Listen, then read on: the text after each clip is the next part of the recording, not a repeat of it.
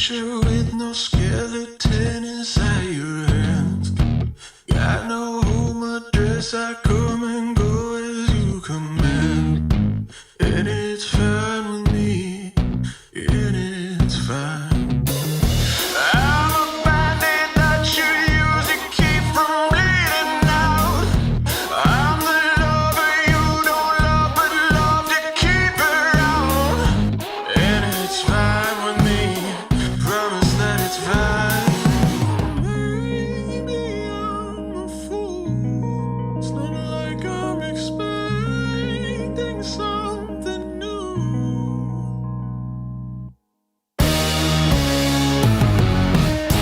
You need examination. I'll be your medication. Whatever, whenever, I'll never tell you no.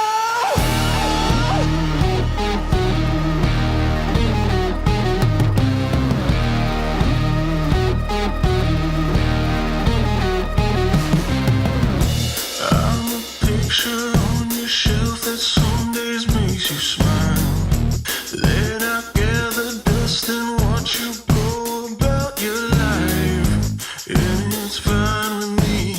I swear it's fine. I'd be offended if I still had any dignity. There's still a savor in the drink, it's slowly killing me. I said it's fine with me. Tell me that it's fine.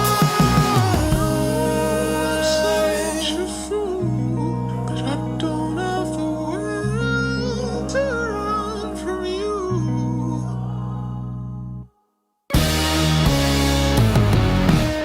You need examination. I'll be your medication. Whatever, whenever, I'll never tell you no.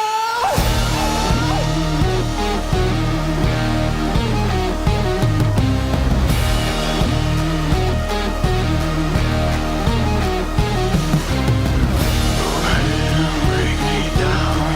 Go ahead and break me down. Go ahead and break me down. Go ahead. You need examination. I'll be your medication. Whatever, whenever, I'll never tell you no.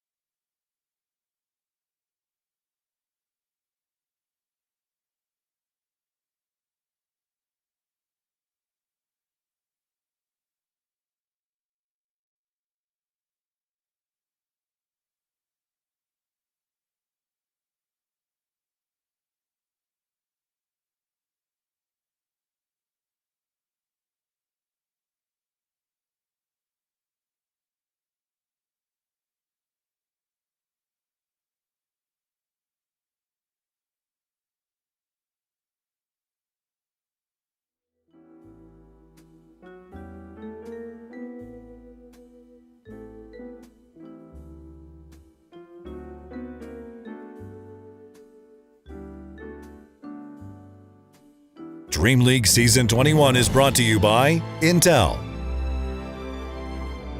DreamLeague Season 21 is brought to you by Intel. Acer Predator. DHL. Monster Energy. All right, ladies and gentlemen, And welcome to 1xBet. DreamLeague Season 21. It's MLP, Dota, and John X Fire. Jonathan, welcome back to another DreamLeague season. So how the hell are you feeling? Feeling great, Mike. Glad to be back, and it should be an exciting one. You know, we had Riyadh cap off the last few seasons of DreamLeague, but we've got more lined up. And it's always great to see some international Dota building up into, of course, TI. So it's going to be fun to see this one unfold. We've had a lot more time on this patch and the sub-patches. We've seen some tournaments go on with that, so I'm keen to see how the players adapt. So am I, Jonathan. I want to see the meta change a little bit. I mean, I know we're going straight into it, and here we go. The teams are up. Let's talk about these boys for a second. Of course, Shopify Rebellion, Entity, Talon, Tundra, Nine Pandas, Liquid, EG, OG, BetBoom, Quest, Spirit, and of course, Gaming Gladiators. Jonathan, good news is I remember all the team logos. Fantastic news to start us off in the Storm stream. Yeah, that's great news, Mike. And of course, as you can notice here, only one team from Asia, as our Chinese teams could not make it. Here we go again. You know, visas and stuff. Still, we can take a look at our prize pool breakdown for DreamLeague Season 21. First place getting a nice chipper $300,000. Second place at $175,000. All the way down. A really generous prize pool to share around the pool. Even our 12th and 11th place coming home with $25,000 each. So even the bottom place teams have something for their trouble here. That they certainly do. A lot of money on the line as per usual with DreamLeague, and I'm sure these teams would deeply appreciate the funds coming into their bank accounts if they can pull off the victory.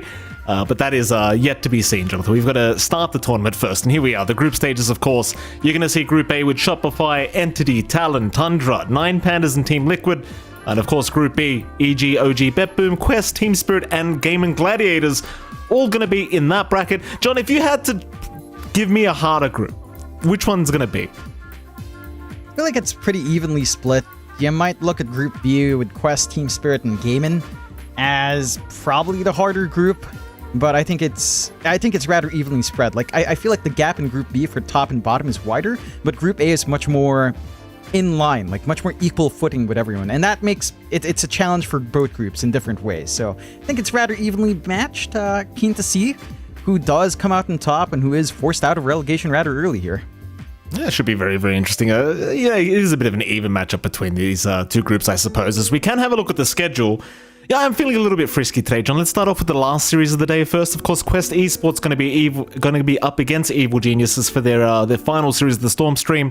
Then you've got Entity and Liquid before that. OG versus EG before that, and of course, what a series to get us started with. We have Entity versus Shopify Rebellion to get us started here for today.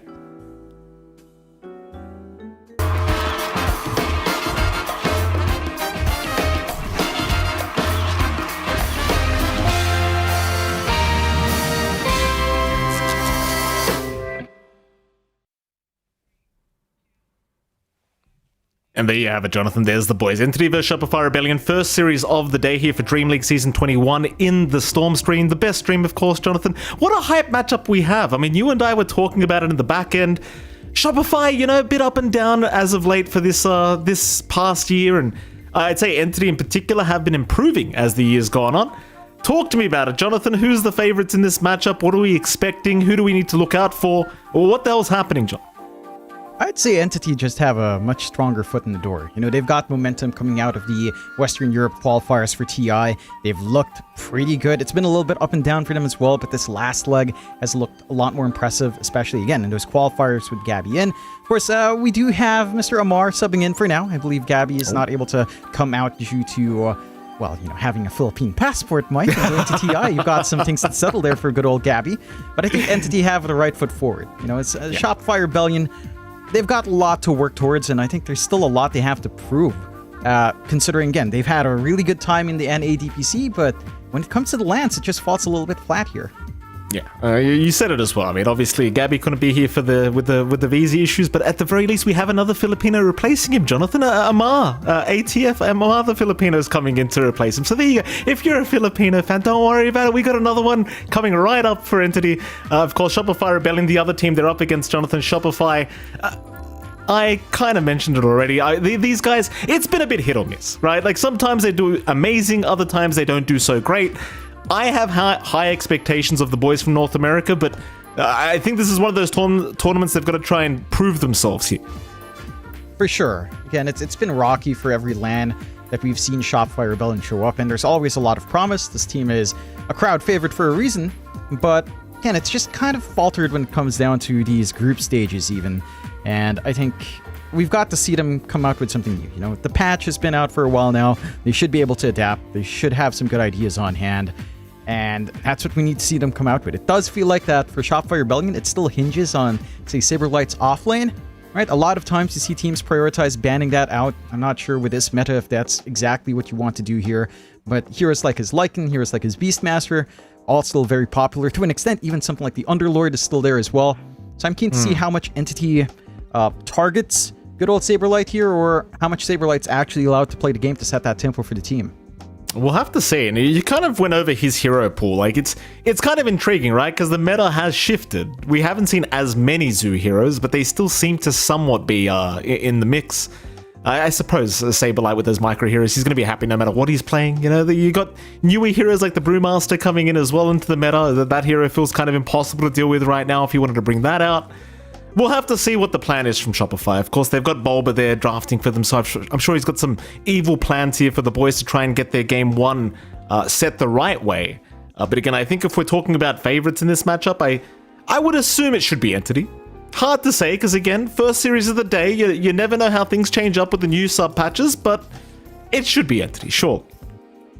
Yeah, again, they've got that momentum coming in, just having that great run in the Western Europe qualifiers.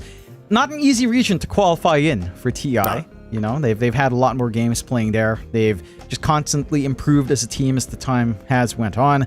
Again, it's been a little bit rocky for them in terms of LAN, but coming out here, when you have that pushing for you, when your recent results are a lot better, then it just sets up, you know, for future success. Mind you, again, you have Amar the Filipino in, subbing for Gabby, so at least you still have a Filipino on the offlane. I don't know if that will really affect Entity, and they've played with Amar. You know, some of them were ex-teammates, so it shouldn't be too bad to integrate into the team. I want to go off that point for a second. You know, Amar, I'm not sure if he's the kind of guy that wants to play with his team, John. He always reminds me of that player that just, I'm going to carry the game 1v9. I don't care what happens. I'm going to carry this game.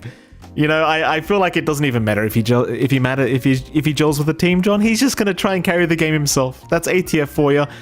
Speaking of carrying the game yourself, you saw Saberlight there, you saw Crit there. Boys looking fantastic, though very focused at the moment. Talk to me about Shopify, Jonathan. Shopify has been carrying that hope for NA, in a way they're like the NA gatekeepers, right? Always in the top two, always taking at least one of these major slots, appearing in every LAN, representing the region. But again, it's just been falling a little bit short. This is a team that we know has high potential, we know is capable of doing a lot more, but it's been a slow year. I would argue maybe a slow 2 years for the core group of Shopify Rebellion. Last year's EG wasn't particularly hot as well for the lineup. So yeah, we'll see. It's an iterative process, right? They've been together for a long time, and we just need to see those improvements kick in. This is still a team that no one should take lightly, but as time goes on, it starts to feel like it's harder and harder to justify that if the results don't back it up. So we've got to see Shopify Rebellion live up to those expectations, live up to what they're capable of, and just try to recreate what they've done in the NADPC, which is just crush heads. Yeah, oh, absolutely. We'll see if they can get off to the right foot here. I mean, I'm kind of intrigued again to see where the meta heads with these sub patches that have been happening. I mean, there's been some weird heroes popping up that we haven't seen in the pro scene yet. Like your centaurs have been coming up recently in the pubs, and all these newer heroes coming out. So I'm looking very forward to seeing. Ovid. He's rocking the Starbucks again. What's up with all of the Filipino players just rocking Starbucks? You tell me, Jonathan. You're Filipino. Do you drink Starbucks, I can't John? Explain it. I don't drink it as often as these guys do. You know, I have a cup of coffee, but I use powdered coffee at home. Like a normal Filipino who can't afford Starbucks every day, you know? I mean, these are talented people, Jonathan. They have people buying them the Starbucks, you know? They can't go wait in line, you know? These people have talent, unlike you. Sorry, John. They have people like Boom.Lane, you know, good old Alphon, kind of running around doing stuff. How does Boom come up every time? How does Boom come It's up not every Boom, time it's we Alpha. cast him? It's not Boom, Okay. it's their manager that comes out. I have to give him a shout out or he gets really sad at home, so there you go. But yeah, it's like, they're getting energized at the very least, and that is what you want to see. You want to be energetic. This is morning Dota for the European time zone, of course. For us here in Southeast Asia, it's prime time, baby. So, yeah, I mean, they got to get those energy levels up, Mike. Got to feel the game. And That's going something I back to your actually- point about these hero picks, Yeah. I would say it hasn't shifted as hard. I mean, stuff like Earth Spirit Mid are probably pretty dead. Maybe still viable in some very niche scenarios. dare you. Ember's dead as a concept. Hey, you were the one telling me Earth Spirit's kind of gone. All right, so yeah, you don't need to. How dare you me? I think maybe the changes that we're seeing here. I feel like it's more in supports. Like Rubik is kind of dead as a laning hero. Heroes like Venge step up to the plate.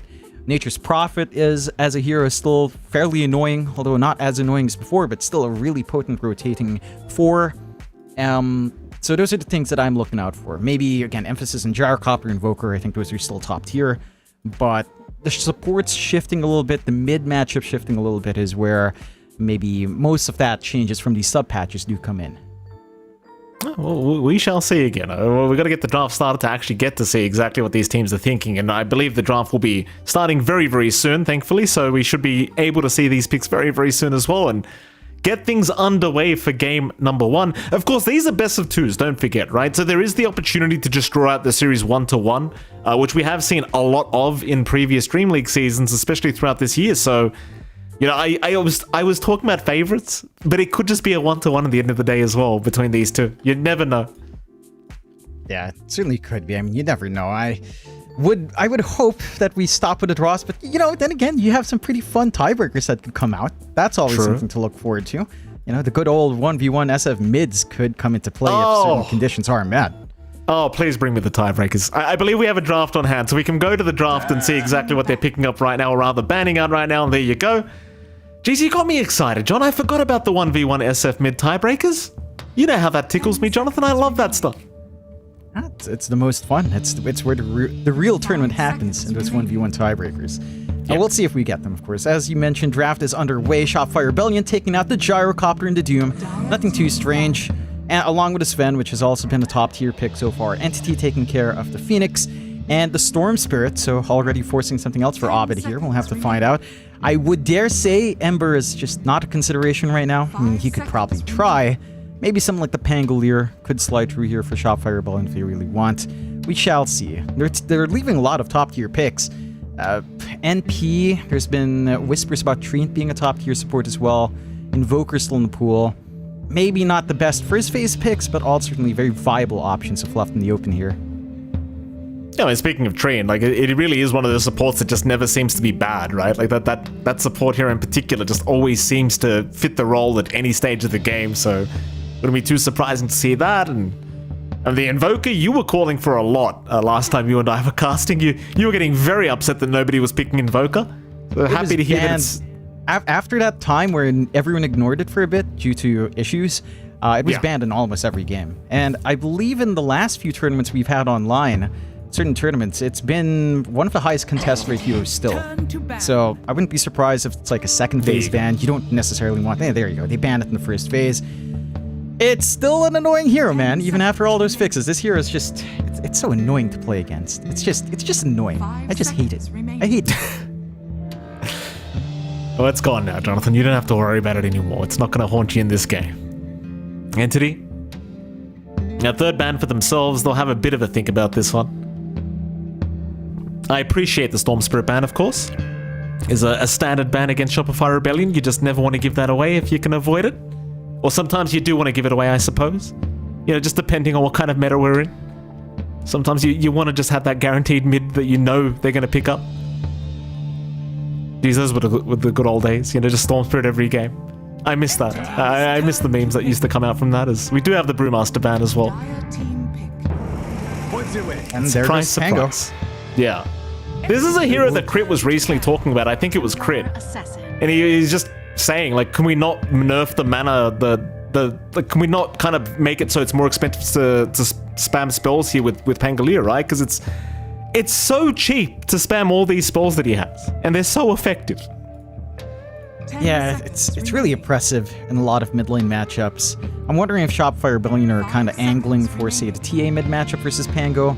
I think initial levels are a bit rough for TA, but once you hit, like, say, level 4 or even level 3 with maybe a more conservative 201 build, it starts to get pretty manageable for the TA to just farm. So I wouldn't mind that too much, but you do miss out on, like, the meld harass potential here for the TA. Still, it could work against the Pango. This could just be Artur's pick early, but I doubt. So we'll see how hard they flex this on Shopify. Entity protecting that Pangolier pick, banning out the Bloodseeker. Even with the TA on, you just don't want to have to deal with too many hard counters on the Pango. And they just want to keep the game open. There is some flex for the Pango, of course. We're assuming it's mid, but you could still run it offlane, although that's not as popular nowadays. So we'll see where things go here for Entity. Already, I'd say just having the Pango gives you a lot. Like, again, having that flex on hand, having this really high tempo mid, a natural diffusal carrier that can be oppressive once that one cheap item's up and has the Rolling Thunder ready, you're just good to go. They do pick up the Treant we were talking about for Shopify, and there goes the Shadow Demon coming out from Entity. So a good Dispel on hand, good way of stacking up as well to build up your resources here. This is a support that it's stable, right? Like, it sets up for a lot of heroes. You get the Warlock on top for some team fight. Let me tell you, this combination of Warlock and Shadow Demon, there is a lot of spell damage bouncing around, right? With Shadow Demon's new, I forget what it's called, his new spell rework, and the chains coming out. Like, that's a lot of amp damage being shared around, and you have already good splash damage coming out here with a Pangolier. That can be really deadly in a big 5v5 if all those spells come out here. Yeah, the one you were thinking about is called Disseminate, which is, it is a lot of shared damage. A lot of shared damage, if you can land those combos. And well, speaking of a lot of damage, you've got the Dawnbreaker as well as the Tusk coming out here from Shopify, so Crit gets his specialty Tusk. And of course, we have seen a lot of offlane Dawnbreaker as of late, very, very popular in the current meta, so does make its appearance once again. Entity, how do they respond to this? Surely you just keep going with your game plan. Like, whatever they were thinking about to begin with this draft. But man, this 3-hero opening that you spoke about, like Pango, Shadow Demon, and Warlock, if they can land all their spells, like that Disseminate plus the Fatal Bonds, my goodness, that's a lot of damage. Yeah, and I love this response as well for this kind of strategy coming out from Shopify. It's all physical damage. There's no real magical burst on hand, so the Terrorblade shines here. You've got a pretty good lane for Terrorblade plus Warlock, just constant sustain. You're not going to be harassed too badly by the Dawnbreaker. And again, it just enjoys everything that Entity has. They can buy a lot of space for this Terrorblade. You've got a lot of split push that can come out. You can overwhelm the Living Armor, stalling out the push as well with the Terrorblade with Metamorphosis up. So it's lining up pretty strong here for Entity. Shopify Rebellion, they've got to show us what lane exactly they're thinking about putting this TA in. Because right now, it's still, again, a lot of safe lane bans coming out from Entity, Naga being taken out. So they're expecting just the TA versus Pango matchup. You can still flex. The issue is, I don't know if you really want to. Because a TA safe lane with something else on mid could be a little bit slower. It could get a little bit greedy if you go too hard on farm with something else that farms pretty hard as your next pick from Shopify. So we'll find out. Respect bans for Amar still continuing. Razor earlier on, Timbersaw now out as well.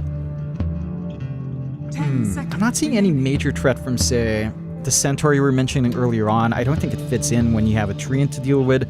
That Overgrowth is just going to be really annoying, so you're probably not gunning for something like that, but it does tie into what Entity would like. Maybe something more straightforward, say, I don't know, something like a Tidehunter could be alright here if you wanted to go, or again, any of those zoo heroes we mentioned could fit in as well. We'll see. Shopify final ban to come out. They're still thinking about it quite deeply here just to ensure that ATF doesn't get the comfort, and there's the Tidehunter you just mentioned, so that does get removed. One more position 1 ban out here for Entity before we can continue with these drafts. Against the Terrorblade, I wonder what they're thinking about here for Arteezy. You don't have options like the Bloodseeker. You still have options like the Void if you want to go down that route, but Faces Void hasn't been the most popular as of late. It's been on the rise in some of these online tournaments. It's still a stable core. Its matchup against Terrorblade's not too bad. I think you have some good tempo. You don't have a lot of damage to put into the Chrono. You could maybe stack Solar Guardian on top, but again, it's not like instantaneous burst. I think you're 1v1 in the vacuum. Terrorblade versus Faceless Void still maybe a bit rough. I think the TB can just get tempo really fast. And just, what do we tend to see? It's something like Manta Dragonlance, and heck, just Manta or Yasha Dragonlance, you're showing up for a mid-push. You're pressuring the map early on as this hero. So it can be a little bit oppressive for a farming hero like the Void to find map space if you're overwhelmed by Entity's draft, but not really too much left. I was thinking of something like the Ursa, but I think that's not really the best solution when you have so much kite here from Entity with Shadow Demon plus Warlock. Yeah, you also have options like Drow if you wanted to go down that route. Yeah. I suppose Drow could also kind of work out here, but again, it's hard because you don't know what ATF's going for that final pick, right? Like, you don't know what offlane you're going to have to deal with here with ATF, as they actually ban out Muerta. It's the hero I never get to see, and in fact, they'll go down the Slark route. Okay. So what's happening here, Jonathan? The Amar offlane Slark comes out. Oh, no. This is something that I think we saw a little bit in, was it Bali? I want to say it was Bali, where this did come out a little bit more, so that's going to be fun. That's going to be a pretty hard lane. It's going to be a hard lane to shove that Slark away from. You've got setup from Shadow Demon. You can play aggressive, pounce forward, run some of these heroes down. It's maybe a little bit greedier, but there is a way to play this tempo Slark, and again, we've seen this done in the offlane before, so I'm liking it. You don't have the best hard lockdown for a Slark. He's able to dispel literally every control. You're gonna have to really worry, especially once the shard utility comes out. You can buy time for your Terrorblade to get a Sunder off. Like, there's a lot that goes on with the Slark plus Terrorblade here, even though, again, you also lack hard lockdown and Entity to an extent, but the pounce alone can kind of help you set up for, say, the TA, if that's going to be a concern. So I like the solution from Entity. I think it covers all their bases. I think for Shopify, that Drow you mentioned is still a pretty good option, but you do have some gap close on Entity. It's not the safest game. They'll go for it anyway. Yeah. I think they're just lacking options at that point. They're just like, look, just pick me the Drow. You know, it does well against the Slark. It should do okay against any Pos 4 they've got here on the side of Entity anyway, which looks like it's probably going to be the Shadow Demon, so no, I don't mind the Drow. I don't think they necessarily have the best catch for it, right? Like, you've got the Pangolier and you've got maybe ATF once he goes down an Aghanim Scepter route, but apart from that, it does feel like a relatively free Drow game. That it does. I mean, you just kind of have to go through this training phase. Yeah, it's not free, Jonathan. It's, you know what I'm saying. Apart from the Slark Penguin. Yeah, apart from the Slark Penguin, it can work out. The core-to-core versus Terrorblade is decent. There is a lot of pressure on Abed to kind of make the space here. Like, Abed and Saberlight have to set tempo. I'd like to see a faster build-up on the TA. Maybe just Dragonlance Deso and just kind of get working on the map. I don't know if the Blink build-up first is the ideal here, as the TA tends to build into that and just jump through camps. So it can be a little bit more slow unless you play really up-tempo with crit. And there is some good timing from Shopify depending on that itemization. Again, it's just down to what do you want your TA to do. You know, because there is a lot of damage here. Like, it's a Tusk plus a Drow down the line. It's the Tusk plus TA. There's a lot of minus armor. There's a lot of output. They just need to be able to bring that out and stall out with his Treant Protector as much as they can. If they can secure that good start for Artur and have a running start in Abed, Shopify can take it away. But Entity, as the game drags on, you don't really want to take it ultra late up against Terrorblade and Slark. Two scaling heroes like this. And TA scales as well, but not to the same extent as TB and Slark does. No, certainly not. We'll have to wait and see exactly how it pans out, John. Of course, game number 1 between Shopify Rebellion and Entity is now officially underway. It is a best of 2 series for anyone that wasn't aware, and well, there we go. Good luck, have fun's coming out. ATF's already started the tipping process here against Arteezy, which is something I was easily expecting from the man. I do miss watching some ATF Dota. Let's look at some deep wards down in the mid lane already, but Shopify going for a very cheeky smoke into the Radiant Triangle, and they may actually find themselves a Watson TB very, very soon. Watson, oh, he's a bit out of position here, Watson. They're going to see him, but no, he'll go by the tier 1. They don't see him quick enough with the nighttime vision. Feed me if you must. TZ welcoming back Amar while we're at it. And Amar gives him the thank you, which is very nice. Seconds to battle. Yeah. You know, it's been a hot minute since we've seen Amar back, so happy to see him back, I suppose. And Tips coming out, sending a message. He knows what he's in for. He knows what he's in for, John. He's just trying to be nice before it gets nasty. It's always going to get a little bit nasty when you're up against more in that offlane if he does pop off. We shall see. And there's a lot of back and forth. There's a lot of stall. You can see how the lanes break out. I think it's a little bit unfortunate you can't run like the Drow Tusk, but Drow plus Treant is still a really strong lane. Again, you can kind of punish this early greed Entity has. Like, Slark will still need some time to build up, will still need some space to ramp up. So, that is a factor here to consider for Entity. That it certainly is. Let's see how it does pan out. Of course, can have a look at that top lane for now, I suppose. The Drow, the Treant. I mean, it's a pretty strong combination when you're up against the Slark Shadow Demon. So I'm looking forward to seeing what ATF does about this this safe lane issue, right? Because again, like, maybe you don't worry so much about the Treant now that you have this Slark, but I still think it's pretty concerning, at least for Kataomi, who's kind of being harassed right now by Fly. Let's go for the cheeky Leech Seed, but once you hit that level 2 timing on the Treant Protector, it could be a pretty damn dangerous lane, and bottom lane is where the first blood's actually drawn, as Saberlight already securing first blood on Watson. Yeah, that's a pretty nasty combo. Two really tanky heroes that can just commit. Fairblade level 1, not the best, already having to go for Metamorphosis over the usual reflection that we constantly see. So, can't really fight back too hard. Tag team plus Starbreaker. It's just a lot of physical damage to lay out, plus the tag team amp. Not the best feelings for Watson. And, Fishman also going for the usual level 1 Fatal Bonds. Means that he doesn't really have a way of poking them back, so you have to be a bit cautious about that. Good start for Shopfire Rebellion, already applying that pressure here. It certainly is. Looking back up the top lane, Fly was being harassed out quite hard here by ATF. And I think ATF, knowing that the Treant Protector is not going to be too big of an issue for him, ATF going to be fine for now, but so will TZ. Obviously no real threat for the Drow Ranger. Of course, mid lane is probably the one lane we haven't really talked about yet, but you had Arbed against Stormy here in the mid matchup, and for now it's very, very even between the two. I imagine it's probably going to remain even for most of this laning matchup. Yeah, I can imagine Abed getting a little bit more. Again, you don't have the easiest way to melt through Refraction here as the Pangolier. Your slashes just don't cut it, so you should be able to just be comfy for Abed. Has the value point in Meld to play and poke a lot harder. Storm commits. It's going to be down to how many stacks you can bring out, I feel like, especially for Shopfire Rebellion. It does feel like the stacks are a big effect. Watson's gone again. Saberlight able to take a secondary kill already on the Dawnbreaker. Fishman unable to help him out whatsoever on the Warlock, and well, that is not good news if you're Entity. Like, losing your TB twice in a row, not the greatest feeling, and well, at least he can TP back to the lane.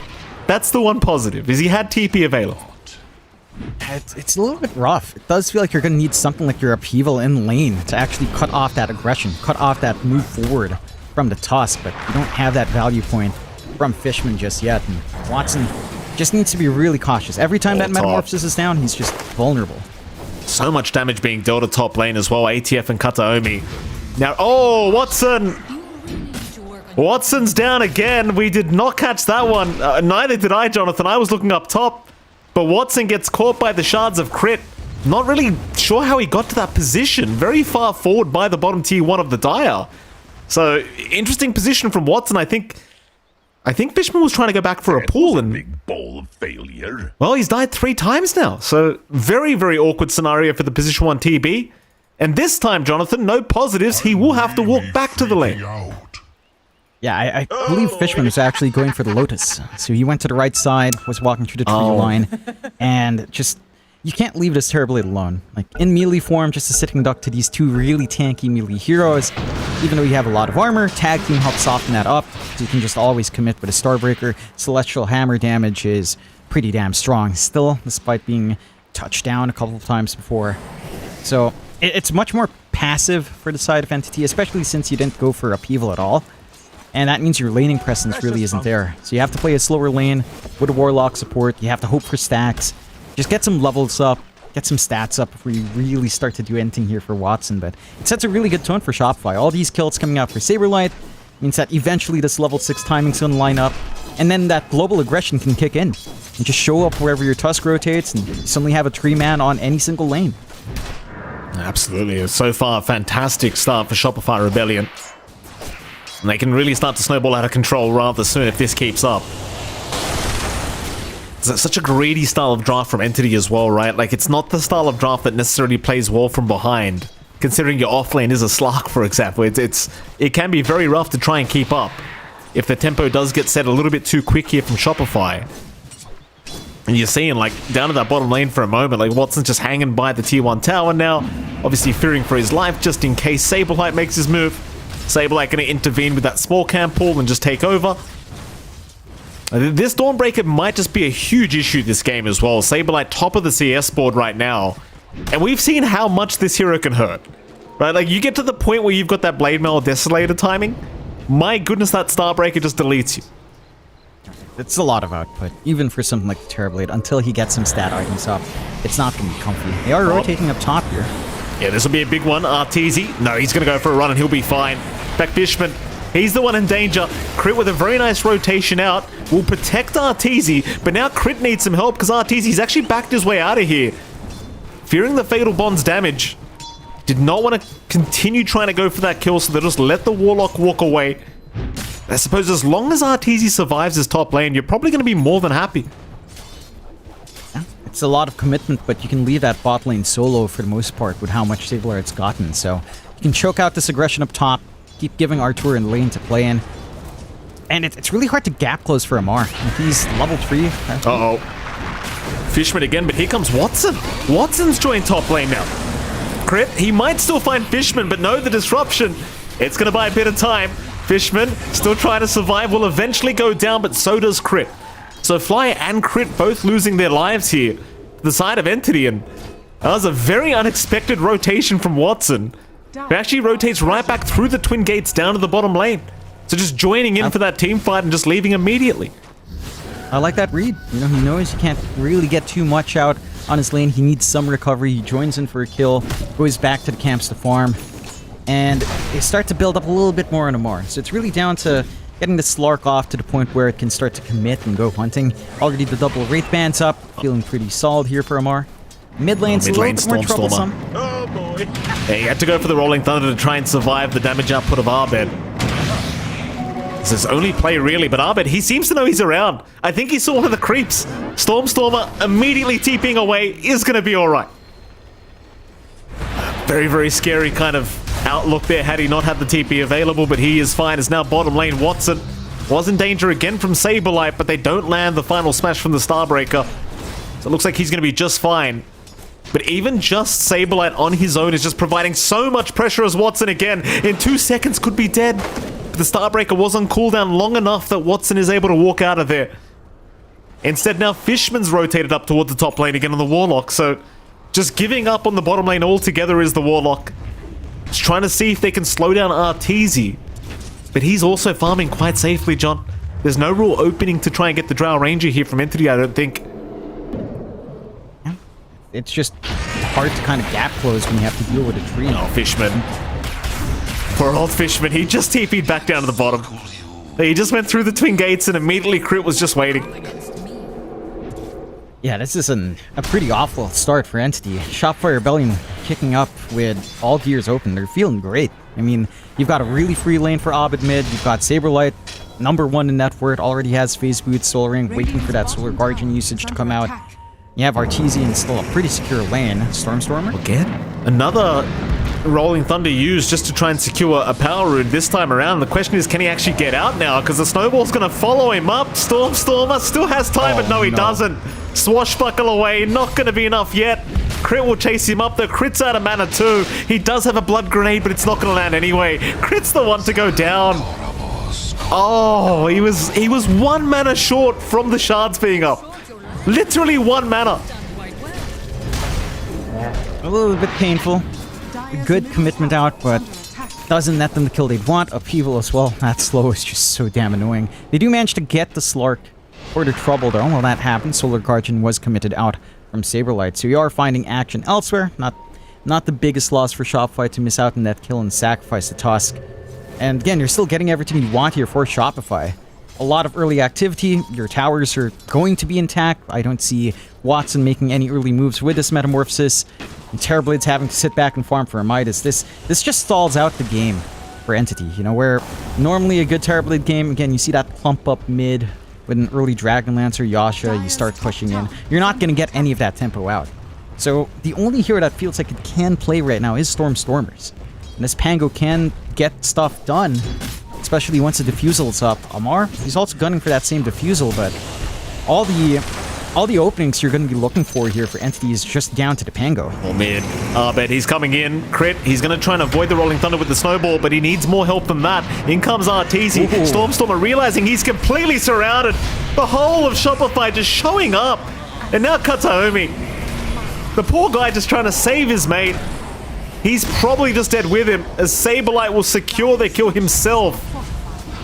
Arbed, well, he is still dropping. Fishman being a real nuisance here with the upheaval, but it's not going to be enough in the end. Arbed able to secure us. Now in comes Watson, but the silence is out. Crit trying to block his way in, but will go down.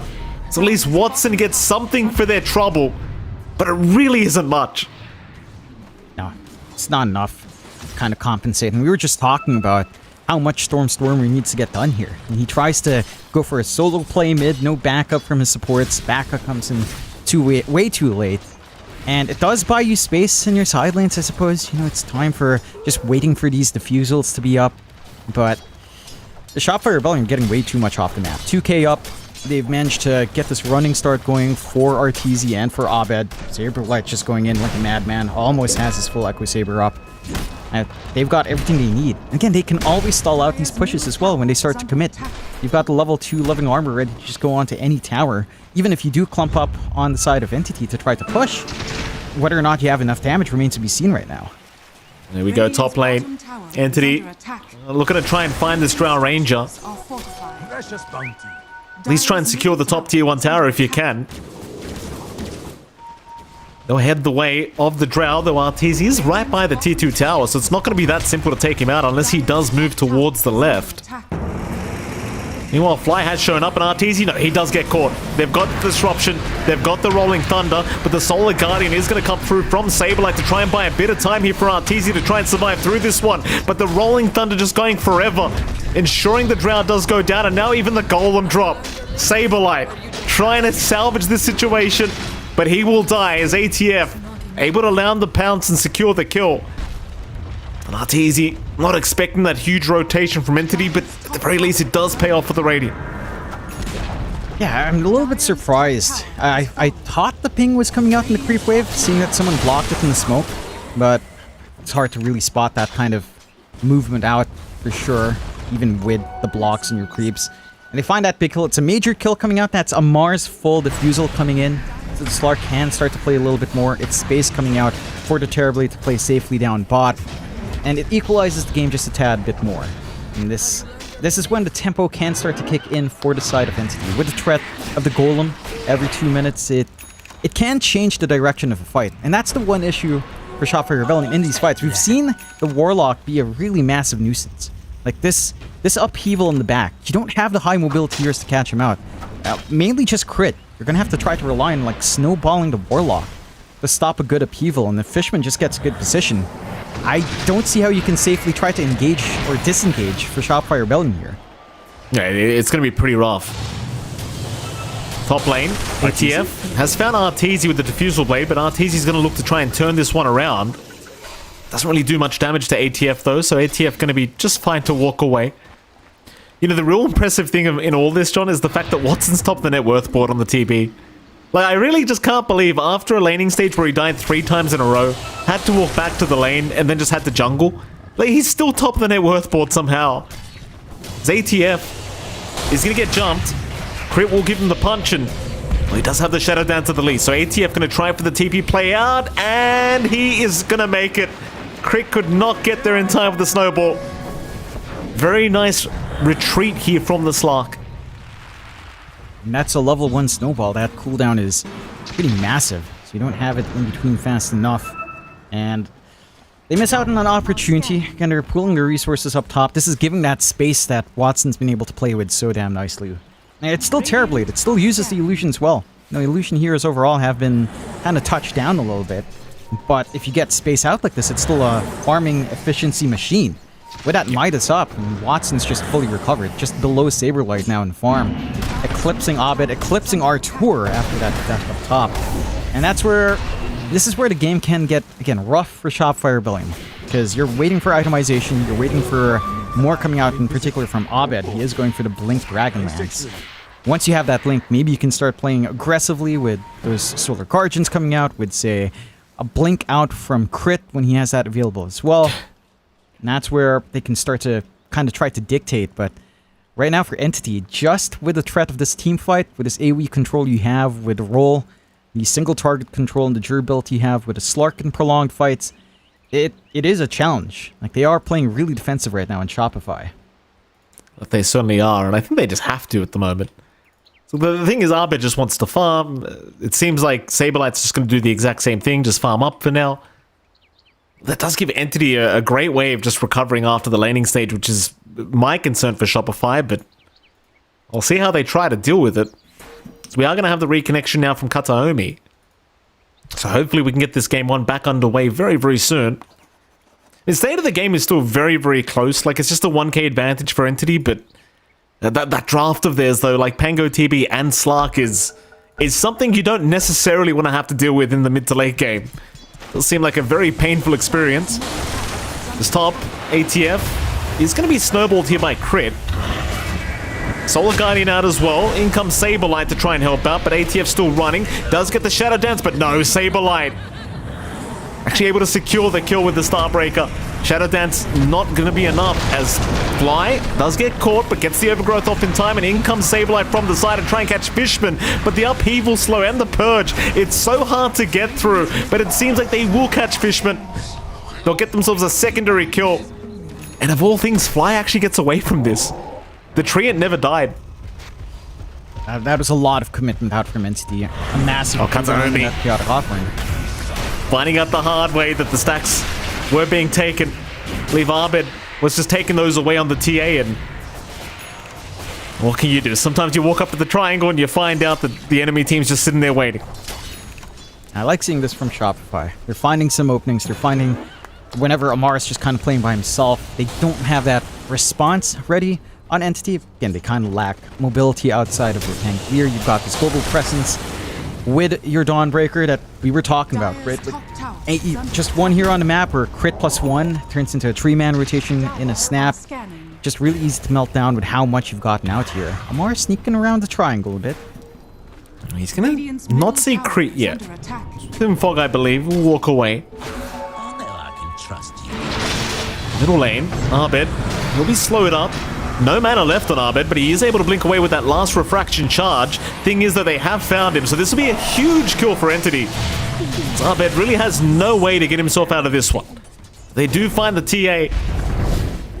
In fact, Watson, he's found himself Fly on the tree and Protector, but instead he wants the tier 1 mid tower. That's what he's here for, and that's what it looks like he's going to get. I don't think there's any defense to come from Shopify.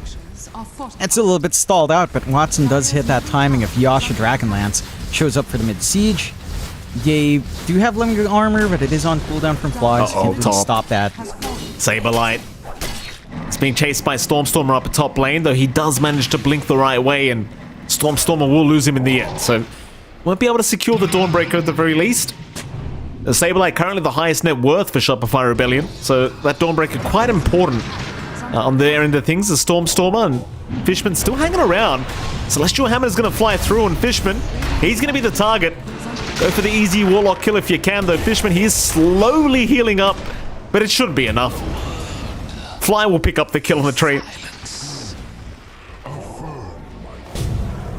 Not the biggest Roche loss. on That time. could lead into a Roche timing here. You don't have something like the Deso, but double melt tag team should be enough to melt through that objective. And Entity, they don't have that area warded up. They don't have any info. It should be a freebie for Shopify to kind of play off the map now. Who do you give the Aegis to? You just give it to Abed, just have the TA have a secondary line? Yeah, it seems like that's a probably the safe way they call. go. Yeah. You don't really need it in Saberlight. He's durable enough. He's got the X over here. He's got like 2k HP, decent amount of armor. Abed's the one being caught out. He can use that second life well with a blink plus a refraction. So you don't mind that too much. A little bit of a injection for Shopify as they are ahead in kill at 7-14, but Entity, they're keeping the game even despite all those stats. Still 1k up. Rather even game, but they're on the hunt. Oh, Arteezy, bottom lane, they found the primary target. ATF gonna slow him up. Solar Guardian gonna fly through though to try and stun him up, and they do catch him. The Rolling Thunder unable to go forward, so Amar, he does go down. Stormstormer in the meantime, what a perfect block from Crit. Just ensuring he can't go towards the east. He'll still get there though, with the shield crash up. He'll make it away for now, though Saberlight does get a little bit of vision for a moment. Has a blink up in one. Could use it now, though needs a bit more vision to actually see where to blink to, and it seems like he's lost Stormstormer. The Pango does get away. No more chase, but you do get ATF from the offlane, so that's something. Yeah, it's a nice kill to find. It does cost you usage of Overgrowth, but again, you're just looking for these punishments. You manage to save Artur from rotation out, and you're buying time to kind of build up on this Drow TA. Like, you are basically at the Ags timing here for Arteezy, and there you go, with the disassembly. Does have it fully up. You've got the Hyperthermia to play with, which is massive against something like the Slark and TV. And up against a Warlock. Jumping forward. Yeah, mid lane. Seems like they found themselves Fishmen. We're old Fishmen. Go down, very easy pick up there from Shopify. Question is now, can they commit for the tier 1 mid? And I think the answer is clearly yes. You're not going to fight against this Aegis TA. You've already got the opposing mid-tier 1 tower if you are Entity. So no reason to really stick around. Don't let this one go. Where do you head now? Saberlight having a look for that Shadow Demon behind the tree line, but not going to quite find him. So they'll head bottom lane with Arbed and Crit, see if they can find this Pango. Or even ATF's around that bottom lane area, but he looks much safer with his own position. They do actually TP back, but Fishman gonna get run into by Crit.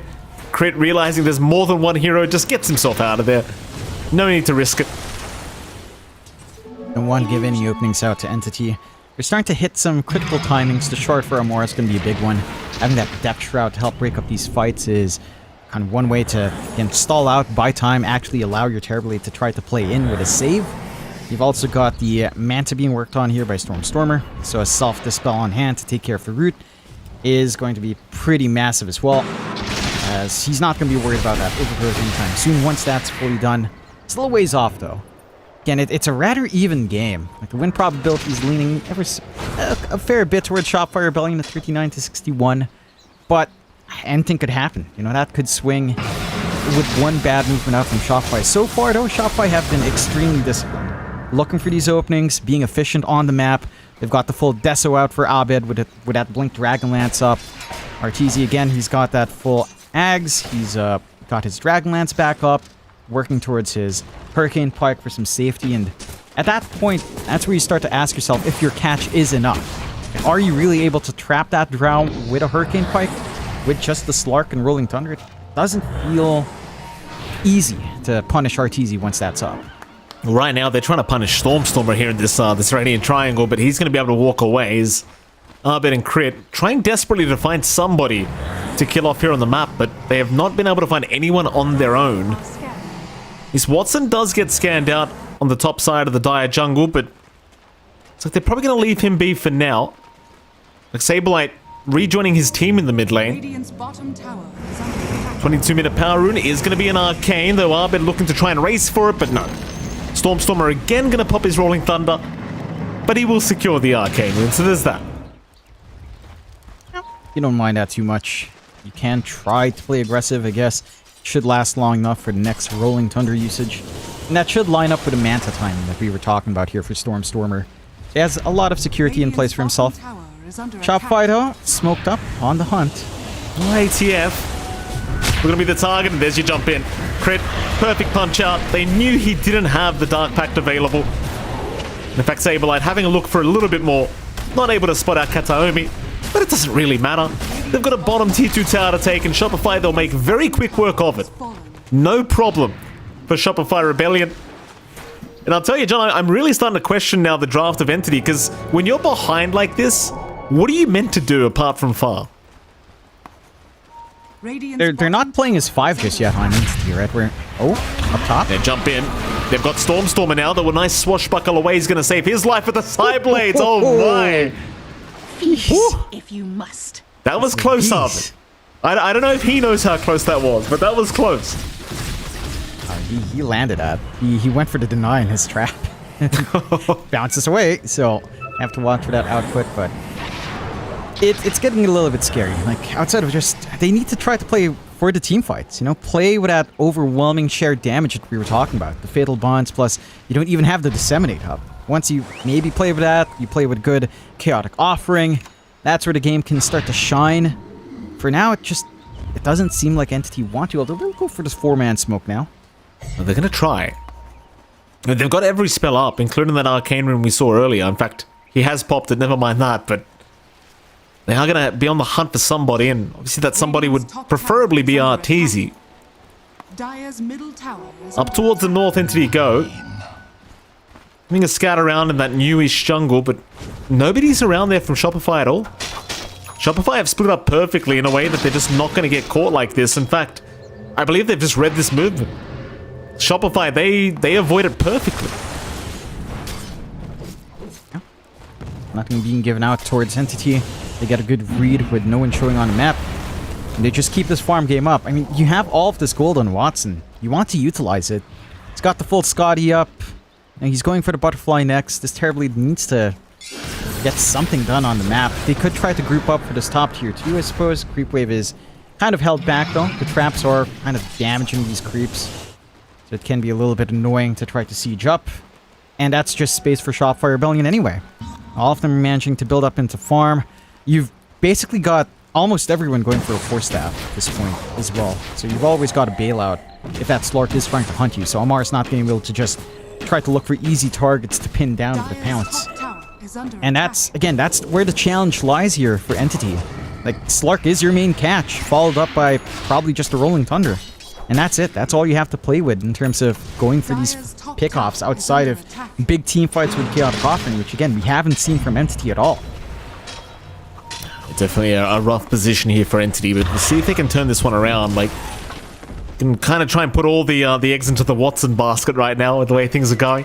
Still top of the net worth board on the TB, so that's some good news here for the Entity fans out there. Shopify Rebellion, though, playing much more like a team at the moment, which is, I suppose, much more important here in this game one. A quick scan out on Saberlight, but he'll just walk out. I suppose if you're Shopify Rebellion, you're just more than happy to play the slow game. Like, look at this. Fly, he's actually surrounded by multiple heroes up top lane, but they just can't catch him. 3 heroes up top. Now more incoming. Fly wants to set up, and with a perfect overgrowth, he finds 2 targets. Poor old Fishman looking to melt. There's the depth straight out from Amar to try and keep them alive, but in comes the Solar Guardian from Saberlight. Though Saberlight, he's gone too far this time. It's a 1-for-1, but a great trade for Entity. As Fly will be able to TP out in the Roshan pit. And everyone else is looking to be okay. Crit, I mean, he's still hanging around, but he has not been spotted. The ATF is having a look around that tree line. But can't... Oh, Crit. Let's reveal his position. They'll run south, try to chase down the task. Crit, he'll blink towards the south and go for the TP play out. And, oh, the bounce. So close yet so far. That would have been... That was pretty scary for Crit. A really optimistic play. I like the idea behind it, you know? Just Fly scouting around. They tried to make this gate play. Doesn't line up. Have to be careful of bleeding out more. They did bait out some big spells. And Chaotic Offerings taken away, but you find that massive kill on Saberlight. Onto Watson as well. Like, and this Terrorblade is... It's a force to be reckoned with right now. And once that Butterfly is fully up, no one's gone for anything like an MKB just yet. So the evasion's going to make it twice as annoying to deal with Watson. Again, you don't have that magical damage here. They'll try for a smoke play out, knowing that the Chaotic Offering's down. Roshan's up in 45 seconds. They'll get some D-wards off. Roshan now evidently not available. Quest still hanging around the area. Amar right by Fly in the tree line, though neither have seen each other yet. Crit's going to spot out ATF. ATF trying to move in onto the task, will try to walk away, but there's a snowball to connect, and he's forced to pop the Shadow Dance to ensure his survival, but he does still have the Depth Shroud available.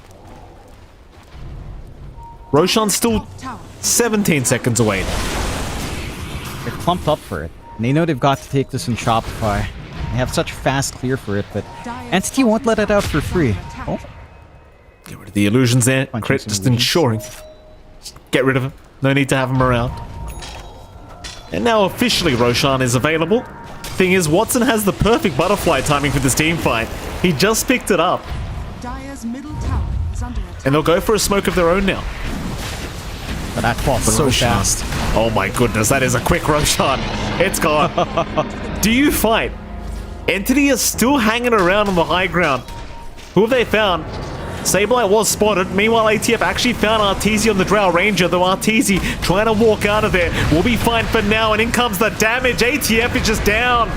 Arteezy still getting trapped up. Will lose his first life, but he has the Aegis, so he's got a second. Watson's the one that might need some help, but he's trying to man fight against everybody. Meanwhile, Watson not really getting too low, so Crit and Sableye are both going to drop to the TP. But they do lose Kataomi. Do they keep going, Entity? It's a 2v3. It seems like they'll just want to get out of this. Arteezy? So Watson No. waiting for Arteezy with the perfect Sunder. Arteezy somehow still alive. Watson, though. Watson's a huge problem. He's the last man left standing for Entity. He will not drop. Watson missed one hit on Artur. That Elven Tunic. 16%, man, and he misses on that one hit that probably could have found him the kill on the Drow. Beautiful. But they managed to take out the Aegis here for Entity. They managed to clean up. That's not a fight that they necessarily had an advantage in, and they still managed to make it work. So you take away the advantage of Shopify Rebellion, keep this game even, and you start to show off this threat of the Terrorblade. Right? Like, with the Butterfly up, you're going to have to pivot for an MKB here on Artur and maybe even on Abed if he feels the need to, although for now he is going for the full Daedalus first. But it starts to, again, get troublesome. Like, you saw that great positioning coming out for Fishman, dropping the Golem to cancel off the Solar Guardian, managing to get a really good use of the Upheaval as well, with nothing to cancel.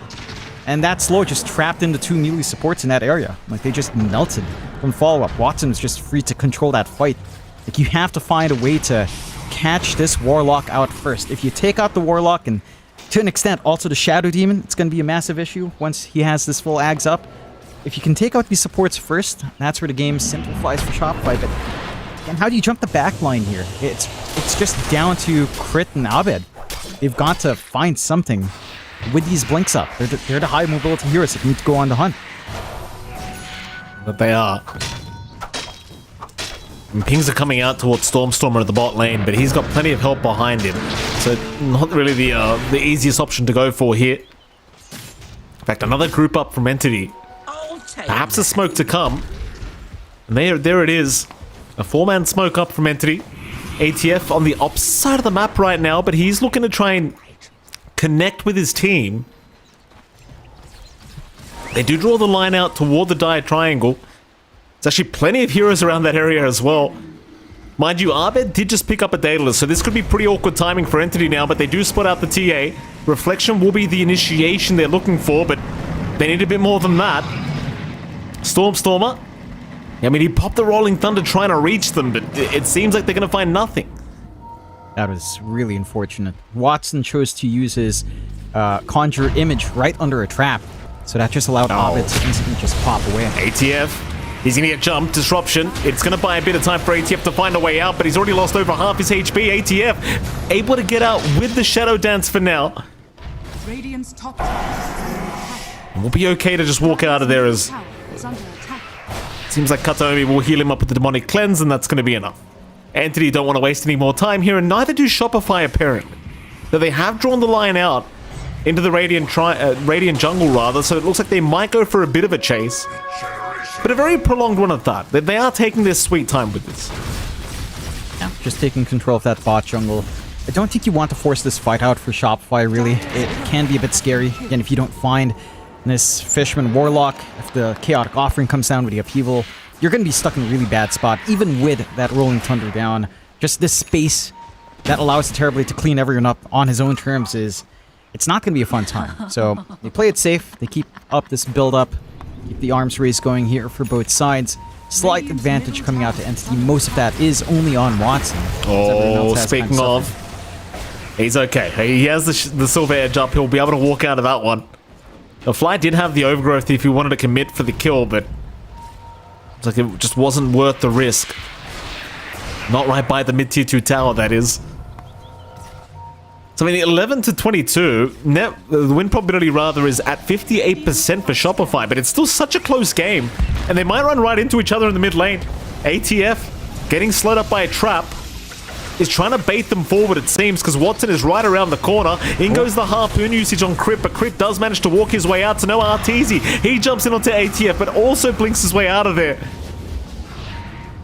A lot of kiting in and out for now, as Fly has actually found Watson on the TB. This will be the big target. They'll make the jump in with the Walrus Punch, but Watson, he's still okay. He's trapped in the shards, but he's really just taking no damage, as Fly's the one to go down. Meanwhile, Stormstormer, he will drop to Arbed.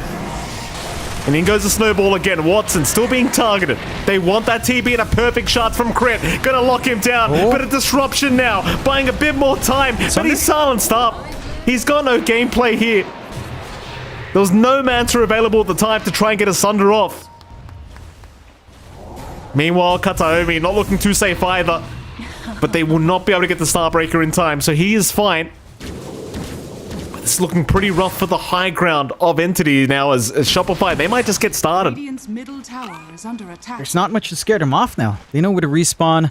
Metamorphosis won't be up. Chaotic Offerings down. There's no tool left for Entity to try to stall this out, and the push of Shopify is overwhelming. At the very least, they still have Fortify to clear out one creep wave, but the next one's coming in. Backdoor's not going to kick up, and this takes no time at all for Shopify. At the very least, it's only one set of racks, but I can see them just committing for a mid straight up, and Abed's getting that done for the team. Yeah, that he certainly is. Abed will take care of it on his own, and things are looking extremely tough now for Entity. Onto the mid-high ground they go. T3 tower under siege, and of course with the Desolator of Arbed, it's not going to take too long to get this one done.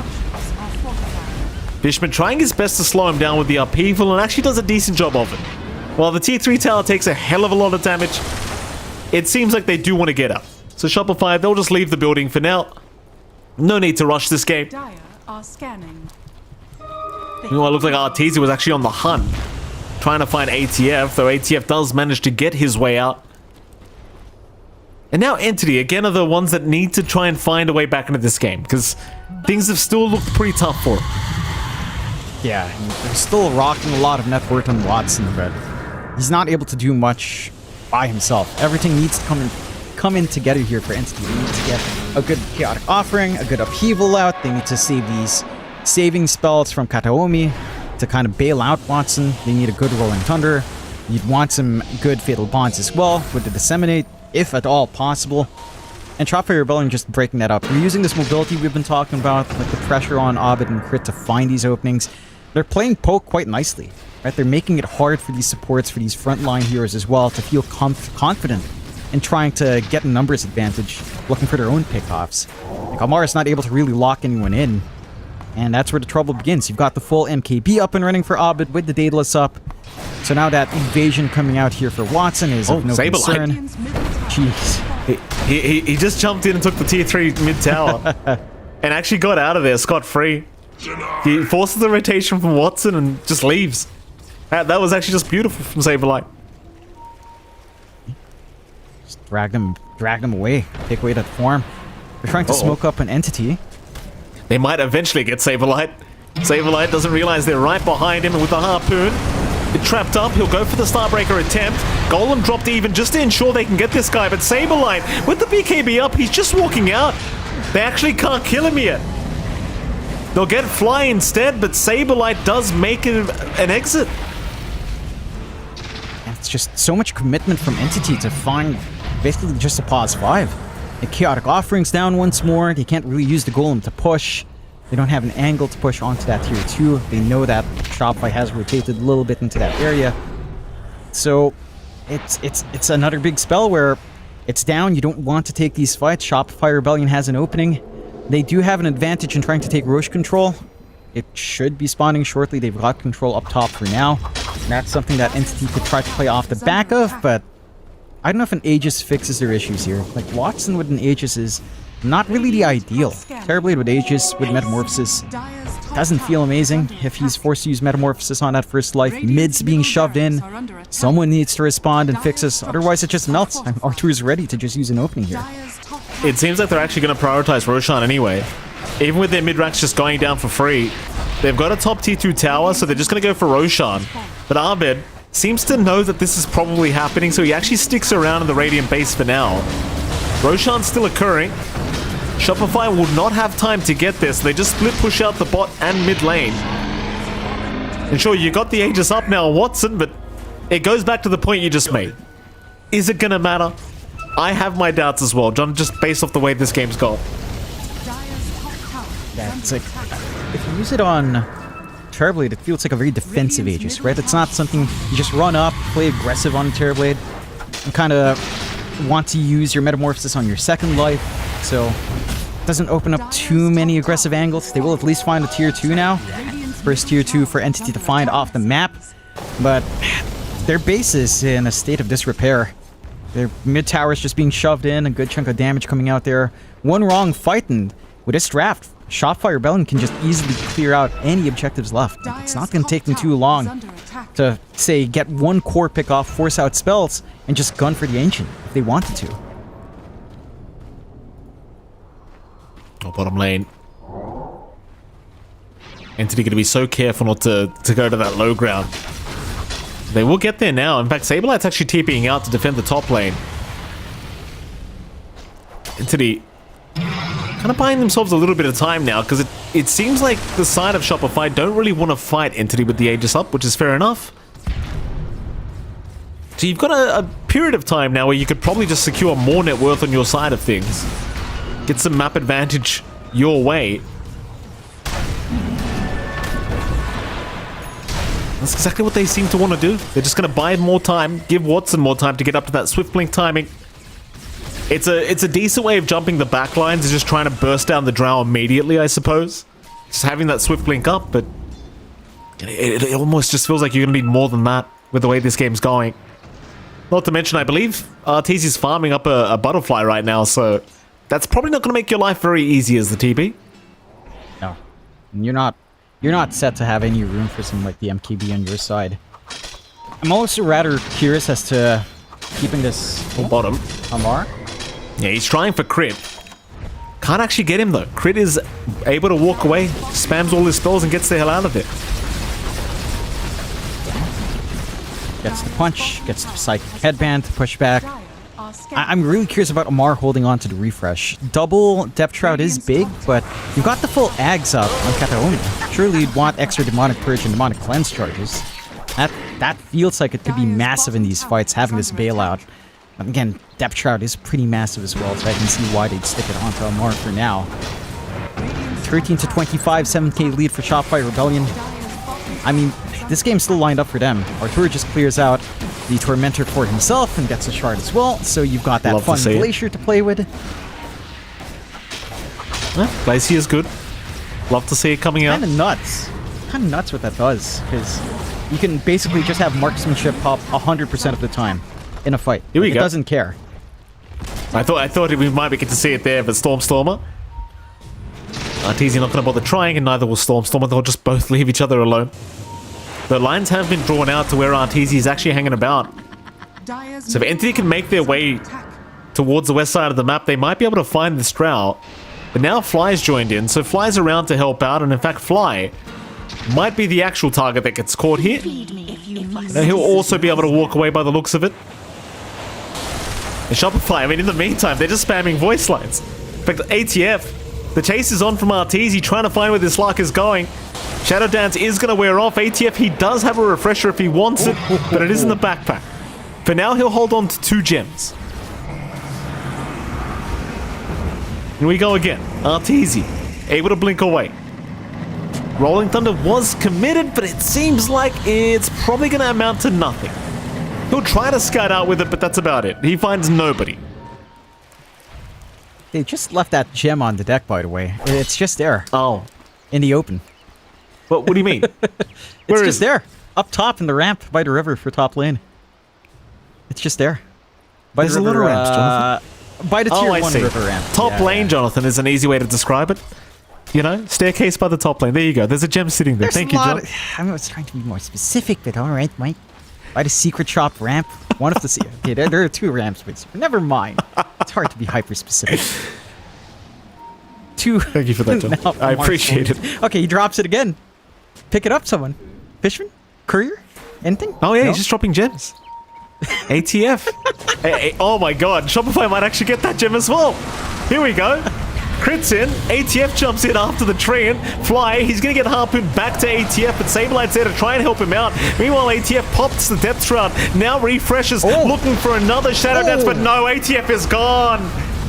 He refreshed with the refresher shard and it amounts to nothing. Crit in the meantime almost goes down, but eats the cheese. He will survive. Fishman is gone. Watson's trying his best to fight in this very awkward position. He'll go after Saberlight, but the Solar Guardian is going to protect for now. In with the kick. It's just making it so much harder for Entity to do anything. Stormstormer is down to boot. It's only Watson left, and Watson going to have his TP cancelled. He is looking as good as dead here, and he's gone. Radiant's middle tower. Is it time to call it? I'd say so. You don't have Metamorphosis on the respawn, you don't have Yags up, and this just melts. Base will just melt. There's not much you can do to stop this, even with these buybacks. Let's see them try. One good news for Entity is Amar did get the courier to pick up the gem. Very good. They've got 1 gem. Radiant's middle tower has fallen. Love to see it from ATF as here we go. Jump is there. Kick is out. They've got the Pango immediately in a beautiful Starbreaker from Saberlight, locking down 2. There's the Terrorblade. Watson, he'll get the Sunder off, but it means nothing. He is down as Fishman want to join the party. He'll get the upheaval off, but the Glacier is there for Arteezy. I mean, he's king of the hill right now, though. Those Arteezy is Revolutions, actually going to go down. What is happening? They're defending for now. Wait, It seems Ahmed? Zabed's This in is a trouble. dieback. ATF gets a dieback. But they fought back. It's okay. Shopify. They're going to finish the game. Don't worry, John. It's just a bit of fun before the game ended. Just a bit of fun. You know, just a bit of clowning around. Look how much It's, fun Arteezy's having, John. Look how much fun he's having. He's having a lot of fun playing that drow. He looks so joyful with that win. They all look very chuffed with that win. That was a tight one, to be fair. Like, Entity put up a good fight. It was a really strong start from Shopify Rebellion. You know, this start for Saberlight was just insane. This dual tanky offlane just running down the passive Warlock Terrorblade really made it tough for Entity to kind of find any openings. And Shopify looking in fine form. You know, coming in, you and I said Entity were the favorites, but Shopify proved us wrong. Yeah, I take back what I said, Jonathan. They looked fantastic here against Entity for game number 1, and I kind of wonder what Entity do change up for themselves going into game 2, right? Because I'll tell you, like, for most of that game, it seemed like a very one-sided affair. Yeah, it did. We'll find out when that game 2 kicks in, of course, after a bit of a break.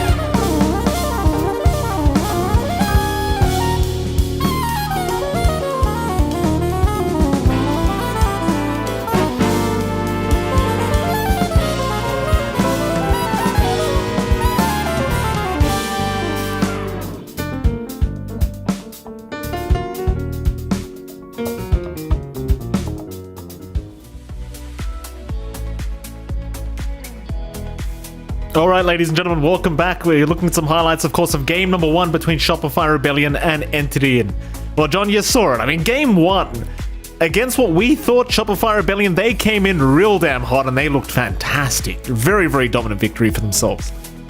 Yeah, and we were talking about this from the draft, but Saberlight, if he pops off for his team, he tends to really set the pace for the side of Shopify Rebellion. He doesn't do it when one of his Zoo heroes. He does pick up the Dawnbreaker, but he had a fantastic lane up against Watson. And props to Watson as well. After a really rough start, dying 3 times in lane, does manage to get some space out to build up. And there were a couple of fights where Entity did look sharp. When they could get that good usage of Chaotic Offering, when they could get a good upheaval for Watson to play with the control that it provided, it did look pretty damn good for Entity as well. It's just that as the game scaled on, it's hard to get that done. You're relying a lot on Amar to try to get these pounces off, and a ton on Stormer to just get a good Rolling Thunder, but it didn't come out. It was not the easiest game to get any of that done. And those early movements from Entity were just thwarted by some good positioning out from, say, Fly with the Overgrowth to stall out in the roll, and again, Shopify take a very convincing Game 1 win. Maybe not the happiest faces in the post-game camps, but, they start this tournament off in a good foot here. Yeah, they never look happy. No matter what they win, these guys look like they've seen a ghost every single time. But never, I'm sure they're happy inside. Jonathan talk to me about Entity. These guys, the draft, it was very interesting. Offlane Slark came out. We talked about the Shadow Demon. We talked about the Warlock combinations that we wanted to see. None of it really worked out. You kind of already mentioned it. They just weren't able to get it together. Where did things go wrong, though? Is it the offlane Slark? Was that the one thing you would have liked to see changed up? Because I think during the draft stage, you recommended something like a Tide, which was, to be fair, banned out, so they couldn't pick it up. But a hero like that could have kind of been the crowd control in these big team fights, that big initiation you're looking for, that's what felt like it was lacking for me. Yeah, they just lacked some hard initiation. Again, they were fully reliant on, say, single target pickoffs with Pounce and maybe the Disruption setup, or just a good Rolling Thunder in a tight spot, and the Upheaval to help control in. And it's not easy to pull any of those off. If they did manage to pull that off, it was a little bit harder for Shopify Rebellion to catch out. So I think for Entity, it's down to trying to build a draft that can play aggressive outside of these pickoffs. I think the best play they had was just Disruption Pounce. That's the most stable way they had to kind of find these kills, and that's just not an easy game to do that. Maybe just consider changing your pause for here. I think the Shadow Demon or the Warlock, one of those two has to be adjusted. I feel like just the combination of them means that you can't really do much with your 2 supports rotating, especially with Warlock. It does need other heroes to set up for it. You need initial control to get full value up from Upheaval. Chaotic Offerings are really long cooldown spell, and we didn't really see the value of going for the Shadow Word early to heal up for Watson. That lane was just tough no matter what. I think maybe the skill buildup wasn't ideal. It was a 1 at level 1 on Q, and then a 2-1-0 by tree. If you went for, say, a 1-0-2 build with Upheaval on a double melee lane, that could have been a bit more manageable for the Terrorblade to just back off really easily. But again, it's that's a hindsight kind of thing. So maybe a support change. I don't think the Slark necessarily was an issue. You just needed more things for Stormer to kind of capitalize off of, because, ATF did end up just farming for the most part, right? After the laning phase with a lot of action up top, he fell back, just built up into his Harpoon, and that just meant all your cores were farming, which, to be fair, Shopify was doing as well, but it's really more efficient for Shopify. Even though Watson was eating a lion's share of farm, the farm distribution on Shopify was a lot more even across all the cores. It certainly was, and obviously with the team coordination the way it was for Shopify Rebellion, it just seemed like they were the better team, at least for game number 1. And I suppose we have to be a little bit more easy on the boys from Entity. I mean, we talked about ATF kind of standing in for Gabby, and obviously, we kind of made the joke that ATF loves to play 1v9 anyway, so what does it matter? But, it obviously the coordination of the team's not going to be completely up to scratch yet. But hopefully as the games go on, they'll kind of get it together, and game 2 at the very least is coming up rather soon, so hopefully they get it together for this one, Jonathan. I mean, again, an interesting kind of draft to run for your first game together as a team, but I appreciate it. Get the wild games out of the way. Let's get serious now for game. Extreme comfort on Entity, giving too many offlaners left that could have possibly tied in some of that team fight and laning pressure. And that kind of draft, Centaur wasn't particularly good there. Brewmaster was banned out. Zoo in that lane would have been okay, but not amazing. Something like, say, either Lycan or Beastmaster could have been fine, but again, it's also a question of would that have been enough, and possibly might not have been. So let's see what the priority is. I think the Terrorblade was a fine idea from Entity. I don't have any issues with that, outside of Watson having a pretty hard lane, but that was really down to Shopify coming out with an extremely aggressive duo in that Tusk and Dawnbreaker. And I'm wondering what the ban priority will be. Like, what will they allow through this time? We saw Jar Copper and Invoker being taken out. We didn't see the Venge being contested at all, which is fair. I think that hero is still mildly situational, although if you had Venge instead of, say, Shadow Demon, that lane could have been better. I mean, you'd get more saves out. You still have saves. You still have a way of stacking in lane, and you have a way of beefing up perhaps your Terrorblade. And you have a pretty strong damage reduction with Swap on a 15-second cooldown or less once you hit your level 20 talent, which, to be fair, it's a long time. But that Venge would have been annoying. I'm not sure. I'm trying to think about what Entity could have done drafting-wise, and it just circles back to either the supports or prioritizing the offlane pick, because Amar will be targeted out as the draft goes on. Like, there are enough bans to take care of most of Amar's big heroes here. Yeah.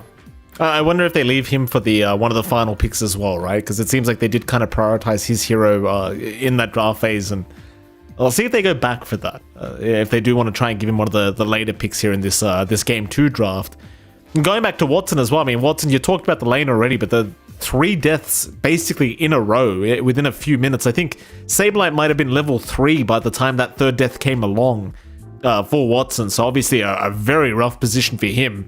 Perhaps had the laning stage gone a little bit better, maybe he could have kind of snowballed a little bit faster and gotten, to a point where he could have fought with his team. And yeah, I say that, he was actually fighting with his team with 0 farm prior to the level 6 mark, just rotating between the twin gates to go up to the top lane as well. So, props to him for trying to salvage a situation that seemed unsalvageable at that point. Obviously, again, Game 2, hopefully things change up and we can see a bit more of a closer matchup, and hopefully a faster one too, because I feel like the mid game was very slow in that game number 1. Yeah, it was. It devolved into farming for both sides. Like, the Aegis pickup by Entity was just a farm fest. Again, they gave the Aegis over to Watson, which, if it's on the Terrorblade, you kind of expect it to just devolve into farm. Didn't really accomplish too much for Entity. So yeah. I want to see something up-tempo. I don't fault Shopify for playing it safe. I think their lineup just scaled a lot better. Much more straightforward to play with TA Drow overall. And, you can't underestimate the Dawnbreaker's output as well. And the Dawnbreaker is also a really good solution for Pangolier. Like, Rolling Thunder, it was not the easiest game for Stormer. Overgrowth, plus just Solar Guardian. After Overgrowth, Piercing Spell immunity or debuff immunity is pretty massive. And we saw that in play as well. So I'm keen to see what changes come out. Like, whether or not Amar gets prioritized in, say, the 2nd phase instead of the last phase for his hero pickup. That could help, because if they picked up, say, Tide first, you might have been better off instead of picking up the Terrorblade in that 2nd phase. But again, you probably lose your big win condition very early on as well. So we'll have to see what the adjustments are and whether or not Shopify can find a full 2-0 or Entity can get a draw. Because if you think about that history of Shopify in the past few group stages, they have gotten a lot of draws. And this is a good start. They would want a 2-0, but you never know. It's kind of the thing with drawing as well. Like, you talked about them getting a lot of draws last time around. It's one of those things, like, you draw enough and you're just going to tiebreakers anyway. It's like the draws just do not feel good. You want to get those wins going, and they are certainly in a position to make that happen. We will see when the draft does begin exactly how they intend to do so. Apart from that, though, I mean, you spoke about the Pangolier there for a second. Obviously, Storm, a fantastic Pango player in the mid lane, but a lot of Rolling Thunders early on just felt so defensive, which I don't blame him for, because it did, again, feel like the draft just kind of made it so they had to play a super slow game, but must have felt kind of annoying for the guy. Just every Rolling Thunder he pops amounts to nothing. That was kind of the story of Stormer's game for Game 1. Just Rolling Thunder, Power Rune, Rolling Thunder, back to the fountain. That's basically what happened. Pretty much. And we saw him try to get a couple of plays on mid early on, around what was it, 10 to 12 minute mark, or maybe 7 to 12 minute mark, where he was trying to get some solo pickoffs. Shopify Rebellion would just instantly rotate everyone in. So it just shows you the discipline of Shopify playing as a team now. I think it's much more coordinated in comparison to before, and a lot cleaner. I think again I had my doubts coming in after watching them in the NADPC for pretty much almost the entire year, for seeing their major performances, for their historic performances on different Dream Leagues as well. It's been rockier, but we can. I don't know. It's showing the improvements here. Of course, I don't know. It was a spectacular performance out from. I want to say Abed was one of the star performances. Like his tempo on that TA was really damn good, right? Like his timings from mid, his control of mid. Naturally, that TA matchup is pretty damn good up against Pango, but Abed did a pretty fantastic job outside of something like a Storm. So there you go. After 2 years, he plays something else, and you can see he pops off. Imagine that. A Master TTA player playing well. It's certainly fantastic performance from Arvid. And well, game number 2's draft will be underway soon. I believe we're having a camera issue right now, so we'll get that sorted out hopefully very, very quickly here between these boys. I wonder what Gabby's thinking at home. Of course, Gabby probably just chilling out watching the games right now. Probably not very happy to see his team lose game 1, but then again, there's always the excuse of how can we win with a greedy offlane, right? I'm sure that would be a Gabby quote if he was in the game right now. So shout out to Gabby. It took you a while to get that joke, Jonathan. I was scared it was falling on deaf ears here, but thank you for laughing at the end. I appreciate greedy it. Offlane, a moody mid as well, I believe, are the words quoted from the past, the annals of history there.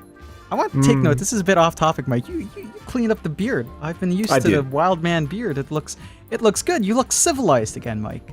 Good on you. It took me a long time, Jonathan. My wife, because I'm an idiot and didn't go buy the clippers myself, Jonathan. My wife bought clippers, naturally cheaped out on them, and well, they just kept dying. I had to charge the damn thing 3 times to shave this stupid beard, and as you can tell, also, Jonathan, I have not managed to get a haircut in that time. Sadly, so we'll have to try and sort that out. My lovely baby daughter will not allow me to do anything these days, Jonathan. She's got me got me by the chains. It's just I'm wrapped up here, Jonathan. I can't do nothing anymore. It's sick. You can't blame the kid, Mike. She didn't ask to be here. That's brought true. her here. Neither did I, Jonathan. Neither did I. If she can do it, I should be able to do it. That's the way I see it. Just crying all day. Goodness me. You could do it. I mean, your wife basically takes care of 2 babies anyway, Mikey. So I don't see the difference here. I don't see your defense. Yeah, that's what she'd say too, Jonathan. Don't you worry. She doesn't listen to my defense, to be fair. Neither do you. So, same experience no matter where I go. Sadly, Thank you for noticing my beard, Jonathan. I appreciate it. I was feeling a little bit scared to show up on stream today without the wild caveman beard, but it seems like you've made me feel very, very comfortable now, so I appreciate it, sir. Thank you for that. I mean, it's good. It's better than the fresh-shaved Michael Phoenix pictures that I have on hand from, what, BTS Pro Series 3 or 2? BTS Pro Series 2. You had a fresh shave. It looked so wrong. There was a very, very close call, actually. I may have almost shown up fresh shaven here today had it not been for my crazy talent in fixing up a beard that I screwed up myself. So it was a close call, Jonathan. I could have been back there, but it doesn't happen this time around, sadly. So unfortunate. And something else that's unfortunate as well, John, is the game has not started yet. It's very unfortunate, but I believe we have like 20 seconds till it starts. So happy days. Should be there shortly. I think we might have the draft on hand in a few seconds. So we should be able to see how that game 2 breaks out and how the teams adjust and get to stop looking at your beard. I'm tired of looking at your face, Mike. There we go. Thank you, production. We are gone. I'm tired of you, Mike. And I'm not tired of this draft. You get no beards now. How about that? I guarantee you none of these players have a beard. How about that, Jonathan? Yeah, that's fair. I don't mind too much. They look clean. They look young. They look like respectable people of society, Mike, unlike others here. Right now. I had a full-grown beard at the age of 12, Jonathan. Don't make excuses. Young men, my ass, Jonathan. I didn't have that excuse. I'll tell you. There he is. There's Bulba. Thank you, Bulba. Arturo looks so stressed out. Stressed, as per always. XQRTC. Holding his good old caffeine on hand again. Yeah. Same bands, nothing changing up here, Mike. Look at that. Invoker again, I believe the exact same bands for Shopify Rebellion Entity. Exact same bands for Entity as well. And they go with the exact same opener. Into the Pango once more. Those power runes are going to be secured, Jonathan. I guarantee you that. Might cost you a Rolling Thunder, but those power runes are mine. At least for Stormer. Shopify Rebellion. What do we start with? Abed's got the look on his face like he really doesn't want to have to play this again. Like, please not the TA another time. But you might just go down that route, considering how easy it was for Abed last game. But no, instead they're going to prioritize the Dawnbreak. Yeah, I can see that being a ban right after for Entity, considering how well Saberlight played that lane. I don't mind that being prioritized. I think TA is a good matchup against Pango, but not the only good matchup. You still have a lot of options left for Shopify Rebellion. And it's down to Entity now to kind of figure out, do you want to give out the TA for that mid matchup for Stormer? Does he have a better grip on it now? Or you want to get rid of it, go into the unknown, have Abed play something else? What mid matchups are still left? Primal Beast is there if Abed wants that, although you don't necessarily see that too often. I love the respect here from Entity to immediately take care of that Treant Protector Fly was playing, so no overgrowth to worry about here for Stormer. A smoother ride for him to find those Rolling Thunders, along with the Bloodseeker ban out very early as well. So they're setting up for a much better time for Stormer to kind of set that tempo here. Oh, They go with Bane. That's still a counter though. I was literally about to ask about this hero, John. Here's the thing, right, with this Bane hero. Something I've been seeing a lot of.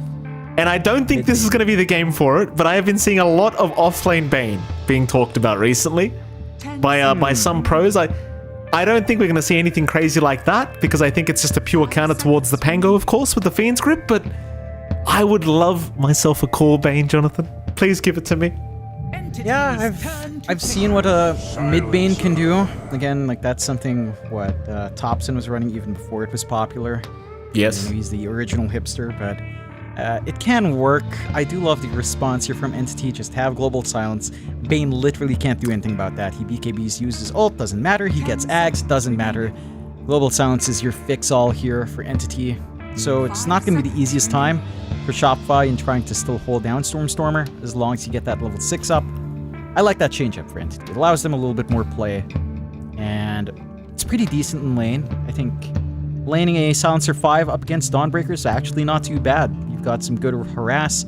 You can burn through some mana, which a Dawnbreaker before Soul Ring really needs to sustain through the first 2 levels.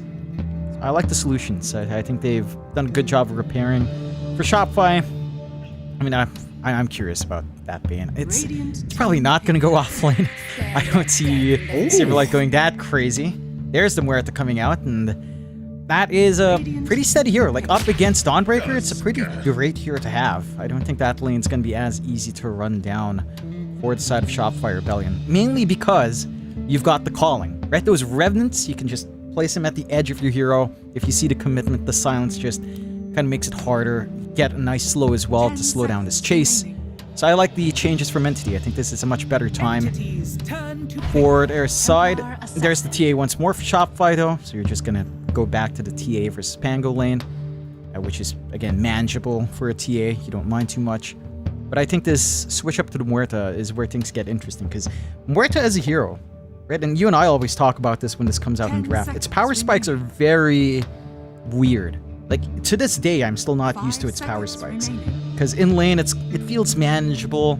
Suddenly it gets like Falcon Blade, Maelstrom, and it's still okay to deal with the level 1 ult. But you hit that level 2 ult timing, and it starts to get a little bit crazy. Well, Sanking now coming up from Entity. This is something you would have loved to see last game around, I feel like, is... Well, this is an offlane hero that can really start to pop off with that Aghanim Scepter upgrade now being completely busted. In the right hands, and of course ATF I'm sure has some ideas of his own when it comes to this Sanking hero. So you know it should just be the offlane SK for the ATF. And do you like it, John? Do you feel like it kind of fits the bill here for Entity? I do. I think it's a solid laner to have. Deals with a lot of potential safe lanes. Can kind of again provide some good teamfight control. The Ags, as you mentioned, is kind of crazy. It's a universal type, if I recall right. Is Sand King universal? I think he is, but I could be forgetting. But he's a decent harpoon builder if you feel like you need more control, although maybe that's a bit left field. And he can go auras as well if your team needs it. So you have a lot of ways of just bailing out, boosting the durability of this Muerta, and having a lot more team fight. They do ban out the Grimstroke here for Shopify, so they're taking away that combination with the Sand King in lane. It's one of probably the best laning combinations with the Sand King right now. I'm wondering where Entity goes for that support pickup, though, for the pause 4. Like, what do you want to tie in with this ATF Sand King? We shall see. 5 seconds remaining. Winter Wyvern and Grimstroke both being removed. Entity obviously focused on the position 1 pickups of Arteezy. They'll get rid of the Void, or rather the Faceless Void for now. This Muerta hero, it's still, yeah. I mean, you talked about the spikes of this hero, and it's kind of hard to know exactly what does well against it, right? Because it's just, some games you watch Muerta, it just seems like the most busted hero in Dota, and other games it feels like a non-factor. Yeah. Feels like against Muerta, you kind of really want a lot of burst. I think that hero has pretty atrocious strength scaling. So you can kind of try to insta-gib it down, and to an extent, TA can kind of get that done. In fact, TA, I feel like, is actually a really good foil to Muerta, if you get your short timing, which Abed did do last game. So if you get your short, silence up Muerta, she never pops her ult, she just dies in like 2 hits with meld. So I think that's still somewhat manageable. You just kind of have to have your timing.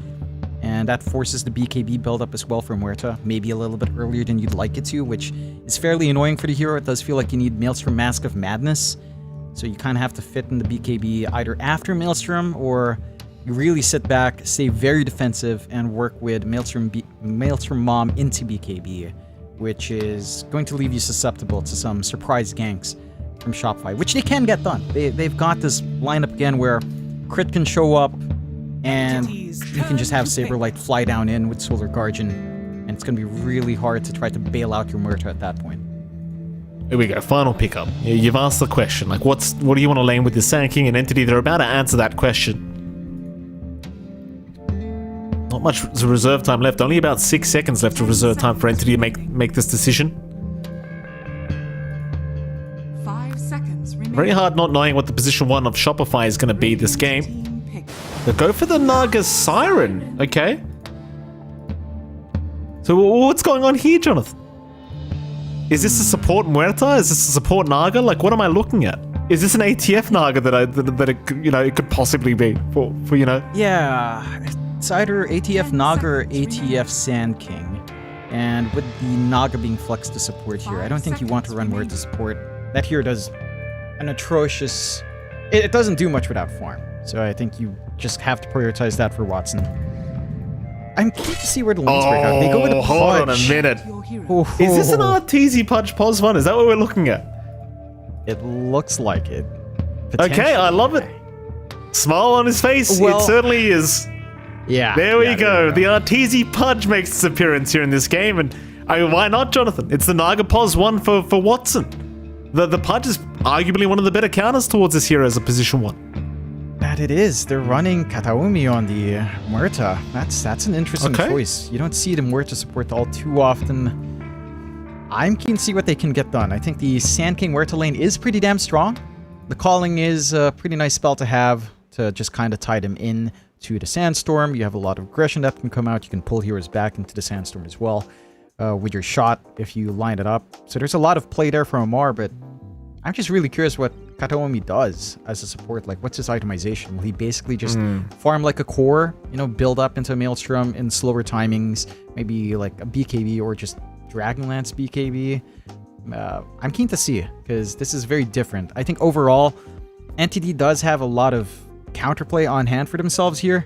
Like, they do have, they have Global Silence, which just ruins Dawnbreaker and Bane. So these surprise rotations from Saberlight, once you do have level 6 up on that silencer, it's not going to be as easy to pull off. I think as long as your timing's right here on Fishman, which it should be. It's not the highest skill interrupt in the game, so you should be able to just stop that pacing that we've seen Shopify kick in from the last game and kind of find your own timings here. Prepare for battle. But with Shopify Rebellion, with his Pudge, I mean, if Artur gets to a good start and gets his Ags timing, I don't know if you're really that worried about this game.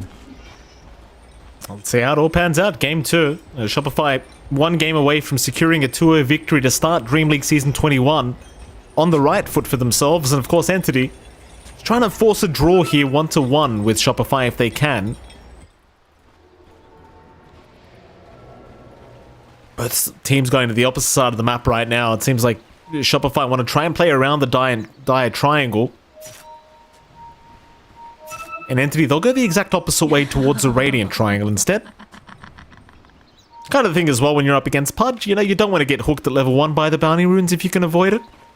It's almost just a guaranteed death if you do. To battle. Abed now having a look for this this ward in the tier 1 mid.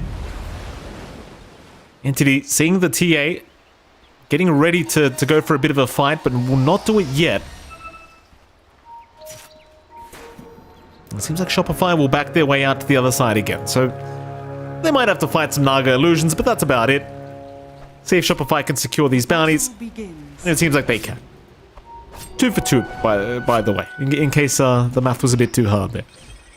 Yeah, it can be a little bit hard for me. Thank you, Mike, for considering my situation. Shall we start with the bottom lane, Jonathan? Sand King and Muerta are going to be up against, of course, Fly and the Pudge of Arteezy. What do you think about this bottom lane?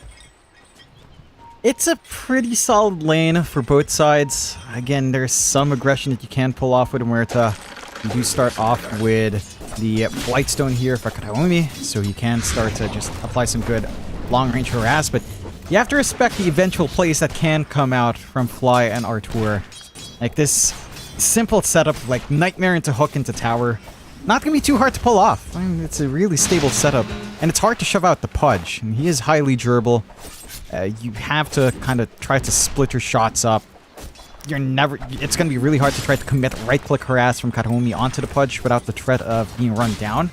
So, it leads to maybe a bit of a slower start here for Amar.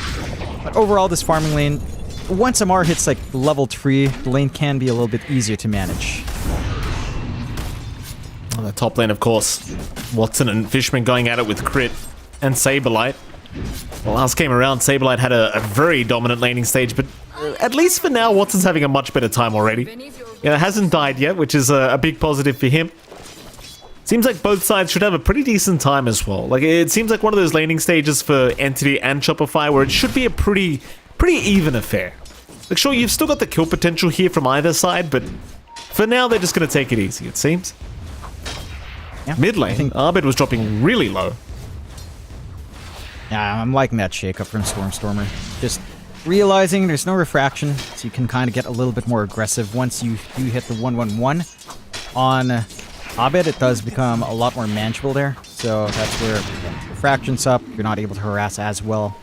And it's going to be that same story from the next game. Although, for now, with this kind of early start, 11-5, the denies are going to help Stormer a ton in trying to get a stronger start here. If I can't have you, no one. Well, so far, no first blood being drawn quite yet. That side's just securing those early levels. Mid lane matchup is fairly even once again as expected. CS not too far ahead for anyone as top lane. Fishman gonna get jumped here on the silencer. Saberlight landing the Starbreaker very well, and it's that combination of get between Crit and Saberlight. The shards into the Starbreaker with the tag team, it's just so much damage.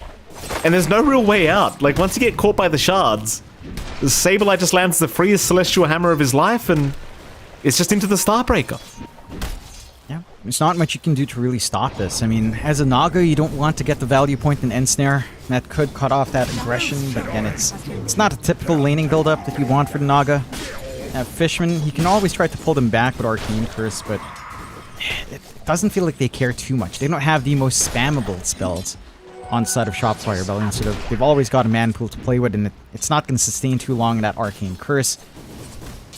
Overall, this kind of start for the side of Shopify is pretty strong. Again, if this maintains momentum for Saberlight, he hits the same timings, that's where things really start to go southbound, when this Dawnbreaker became #1 in net worth and just took control of the game early on. Absolutely. Stays with me. I haven't looked at this Pudge again. In fact, hold that thought, because Stormer, he's not going to rotate top. I was going to say, the Pudge is having the greatest time down in this bottom lane. Top CS on the board. The Kataomi obviously not able to do too much to slow him down on the Pudge, and neither is ATF.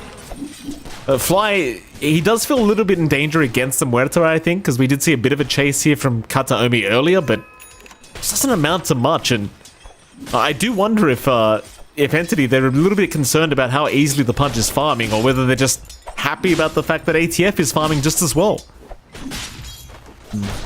You can still manage to Pudge early on. And again, you've got some decent physical output. Something like your Pango can try to shred him down later on.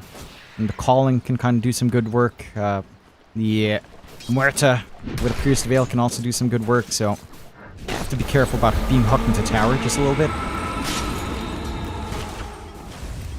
Kataomi always has the Calling to drop if necessary, and it'll be enough to get them away this time around.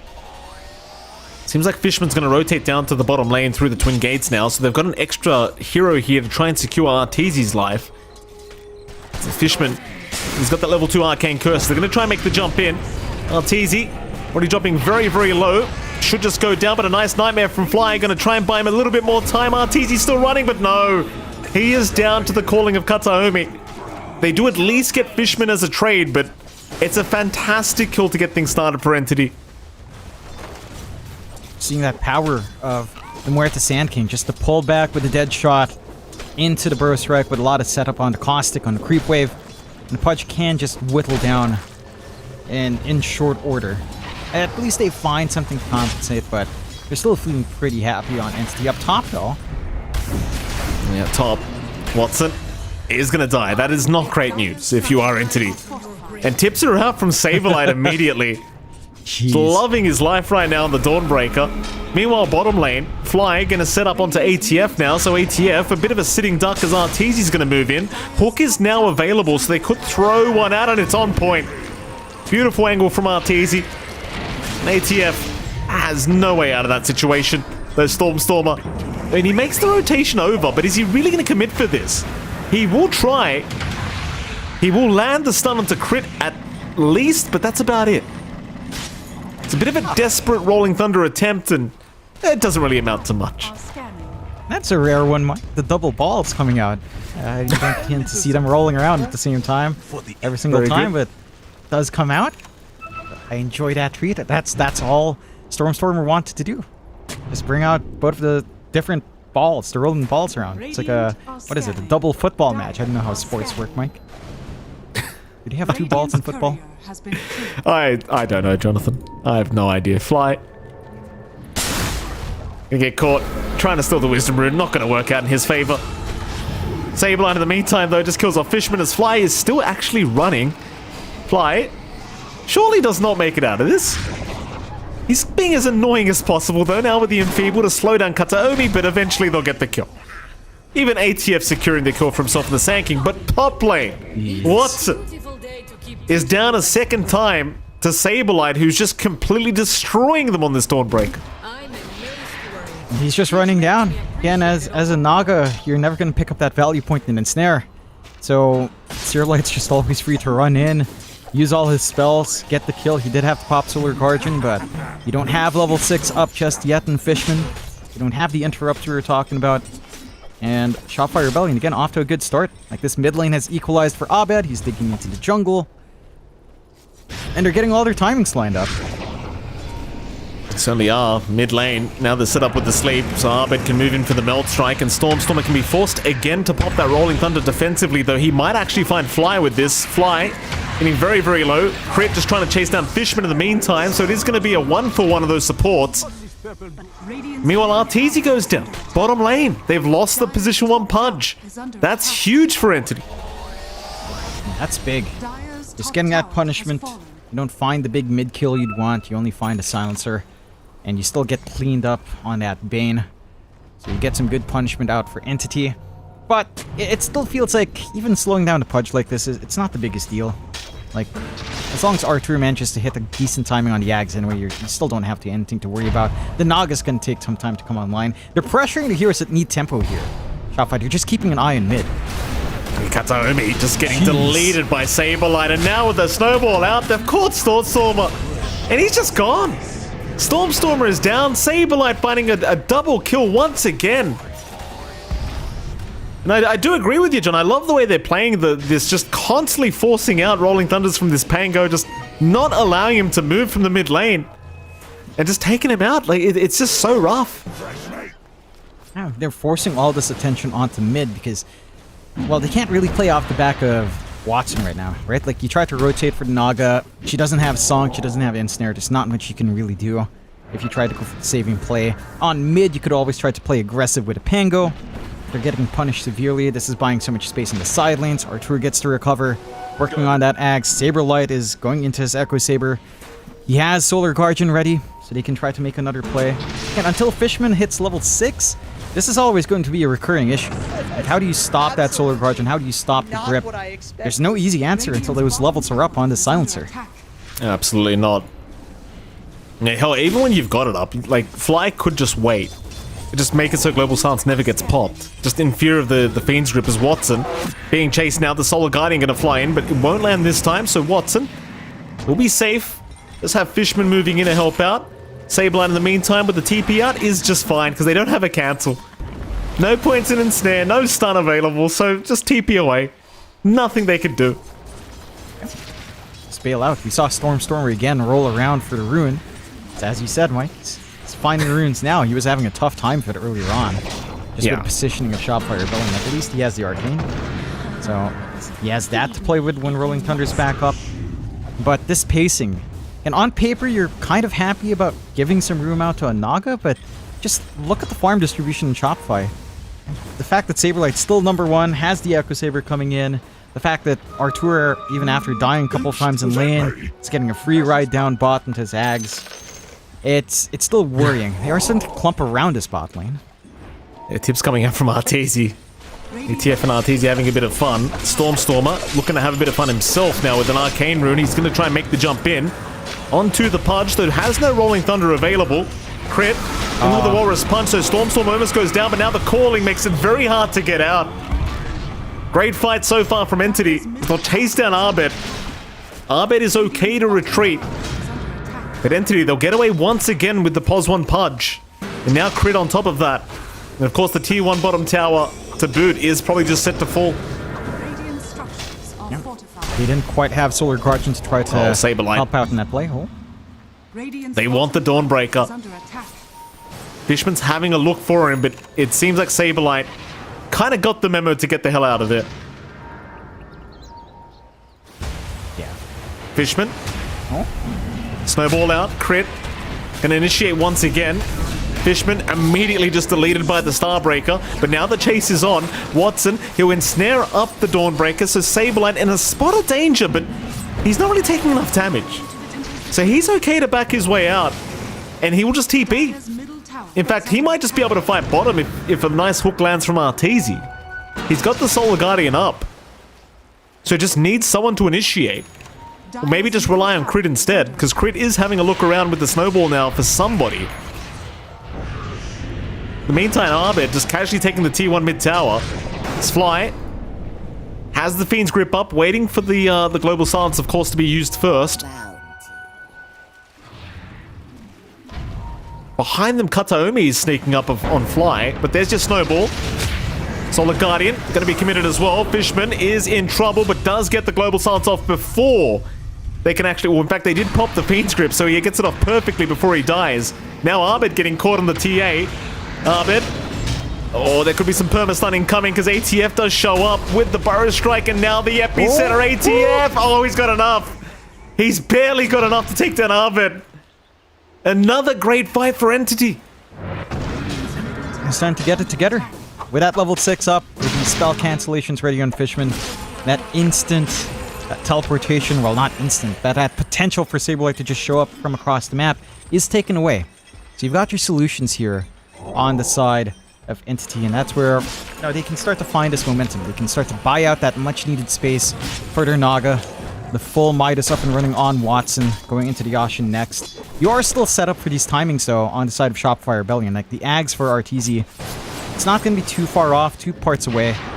So, round about 2,000 gold away, and that's the point where this Pudge is really set to just show up. Like, he is just going to melt through all the illusions, melt through all the heroes. They will need a way of just stopping Amar from having this much impact with a blink. The Sand King blink has been massive, and he's got some ancient stacks cleared out for himself as well. So potentially going into the Ags build-up, perhaps, for Amar. And once you get that chain stun off, I mean, that's where this game becomes a little bit of a nightmare for the side of Shopify if they're not too careful. Radiant's top tower Speaking of is under Shopify, attack. they do pop a smoke, trying to rotate through the northern jungle, maybe find Watson on the Naga Siren, and they are running right towards him, in fact.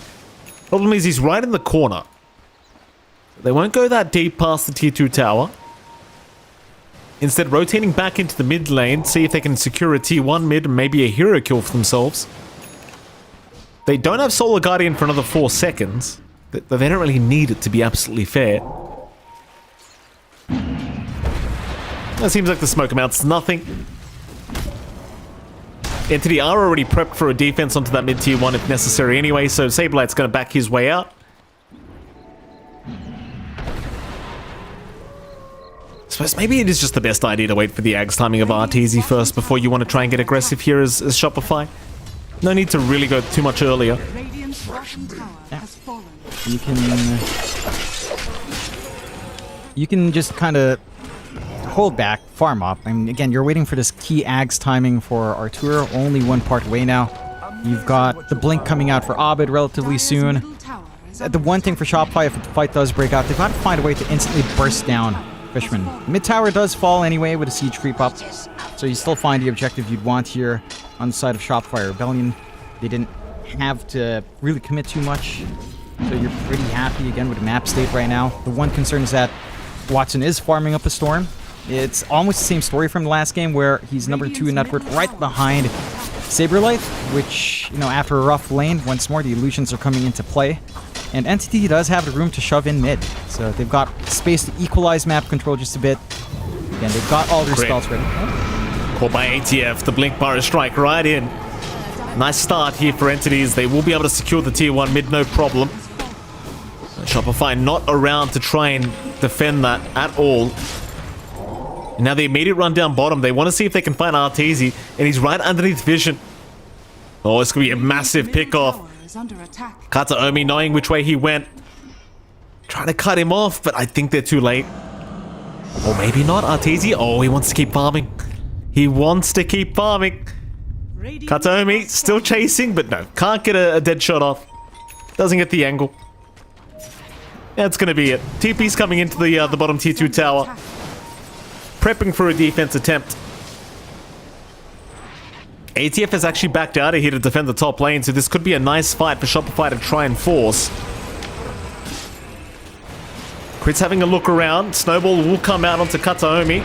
Shards on the mark. Ensnare is there from Watson to try and help out. Meanwhile, Soul Guardian coming in from Saberlight. Abed, he's in the front lines against Fishman, but Fishman is able to walk out. In fact, the only one dying right now is Crit, who does go down to the Arcane Curse of all things. And that was about it. Just one going down. Both sides get out of there. Nothing else will come of this. And a little bit of a shame they couldn't find more here for Shopify. Entity, good position to kind of back off. They managed to stall out that fight. They get a really good calling out from Kataomi. Again, just slow down the chase, which is kind of giving Shopify Rebellion a taste of their own Radiant's medicine. top tower At is least with under like attack. the Warlock. Bottom. It's Smember out onto Stormstormer. He still manages to get the Rolling Thunder off, though. In fact, he might just turn right back onto Arteezy. In comes Saberlight to try and help, and Stormstormer, he'll take that as his exit. It's time to leave. The kill's not happening. But he will make it out. No real Pretty punishment close here for call. the Pangolin. Close call for Artur, but yeah, just not quite enough coming through once the Rolling Thunder is up. Does have that full Ags on the Pudge, and again, that's where things can get pretty scary playing into this big tanky hero. The illusions will not hold up here from Watson. They will just not, even with the Heart of Harass being built up here by the Naga. But the one thing you do have on Entity is that you can scale up really damn well. Like, if this game drags on, you've got a Muerta that can step into a core position at some point if given room to farm up. You've got a Sand King who has so many ways of growing. Full Lotus Orb up and running now on Amar. That makes it even tougher to try to pin down the Sand King as well. And you know, eventually get some like the Ags. And things start to pile up. So, let's see. I feel like this timing from Shopify, it's still online, but kind of don't want to stall it out too hard, as even though you've got a way of clearing out some of the Naga illusions, it can be tougher. And you're dealing with Solar Guardian and Grip into Silencer, which is not easy as they do find Fly. Yeah, Fly going down to the bottom lane. Pretty easy pick-off here for Stormstormer, who has found his 3rd kill of the game now on the Pangolier. Top lane, Saberlight's also going to be chased down by Fishman and Kataomi. They'll land the dead shot, but they don't have a core nearby to really help them secure a kill onto Saberlight. Saberlight does have his BKB up anyway, so chances are he was not going to die. And then again, like, you have a bit of a slower mid-game here between these two teams. Entity, they will travel through the Twin Gates up towards the top side of the map to see if they can find Saberlight, who has actually stuck around. They'll see him on the Dawnbreaker. In fact, the chase is on. No, in fact, they saw Arbit on the TA, who's already run out of there. Crit might be the one they have to jump on. In fact, no, ATF. He does catch the TA. The double damage room baiting him forward. But both are still running. Diffusal Blade out. Arbit, slow it up now. Meanwhile, Saberlight kills off Fishman and the Solar Guardian's gonna fly in. Arbit is somehow still alive, but surely goes down now. And he does. They want a little bit more. They'll find Fly with the Burrow Strike. Starbreaker though, Saberlight landing on 2, still going after the Sand King, but ATF looking to be okay for now. And the Sandstorm though, I can't say the same for the Pangolier as Arteezy has joined in, but Stormstormer is okay to walk out because ATF cancels off the Fiend's grip. And the tips are out from ATF again. And that fight was on Amar. Like, he got a really good use of the Lotus Orb, and getting that snowball back his way, saving them from that jump back in on Shopify Rebellion. They managed to bait out really nicely with the DD, and they force out all the spells in a really good manner here from the side of Entity. Like, they play that fight really damn clean, and this is the worry for Shopify Rebellion, right? Like, even though you have some counters on hand with a Pudge, it's not going to be that durable up against the Naga. Like, yes, you can melt the illusions, but you also just melt the Riptide without any armor up on this Pudge. And you're going to need more farm for Arturin. He's way behind in net worth. That farm distribution in Shopify is pretty clean, but they're all really falling short of the mark in comparison to how much Watson's able to get out now. Roshan now under siege. Anthony feeling very, very confident. Watson is absolutely huge on this Naga Siren. Roshan, it's not going to last too long here. Shopify trying to perhaps move in, but even if they did, I don't think there's too much they can do here. They are not strong enough against this Naga. Aegis will be taken by Storm for now, and well, Shopify, they are certainly the ones very far behind. In fact, Dota Plus is sitting at 95% the way of Entity, which is a huge mark to have at the 22-minute mark. ATF jumping in, finds Crit on the Tusk, and Crit, I mean, he could try for a snowball, but that's even on cooldown. Doesn't even have that option. He's just forced to die. No, I'd agree with the odds from Dota Plus. I think this game just doesn't get any easier for Shopify Rebellion. Like, you've always got to jump Fishman first. You have to take care of this Global Silence.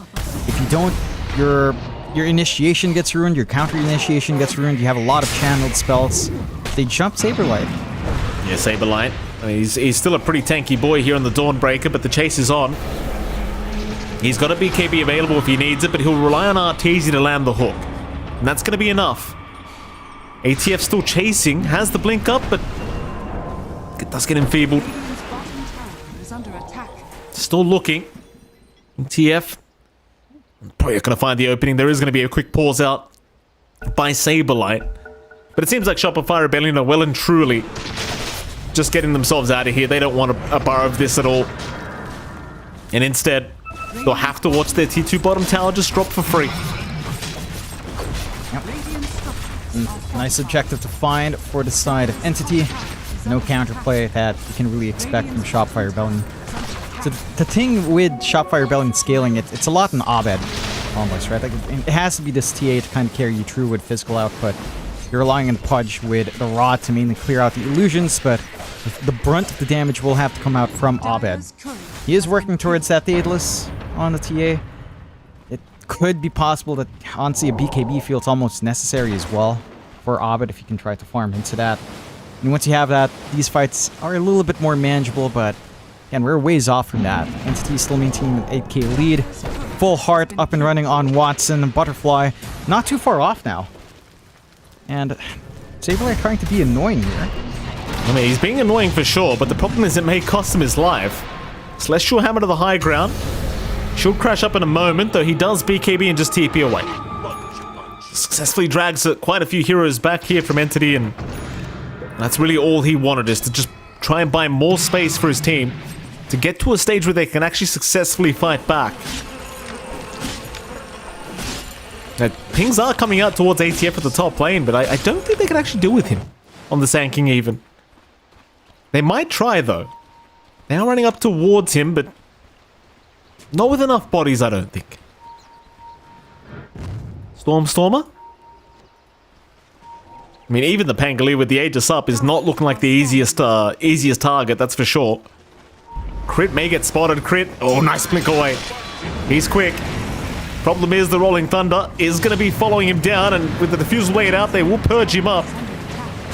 Snowball back towards the creep wave, and Crit is still blinking out. He does juke them very nicely. But Entity, they're still going to find the T2 mid tower.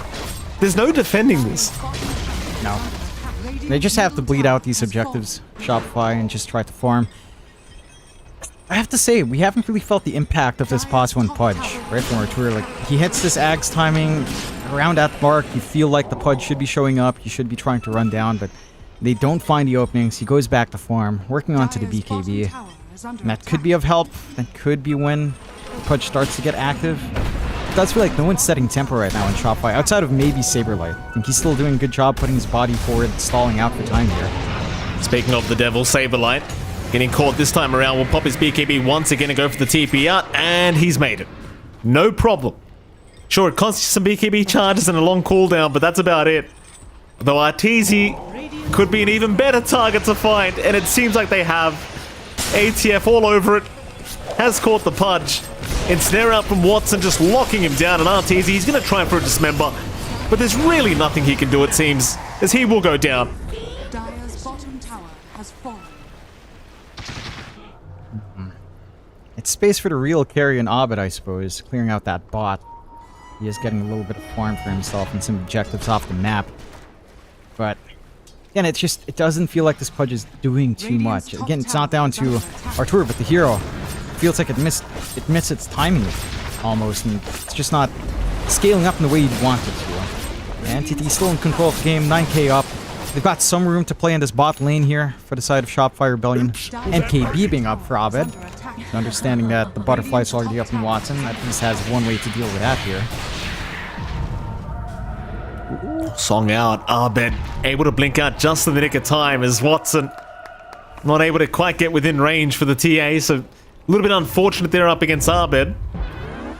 An immediate smoke out from Shopify. Seeing the song is down, they want to try and force some kind of a play. They're running right towards the mid lane for now, right into Fishman. Crit might just secure the easy kill here onto the silencer as the smoke is broken. They have not found anyone yet though. Fishman able to juke them out for now, looking for the TP away, and does make it. Onto the high ground, Arteezy, he found Kataomi instead, and Kataomi just gonna get Fiends gripped up here by Fly. They are not messing around, they just want any kill they can get. And that'll be about it. They'll get the Muerta, but I don't know if they can really keep this fight going.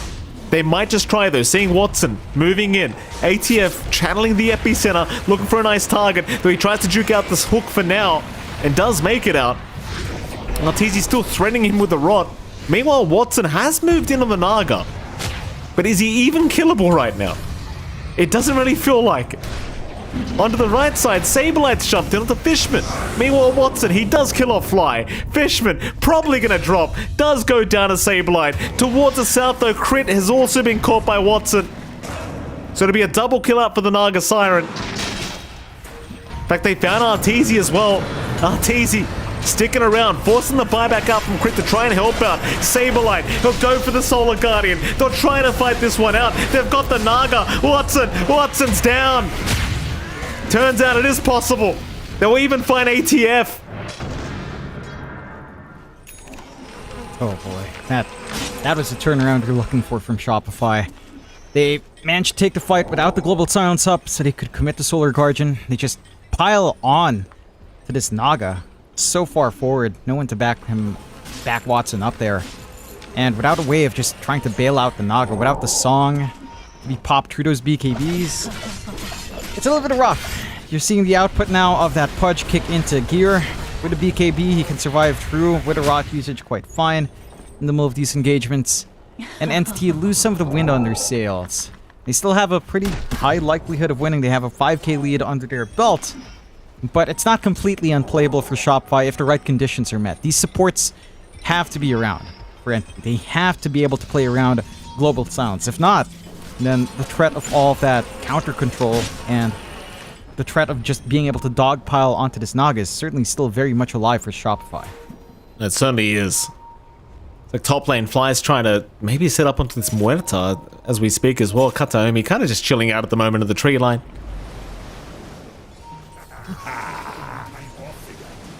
Oh, top lane. Radiant Now looking to perhaps move in here. are scanning. There we go. Watson's showed up as well. It seems like they found Fly on the Bane, so the Bane in huge trouble, and Arteezy just forced the BKB TP out of this one. So they'll lose Fly, but that's about it. Not really losing too much else. No, not the biggest loss. Rolling Thunder down is pretty fine. Amar's still gunning for something else, though. No, bottom lane. Saberlight does get caught. You don't really have any other use of other stuns you can throw out. Though I suppose ATF did have the Yule Scepter, but probably wouldn't have been enough to really lock him down long enough. Saberlight able to just get himself out of there. It's like ATF's actually working towards a Wind Waker, by the way, on the Sand King. So I thought he might prioritize going for the Ags, because the Ags does feel like one of the strongest items right now for Sand King, but Wind Waker is the item he wants. Switches it to the Halberd. I think he has a good understanding of what the team needs. You just need a way of preventing this output from Abed and, you know, just stopping that control, having a way of bailing out from these rougher fights as well. Getting a save out onto your Naga for that split second might be enough to get the Song from the Siren off. That also turns the fight around for them. So it's more about contributing to these fights. I mean, to be fair, Ags does contribute a big way, but it feels like probably for ATF, it doesn't feel like they need that additional control. Control's not the issue right now for Entity. So I can respect this from Amar. He knows what he's doing, of course, on that Sand King. Certainly does. Almost 32 minutes in now. Still 16-21. Shopify on the defensive. Roshan is the objective that Entity are waiting for. It's still got a minute to go, so it's going to be the longer timer that we're looking at here for the Roshan. Highly doubt Shopify will try to contest this, though, to be fair. Probably just not in the book here for Shopify Rebellion. While all that was happening, could have sworn I just saw a pretty big item come out for somebody. I believe it was Watson, who has a full sight device up now on the Naga. Dire's middle tower is under It's in the backpack control. for now, but it's there. Yeah, he's prioritizing that Midas cooldown. You know, no fight breaking out yet, so no rush. Put that side of Vice up. Still camping that Roche 20 seconds away when we Dire's middle find tower is under attack. its timer to be back up. I like this itemization, though, from Arteezy. Full Shiva's guard up, so he has the armor to deal with a little bit of that output from Watson. Not going to be under too much of a threat from poke damage on the illusions, or not as much of a threat, because they will smoke up in Shopify. I mean, I suppose you got to try and fight this Roshan attempt. Roshan has officially begun. Shopify is still trying to get towards that area. It's not a very slow Roshan either. They're almost halfway through it already. Nice scan out to see exactly where Shopify are coming in from. Roshan just about down. They need to make the jump in immediately. Saberlight looking to try and make that happen. Roshan's down, but Watson, he does outclick him for the Aegis. They've got the Aegis up here on the Naga Siren. As Saberlight's still going to try and hide in the backlines and find Fishman. The Fishman looks to be okay.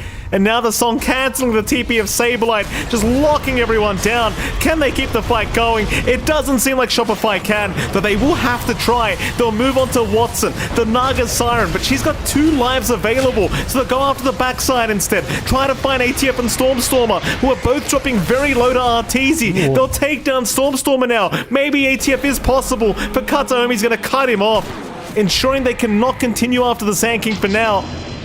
The Abed, he has found ATF, and it seems like they will get the kill onto ATF. Now even Kataomi getting caught. How do they make that team fight work? They managed to force out the spells rather early. You know, the Global Silence comes out a little bit earlier on. It's fragmented into 2 sides. Entity shoved into the corner.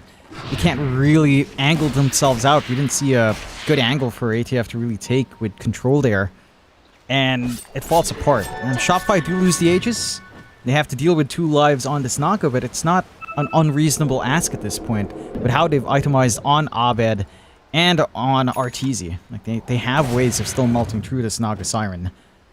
And they even get the gold from Roshan, so it's not much, but you know, you're equalizing the game here for Shopify, and they've done a great job of doing that. Only down to a 1k lead for the side of Entity, and all of that is on Watson. Only Watson. So everyone else is starting to outfarm their equivalent cores on the other side. And it gets a little bit scary. You still have the tools needed here for Entity to take these fights, but they have to take these fights on their own terms. They've got to be the ones initiating. They can't afford to get jumped in first and are forced to pop mid-fight Global Silence without countering any of these spells. That can get a little bit dangerous, especially if you pop it and they still have the BKBs to play with here in Shopify. Mid lane, they were being a little bit cheeky there, trying to jump Saberlight, but he's okay to get out. Now a 5-man smoke though, Entity. They're going to try and make something big happen. Running right into Arteezy in that trigger line, though Arteezy, he does eventually get scouted out, and they'll make the jump in. Stormstormer gets the Rolling Thunder off. They'll leave Arteezy for now, go after Crit instead on the Tusk, though he does manage to force Staff away, and now, well, they're back onto the Bane instead. No Fiend's Grip available here for Fly, makes it very hard to fight back, and he's down. That's 1 down. But can they get out now? Abed's hitting way too hard on the TA. But he runs out of his BKB. That's going to be enough for Abed to retreat, but Saberlight, he wants to go right back in after Watson, though Watson with the Scythe of Vice out, going after Saberlight, though Saberlight does back himself out. Now Crit finally going down, onto ATF they go, but Abed, he's gone a bit too far. He's down, no buyback available. Onto Arteezy, the last man standing here in this fight. And he is down, and I say last man, this is the actual last man, it's Saberlight, who came in to try and help out, but now he's down. No buybacks. Full team fight, or rather full team wipe, and no buybacks available. That's just their high ground gone. They've got a tier 2 to keep watch up top. There are 2 siege creeps that can just naturally force that in. At least 2 set of racks going down here. You're stuck in a really dire spot now for Shopify Rebellion. That fight just did not go their way. The angles, the way it breaks out, the control coming out from Entity, that side of Vice kicking into gear for Watson, still holding on to the Aegis as well. A really good cheese pop coming out from Amar in the middle. And no, it's just harder for Shopify to try to engage into a fight that Entity are set up for. And that fight was certainly something they were ready for. They've got the they've actually got the Muerta Axe. I was wondering if Kataomi will push through with that. He does. So you do have the parting shot to bring the soul out. That could be a good save. Damage reduction is not to be scoffed at. 35% damage reduction in the middle of a fight is pretty damn good. That certainly is. I mean, I don't think they need it right now anyway, to be fair. It seems like this game is well and truly over. But to be fair, there is 1 lane of barracks left here for Shopify to try and defend. So Entity, they will retreat. Play it safe, no need to rush this game. What is it, John? No, Kataomi. He shuffled some items around. He dropped his boots to pick up the Ags. And then gave it to his courier. That was interesting. He takes his boots back. So of course, I was like, I don't know about no boots gameplay for Muerta. It's kind of cool. Probably not necessary. You don't need boots if you're shooting a gun, Jonathan. You just kind of stand still and do it. That's the whole point, Joe. You gotta follow the law here, Jonathan. Yeah, but in CS2 I can see my feet now, Mike. Oh! So they have feet. They do That's have a new boots feature. on. You'd love to Someday hear. you can. I can't wait for my cosmetic boots. Get some good I can't wait sneakers to. on. I can't wait to gain access to CS2, John. Maybe one Oh, day. you don't even play, so shut Oh, your trap, Mike. You don't even play the damn game. Shut up, you. Well, I'm not good at shooters, alright? I gotta play I'm not slower either, games like but this, I'm okay? My hands are old. Oh, so you say, Mike. So you say. What's not old is this game. 21 to 28. Well, Dota 2 is an old game, but 21 to 28, 17k What up kind of segue for is that? Entity. I know it's 10 years. I forget. It's 10 years since Dota 2. It's been God knows how long since Dota in general. Oh, bottom. Man, it's. Oh, Arteezy. Oh, he does manage to get away. Arteezy was walking right towards the Pango for a second, though. ATF may have an idea that the Pudge is actually around that bottom lane. Saberlight's going to TP at the bot lane by the outpost, as they know they're being chased right now. Arteezy will jump in. The Sand is the target they really want, and it seems like ATF might just go down, but a nice Burrow Strike and Global Silence is going to allow him to get away, and the hook will not land. Unfortunate. The Saberlight, top lane, getting caught by a dead shot, but is able to just kind of solo guard him back towards his team. He will be just fine. I mean, Shopify, they are trying to play this one out the best they can to give themselves a shot at a comeback here in Game 2. Again, 2 Raxes behind is not going to make it very easy, but they are trying. And they can still clear out these super creeps, no problem with TA and Fudge. And kind of get a good grip in trying to regain some map control or get some access to the jungle at the very least. But Entity are set up for that last set of racks. Looking for the high ground now, shoving in top. The illusions are becoming a massive nuisance to deal with. Is under attack. Artur? Oh, bottom lane gets caught by the Hex. Pretty rough position for him. The calling will be dropped. Kataomi now getting to work, and well, there's that shot. The parting shot just not allowing him to get away, and Arteezy's just down. Goodness me. He did try to hook himself with his soul. Good. Not quite enough to save him, but rather interesting. We finally see it in the game. Yeah, I've never seen this in a pro game. It's interesting. It feels kind of broken, Radiant are scanning. right? I know it costs a lot, but it does feel pretty strong. It is pretty strong. I think it's just core muertas, which is what you see, don't necessarily build into that. Oh, Saberlight. Hex does land. Saberlight forced to BKB TP away. Will be okay to do so. Top lane though, Entity are just slowly pushing in now. They'll hold on to that Radiant Triangle for a little bit. It seems like this time around they aren't going to wait for the Roshan. They're going to try and go for this. And why not? They are so far ahead. Hex is out. They caught Saberlight, but the Nightmare's going to allow him to get away. But how do you take the fight? How do you initiate this? There's Shopify Rebellion. They will try with Saberlight on the Starbreaker, but Kataomi going to be just fine. And now the turnaround onto the Dawnbreaker. Saberlight just gets destroyed. Crit. He'll BKB and just try to move back in onto Watson, but he is so tanky on the Naga. Abed's trying to get the damage out. In fact, Watson getting a little bit low now, and Abed still chasing him, but Watson is actually going to survive with the mirror images. He'll avoid a hit. He'll make it out, and with the song, they'll all be able to retreat, it seems. Nobody getting caught so far by Shopify, and Kataomi, no, he's alright, they can't see him. Still trying onto Watson, but they just can't get within range. That Naga shard, just a full reset out for Entity, even if you re-engage for Shopify, could be still not the best circumstances for them. They're forced to buy back on Saberlight, so that's one less tool available for you as this game drags on. Roshan in half a minute. Entity can just kind of dip into that if they want before going for that last set of racks. 21 to 30, 24k lead up for Entity here. I think they might be able to even out the series. Maybe start that trend for the draws to come in, who knows? ATF handing over the tip again as Arteezy bit short on the hook. Doesn't quite get the TP cancel onto ATF. Yeah, I said they weren't going to wait for Roshan. I mean, Roshan is now up, so no need to wait. They're here right in time. Ag's now fully available on Watson to boot, so why the hell not? Roshan time it is. And Shopify, they are making their way over at the least through the bottom lane. They are smoked up as 5. Or rather as 3 right now. Entity aren't even in the Roshan pit yet. They haven't even started. Seems like they might prep for a fight first. Roshan will be scouted out.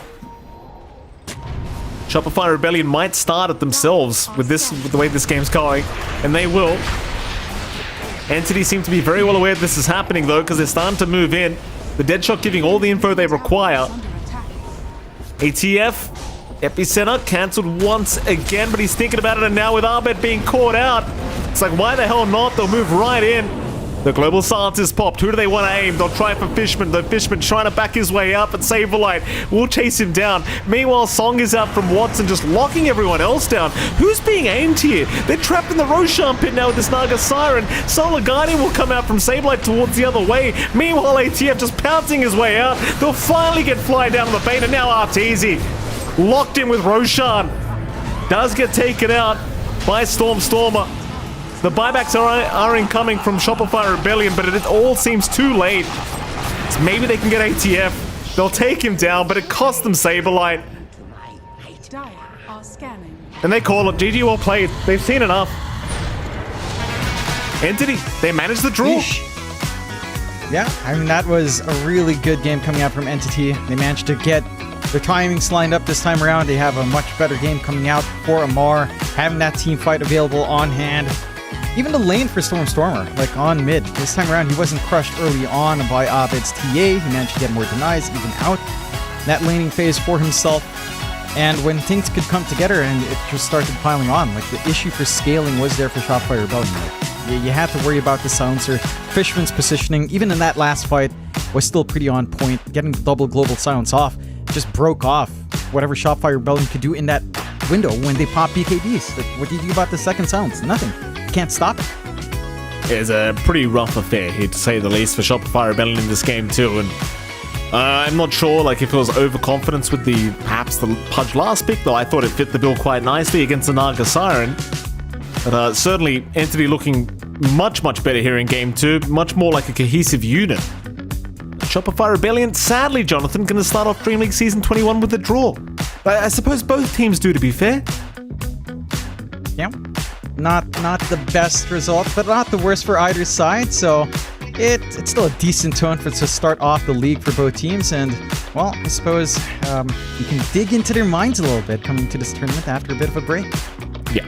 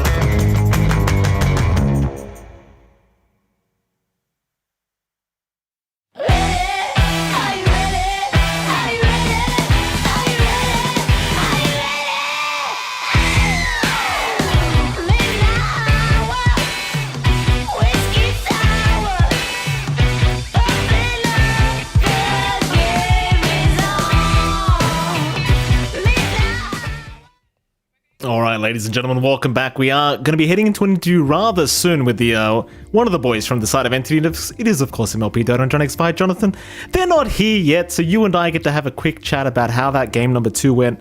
I'll tell you what, like, game 1 was so dominant from Shopify Rebellion. I almost couldn't believe what I was seeing from Entity going into game 2. Is it because of the draft, John? The Pudge pick? Was it just not the Arteezy hero we're looking for? Like, what the hell happened? I think the Pudge had its place. I think, again, the same, while we were casting the game, the issues were really just timing for the Pudge. It was a little bit slower for Arteezy. He was pressured heavily down bot. Amar had a much better time in this case in his lane. He was able to apply that pressure, get his build up, have some impact on that Sand King in comparison to his Slark off lane last time around. I think overall it wasn't really on the Pudge necessarily. I think overall their draft was just really susceptible to the silencer from Fishman. The global silence just ruined any sort of counter initiation that you'd expect from Saberlight. It just removes the Bane from the game. We didn't really see any long-lasting Fiend's Grip coming out here from Fly. So it's just a tough game to try to play around these heroes that are all basically channeling heroes. Even Pudge, to an extent, with Dismember, couldn't really maximize that all too often. So you couldn't play with that just one hold or split hold and try to burst someone down. Couldn't kick in, and you just really relied a lot on Abed to try to carry you through in the late game. Like, he's the big scaling hero that has much bigger burst damage in comparison to the Pudge, and there's only so much that the TA can get done in a vacuum like that, when everyone's counteracted by that one support. So I think the Silencer pick was just really a great pickup from Entity, and that just caused a lot of issues there for Shopify Rebellion in their draft and their ideas.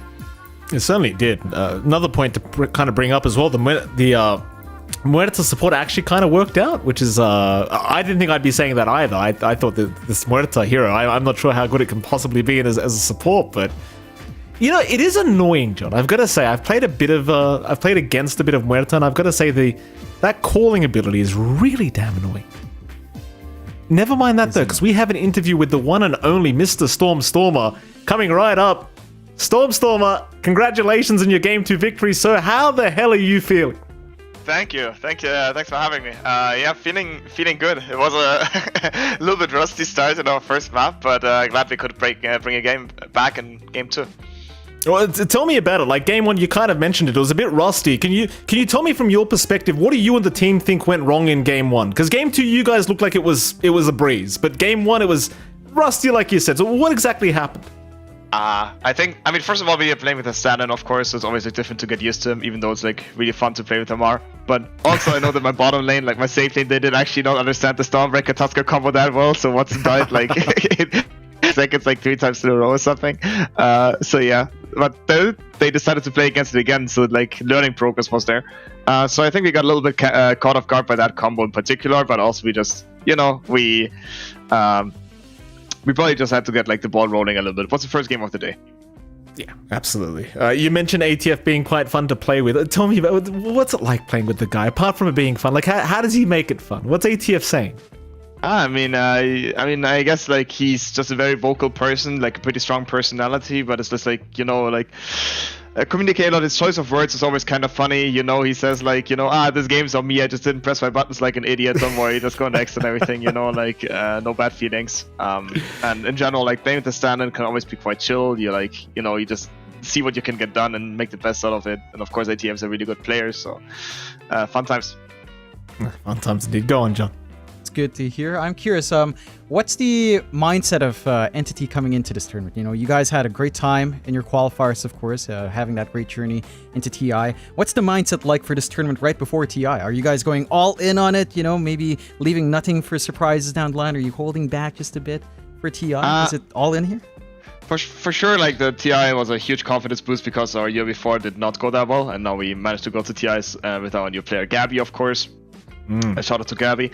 But we definitely take it serious. This is, of course, if this tournament goes well, it's a nice feeling for yourself. You get your ball rolling still and everything. And now we are also arguably playing better teams than TI qualifiers. We're playing all the top teams that are also going to go to TI probably. I think everybody is taking it serious. We are maybe not we might even go even a bit more all in when it comes to TI itself than now. But I think everybody is trying their hardest. Is what I would say.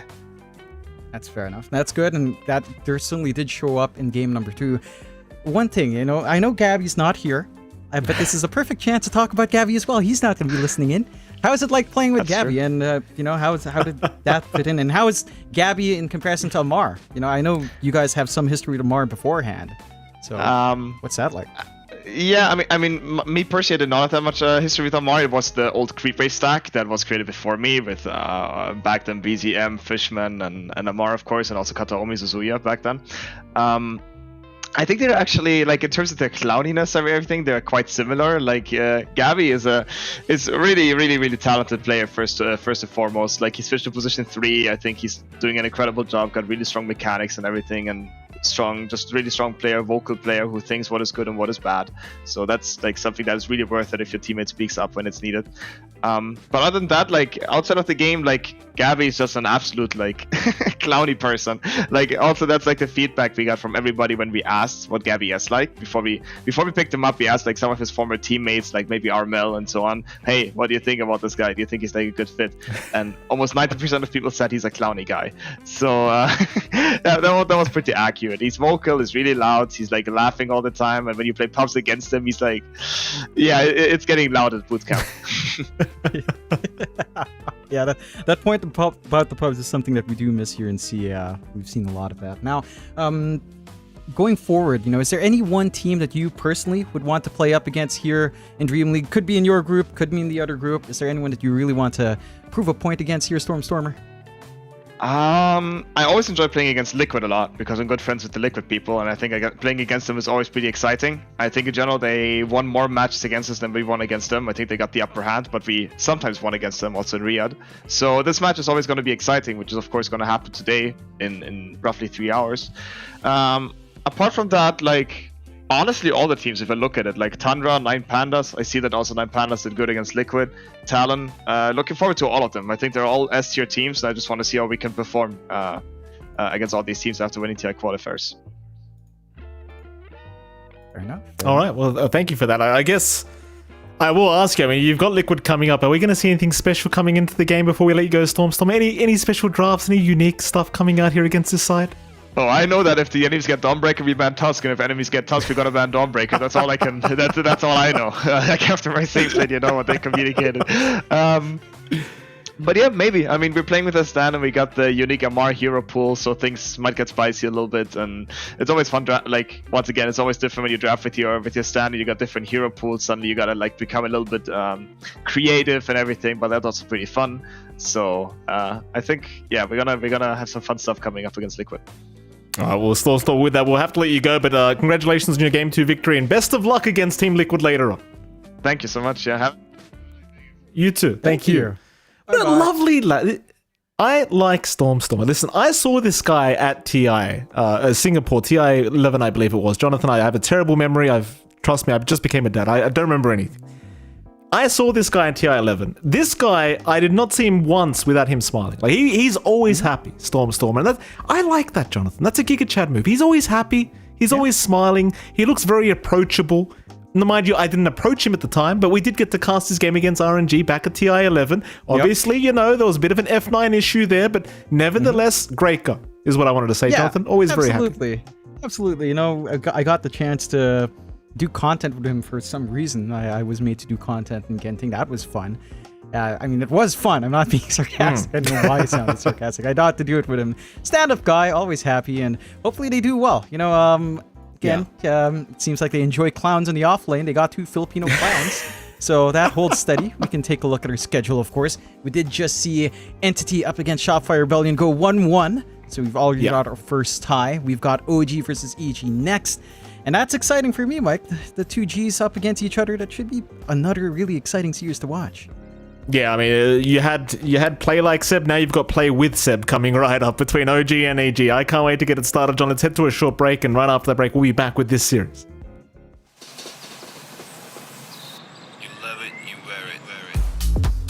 Wear your passion. Share your passion. Wherever, whenever. Gaming is a lifestyle. Get your merch at shop.eslgaming.com.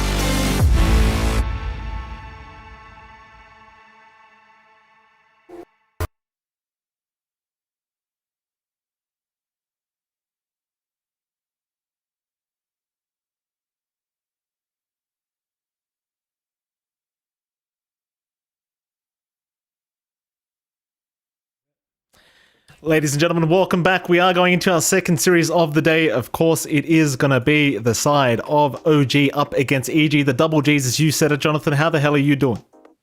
Doing great. Excited to see this one break out. This is going to be an interesting matchup because it feels like EG recently has been struggling. OG as well, to an extent, has also been struggling, and there's a little bit of a shake-up in the lineup, of course, for OG in particular. So we are seeing Mind Control come in for now, and well, as you said, play like Seb, play with Seb right now, and that's going to be a fun time. Should be a good match between both sides here. There's Kuroki's master plan. It's like, all right, I can't get him to play like Seb. He has to go play with Seb and learn off Seb. That's the game plan, apparently, from Kuroki, the mastermind himself. Well, there you go, Jonathan. This should be a very exciting matchup at the very least. I mean, you kind of mentioned it. Both teams have been struggling a little bit, but, do you have a favorite at least, John, going into this matchup? Like, should it just be OG that are the favorites in this matchup here against EG? It's hard to say. I would say EG in general has had maybe a bit more of a better time in the earlier part of the year. Recently, it's been a little bit rougher. They had a decent showing in other third-party tournaments. Decent enough, at least in the most recent one. So maybe it's a little bit better for EG. I don't think you can ever count OG out. I think you always have to remember that the flower power of this team, with having Seb, sure, the last time he showed up on the roster, it didn't quite end up well, but that's something they always iterate on. That's something that the team can always work for to improve upon. And I think OG is still a team that you can never underestimate, especially with Mind Control on hand. I'm keen to see how well he fits into how OG plays, how well that double offlane goes for OG. So it should be exciting. I think this is really just going to be not really a test, but a reveal of how much OG's learned and adapted from what they went through in the qualifiers most recently. Yeah, absolutely. And there you go. The handsome faces of OG. You'd love to see. I'm sure we're expecting something brilliant from these boys here in our first series of the day. Again, they're going to be up against Evil Geniuses, the boys from South America. And I suppose while they have been struggling, these boys can prove to be an extremely powerful team themselves. So I wouldn't underestimate EG going to this matchup, Jonathan, because, SA, they have this tendency of just surprising you. In multiple different tournaments, you kind of underestimate these guys, and next thing you know, they're just destroying you. Yeah, absolutely. I think it's going to be interesting to see how what they've taken away from the meta. Again, they've played a little bit on online tournaments, so they've seen some of those adaptations already. I'm keen to see what exactly we see in particular for, say, Whisper on his offlane. Whether or not we see, some of that Dawnbreaker and the Tusk coming out, which does feel really overwhelming to deal with, whether we see some other ideas coming out from EG here, and how aggressive they want to play. Because that's the one thing with EG as well. They know how to slow a game down and farm up and buy space for Pakaz, but they also know how to play this hyper-aggression from the laning phase. And I'm going to be keen on seeing what kind of EG we get here up against OG, because I feel like aggression is always nice early on. I think that fits into what EG wants, but sometimes when the draft doesn't line up for what they want, they always find a way to kind of just play this slower tempo, buy space out, have Pakaz farm up. But that can also fire back at them if they don't get enough aggression out. OG's the kind of team to kind of punish that kind of really slow attrition gameplay. Yeah, I mean, absolutely. I wholeheartedly expect them to try and do so against EGs. I'm more intrigued to see what kind of drafts they bring out, where this meta is going to divulge in this kind of series here, and see who can pull up at least game 1 victory. Of course, our first series of the day did end in a draw, so hopefully, maybe we'll have a 2-0 this time, Jonathan. Maybe not. We'll have to see. I mean, I'm not against tiebreakers. I like 1v1 mid SF. I think it's probably the best way to sort out tiebreakers, Jonathan. So if it comes to that, so be it. It's very, very exciting. That it is. I think I'd love to see that potential come out. I don't think the teams do, though, Mike, to be fair. I don't think any of the teams want to find themselves in that situation. Who cares, Jonathan? Who cares what they want? Who cares? It doesn't matter. It doesn't matter. 1v1 mid. Bring it on. Yeah, would love to see it. I think, I was just remembering all of the 1v1 mids we've seen from, say, Isal Genting. I think in the most recent, was it Riyadh or something where you had 1v1 mids? I remember one for top admins, was it Nina or Dougie, mentioning that, Execration Bob was already off his seat before the GG call out was that there. was Dougie. Like, you get moments like that. Yeah, Dougie, of course, it's always the number 1. Why do I think it is the number 2 at? But yeah, you live for those moments, and hopefully if you do get those 1v1s down the line, it's still 2 days off. But if we do get those 1v1s, then hopefully we see player camps, because I would love to see some players popping off and getting crazy. Remember when Fnatic was around and RML played that first 1v1 mid for Genting? He felt like it was the best thing ever. So Yeah. I want to see those moments, man. Because it was the best thing ever. And by the way, John, just to kind of go off the story, the way the story went was Bob, I think he died once in that 1v1 mid as well, did he not? He died once. And then the way he won the game with the second kill was he shift queued 2 raises or 1 raise or something like that and got off his seat, knowing he was going to land everything he did, which is, yeah, pretty damn insane. Shout out to Expedito, as we like to call him back in SCA, Jonathan. Good old Bobby. I'm waiting for your punchline being, that's my uncle. I was really waiting for that one. You're never letting go of that. You're never letting go of that. If my uncle ever watched Dota 2, he'd be in for the shock of his life. Unfortunately, I'm not going to lie to you, John. I think about Expedito more than I would like to admit outside Dota. I'm not going to lie. Why? Is it the name? Is that it? It's just the name? It sounds exotic. What is it? What about you know what it is, Jonathan? My wife was listening to that Justin Bieber. No, it's not Justin Bieber. That Despacito song, Jonathan. I was just switching it up with Expedito. I thought it was really catchy, Jonathan. It was very catchy. It is. It's funny. In Filipino, uncle is Tito, right? So I can call him Tito Expedito, which is really, it really rolls off the tongue. See, now you're getting somewhere, Jonathan. Now we're getting into the real bad stuff. Here we go. Thank you for that, John. That's not bad stuff. It's my language, Mike. How is it bad? What are you implying here, Mike LaPhoenix, huh? We've been casting for so long and I find out I'm a joke to you? Well, no, I know that every day. Why am I acting like I'm surprised? Oh, we've got a couple minutes till Game 1 draft starts at the very least. Jonathan, don't do anything bad to yourself quite yet. You're not a joke to me. It's fine. Don't you worry. I thought you were American anyway, Jonathan. I wasn't aware you were from the Philippines. My apologies. That's what everyone says. No, every time they're like, oh, I checked his Wikipedia. He's Filipino? Yeah, I am. And I'm sorry my accent isn't thick enough, but someday you will get a taste of that full Filipino accent cast. I'm sure Mike will be very happy to cast along with that as well, with his Australian accent. Well, that's what I thought. That was the weirdest thing, John. They didn't know you were Filipino. They assume I'm not either, which is the weirdest part. I thought I was the pretty obvious one to pick up, but they don't believe. Yeah, you've got the accent nailed down. You've got the Filipino accent nailed down. It's very Filipino. Although a name like Mike is very Filipino, but not your actual name. It's really not. Okay. And what we do have nailed down as well is a draft that should be coming out shortly for EG versus OG. So this is the issue, Mike. You and I never get the podcast time. We get these long pauses, and it's not long enough for us to go into, like a full podcast mode. It's not like we've got a mass disconnect. Thank God for that. It's not enough to dig in to names like Expedito. It's still the draft is on hand. Sven taken out by EG, Dawnbreaker, surprise, surprise, taken out by OG, and the Invoker taken out by EG. So nothing too exotic just yet. Gyrocopter banned as well. Not too many changes outside of Dawnbreaker at the very least. Absolutely not. Let's see what these other bans are to come out. Treant, no, Nature's Prophet does get removed. You saw the Invoker, the Sven was removed to boot. See, Gyrocopter not available either. This is the thing as well, like we just had Doom removed from the pool, and can I just say, this Doom change that happened, like the whole, he's not muted anymore, like you're not muting anyone anymore, but you're reducing their, you're making it so they can't be healed. And the amount of damage he pumps out, it's pretty ridiculous. That it is.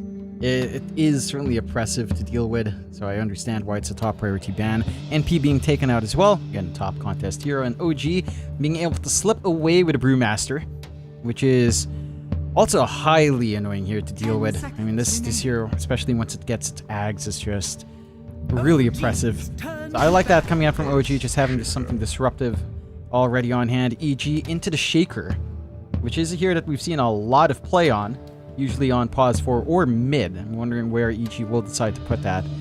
It does feel like right now it seems to be lined up more for the support, but if the mid matchup favors it, despite the nerfs, I can still see mid Shaker doing reasonably well against melee matchups here. I don't disagree. More bans to come. with this new pick ban phase, it can be a little bit long to get things started here with all these bans coming out, though. I actually don't mind it now that I've had the time to really just enjoy it. It's slow at the start, but I appreciate just removing so many heroes from the pool. Because there's just too many broken heroes in pretty much every meta, right? So it's like, just get rid of all these damn broken heroes. Let's see something different, surely. Allows other heroes to kind of take the spotlight, so I do enjoy that, at least every now and again. Normally you just fill it in with another set of heroes that are also within that top set of heroes to pick. Okay, this is funny. For me, the stream is kind of speeding up, so it looks like Yuragi's really tapping fast in his head. Like, times 10 the speed. He is, okay, no, he's going super really fast. Alright. This is not fast forwarded. He was going that fast, John. That's how he warms up. There's no demo for Yuragi. He just taps on his head. That's how he warms up, Jonathan. Alright, I appreciate that. That's how he gets himself ready to spam click, I suppose, and get his spells ready. EG picking up that nice Venge that we haven't seen prioritized or contested in the last series, but it is one of those heroes that has really taken the spotlight now with how Wave of Terror works, with the damage reduction on swap and the talents. This is a really nice hero to have on hand. I'm wondering again for EG how they flex it. Is it going to be a core? Is it going to be a support? Are you starting off with your 2 supports here for EG? Still rather open. OG into the Warlock. So you have to deal with that upheaval, but it's not as oppressive in this lineup, I would say, for EG. I mean, you've got Fissure from long range to stop the upheaval. You've got Swap. You've got the Magic Missile with your talents plus Aether Lens. It's not too hard to reach into the Warlock.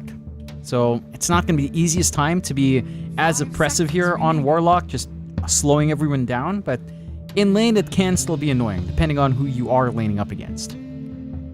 I love the fact that before Warlock was meta, you spent like a full year telling me how great Warlock was, and it's a shame nobody's picking it and spamming upheaval. And now that Warlock gets picked up, you're starting to break it down and tell me it's not that good. Is that what you're doing to me, Jonathan? In this specific scenario, there's a Shaker with Fissure and Magic Missile. They've got the stuns. 10 seconds. Even Magic Missile plus a Shard, if the circumstances are right, you can just hit the Warlock every time. Remaining. I'm being real here, Mike. I'm being realistic. Upheaval's still great. It's fantastic. It's a great spell. But this is not the easiest game to just stand there like a fun-hating lover. Like someone who hates fun. That's what Warlock is. He's an anti-fun hero. Alright, you sit back, you channel upheaval, no one's having fun, your support's yelling at you, your core's yelling at you because you're not doing anything, the enemy hates you because they can't walk. You just make the game unfun for everyone, and that's what I enjoy. That's me, a Warlock enjoyer. PA comes out for OG, we skip that part just a little bit. There is some good slows here. A Stifling Dagger with an Orb of Venom if you will build that up. And upheaval, no one moves. So wow, that could be funny. Could be. Not very much fun though, as you like to say, John. Not fun at all. The old upheaval. There's your Morphling coming out here for Evil Geniuses, and now the Treant Protector also making its appearance. Okay, so that should be a core Venge or Shaker now for EG. One of those will have to take the core position. Maybe banking on Shaker mid, but again, you can kind of do Venge off lane. Support Shaker and Treant, it's not too bad. Treant's one of those heroes that has also been on a little bit of that up and up. It is fairly oppressive in lane. Still really hard to trade with the Treant. The fact that the vines count as trees for his self-regen is pretty big in terms of just maintaining harass and disengaging. So I like seeing this come out for EG. It gives him some much-needed teamfight as well. And allows you to do quite a fair bit. I'm keen to see how well EG plays the lanes, because right now the lanes are looking pretty solid. Like a Treant Morphling lane, it's not too bad. I don't think the Morphling cares too much about the Brewmaster. I'm wondering what OG will give Seb to kind of tie into that Brewmaster as well. Like, something that just plays with, say, really good early damage, maybe some control. Something like a Lion wouldn't be too bad, especially into the Morphling. Although, it's also the double-edged sword where a Lion into Morph means Morph can turn into Lion, get the Hex and Earth Spike, and that's just doubly annoying to kind of contend with as well. And that it is. Oh. They've also, EG has the old school Shaker Morph, but that doesn't work anymore, sadly. But yeah, sadly it doesn't. I was about to bring it up, but it doesn't work, John. It's a shame. It's a real crap. I kind of, as much crap as we talked about it back in the day, I kind of miss it. I really do. I don't. Oh. I mean, it was fun. It was fun. Oh, it's just, so it fun. was definitely busted. 10 Definitely seconds busted. remaining. It's so funny. Like, that and Morphling Tiny, I think. Morphling Tiny was my 10 absolute seconds favorite. remaining. Which is, yeah, I don't see anymore either. The double OG, tree. yeah, the double tree volley. OG into the Darkseer, so perhaps considering a support Brewmaster, which we've seen a couple of times. Not the worst thing in the world. It can be a bit greedy trying to build up farm on both of these heroes. If it's support Brewmaster, then your timing to Ags is stalled out. In fact, both of these heroes really want Ags. So it's going to be interesting to see what OG can get done. Although Brewmaster is a really good body for the Darkseer to play with Iron Shell with. So I can see some aggression coming out there early from OG. EG banning out some mids, taking out the Storm, Puck, and now 10 Earth Spirit. seconds remaining. So there you go, Mike. Still some respect for that hero on the mid lane. 5 seconds remaining. It only got buffed once, Jonathan. They already nerfed it. I knew it was coming. OG. Final ban out. 20 seconds left. What do you even require? Like, you just need some kind of offlane here for EG, you would assume? Well, they got rid of the Monkey King for now, so perhaps not. 5 seconds left for this ban out for OG. OG's turn to pink. We're gonna get rid of that, get rid of the Quap. Bit of a mix going on here, some perhaps kind of ticking all the boxes. OG.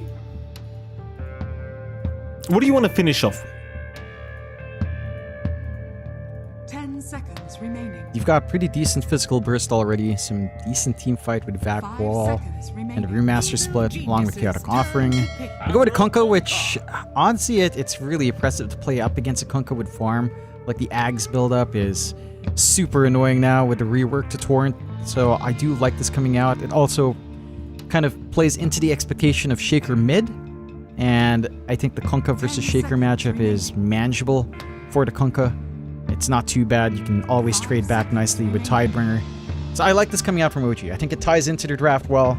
If you get a good Fatal Bonds off with all of your AoE damage here, Vac Wall into both, into Torrent and Torrent Storm, it's a lot to play into for EG. So I like this coming out from OG. I'm wondering if EG just flex out this Shaker into support and get something else mid that can lane up against the Kunkka.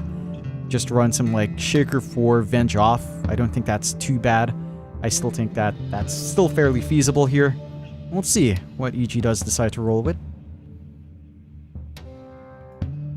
I'll have to think about it. This Kunkka hero, like, it's... I've been wanting to see a reappearance of Kunkka. I'm very happy to see it coming back out. You mentioned, like, the Torrent Storm now even more annoying with the Torrent changes, but the Torrent Storm was already so annoying before even the changes were... the changes happen. Like, this is one of the best Ags, I think, in the game. It's pretty ridiculous. I don't The disagree. Primal Beast comes out. I don't disagree. Yeah, the Primal Beast should lane up quite okay up against the Kunkka. I don't think that's too bad for Chris Luck.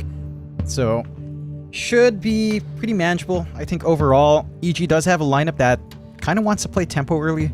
Like, it can just take control fast, force these fights, stall out the game if necessary with Living Armor, with that Terrain Protector on hand. I think OG, I mean, you've got the Seb Brewmaster on hand. We've seen what a support Brewmaster can do, and this lane duo of Darkseer Brewmaster is pretty strong.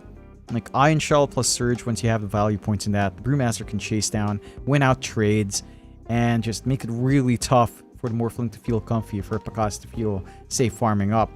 So I'm keen to see how much OG can get done in the off lane. I think that's the most interesting lane OG has, and what BZM's itemization is, because I do feel like the Ags is a big priority for the Kunkka nowadays, but I don't think you go too off the mark from your old build-up, which was either like Travels and Armlet. I think that's still fairly feasible, into like a BKB into your Ags. That could be one way, or Phase Boots BKB Ags is pretty fine. So I'm keen to see what timings OG wants to hit, what kind of ideas they have with this draft, and how aggressive EG wants to be, because this lineup, it feels like it doesn't want to rest too hard. You know, like, you've got Primal Beast mid. This here does want the snowball. Melee matchup for Primal Beast. Into Kunkka is pretty good, but Kunkka does have counterplay here. It's not a complete win for Primal Beast in this lane. Well, let's see how it goes. Game 1 is now officially underway here between OG and EG. See who can pull off the first game victory. Already a big smoke up from both sides. Just trying to get to opposite sides of the map right now and prep for those bounty routes. Could be a bit of a run in here with Panda very, very soon if... or rather, if EG aren't too careful. OG have 4 or 5 heroes here, so they want to go for the fight. Panda will break the smoke on Yuragi, though, and make it pretty obvious where they are. Chances are you aren't really going to find much out of this smoke rotation from OG. No, you know what they're doing? They're just cutting the trees. They don't want to give this tree into the lane. I love this. Panda. Just a 5-man to constantly quelling down the trees. That's it. Goodness me. Look at that. Total deforestation here. Yeah. The 3 quelling blades doing all the work. 30 seconds to Oh, that's beautiful. That's a real hater game right there. That's some hate for the tree. And Wait. I love it. Did Kid Rack use his tangos to get rid of trees? Is that what he did? He got tipped for something. Anyway, see Smile. Chase is on for the Primal Beast. He's going to be just fine by the looks of it. Nah, he got the obs, I think, with the sentry drop. So they got extra value there. Oh, I see. It's a positive tip. Well, that's nice. See Smile. 2 for 2 trade on the bounty runes. That's how you know I'm from the for the SEA server, Jonathan, you know? I never expect a positive tip to come out. Yuragi. Oh, this could be very negative for him. Panda. They're going to move on to Kit Rack instead. It won't really amount to much anyway. You don't have the magic missile. Kit Rack's going to be just fine. Panda trying to be as annoying as humanly possible on the way back for Kit Rack. He's actually sticking around here. The TP is there. Kit Rack not going to waste any time. Back off into their lanes. We are running the Whisper offlane Shaker as well, so not the offlane Venge for Matthew, which is fair. I think Shaker is maybe a little bit more timing dependent as a core, or even as a support, so you do want that ramp up lined up here. This should be a fairly stable lane for Yuragi as long as he doesn't get chain stunned. He should be able to just farm up fine. He always has his Phantom Strike when that level is up, so it's not going to be a easy kill threat for EG to find here. Well, Seb. We'll see. Seb falling extremely low. Panda just constantly chasing him down.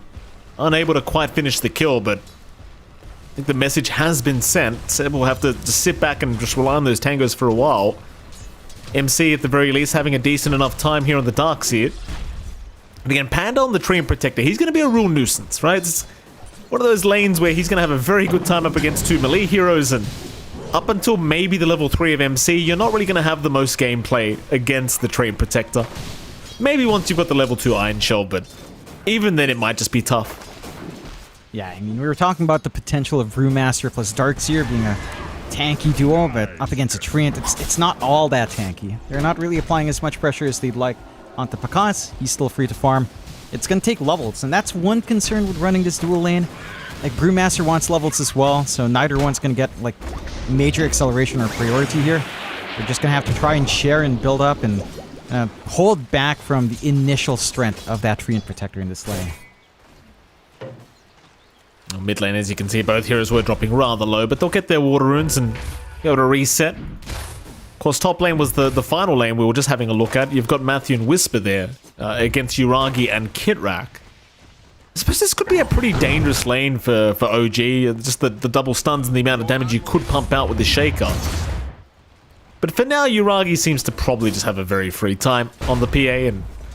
But as long as Kit Rack is around to keep him safe, perhaps he just never dies. But they will throw a magic missile out on Kit Rack. No follow-up to it, though.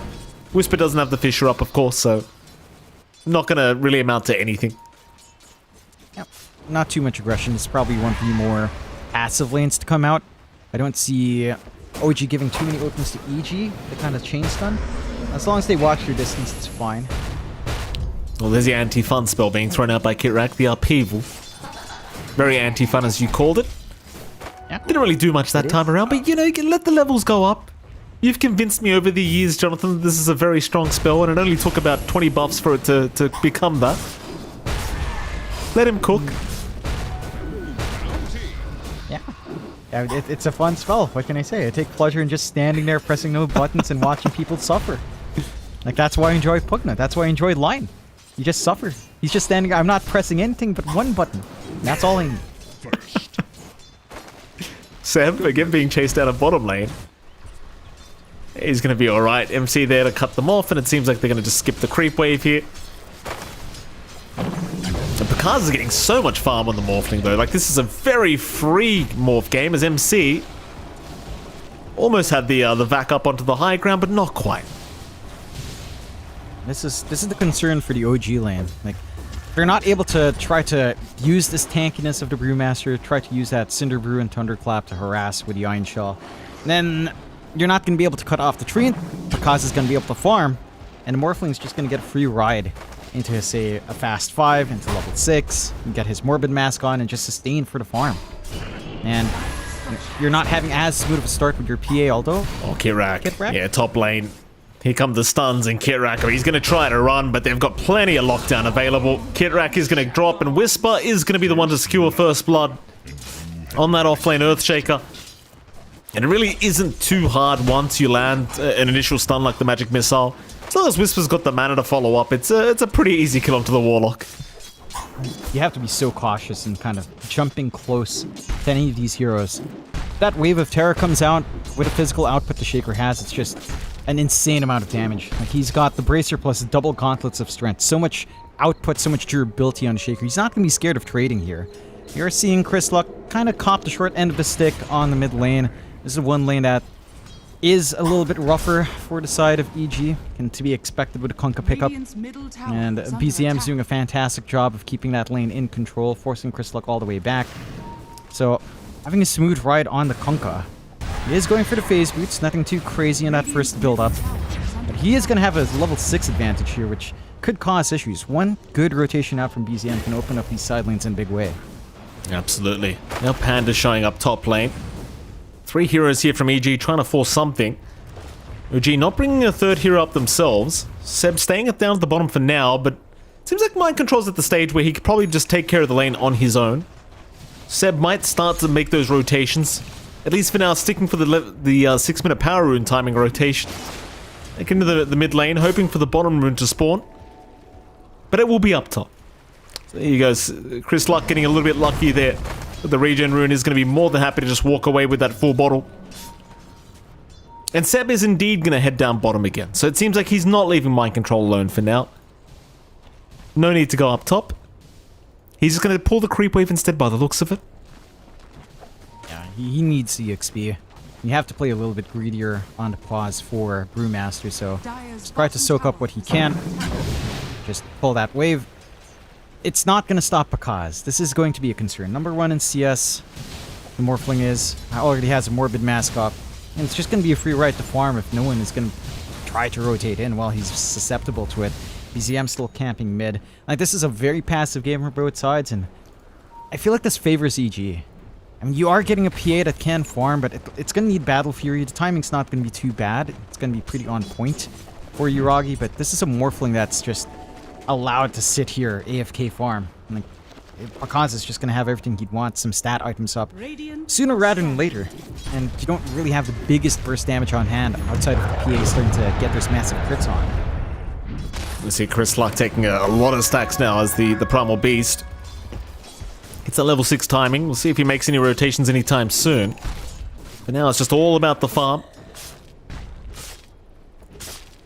Mid lane, BZM going to return, but doesn't really want to try and make the play onto Panda. And BZM had a very good mid lane, by the way, as Chris Luck will go for the Pulverize. They do have the Nature's Grasp here, so BZM's actually taking a lot of damage, and BZM might actually just be dead. He never got the boat out, but he's alive. 20 HP he'll survive on. That Torrent's slow. More than enough to buy him space. Chris Luck walks in the wrong direction for a little bit longer than he'd want to. Uh-oh. Chris Luck, yeah, he's okay. Instead, Panda, he's going to be the one chased down by the upheaval. Not going to allow him to walk away from this one, it doesn't seem, but now with the onslaught in, it seems like Chris Luck wants to fight. He's got a haste rune up, so it's very hard for Seb to get out of this, and now the chase is on for BZM. The haste rune, he'll keep going. BZM again going to be pulverized by the Primal Beast. Do they have enough damage? It seems like they may just. Onslaught is back up in a couple, but he needs the mana for this. They'll X him up instead, and it seems like Chris Luck, he'll let this one go. He's not going to dive that deep for this Conquer kill. He's already pretty happy with the Seb kill, I think. Yeah. Take that freebie for yourself here on EG. No potential for PZM to kind of just TP back home with the X as well. So he's not going to be able to contest mid anytime soon.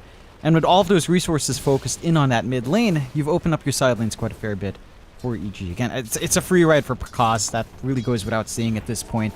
Morphling just skyrocketing in net worth. This is some much needed room for the PA, but it's not like the PA can walk up in that lane up against the Shaker solo either. Like, the threat of Enchant Totem is just way too big. So you're forced to jungle early anyway on Yuragi. Again, you're going to need that full battle here to really feel that farm kick in for the PA, and EG are just picking up on this momentum. Pushing in top, knowing that OG don't really have counterfight ready. They don't have Golem up on Kitrak. I mean, they are ready on BZM with a boat once more, but without that follow-up, just feels a little bit lackluster for the defense. Oh, there goes the tier 1 top. There is no defense to come. BZM at least trying to steal some farm here in the Radiant Triangle. Does get away with the large camp. At least some of it, that is.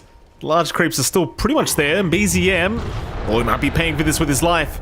The onslaught, it's not going to land. BZM still able to just outrun them. Chris Luck not able to get within range for the pulverize. BZM will be just fine for now. Thing is, you've got to be worried about Bakaz. Like, this Morphling is getting the freest farm of his life. There is zero contest here for Bakaz. For now, it seems like there's just nothing they can do about it. Yeah, and they don't have the hard hold to pin down the Morphling even in a rotation. It almost feels like you really need to use that Chaotic Offering for a pick-off on the Morph. You just got that online out for Kitrak. They could look for bigger fights, but they're not presenting themselves on EG. They're just working the lanes, shoving everything in, building this farm up. They will go for a smoke play now with BZM and Kitrak. This could be the movement we were looking for. Certainly could be. Panda, in the meantime, actually finding Seb.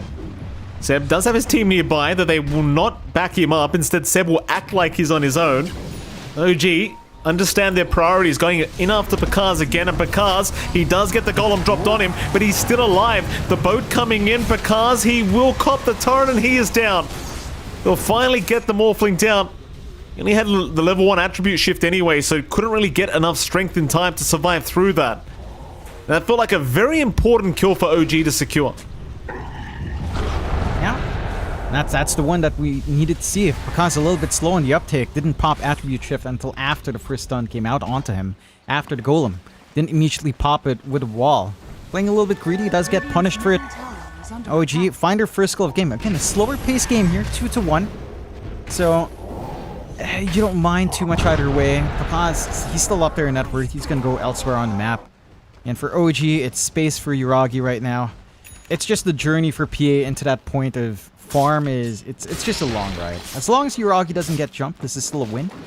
But once EG maybe perhaps gets an idea as to where that PA is at. Oh, BZM.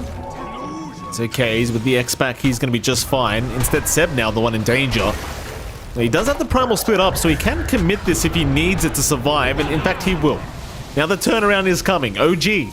They'll move on to the Treant. Panda, he'll go for the run. OG still going for a bit of a chase here with Seb, but it is really just Seb. Trying to see if he can solo Panda on his own, and the answer appears to be no. Not with Bakaz around. Meanwhile, the Primal Beast makes the jump in onto Seb.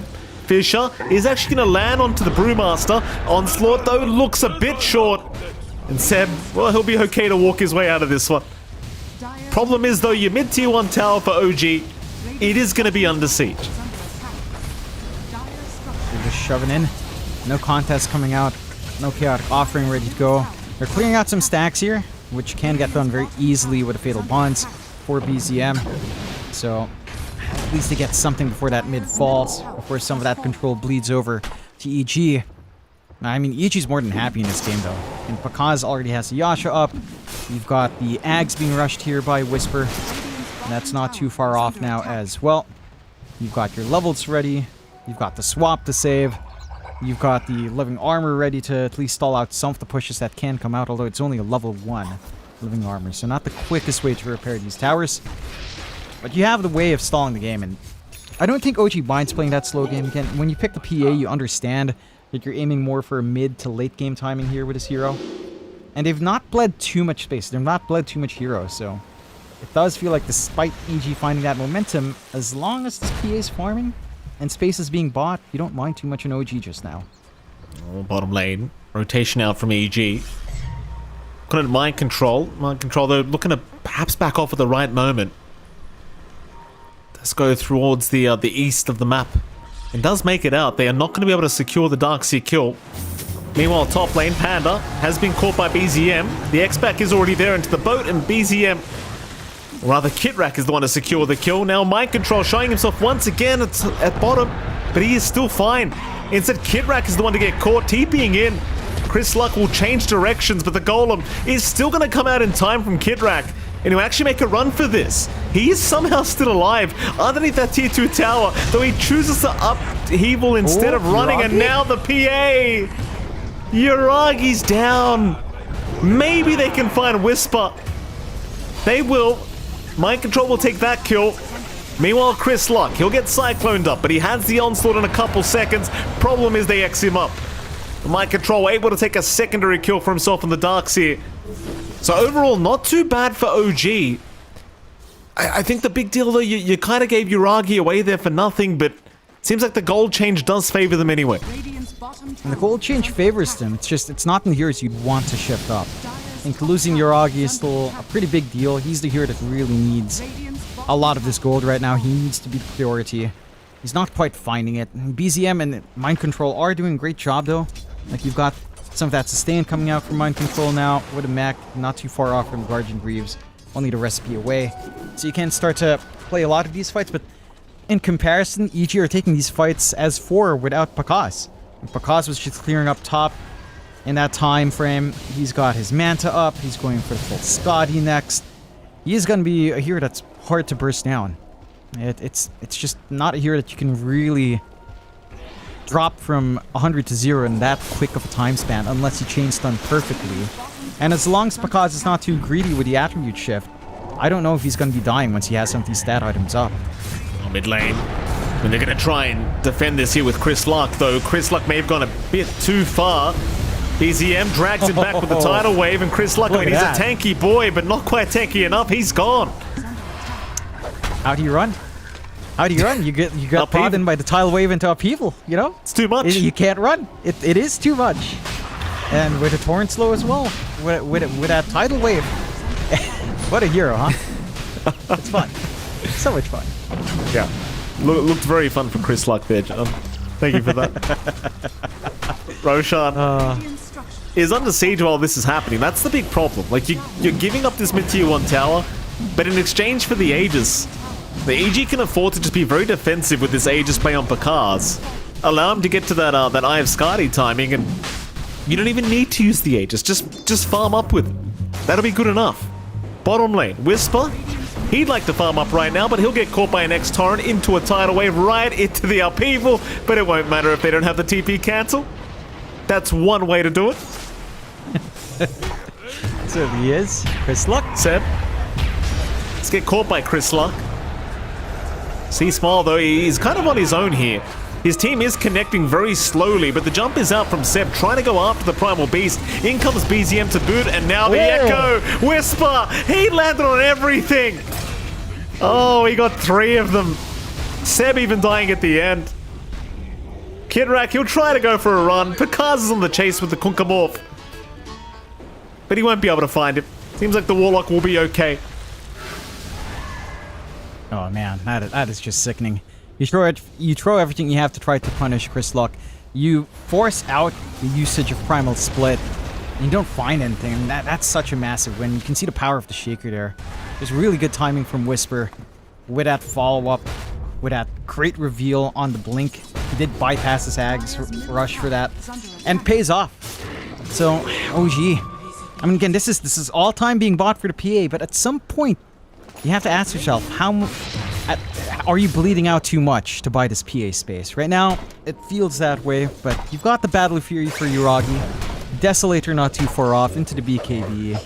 And it's at that point where your PA will start to feel like a massive issue. Matthew getting the upheaval experience. He's as good as dead. Nice easy pick off there for OG once again. 7-6 now with a 2k advantage the way of EG, but OG is still holding the win probability their way. Seems like Dota Plus is on their side of things for now. Even intervening, just intercepting this Radiant jungle now, this Radiant triangle rather. We'll see Smile, not feeling too confident, will back his way out of that one. And it's interesting, right? Because, like, they got the Aegis on AG's end. You would think that they would have a much better win probability with the farm Bakaz is getting. But in fact, OG are the ones with the win probability their way. I think it's down to the fact that as this game scales on, your answers for some of these heroes aren't quite there. Like, your Illusion Clear is somewhat there with Shaker plus Primal Beast, but clearing out the Brewlings, for example, coming out from Seb down the line once he gets his talents up, and once he gets some levels up, that's going to be a little bit tougher for them to try to machine gun down. You don't have the instant burst option for Uragi. No magical burst to just chain stun and kill the PA before she can try to lifesteal back. And once Blur is up with the Ags, it's going to be really oppressive playing into the PA. They'll push that advantage now with a smoke though. Yeah, they certainly will. Vision is set up from Whisper, and Seb is just going to get annihilated here at down the bottom lane. Tormentor right out as well here from EG, just trying to take the one away from OG. And they get away with it. Right on the mark. Ooh. Tormentor going, they'll give that to Matthew. The perfect shard you could ask for. Happy days for EG at the very least. I mean, that's the best. That's probably one of the best free shards you could get. That and the, I suppose, the Train Shard's also really big. Or the Shaker Shard. But just having this additional magic missile reaching a little bit further, even though it was nerfed, still massive for these fights. So more control coming out for EG. Tier 2 faults as well. Aegis, not too much time left, 1.5 minutes. More than enough if they want to commit for that Tier 2 mid or top. And a full Scotty's up for Pakaz. So the investment in the Morphling is starting to really kick in. The stats are up. He's got a lot of output. You also lack that instant nuke on OG to just bring this Morphling down from chain stuns. Oh, Seb gets caught again. Chris Luck, he was right on target. That's your Brewmaster gone another time. They cannot buy him time for the Primal Split whatsoever. Though there is a nice back wall. Mind control, gonna try and fight this one out, but the turnaround is there. Whisper looking to back out, does do so thanks to Matthew. Chris Luck still just casually onslaughting out as well, so instead they have to try and focus Matthew, but now the overgrowth. Everyone just helping each other, and nobody's been caught. They are still chasing Matthew. He'll go for the TP attempt and he's out. That's rough. OG get nothing for their trouble. It's not a great feeling for OG. At the very least, they only, well, they did commit a lot. The Chaotic Offering drop, and the Vault's not as big of a commitment. Still, EG, they get a good read. You know, instant TP out from Pakaz once he was stuck in that upheaval. You don't really want to contest that. You're going to be able to find our own Tormentor off the back of this as well. Aegis will expire right in time to reset Pakaz and get the shard out for Panda. Now you have to commit a lot of sentries around the map here for OG to kind of just spot out this Treant if he's just camping you. And can bypass the shard payment as well for the blink. So you'll have additional initiation for EG with that freebie coming up. And that's why it's really important to control your Tormentors. And like some of these big shards that come in means that you accelerate into these bigger items for the supports, and it just causes a cascading effect when you lose control of your map like that. Rough times right now for OG. 6k behind. EG moving up towards the north now. Taking over this side of the map, though I say that, Pakaz is going back through the twin gates down to the bottom side. And it all seems to just be about farm anyway. Though BCM might run into Pakaz, but he was to run the other way at the right time, so won't have to bother with the Morphling. There's just so much farm you've got to secure right now as OG. You'd rather not fight if you don't have to, though they do have a bit of vision, I believe, on Whisper right now, so it could be an opportunistic moment for OG to try and make something happen. Lines have been drawn out. OG grouped up. Whisper is probably going to be their target. Thing is, Whisper has his own ward right by that camp, so he'll see them coming. That's going to be about it. Nothing pans out from this. It's getting a little bit scary for OG. Like, Whisper's itemization, going for the right click into that Silver Edge, just having a break for the PA, it's going to feel really bad for Yuragi. He is working towards that BKB, and still a ways off. He's gotten a lot of room on that PA. Number 2 net worth now. So they've equalized a fair bit here on OG to catch up on this PA. It's just this item advantage Pakaz has is just massive. He's going for the Satanic, bypasses that MKB that he was queuing up. Just wants to have some self-sustain up front. Probably just banking on Whisper with Break to kind of deal with that PA first. Once that is up and running, still a ways off. Full Heart up and running on BZM, so a really strong front line now. Gonna be hard to pick him off, especially if the Ghost Ship buff kicks in as well. I'm keen to see if BZM will just go for the Yags. It does feel like you do want more of that control. Like you want a way to break up these fights. Upheaval plus Torrent Storm sounds really damn funny. Sounds like no one's going to be running away from that, so could be massive in finding these opportunities for OG. Again, with a wombo combo of Vac Wall, plus the Boat, plus Torrent Storm, it's a lot to deal with for EG, at least until BKBs are up. It certainly is. While playing Seb, was under vision, still is. C-Smile's going to see him, and with that, the onslaught will fly through. He does have BZM around the corner if he needs it, though Seb might just be dead anyway. Pulverize will come out. Picard's looking to cut him off anyway, and Seb, well, he has the primal split if he wants to. He's thinking about it, and now he does pop it. They'll try onto Matthew, and it seems like Matthew will be a bit of a sitting duck right now on the Venge. Overgrowth even being committed here by Artrean. BZM dropping low. Picard's, however, dropping low himself, is forced the waveform away. Chris Luck back in with the trample now onto BZM, just going in by himself as the primal beast, but does need to get out now. He's dropped too much HP. C-Smile, still not dead, still running, but finally goes down to the dagger. Yuragi gets it. That's one down for EG. There's now Pakaz, dragged back by the tidal wave, but can they actually deal with the Morphling? They'll try the Spirit Vessel on him, but it seems like they're just trying to chip away at the Morph for now. X up? Oh, they've got him. They have got him well and truly, the Morphling. Strength morphing again. Picard's still alive. He's going to get jumped now by Yuragi. Picard's going for the man fight against the PA, but he's doing literally no damage. With all this strength morph, he'll waveform towards the high ground once again, as now EG moving back in, but Picard's, he is still alive. Throughout all this damage, he is just not dying. A great Fisher to block them off to boot. And there you go, John. Waterboy will make it out. That was on edge. They played perfectly on EG to bait out as much as they can from OG. A really good swap just to reduce some of the damage coming out as well.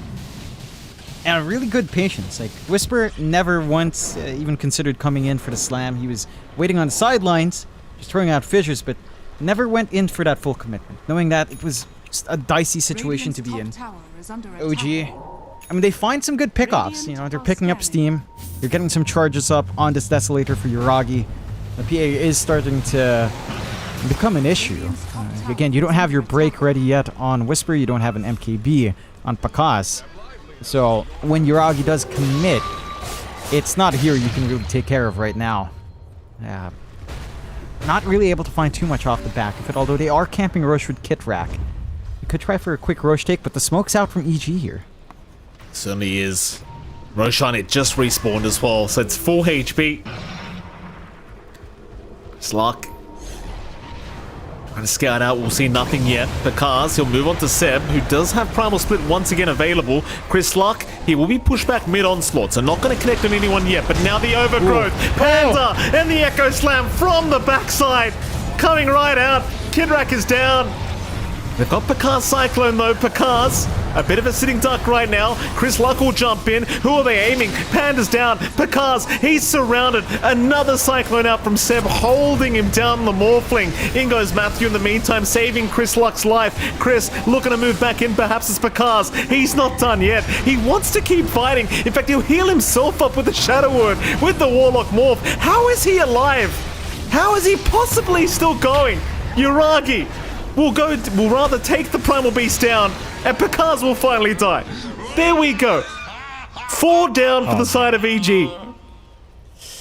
That looked like such a good opening to find there. Really big overgrowth coming out, a really nice slam. It's just not enough to drop these heroes down. All the control coming out from OG.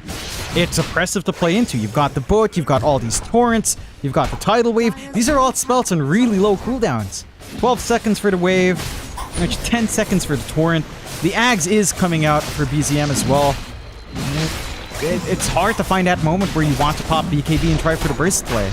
Now Roshan's opened up for OG. Aegis up for Iragi, Cheese for BZM. And again, with a lack of burst play coming out from EG, it feels oppressive to play into this. With all of this control, right? Like, you have so much counter fight on OG. You've got the Cyclone constantly flying out to Pakaz. He has no BKB. He has to go for the MKB first, so he's always going to be up in the air. You do have swap to break that from Matthew, but he has to swap to save other heroes first. And even with that really strong initiation from Panda and from Whisper, it just wasn't enough. The slam maybe not as good as it looked. You know, not as many heroes were clumped around that area. You only really found a Warlock off the back of that spell commitment. You need to try to catch the PA, because that is your magical burst. The Echo Slam is your biggest magical burst here. Try to take care of that PA before the BKB goes on. Absolutely. Now OG. Oh, they look like they feel it. Onto the top lane they go. Take down that tier 2 top tower. But they will. It seems like EG are trying to just focus themselves at this bottom side of the map right now. Not interested in a team fight against OG, of course, with the Aegis Cheese up. I mean, everyone on OG is just picking up a heart as well. Like, you've got BZM with a heart. Mind Control's got a heart. So why the hell not? All the tanky boys. Yeah. Just means that you can't burst them down.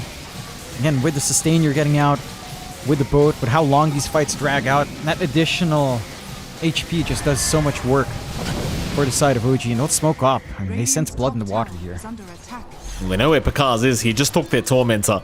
It's pretty obvious where the Morphling is at the very least. OG still heading towards the south, trying to go towards that bottom lane. Might run into Chris Luck first. Chris Luck, though, onslaughting away for now as...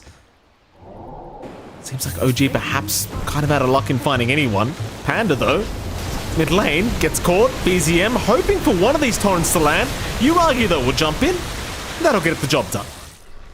They find themselves a tree. Not the biggest kill, but it's certainly something. It's a nice pickup to take. Doesn't really provide you with too many openings, but does reveal the Ags up on BZM. It's kind of ridiculous how low cooldown that Torrent Storm is. 70 seconds. Just feels like you're always going to have it up for the next fight anyway, so not a big commitment there. The mid-tier 2 tower they go, OG. Not really holding them back quite yet. Oh, even Whisper getting pinged up at top lane. It seems like Uragi wants to see if he can snipe him. The Shaker. Oh boy, he got actually hit by the Enchant Totem. Uragi. Awkward Blink Strike. Whisper just trying to just completely juke them out, and it seems like he's going to be just fine. They've given up. Slips away. Buys a little bit of time away. That commitment mid doesn't go as fast without the PA's damage output. Still, you're losing map space here on EG, OG. They've got the advantage. How do you stop Uragi? You know, we talked about it. You don't have the burst damage. You've got to find a really good staggered fight on EG. Either a massive slam or just really good chain control onto one hero isolated here. Oh boy, Seb. Seb just got annihilated by Pakaz, though he did get caught by Whisper to be fair. So that's your Brewmaster down. OG. Certainly perhaps looking to retreat, even with the Aegis up for another minute and 15. You probably do not want to fight without that Brewmaster Primal Split. Though I say that Uragi's hanging around Whisper right now, who's just jumping around, breaking all the smoke. Whisper finally caught out, though a nice Fisher landing on 2. He's not down yet. A nice back wall there, Mind Control locking a couple down as that Pakaz jumps in. But Pakaz, I mean, he's got Kid Rack, but what else can he do? The jump is there from Uragi. Onto the Morphling, and Pakaz is a bit of a sitting duck now as Matthew does save his life this time around, and Chris Luck looking to make the jump in with the Pulverize. They're still trying for the Morphling though. Drag him back with the Tidal Wave. Now the Echo comes out from Whisper. It's given him a second chance at life. The Morphling gets out again. Chris Luck He's the one left behind this time.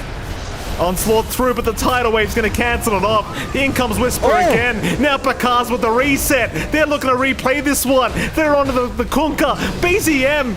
BZM's down, I think. Tidal wave, though. It buys a bit of space, but not much. Whisper will catch him. And that'll be a double for Bakaz, of all things. In a pretty atrocious-looking team fight for EG. They still managed to make it work. That's what we needed to see from EG. You know, there's the burst damage coming in, a big slam coming out from Whisper. It's still a bad team fight though, right? It was pretty awkward. I mean, they had to buy back. It doesn't feel amazing, but you managed to find the solution for that PA. You save Bakaz, the bigger hero, to bail out anyway. And Whisper makes up for that buyback gold with those kills. So he's still set to have this really good timing into his Octarine for more uptime on the slam, way lower cooldown on the enchant for output. You didn't even need to go for the Silver Edge, because you have that MKB up on Bakaz, so he's alleviated of that pressure in trying to break the PA. A rather even game still on board. I mean, OG still has the advantage in terms of map control for sure, but EG, they're finding ways to play. They've got the blink up on Panda, so you can find those big angles once more for the control and the overgrowth. You're seeing just how much this durability is coming out for Chris Luck. Like the Blade Mail Heart, whenever Uragi can't focus down that Primal Beast. Like he can't afford to. That's one thing he did as well. Let off a few hits while that Blade Mail was active, lost a lot of HP to that Blade Mail, and just softened him up for that control and the damage from Whisper and from Bakaz. It's also weird because in this lineup, both sides have really big damage reduction. You've got the boat for OG, the swap coming out here from Matthew. This is him without his talents. You know, we're a long ways off from 25 for the Venge. Heck, we're not even at the level 18 for the max swap with 50% damage reduction. 40% alone is already enough to bail out a lot of these heroes. It certainly is. OG. Move up that top lane. Panda is being very annoying, just constantly skipping the creep waves, but it seems like he's going to rejoin his team now, and they might go for a big smoke up.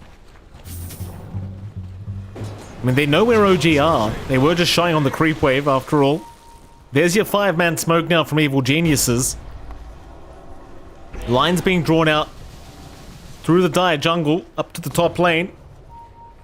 Thing is, OG are kind of prepped for this. They'll just hang around the Twin Gates and wait for EG to show themselves. And here we go, Uragi. He might be the first one to be spotted, though no, the blur never ends. Instead, they'll find Kidrak, so the Warlock is gone, but Kidrak is going to buy it back. That's one. Seb, he'll get the Primal split off. In goes Uragi onto Chris Luck, but Chris Luck is out of there. Bakaz, in the meantime, trying to go for the man fight against the PA. Will wait forward, and now the overgrowth. Locks down Uragi, takes him out. Echo committed him in the meantime onto BZM. They've even got the Kunkka. BZM, sitting duck, is gonna die. Everyone else just needs to get the hell out of there. This isn't the team fight any longer. Chris Luck, onslaught forward, gets a tie back onto Kitrak, and now, well, they're looking for a rampage, it seems, on Bakaz. Ultra Killer's there. Seb has run, though. There is no rampage to be had. Well, does Seb get out, though? Seb? Oh, the Fisher. Whisper. It pays off. They chase him down, Seb. I mean, he's buying a bit of space at least, but eventually he should just be dead. They will lock him down. Oh, they're just playing with him now. Because he'll be the one to take the kill. Oh, too late for the rampage. Way too late. Doesn't line up. Unfortunate. They did force a lot from OG. Uragi bought back, cancels the TP, seeing that the fight's a lost cause, so now you don't have buyback in your PA. Fortunately for the side of OG, Roche is a longer timer on the respawn, so they're going to be able to rally around that objective, try to get that secondary life up for Uragi, but that was a massive blunder from OG. Like, this buyback for Uragi cost them a lot. Now they have to absolutely take that Roche. If they don't, that could be your high ground. That could be Ancient falling down. That could be the first game gone. And EG, the way they line up their spells there, man, it was just perfection. The chain stuns coming out, even the boulder coming out from Chris Luck with a rock throw, just landing perfectly onto Uragi after the magic missile. Like, everything lined up beautifully. And EG are executing as a team splendidly here. OG, they're not doing too bad, honestly, considering this circumstance of having mind control stand in. You know, with her lineup, with this rougher start you got off for Yuragi, they are still managing to reel it back, but they can't afford to play into this team fight of EG. Where OG shines is the solo pickoff, with playing around, dancing around with the blur ags on Yuragi, maybe clearing out one of these supports. Like, if you take care of the Venge, remove that swap, remove the magic missile, that's already a big tool taken out. And there's no ags just yet on Matthew as well. That's not like his death is going to still amount to something in the fights. Right now, it's going to be a very big pickoff if OG can hunt down the backline. It's just, they're not really able to. EG are playing with confidence, sticking together as 5 and not giving any openings out. Well, there's Yags up in Yuragi. Satanic being bought out as well. Roshan's still a very long... it's 40 seconds away, this Roshan. It's one of the longer timers. And OG still with the win probability going their way, by the way. 60% their way, in fact. And must be. It was at 50-50 for just a moment. OG is still looking to be the favorites here in this game.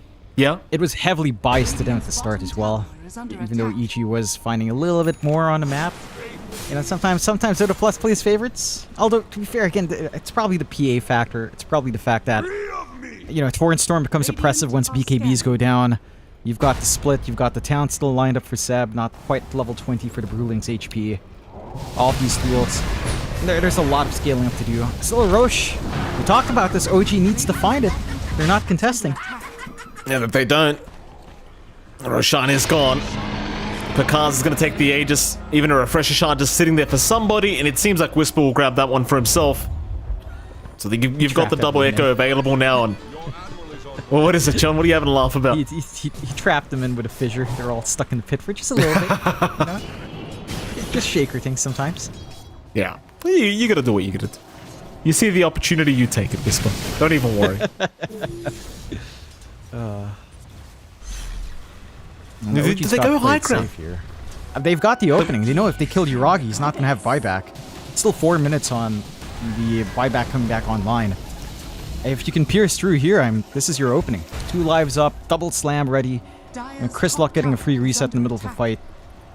This lack of burst on both sides is... it's hurting both sides' odds, but it feels easier for EG to play right now, considering how well they're playing into these team fights. How well they're using the stagger team fight. Mind you, high ground push up against the Darkseer plus Warlock can be scary, but they're not even clumping up for that just yet. Seb spotted Panda. He knows he's there somewhere. The Brewmaster, though, being a little bit challenging to find. BZM's going to drag out the tree from the tree line. Panda now just stuck in the Torrent Storm in a bit of an awkward scenario. Might just drop and does. They've got the tree down. In fact, they've even found Matthew, saving Picard as Chris Luck is going to jump in, but Matthew will drop. Chris Luck, what can he do now? He'll pop the BKB and he'll just TP away, but the golem drop. No messing around. Kirak will cancel the TP. That is 3 down for EG. Picard still needs his own way out, but it seems like he should be okay, surely. He'll wait for. The chase is slowly on. Yuragi, he'll keep up the vision. Picard's slowed up again. Normal punches there onto Picard's. In fact, that's a lot of damage. My goodness. The illusion really hurts from mind control. Whisper also running. Looks to be okay. They'll surge away this time. But that's a pretty bad team fight for EG. In fact, Picard's, he's not out of the woods yet, John, but he's gonna barely make it. That is Whisper? dicey. X? No. Oh, Whisper got caught in the X. He'll pop the BKB, he'll pop the Echo. He's going to try for the double. I mean, he's made a very nice formation, I suppose, but it's still going to cost him his life as Picard's forced to jump in and go for the fight. Yuragi doing a lot of work here, and with the normal punch out from mind control, he's just got no chance. Picard's, he'll still get out of there, though. He'll wait for him away for now. Moving back in onto Seb, and Seb's the one to go down. In fact, Yuragi? Whisper with the buyback, fighting Yuragi. The PA's down. Picard's. Oh, he's still alive as the back comes up from mind control down to 3 with the wall down. That's dirty. What the hell is happening? Oh, that's so dirty. Picard's. Well, this is brilliant. Killing him. Here we go. This is fun, Picard's. Take it. Matthew. Oh, okay, he's fine. Oh, good God. That was dirty mind control. Goodness gracious me. I mean, he still dies. It's still a win for EG, but boy, oh boy, was that not the way that fight should have broken out. Mind control won. For sure, he won the psychological war there. The big issue for EG is they force that fight onto the high ground and they instantly commit the overgrowth. When the rest of the team isn't ready to back them up there on the high ground, they only catch really, what, 2 heroes.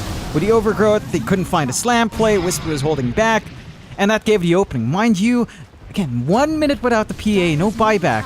Age is still up for a minute. This is the opening for Pakaz to get work done on the high ground. That it certainly is, and Pakaz, he's getting a lot of work done already. He'll force out the glyph. You see him trying to be as annoying as humanly possible here against Pakaz with the tidal wave, but it can only do so much. Be one lane of barracks down in the mid lane. Pakaz wants to go for the bottom now. Keep in mind, the top one is open, so Whisper might just try and cheese this one away with the Earthshaker.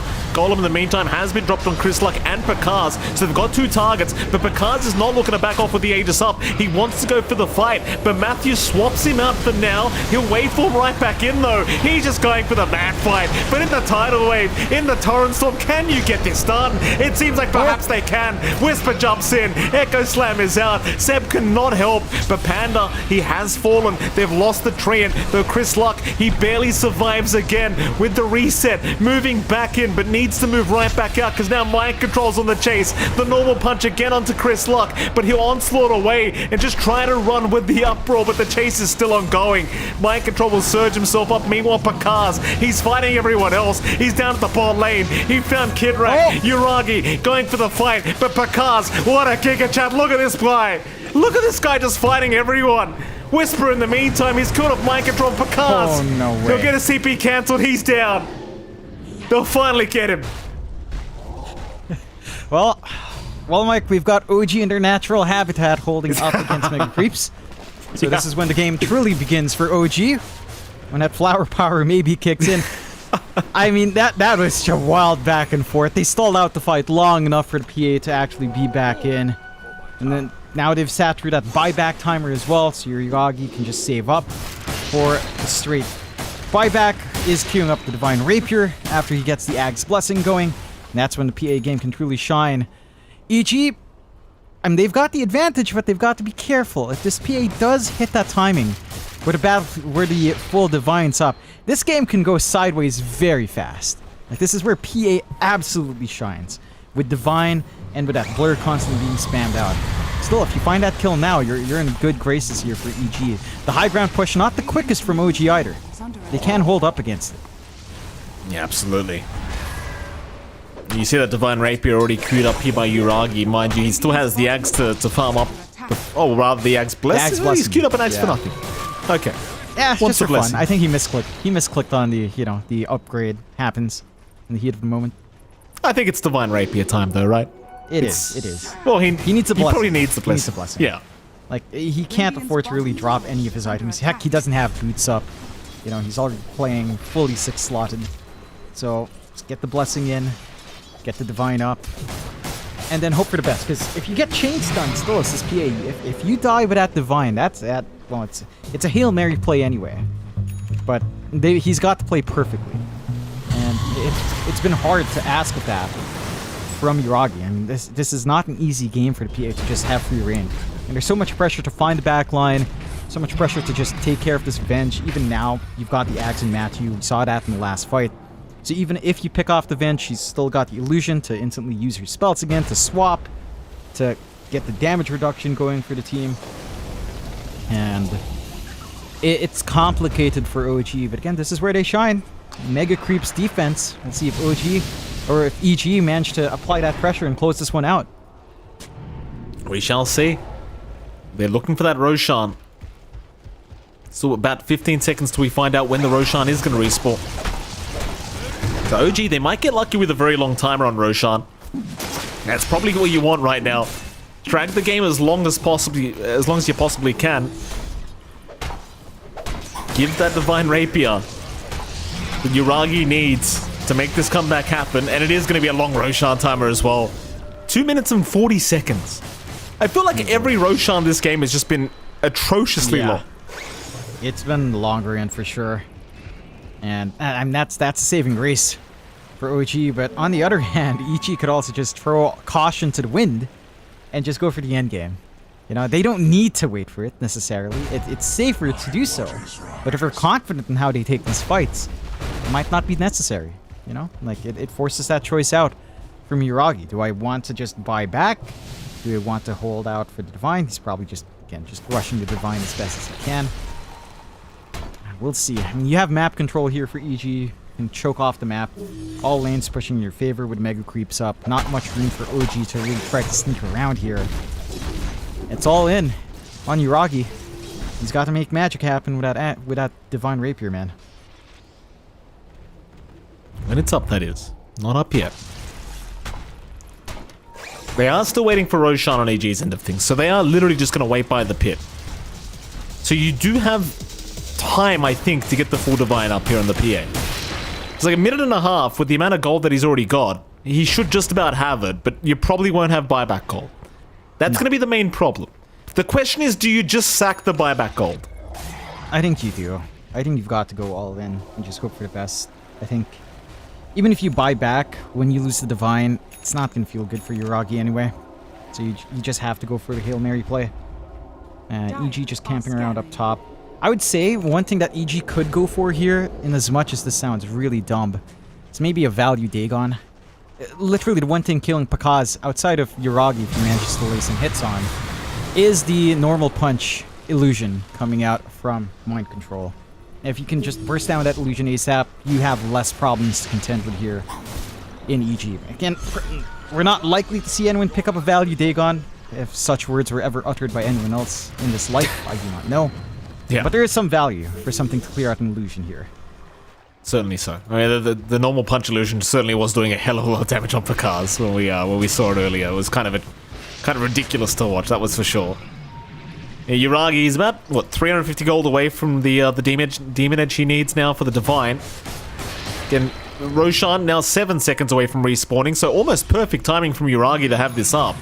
Mind you, I don't believe they can necessarily try and force a Roshan fight here, but at least gives you a chance at the high ground defense. Other key items as well, 2 Scythe devices out on OG, right? Like you've got BZM with the Scythe device and now Seb has one to boot. So that could be a pretty big problem for Pakaz in the next fight. And it could be. And you're also saving for one up on Mind Control. Roche will go their way, they've got a free axe to play with as well. And they hand that on to... Oh my god, they hand it to Panda. This is just dirty. Even if they lose this fight, if they have buybacks, they plant the trees, they can always just push back. Like, you can't pierce high ground with Eyes in the Forest. They should make Eyes of the Forest like the way it was in Dota All-Stars, where you could barely see it. That's what I reckon. Yeah. It should be hard to find those trees. It's just too easy right now. But it's so impressive anyway. Like, you still need sentries to spot them out. Yuragi, he's got to define that. They might be able to... He's blurred up still, but had the rest of the side of EG been there, that could have been a nice jump onto the PA. There they go. EG with the Aegis up, looking to try and slowly chip away at the high ground. They won't rush for now.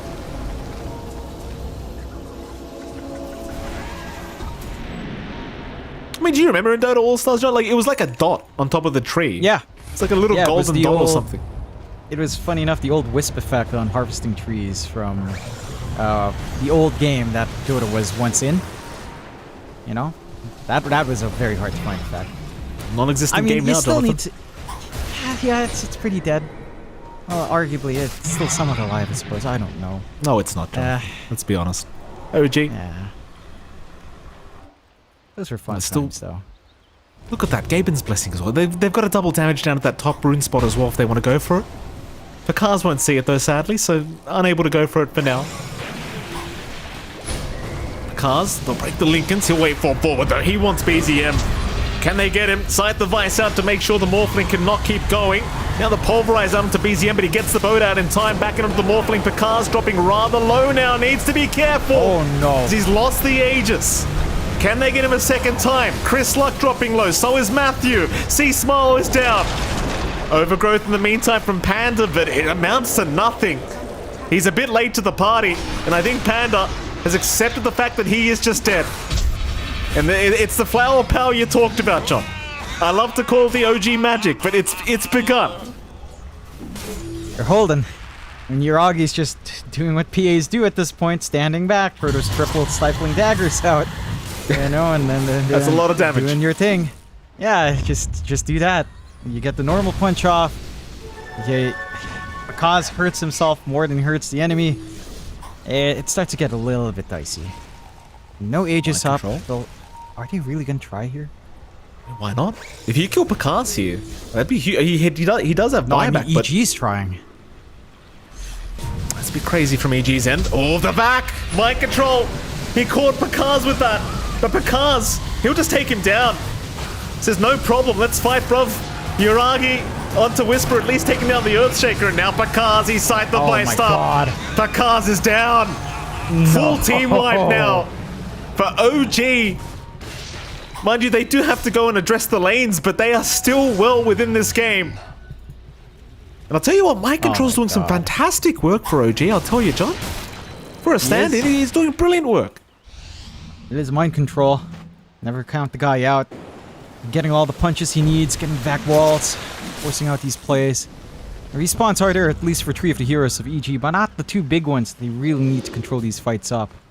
At the very least, OG, they can't really shove in mid. They can't really fully commit right now with Yuragi. I think Yuragi's objective now is just to save up for a secondary Divine and try to work his way into Divine buyback. So, let's see if he can kind of ramp up the gold from there. It's going to take a lot of gold. Well, actually, not too much. Only needs about, what, 4,000 more for buyback plus a second Divine? So you have an angle here for OG to actually start to commit.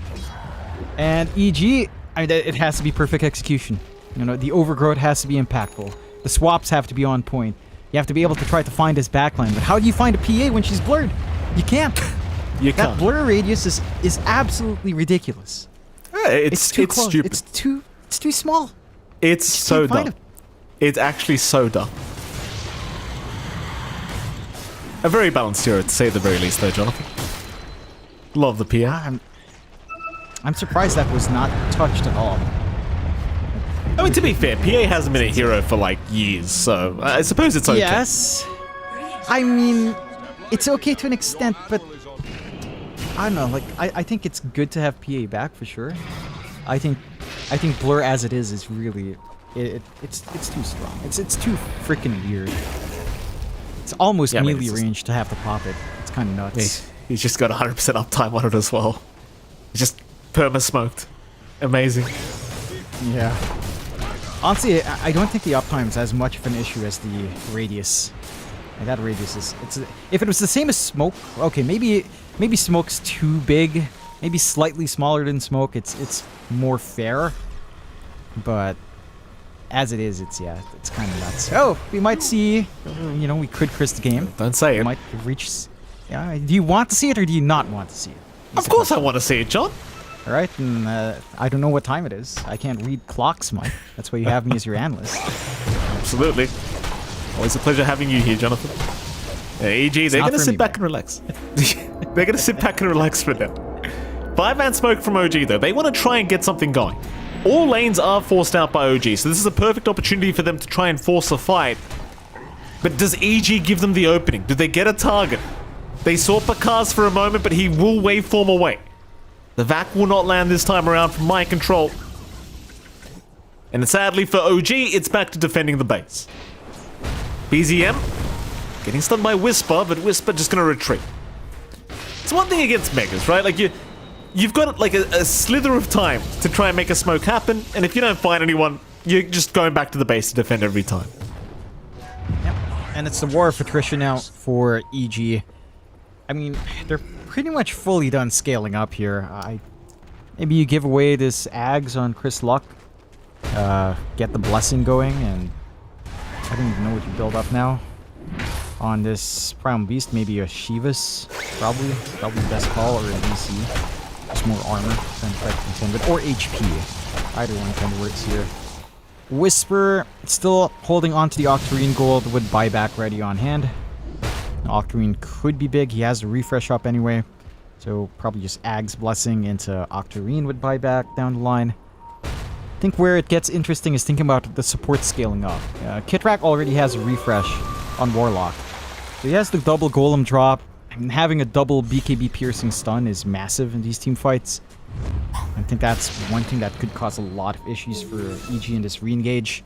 If they don't manage to stop the Warlock, double Golem, double James. Oh, God. And he does get caught. The Vac is there. They'll at least find the train. Another nice pick off for OG. Again, they do have the issue of these lanes just being constantly forced in. And I don't think the train is quite big enough of a kill to really get something going for yourself, but OG, they are slowly chipping their way back into this game. That they are. Still, I mean, it's definitely still EG favorite, but never count OG out. This is where they shine. So let's see. They've got some semblance of Roche control up top at very least. If it's a fast respawn, it's not. No fast respawn stall. A minute. A medium respawn for them. Well, 1 minute left. Those T5 items to come. And as I say that, everyone's TPing back to the base, which is scary for me, because OG will Seb at the very least may get caught here. Matthew looking to set up perhaps. Chris Luck is around the corner as well, and so is Whisper. The jump is there. Fisher is out. Matthew swapping him backwards, so Seb's going to be able to get the primal split off anyway. Now Matthew is trying to TP away, but the vacuum is out from mind control to lock him down. Matthew is gone. They'll even deal with the remnant now as well. Just get rid of it.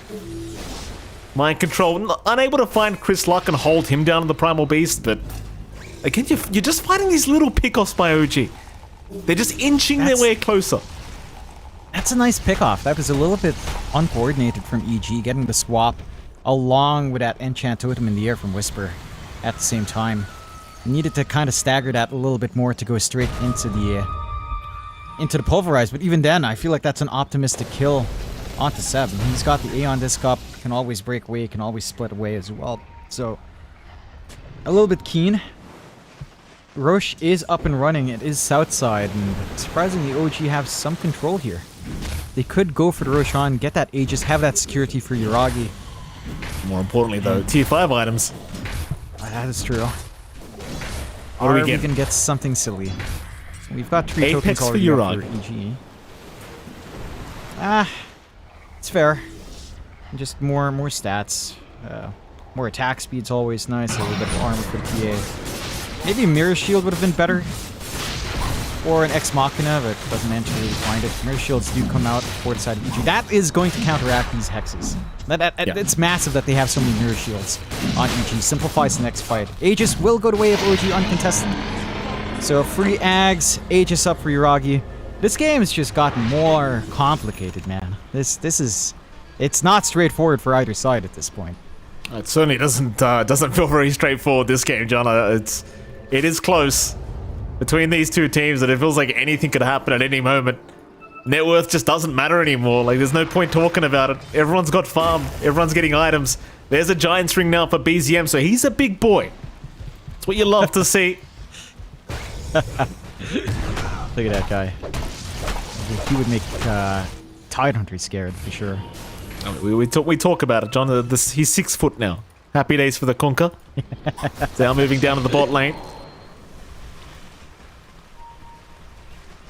He's pretty far forward here, BCM, but I suppose he's just not afraid of dying. He's got almost 6k HP on the Conker. Still has the Ghost Ship as well, so you're probably not going to get insta-gived at all. EG, well, they need to find something. It's still in their code. They just need to hit the Ancient, you know? Get into those tier 4s, find a team fight somewhere. But they can't. Yeah, OG are playing it well. They're shining. This is their time. This is their kind of game. They find a tier 2. But they do. I can't believe they're just getting away with this. They are just slowly taking objectives, and now we're back at a 50-50. Pretty much an exact 50-50 here between these two teams. Anyone's game, even with the Vegas Sun. Yeah, this is nuts. I don't know. I don't know, dude. This is insane. If EG... Wait. Why hasn't Matthew picked up his token? It's just... Matthew, pick it up! Maybe you get a Seer Stone. That's what I'm saying, like, Kirak hasn't done it. Seb, I believe. Does Seb have one? Seb hasn't done it. He's just holding No. onto the telescope, which is fair Okay, enough, I so- suppose. OG don't have all their tokens. EG does. So Okay. Matthew's not holding on. I believe he's sending it out now, perhaps. Yes, he Okay. is. Thank goodness. Top lane. And it will reveal he was around that area, but of course going to retreat immediately is OG. On the hunt now. After Matthew. Matthew just going to pop a smoke and run. And the chase is on for Matthew. It's kind of hard though when he's smoked up to find exactly where he's gone. Whisper is also around the corner here on the Earthshaker. But Whisper is going to back his way out. So he's alright. Matthew will also find his way out. Takes the force boots, by the way, on the bench. Not the best, not the worst. The Seer Stone would have been massive. With the long-range swaps, the magic missiles would have been oppressive to play up against, but you take what you can get, I suppose. I wish we could really see all the options that these players have, but not quite there. Still 64 minutes in, 12k up for OG. Yeah, this is a game, Mike. It certainly is a game. It's a classic OG game right here. As Whisper blinks away, he's okay. They're not going to catch Whisper in time. They are hunting though. Like OG is just constantly chasing people down. EG doing a pretty damn good job of split pushing the lanes without getting caught. Like you're seeing Panda just constantly keeping the lanes pushed out even more than they already are. And sadly for OG, as hard as they're chasing, they're not able to catch anyone. Sev has a Battle Fury, so Lovely. he can clear out these mega creeps and cut down any trees he runs into. Very efficient. You don't see that every day. Battle No, Fury you certainly Master. don't. You certainly But it makes enough sense here for Seb. Stage of the game where everyone just slowly starts becoming a core anyway. I mean, you are basically a core at this stage. Oh, look at Kid Crack. He got the Seer Stone, Mike. Look at that range and upheaval. Mouse over it. That's what makes me giggle. That's where the fun lies for me, Mike. Look at that. Like, just stand a mile away from the fight, drop everything, and drop upheaval. I'm like, guys, I'm doing my job. Go, go, go. Fighting upheaval. That's it. You're a real Reset. sicko, Jonathan. Bottom lane, they've got Chris Luck. That'd be a great pick-off. Chris Luck, he needs some help to come in, but nobody's coming. He is all on his lonesome, and he's down. He's got buyback available, of course, but you hate to be put in a position where you have to use it, that's for sure. Yep. Yeah, they can't find too much off the back of this for OG. Probably not feeling safe with Aegis gone, so sit it out. They've got almost enough gold for buyback plus another divine here for good old Yuragi, so should be able to find that relatively soon. Okay, he's just gonna pick it up. He wants to go double. Okay, how do you stop a PA with double divine? The answer to that is no, you don't. Break her arms, John. That's the way to do it. If you could, Yuragi. you can't even see the damn thing. That's true. She is blurred at the moment.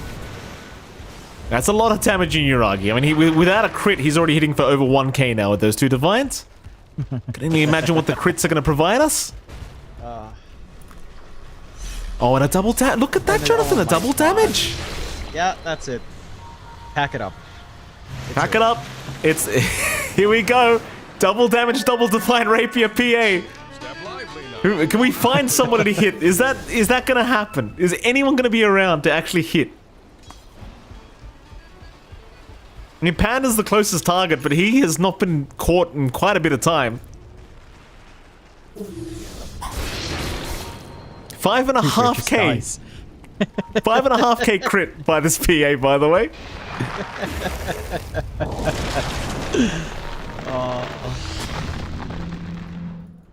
Yeah, Panda's Oh, just what a doing the classic Green Protector play of overgrowing the creep wave to stall out the game. This game could never end.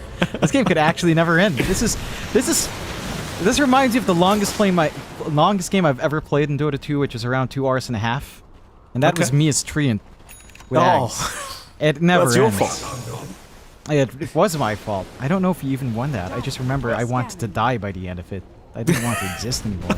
More than usual, mind you. That's not quite unusual, but more than usual, Mike. Okay. Thank you for that bit of backstory, Jonathan. I can It's confirm, by important to the have way, without the context. double, without the double damage, he's critting for 4.5k on the creep wave. So no double damage necessary. Still plenty of damage coming out from Uragi. Again, though, he does need a target, which is the big problem he's having right now, as nobody's around to actually hit. Everyone's just playing, you know, lane pushing simulator or just farming simulator at the moment. I mean, props to EG, they are being so annoying. Just the constant split push with the Mega Crit is just going to be infuriating for OG to have to deal with. It's infuriating for both sides, I think, Mike. I think both sides are fairly infuriated right now. I don't know, they're probably chilling. You know, it's like, yeah, Farm Fest. This is when Dota truly becomes Dota. You know, it's like you sit back and you just... I don't want to say you turn off your brain, but if it drags long enough, that tends to be the deciding factor. Who gets way too distracted by the length of the game and gets their brains turned off. Like that does do or die in these situations. Well, stamina matters sometimes, Sean. Panda, able to blink to the north, does not get caught again. This Train Protector is just not out of position ever. Is now, oh, Whisper. The Earthshaker does get caught. They do finally get something. Again, he does have buyback. Tower is under attack. Everyone has buyback.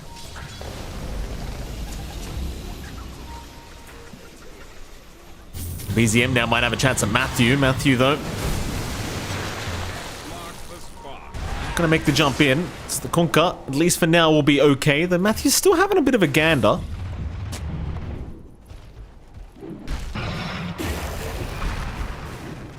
Seb has moved in. Matthew, be a little bit careful, but Bakaz is there to back him up, of course, on the Morphling, so Seb's the one that needs to really retreat. Though BZM's going to actually move in. They'll try to initiate again. Swamp is out. Who are they going for? They'll try for Chris Luck on the Problem Beast, but no, it's Matthew they really want. They want that Venge down. Mind you, she'll still have the Remnant available, so Matthew doesn't mind tanking all this damage for Chris Luck. He certainly minds. Now that the PA is here, he needs to get the hell out, but no, he's a bit short.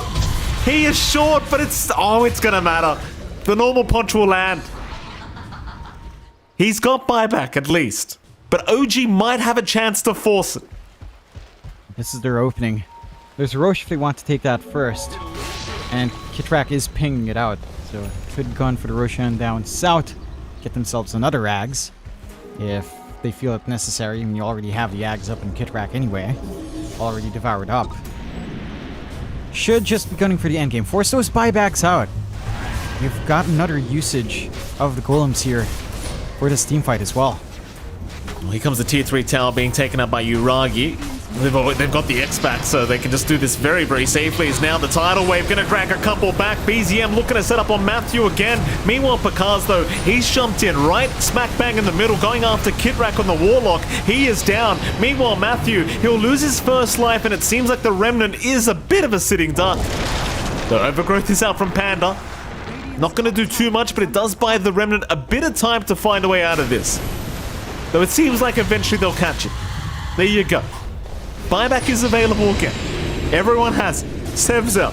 Seb gets caught. Whisper. He'll take one down. Now the buybacks are incoming. They'd love a chance at Uragi. The double Divine Rapiers is what they would really want. But it seems like Pakaz, he'll go into Mind Control first. Though Mind Control still not dying. In he goes again. The Fisher lands. Whisper. He'll set up and take down the Darkseer. In they go for more now. Pakaz, he's onto Uragi. Uragi is down.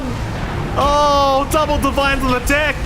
They'll buy back on everyone. They'll jump back in. It's complete chaos. They're on the high ground now. Divine picked up by Chris Luck, but immediately taken back down by Uragi. What is happening? Matthew. Oh my God. Tidal wave, drag him back. It seems like he is set to fall. No buyback after this one. That'll be a dieback for Matthew. It was also a dieback for Chris Luck, so OG in a 5v3 situation now. If Pakaz buys back, that is. Otherwise, a 5v2. Are they going to fully commit? They've got to. They know there's only one buyback. They're playing really safe on OG's side. Waiting for that creep wave to come in. And you've got the double Divines back in Uragi. It's like nothing happened at all. Yeah, literally nothing happened in the middle of all this. He just took him back. Here we go again. Panda. They're having a look around for the tree, though he has a Wind Waker. Meanwhile, Seb's TP'd back towards the base to try and defend because the Mega Creeps were incoming. Someone needs to defend. OG, they will keep going. In the mid-racks they go. Whisper will try to slow them down the best he can with a Fisher. Spakaz is not choosing to buy back. He does not want to fight without Chris Luck and Matthew around, I believe. The problem is, though, it might be a Mega versus Mega situation if this keeps up, and I think they've got it. I think it's just Megas versus Megas now. Overgrowth out again from Panda. He's trying to buy time. But what the hell are you meant to do? In goes BZM, but the Fisher lands perfectly from Whisper. Not allowing the Tideway brag back, though. He still gets it, but they won't know. Oh my god. Megas versus Megas, Jonathan. What is this? What is this game? It's a game of Dota 2 now, John. The game restarted. What? This is insanity. 32-40. OG dragging, clawing their way back in, but this is a PA game, an ultra late game. PA is one of the top carries in ultra game scenarios, so they equalize. They've got Roche control. They'll go for the safety net here on OG because they did commit that buyback on Yuragi. Let's go for Roche one more time.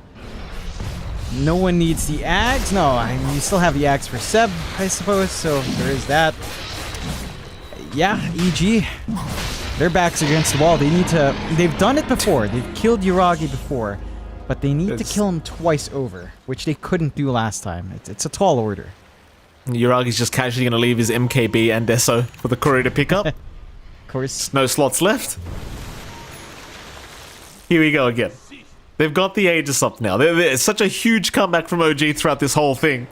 75 minutes in now. Well, what do you even build if you're Pakaz? Like, is it time to just go your own Divine Rapiers? Can you even afford the space? What are you meant to do? He was queuing that up. I don't know. He needs every single one of these items. Maybe just the Divine. Maybe toss away the Silver Edge. I don't know. It's so difficult.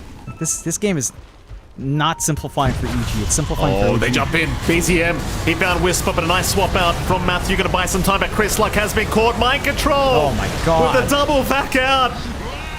He's got the dieback again. Rather the kill onto the Primal Beast is now Pakaz also caught. The Morphling. That's the big one. Pakaz, he at least has buyback available, but he really doesn't want to have to commit it right now. He's going to go for the TP out and makes it. Kidrak wasn't there in time with the Golems. But then onto the tier 4 towers now. Golems are incoming. Is OG going to commit? It's a 5v3. There's no buyback on the Venge nor the Primal Beast. They are going to try for it. Tier 4 towers are focused now by Yuragi. They've got to find some magic. They've got to defend here. But how does EG do it? The jump is there. Whisper. They do take Yuragi out once. The Aegis is gone.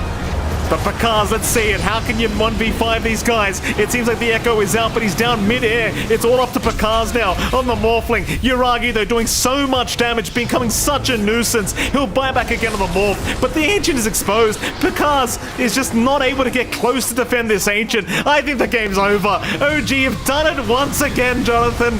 How do they just always do this? How do they keep doing it? I just can't believe it. They can't keep getting away with this. They get really Megas. can't. They hold on. They have this PA that just scales into the ultra late game way better than almost any other hero right now. And they just build up. Yuragi, once he got those Divines up, once he got the one Divine up, the game just became so much harder here for the side of EG and OG. Fantastic plays from everyone. You know, BZM going for the utility build up. All of them going for these mass hexes out that just made it so oppressive for EG to try to deal with.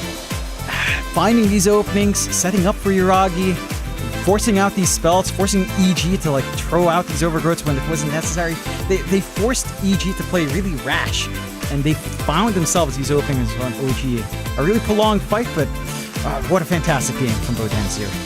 Yeah, certainly was, John. Of course, we do have to head off to a short break, but right after that break, we'll be back with Game 2 between EG and, of course, OG. We'll see you then.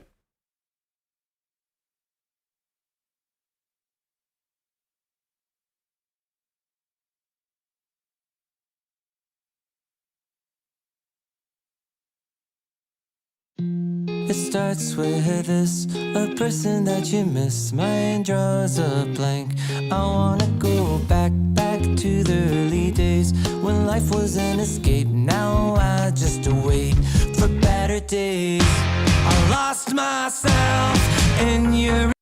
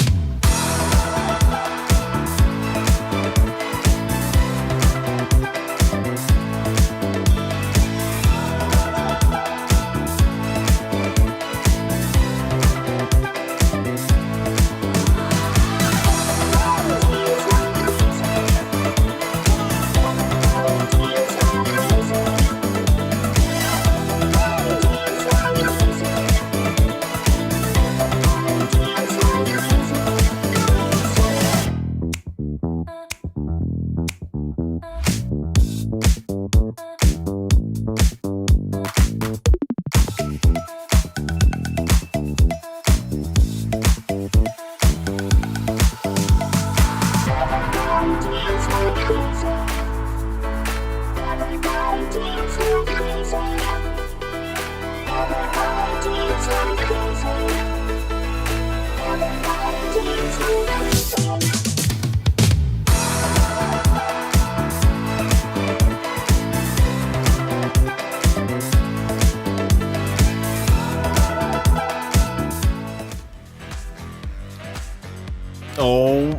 all right, ladies and gentlemen, welcome back. We are in for OG vs EG game number 2, but before that, Jonathan, some fantastic highlights between these two teams for game number 1. And I'm sure there's plenty of them too, because this game went for roughly 75 minutes between these two, and OG, Mega Creeps, it doesn't matter. Net worth deficits just doesn't matter. They always find a way, these boys. That they do. I mean, they did have the lineup that scales into that ultra late game. Far, far better than EG. I mean, you've got a Darkseer that just goes stronger and stronger as the enemy cores go stronger. We saw a very nice, cheeky cliff here by Mind Control before he dies. And that was one of those moments as well. Like, he got the illusions for almost killing off Bakas once more. And you had Uragi on this PA that scales up insanely. You have the Kunkka that just does so much work as BKBs wear down. You've got a Brewmaster that gets a really annoying lineup from OG. Their early game wasn't amazing. They had to buy so much time for the PA. They got Megas very early on in the game. Around, what, 35 minutes in, maybe 40 minutes in? And they just stall out from there.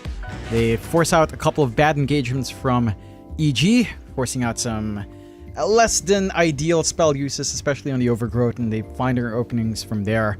And OG again. The kings of going up against Mega Creeps.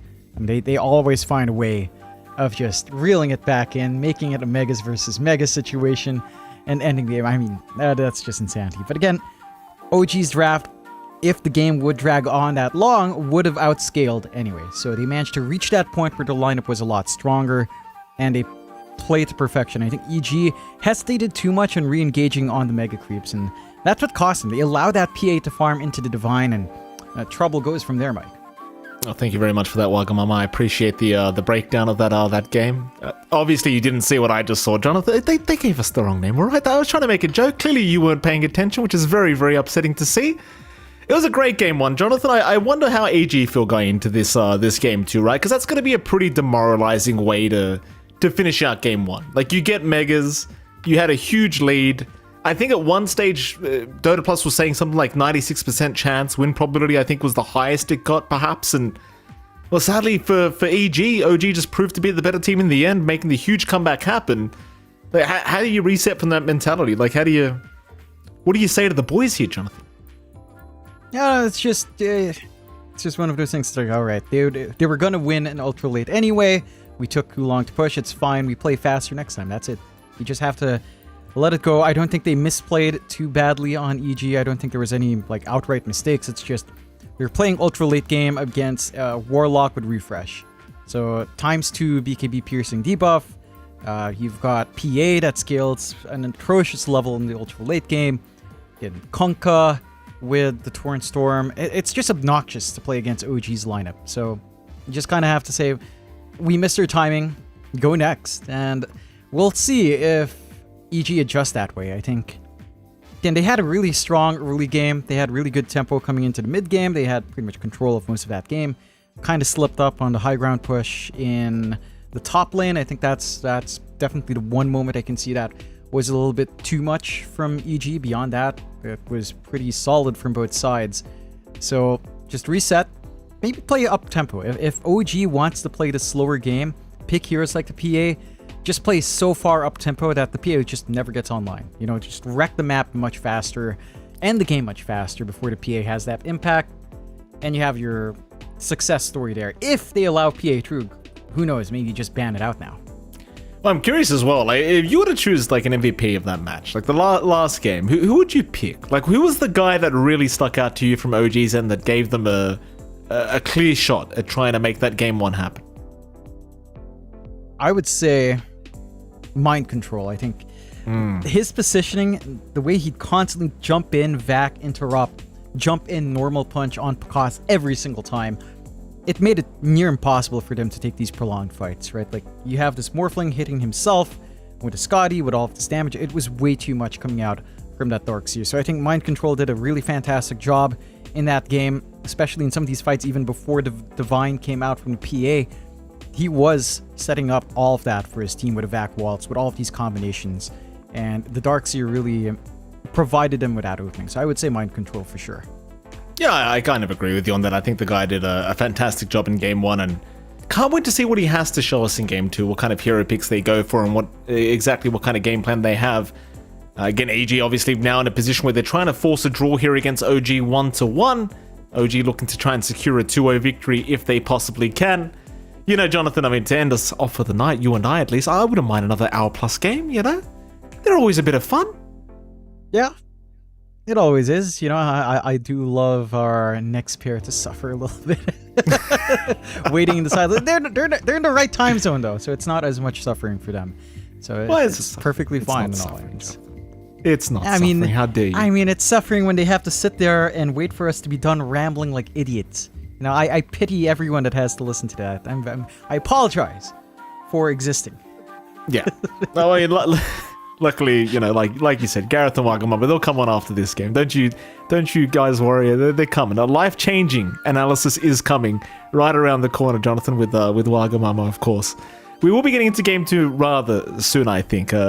Hasn't started quite yet, sadly, but you know, I do wonder what kind of drafting we see from either side of these guys and where they kind of change things up. I'm still kind of stuck on the fact that there must have been a bit of a heartbreaking Game 1 loss. I'm sure teams kind of just brush it off and just move on, but it's a pretty tough one. It's a pretty tough one.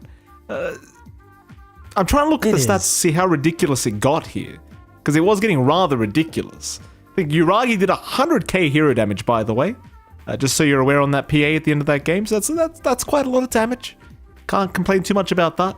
Bakaz was pretty close at 81,000, I mean, but not quite close enough, I don't think. No, not quite close enough. But yeah, like they did a great job, and Bakaz did what he could on the Morphin. He had really good tempo. He had really good timing. So the team just enabled him to hit this really early timing on the Morphling. Like he came out of lane and jungle with his full Manta Scotty up, and that's when he started taking these fights at around, what, 18 minutes to 20 minutes, I think was his timing. So he hit that timing particularly fast, and you know, they played around that Morphling really well, I think is what I'm trying to say. Yeah, it's around 22 minutes when he had Manta Scotty. That's a ridiculous timing for him. Okay, in a very free game, but just not enough. I think the core was just never favored for Morph versus PA. The Morph ends up being a tempo core in relation to PA. So there's only so much you could really get done there. And I'm keen to see that adjustment. You can see on the scoreboard, and it's just ridiculous. 81.3k damage, as you mentioned, 100k for Uragi. Like, that's just nuts. What's nuttier is the fact that BZM did 79.7k damage. Yeah. Almost that's actually pretty impressive. Bakaz. Like, that's insane. That is pretty impressive. BZM was really popping off as well in that Konka, I must say. Just the tidal waves constantly being fantastic, just right on the edge every single time. And of course, that Torrent Storm, you kind of talked about it a little bit, but it did look fantastic throughout that Game 1. I think Konka is probably a hero that might just be back in time for the TI meta, right? So I don't think Konka's looking that weak. I think it's actually looking pretty damn strong at the moment. Yeah. It's down to that torrent change. It just has so much more impact coming out to contribute in these fights, so you're not pressured to always land as X torrent. Even if you don't land it, the slow is still massive. So there's a lot coming out there. I like the heart build-up early on there from BZM, I think. And that allowed him to sustain true. Again, for a lot of that early to mid-game or mid to late-game transition, it was all about the durability. You know, you had a lot of front line there with Chris Luck on the Primal Beast. And you had the boat, you had the swap for EG, you had a boat for OG. So it really played a big part with that heart just stalling out. And again, no side had real instant burst to kind of deal with that. Do have the draft on hand for game number 2. OG versus EG. I don't expect any changes to these first phase bans. I think we're still going to see the same ones. Pango being taken care of by EG is maybe a bit of a shake-up. Would still expect something like Gyrocopter and Invoker being taken out right here. We'll see if there's any minute adjustments in the first phase, but I don't expect too much from the bans shifting out here. Certainly not. Let's see if there's any respect bans to come out. For now, pretty standard stuff. Pangolier banned, and of course Gyrocopter also removed. You know what surprised me a lot while we're waiting for these bans, John, is the sub patch that recently came out. I thought Prophet was going to get absolutely destroyed with the with some nerfs, but I gotta tell you, with the nerfs that came out, I was like, well, this doesn't really feel like the hero is that much weaker. Turn to ban. No, certainly not. Still really strong. They do respect ban Avenge here on OG's end. EG will ban out the Invoker. 10 seconds Will remaining. they leave something like the Treant or the Nature's Prophet on hand, OG? 5 seconds remaining. What's going to be the priority? Because NP is still oppressive if you let it slide through. For sure. Like, even after being touched down a bit, it's still an annoying hero, man. Like, it's still all over the place. It still has really good right-click trade damage. So you just don't want to have to deal with it if you can afford not to. They'll have a think about it for now. OG's turn Sad to see you're one of your favorites, John. We haven't seen much Lion coming out as of late.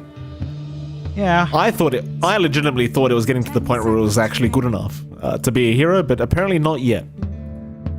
I think it's just still a little bit too niche.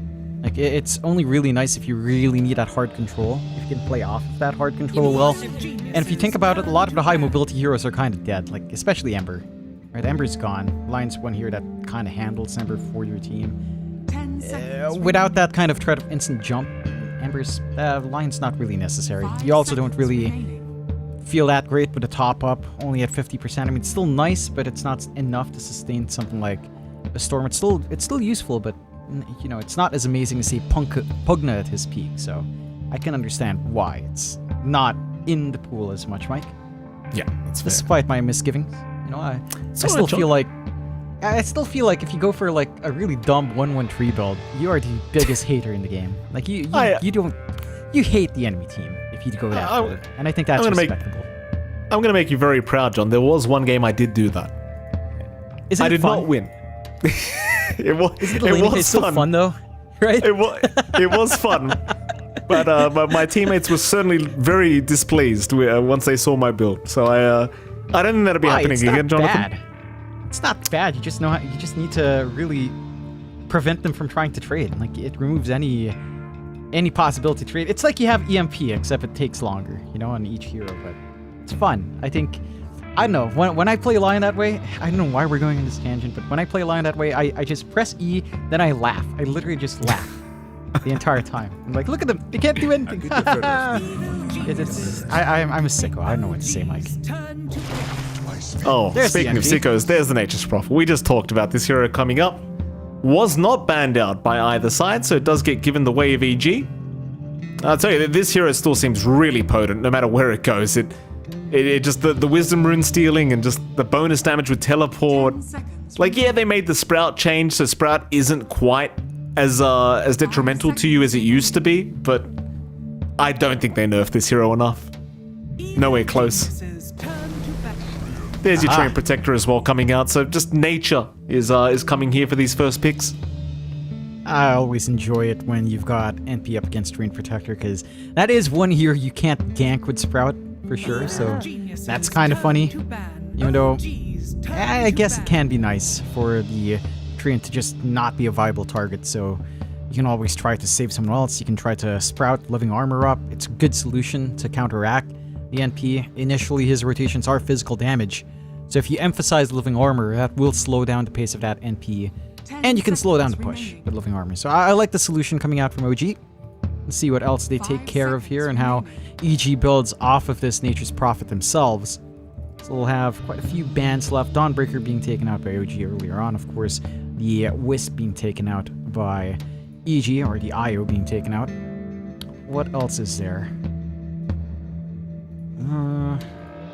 Still have a lot of mid lanes left in the pool that don't care too much about. Maybe not as much as a Treant, but certainly not about the NP. Like, say, Quap is still there, Puck is still there if you're kind of worried about any of those heroes. Maybe a Darkseer for EG can come out, or the special for Whisper, something like the Timbersaw could be a threat. Pretty nice up against the Treant Protector here. Get rid of the Phoenix. OG now, second pick for themselves. Into the Primal Beast they go. So whether it could be the BZM mid Primal Beast, could be the offlane for Mind Control for all we know, but probably more than likely the mid Primal Beast is, I feel like, what we see most often these days. That it is. I'm wondering if EG will try to, I don't know, bring out the Kunkka themselves for Crystal Lock. It is a hero that he enjoys. So I wouldn't fault them for kind of mirroring the matchup from last game. I think that is one way to kind of get things done. In fact, it feels like their OG is copying what EG did last game. Yeah, they're swapping a bit here, Mike. Uh-oh. Warlock comes out for EG now. Okay. Warlock does come out. So I'm going to have to spend the next, however long hearing about how great Upheaval is again. That's going to be amazing for me. It's a great spell. It's an outstanding spell. It's the best spell Ice Frog ever designed. Truly a masterpiece of game design right there. Standing, waving your hands, and slowing people down. Outstanding. I love think we should add a mobility spell to Upheaval. I think when you cast Upheaval, you should also just spin in a circle with Upheaval. I think that would be amazing. Evil geniuses. They're going to go for an Earthshaker pickup now. For what purpose is the spin? For what? I like it. I like it. Think about it, Jones. Wait. As he spins, it's just a channel animation. As he spins faster, the slow goes stronger. It's the same spell, but you just have him. Oh, that's amazing, Mike. You're a genius. See, now you get it, John. This is why I'm with you, Mike. You get it. Oh, gee. See what they get here for this third pickup. So you're up against the Shaker again. You've given away the Warlock and the Prophet. A lot of gank potential, a lot of fight potential here from Evil Geniuses for sure. Gee.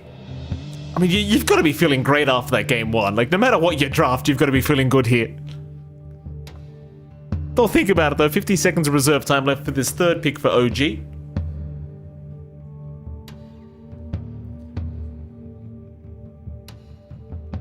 I do imagine this should be the support Prophet coming out as well, right? What are the odds they're going to throw a core Prophet into the mix here for Evil Geniuses? It doesn't feel amazing. I think you kind of want to be support because you want to move around the map a lot more. You don't want to just camp a lane, so you do want to use that teleportation. So it's really best on an active hero. I think this combination of NP plus Shaker is pretty strong. That's a lot of control early on. That's a lot of kiting. The Ursa coming out here for OG. Honestly, I can see some issues for the Ursa this game, especially if you actually do manage to get a good upheaval. Like, I'm not even joking. Like, you don't care about stat resist or slow resist on Warlock because you're constantly reapplying that slow. So as long as you have a free run in standing back and upheavaling, even if this Ursa can jump out of Sprout and jump over, say, a Fissure if he manages to use his spells right, you're not going to be jumping over Upheaval from dead center. Like, it's going to be a little bit challenging in the later fights. You're going to need a BKB for sure. Grimstroke on top is a really strong combination with either of these heroes. So Ursa Grimstroke's pretty damn nice. You can get really aggressive in the lane early on. And that's a lane that now feels pretty damn hard to contest as the Shaker, especially as level 2 or level 3 approaches here for the Ursa and Grimstroke. So I like this from OG. It looks a lot more active. It looks like the lanes have a lot more play just with these heroes on hand. Yeah, not only just the Ursa as well, right? But once you get past the laning stage, the Primal Beast really enjoys the Grimstroke. The Inkswell and the Soulbind are just ridiculous for the Primal Beast, just holding a couple together. Gonna be very problematic, I think, for EG if they do fall into that trap a couple times. And let's see what EG do try and respond with. They'll go into the Beastmaster for their fourth pickup. Alright. So, who's laning where? Well, you just gotta cut some trees here, Jonathan, I think, for the Beastmaster? Yeah, but are they... Okay, they're running mid-shaker for sure now for Chris Luck, right? It's got to be the mid-shaker. Off-lane Beastmaster. Mid-shaker up against Primal Beast matchup is something we've seen a couple of times. I think the Shaker can pull it off. It's not that hard for Primal Beast, but Fissure, if you get the value point, can be really annoying for the Primal Beast to deal with. So this should be a little bit more even on the mid lane. I can see Primal Beast maybe having a better level 2 in comparison to the Shaker, but it's not too rough for Shaker mid. Again, if it is a Shaker mid, which it does look likely here for the side of EG. Final bans incoming. The Earth Spirit again removed. EG not wanting to deal with that whatsoever. OG, they get rid of the Deucer. I mean, any position 1 that the Ursa really doesn't want to play against is what OG wants to get rid of here. Spakaz is still lacking his own hero. remaining. Are you going to go back into that reserve time? Only 8 seconds left of it, though. Evil geniuses. Now get rid of the troll turn to warlord. ban. Yeah, we've seen a resurgence of troll bans. We've seen a couple of troll games, right? It just pushes towers way too fast. It can be really hard to try to chain him down. I'm wondering what EG guns for the safe lane here. When you're up against Grimstrokes, you have to worry about the Ags, but feels like a really good game to have this nice backline kind of core hitting from afar. Something like Terrorblade. Doesn't mind too much the matchup with Ursa. Builds Scotty, can kite around with the reflection pretty well. I wouldn't mind something like the Terrorblade here for Pakaz. I don't see a reason for the Drow. Faces Void, you don't really have too much to play with in the Chrono. I think TB's the most straightforward pick here, but they could go left field. Naga is one pick that is very left field for EG, but could play into this as well to just play the lanes. OGs Well, they get rid of the TA, and they are going to go down the PA route. Okay. All right. They've just swapped a couple of heroes here. All right. Lovely. I mean, the Ursa certainly is not going to enjoy the PA very much, that's for sure. So it takes you quite a while to get to the point where you're going to build an MKB on the Ursa. So see how they try and deal with this. As OG, one more pick to go. 5 seconds. It's either a mid or an offlane they're looking for, and it seems like they were looking for a mid, perhaps, as the Okay. Quap does come out. Who's taking what? Yeah, It is an BCM Quap. offlane primal base. It's punishment for the Earthshaker pick, right? Because you aren't going to flex that. I mean, you could... I don't know. Yeah, no, you're not going to flex Beastmaster mid. That's long dead. This matchup for Shaker does not feel great. But to be fair, I say that. Did we not watch this in Southeast Asian regional qualifiers where Bob picked like Shaker twice into a Quap mid? So Yeah. that could be perfectly fine. I mean, they could... It is playable. It's just not easy for Chris Luck in that matchup. BZM certainly has his work kind of eased up for him. The offlane Primal Beast is honestly pretty good up against the Phantom Assassin anyway in lane. So you have a pretty good time here in lanes for OG. You have this tempo that is really nice. It's down to EG this time to try to stall out to reach this critical mass timing with a PA. And I'm not sure if you're going to have enough time this time. I mean, you have the split push potential with Matchy. You've got this early aggression that can come out from the NPT teleporting around. We have to see this early game impact from EG. They've got to be able to give Pakaz a much stronger start. Like, you do not want to have the same start Yuragi had, for example, in the last game. It certainly needs to be a lot cleaner for Pakaz, because I can see the side of OG overwhelming a lot better than EG did when they had their power spikes in the last game. I mean, look, at the end of the day, Evil Geniuses, they looked very clean throughout that laning stage for game one. So if they can make a bit of a retake of that, then perhaps we could have a very different game here for game number 2. But let's wait and see. Game number 2 is beginning as we speak. OG versus Evil Geniuses. Run it back, see if we can force a tie, whether it's going to be a 2-0 start for OG to get things started for DreamLeague Season 21. And I believe the game's underway, John. So here we go. Yeah. Going back to the point you made about the Quap versus Earthshaker matchup, by the way, I think the thing is with mid Earthshaker, it's just so easy to secure CS. And so easy to secure denies. Like, as long as you can kite in and out for the Shadow Strike, you don't really care so much about the Quap. Yeah. Like, it's still fairly annoying, but you can control the lane. Chris Luck just has to work that really well. And if he can, then no issues to be found. I think, we'll see. I think it should still be easier. I think we need to see BZM make that lane easier for himself, because it's really more on... You pick the Quap to counter Shaker. If Shaker has an even start, you're not achieving what you want with his Quap pickup. So you really need to try to slow down that timing, force the Shaker to play a farming game, which is not what Shaker necessarily wants to do. You know, so eating up farm space that you could feed off to the Beastmaster instead, and just causing that timing that EG would be looking for to be thrown off. And that's the key thing the Quap has to achieve in this game from that laning phase. Yeah. Oh, BZM again. He had a fantastic game 1, so wholeheartedly expect BZM to have a fantastic game 2. Spanaroon's going to go for a 2 for 2, it seems. No real fighting to occur here between these two teams. They'll just go right into the laning stage again. And Bakaz, I mean, this time around, Bakaz and Panda, they're going to be up against Matthew and, of course, MC, Mind Control, and well, the Primal Beast in the Prophet lane. That's an interesting one. Well, how do you feel about this one? How's this meant to work out? It's a little bit of a counterintuitive lane, just because you break Sprout as the Primal Beast. At the same time, I don't think it's a bad lane. Use Sprout to set up instead, for the Primal Beast to charge in and then trample around, and it's fairly easy to find a kill. Maybe not onto Pakaz once he has the Phantom Strike. Certainly onto Panda. It's not going to be as big of an issue. Although, you already are running down Mind Control just a little bit. Matthew just looking to harass out on level 1. Already getting some good presence out. Down bot though, Whisper. Oh, Whisper. That's a lot of damage. Whisper. He's almost down. Yuragi. Oh, Seb has to take the kill. They really wanted to give that kill to Yuragi. Instead, Seb will just have to throw the blood grenade out for that final hit. Does secure it at the very least. It's not the worst thing to give your supports the bonus gold, Jonathan, you know? Sometimes it's worth. Yeah, I don't think it's too bad to give it over to Seb. Faster boots for a Treant Protector is actually massive in trying to trade in this lane, so you don't mind that too much. You are still maintaining that tri-lane. You're giving just a solo lane for Mind Control, so it's not comfy. For the Primal Beast, he's forced to go Uproar level 1 as well, which is not the ideal for the hero.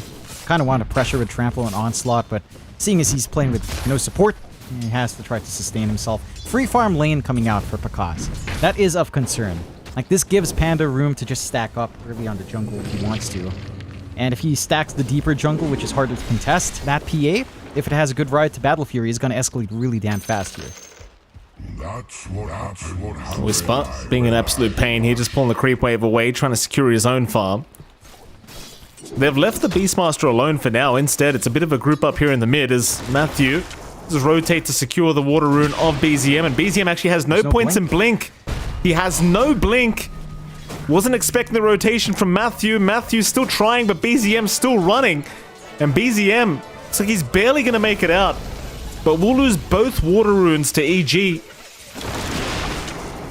Sprout out again. Can they reach for C Small to get the enchant totem? It doesn't seem like it. Close, but no cigar. They forced a lot out from BZM, though. No bottle refills coming out anytime soon with no supports dead. Matthew's just going to keep camping here. And Chris Luck just keeps pushing his luck up. Why not? He's just so strong with this enchant totem, and BZM has no regen to speak of now. Matthew's going to sneak up, Sprout is out, and BZM's just down. He was not expecting the Prophet to stick around that long, as now C Smile. Is there a deny to come out? C Smile still running is okay. He'll make it with the Fairy Fire, and now Seb's in trouble. No way. Seb is down. Chris Luck is still running. And it seems like there is no hope in hell of killing him off. The Kidrak does have a Stroke of Fate in 1, but it's too late. Salve is there. Chris Luck will survive it. Oh, that's an awkward start for OG in the mid lane, that's for sure. And I love what EG is doing, just forcing these supports to constantly match their movement, or force them elsewhere. You got the bottle refill as well off the bounty for Chris Luck. So he's set to just walk back into this lane. You're freeing up the side lanes to just be a farm fest. Mind Control, he was dropping very, very low, but does manage to just TP back towards the tier 1 tower. Looks Seb's actually going to join him now as well. So you are going to have a bit of a buddy here for Mind Control. Yeah, they break up that tri-lane down bot. They need to get something for the Primal Beast. He has no CS at all. Like, Mind Control can't do anything in this lane. Yeah, 3 CS, 3 denies. If you walk up too close, you get upheaval. You don't have the value point in Onslaught. You can't just run out. Kidrak. Kidrak fighting Matthew. Whisper still trying to chase him down and does actually trade. Yuragi in the meantime, thinking about going for a chase, but there's too many creeps. Top lane, Mind Control again in danger, but this time he's got no TP, though he does have Seb, but Seb proves to not quite be enough to keep him alive, but they can perhaps find a trade on Pakaz? No. Pakaz is alright. Okay. This PA is getting a little bit scary. And again, we were talking about this early on in the game. If Pakaz was slowing down, then you could aim for making this game a lot faster in OG and push that advantage while the PA is not ready, but this is set for really good Battle Fury timing. He has a free lane, no contest. They're getting good aggression across the map on the side of EG. They haven't really been able to stack up too much in the jungle from what I'm seeing, but once they have room to get that done, with this Battle Fury timing lined up for Pakaz, they've got to get some map control on OG. They've got to be able to scout out that jungle later on.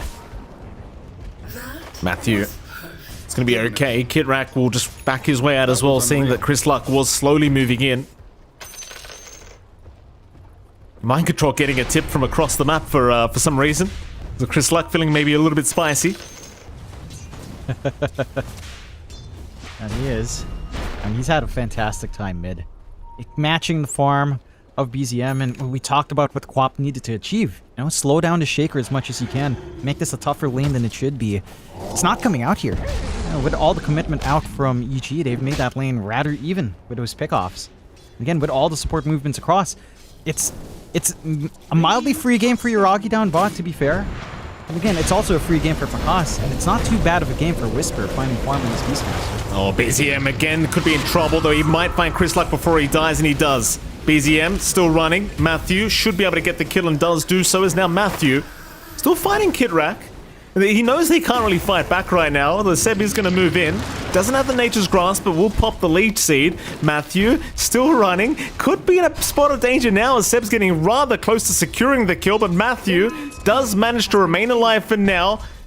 Kitrak does have a stroke of fate, but would have to completely guess that Matthew might make it quite easy now, as Matthew running into him does actually deny the arcane off, but with the Inkswell, he's going to give his life away for that one.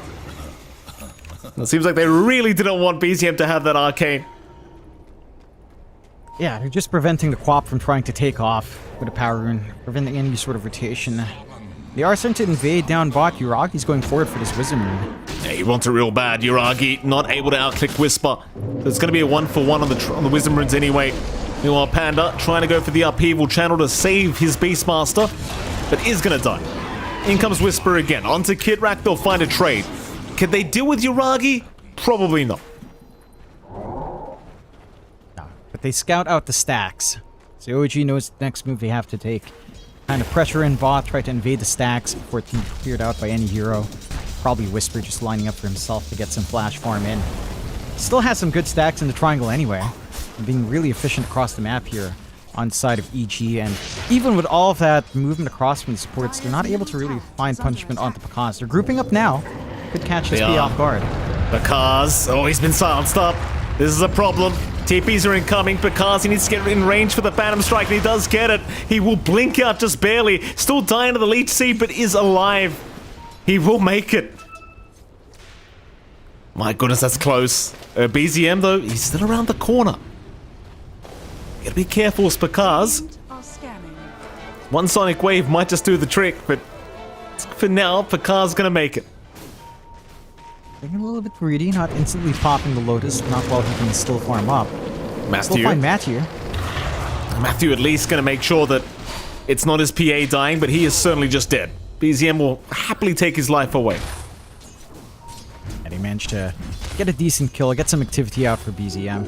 They're evening out the kill aboard 6-6 OG. Yuragi still finding this really good timing on the Ursa. All the space given to him does mean he will reach a faster Battle Fury time than RPA. And Pakaz not able to free farm as well as Yuragi has been in his solo lane for the most part here. The one thing for EG is they are waiting for a quick blink timing on Chris Luck. Once you do have that up, and that's when your gameplay really opens up, along with his Dominator into Overlord timing for Whisper. The stacks are still intact. The Ancients are still up there on the right side of the lane, and the triangle is still uncontested, so that steady trickle of gold is still there, but OG looking to apply that pressure with another smoke here. Going to that dire triangle. Whisper is going to be the target of the Beastmaster. It's pretty detrimental to keep slowing down this Helm of the Dominator timing on Whisper, but obviously he has no choice in the matter as he just gets caught and annihilated by OG. There goes your Beastmaster once again. He does have the Helm of the Dom up now at least, so you can play around with that. Top lane, see Smile's going to rotate onto Mind Control. Pakaz already going for the onslaught, but he's gone the wrong way. Echo's committed by C Smile. No hesitation. It's going for more now. On a Seb, on a BZM. Seb dropping low. Picard's trying to get the work done, though Seb is going to be able to survive just barely for now, but not for long. Picard's able to secure. BZM trying to trade with the PA. The Phantom Strike away is going to be there. Still the Sonic Wave going to prove to be more than enough, but now BZM's giving his own life away for it. Dire's middle tower is under attack. It seems pretty worth to me. Like, you gave up 3 heroes for the price of 1. I think EG just takes it. Yeah, you're more than happy. And it's a lot of committal out from OG. You managed to find a quap kill, the hero that really needs to get up tempo here. And you're forcing this action away from this bot area. You're forcing it away from your triangle, from your ancient stacks. Whisper is ramping up very fast into the Overlord, already has the Dom up. So these fights are going in EG's favor, because it's happening on the right side of the map. It's finding trades still. Sure, your PA is behind, but it's still going to look at a really good Battle Fury timing here for Fakaz regardless. And even if Uragi finds his own Battle Fury. Mind control mid lane. He's going to pop the uproar, but he's already committed the onslaught to move into this, so he's just down. That looked a bit funny. The Sprout just pushes back a little bit on the Shaker, but doesn't disjoint, so just looks... Man, that spell is so funny, man. It's programmed so funny. I love it. Yeah. OG, they're still trying to pressure the top tier 1 tower. You've got the blink up on Chris Luck. Thing is, he doesn't have the Echo Slam, but he can still play without it. OG aren't looking the most confident to try and continue going for this. The Panda just going to channel the upheaval, though BCM going to make the jump in. Onto the Warlock. See Smile again going to make the jump in himself with the Golem drop committed by Panda, but you just don't have the damage output. And now with the Soulbind, it's going to be a bit of a hard escape for Chris Luck, who's just going to drop. And Panda's not out of the woods yet either. Panda, he would at least get the Fatal Bonds off in time, but now the Overgrowth to lock both of them down. Oh my goodness. It just kept getting worse. It just kept getting worse for EG. They're just throwing way too many bodies into the fire. They commit really hard. They have that blink reveal coming out for Chris Luck, but just an overwhelming amount of damage. Like, you have to respect how much can come out from OG. And that Sonic Wave right across was just beautiful coming out from BZM and EG. I mean, they know they can take these fights. It's just a really early drop. I think in the Chaotic Offering, it doesn't feel like the spell's lined up the way they wanted it to. Like, ideally, I think you'd get your Fatal Bonds off into the Slam and then have the Chaotic Offering afterwards. Get that chain stun perfect. It wasn't quite on point. You still have Whisper farming up. You still have your PA farming up into all of these heroes from OG.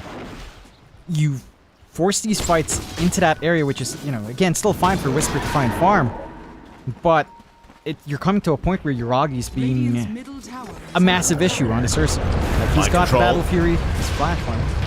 They've got Whisper now on the Beastmaster, so Whisper's down. Matthew probably does not want to stick around. Mind Control looks like he wants to keep fighting. The EG, they bring 3 heroes down here, but it's going to amount to no form of trade. Nobody's overextended from OG for them to punish. Now OG suddenly ahead when it comes to net worth. In fact, you look at this Ursa. Now, Uragi well and truly having the greatest time of his life. Yeah, and he had a free lane. He has a fast ride to the Battle Fury, much faster than Fakaz. He's going into the Blink, into the Ags. And once he can work his way into something like the MKB, with a Morbid Mask probably on hand just to be safe.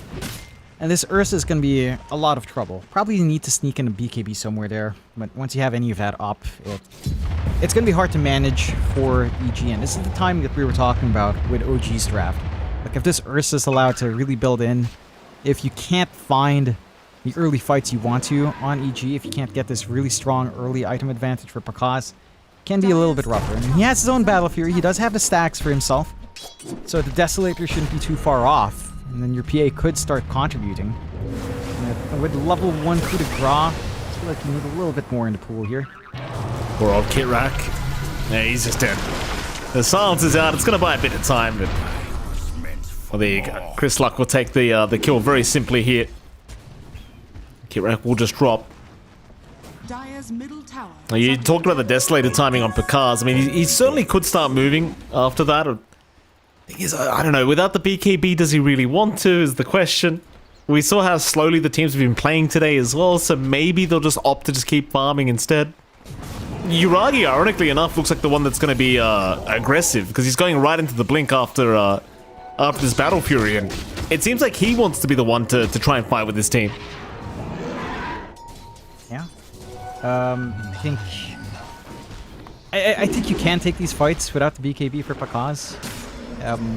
There's not too many big spells you need to reroute. You just need your team to initiate first anyway. Once they pop the initial onslaught of spells from OG onto these initiators, like say Chryslok, then the PA is still pretty happy. You can just engage in on her terms. I think the one thing for OG that we need to see is probably a team fight into Roche.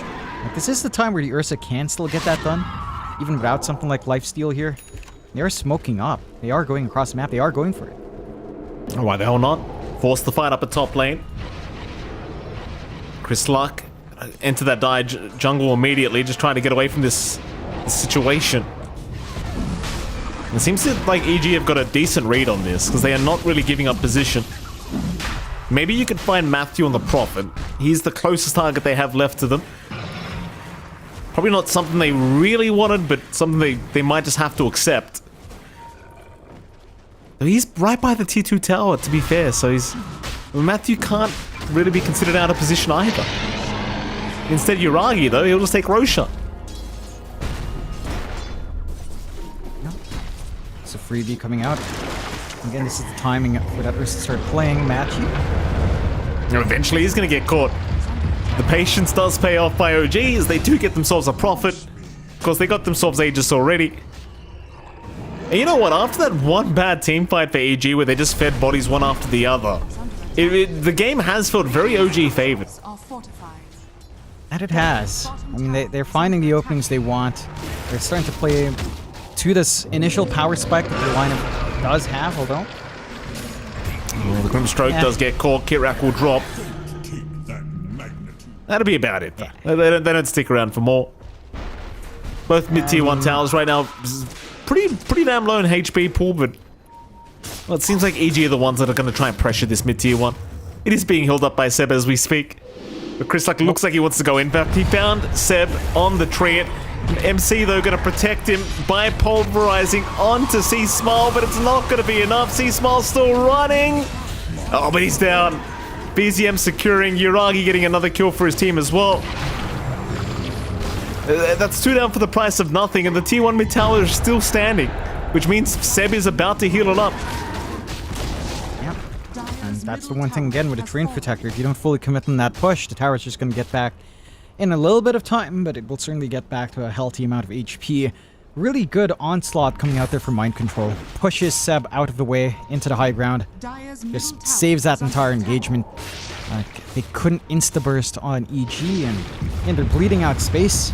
And Pakaz, he's got the Deso up, but it does feel like at this point, he's probably going to be waiting for more. Maybe he wants that BKB instead of just counting on his team to initiate first. There's just a little bit too much to worry about here on the engagements. Still a smoke out from EG, though. Yeah, Pakaz. That's the target they were looking at, but he's still blurred up, so they don't know exactly where he is. They just know he was attacking the creep wave. Triangle, though. Yuragi. They're going to see somebody. Who was it? It seems like it was Whisper, who pops the roar onto the Primal Beast, and Mind Control's controlled, and now C-Smile! Oh, what an echo! He found a couple. Mind Control's down. Yuragi, he's going to go for the man fight, it looks like, but without the Aegis. He's going to be forced to TP away, but no, the Hawk dive. Oh boy, there's no escape for Yuragi. He's going to hope for the Earthshock down, but he won't get it. They want more. It doesn't seem like they'll really... Oh, Seb, there's a sentry there. They find him. Eventually they will catch him. But he's still running. Seb, alive, just barely. Overgrowth out. Really playing with these kids for now, but no, they do eventually take him down. There's Kirak. Maybe going a little bit too far with the Sync Swell, just getting destroyed by Pakaz, and now, well, in come the cavalry. Mind Control is respawned and back and healthy. Whisper, he'll cop the full Sonic Wave, but it's not proving to be enough. Yet, in fact, Whisper, he's healing up throughout all this. Mind Control right back to the graveyard. This fight's just been going forever. It feels like a mirror of what EG did in that disastrous fight up top. OG are the ones streaming in, trying to re-engage, not finding that opening. The heal, just barely enough from Panda. That's a level 1 Shadow Word. Really good Fisher to cut off that movement from Mind Control as well, coming out from Chrislock. Inside of EG, well, they've hit their stride. BKB is actually not too far off for Pakaz off the back of those fights. Instantly gets 8 more damage from his Deso, and he's feeling great on this PA. And you can see the issues with the Ursa. And this is why it does feel like Yuragi does need that BKB. Just because when Upheaval kicks in, you don't have an easy way of canceling off in the backline. As long as Panda's positioning is great. Now if he stands far back enough, gets that full Upheaval off, what does the Ursa do? He tries to overpower, he tries to Earthshock clap around, but he can't jump out, and he's just going to be kited around. That's the beauty of this Warlock in this matchup, in that specific circumstance. Upheaval is a damn annoying spell. Yuragi? Echoes up? Echoes up! Oh, he's caught! Oh my god. He literally timed it perfectly. It was on cooldown for 1 second as he was walking up. That is so unfortunate for Yuragi. It's just perfect timing for Chris Luck. And that is just such on-point play. Just barely had enough mana as well for the slam plus enchant. It's just enough damage. A major kill. And again, EG, they're bouncing back in full cylinders here. Everything on full fire, coming true. Engines at 100%. Radiant's top tower And they've got is under attack. basically everything they need. Again, BKB only the recipe away for Pakaz, about 600 gold. Not too far off. Dire's middle tower They want to take these Lotuses, but BZM does manage to find them first. Radiant's top tower has fallen. Matthew, unable to land the Rod of Atos quite in time to catch BZM. The game's just so back and forth between these two teams. EG currently at a 70% win chance against OG, and okay, it could be another one of those long games with the way this is going, I'll tell you. Yeah, they are playing just really neck and neck between these two. Yeah. Mind Control going to take himself a shield rune now on the Primal Beast.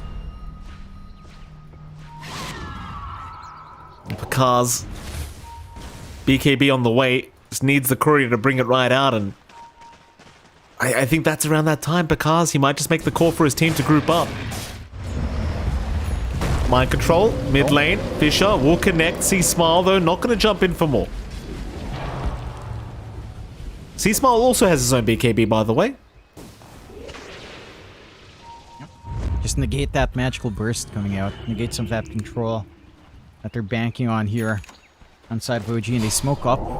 Want to reveal these BKBs. At the very least with Chris Luck. Slam almost Mind ready. Control. Oh, that's a big dive in from Mind Control. The creep wave, it may have been tasty, but the death of Mind Control was much tastier for EG. There's now BZM trying to at least get something, but Kidrak gets deleted in the backside, and now the Raw connecting onto the Quappa Oh my Bakaz. He gets the crit at the perfect time. Yuragi Middle tower has fallen. on the chase, but he's alright. Oh my. You know when you play PA and it just crits the perfect moment? Yep. Well, neither do I. Smile. I mean, I've never had that, Jonathan. I always miss the crits, but you get my point. You just gotta perfect. get good, Mike. Skill issue. Because he has a lot of skill. Middle tower is That's under true. attack. You don't have a lot of skill. Like, you're no pro. You can't That's cry true. about it. Just get good. And EG, they're punishing all of these overextensions from OG. Like you mentioned it, Mind Control comes in for Creep Wave, then they start to stream in one by one again. Like, they don't respect that this is around that time where the BKBs are lined up for EG, and they just don't care about your control. You know, Overgrowth's out, so what? BKB and just run back in. No problems. OG, they're not ready at all. Like, Yuragi had that good spike earlier. He does have Ags. He's going Octarine, so he's trying to go for the really annoying Ursa build where you've always got Earthshock on hand. You're basically almost always enraged, but it's... I don't know if it's going to be enough. Okay, he shifts out for the MKB. I was very worried about him just going for the Octarine, because Radiant it's like... are scanning. I mean, it's nice, but Upheaval just ruins your Enrage anyway. You need a way of hitting this PA. Top lane. They have caught themselves a Warlock. And though force staffing away, making it a little bit challenging for BZM and Mind Control to finish the job, but they will get it done. Sadly for EG, they were not in position to try and force a fight. OG, they'll just take the free Warlock kill for themselves. I suppose the main thing you've got to be concerned about now, though, is the fact that you do have an Aghanim Scepter on Chris Luck. So that's where the Earthshaker starts to feel really damn stupid. And speaking of Aghanim Scepters, by the way, Pakaz is about 1k away from his one. Under attack. Oh, Speaking of the devil, Pakaz, his... oh, Oh, the blur! Oh. The scream hit! Pakaz gets hit by the scream. Still blinks away. Pakaz has a BKB if he needs it, does pop it, but it's not enough. He's caught by the overgrowth and the sonic wave, and now they've even got another. Matthew is down. How great is that, John? Scream of Pain connects before blur actually breaks. That's how small the blur radius break is. yeah, that is pretty funky. Because trying to be sneaky around the map, now stalls out his own Ag's timing just by a little bit more. Nice set of kills coming out here for OG. EG. Have to... That was a really crazy farming spot, to be fair, from Pakaz. Just way far forward. Had a lot of jungle up top, still left, had the main jungle available anyway. Does get punished for just going a little bit too far forward. And that is an opening for OG. They are going for Roche once more, which again, with an Ursa lineup, doesn't take too long. So they have Aegis and Cheese on OG's end. They need to make something happen off the back of this Aegis. And they've got to be able to take an objective, force out a fight in their favor. They need to make something happen, because if this game drags on, I mean, this is PA. OG knows exactly what happens late game up against Warlock, with potentially refresh down line for Panda and just a PA. It's where these heroes shine. Yeah. Oh, top lane.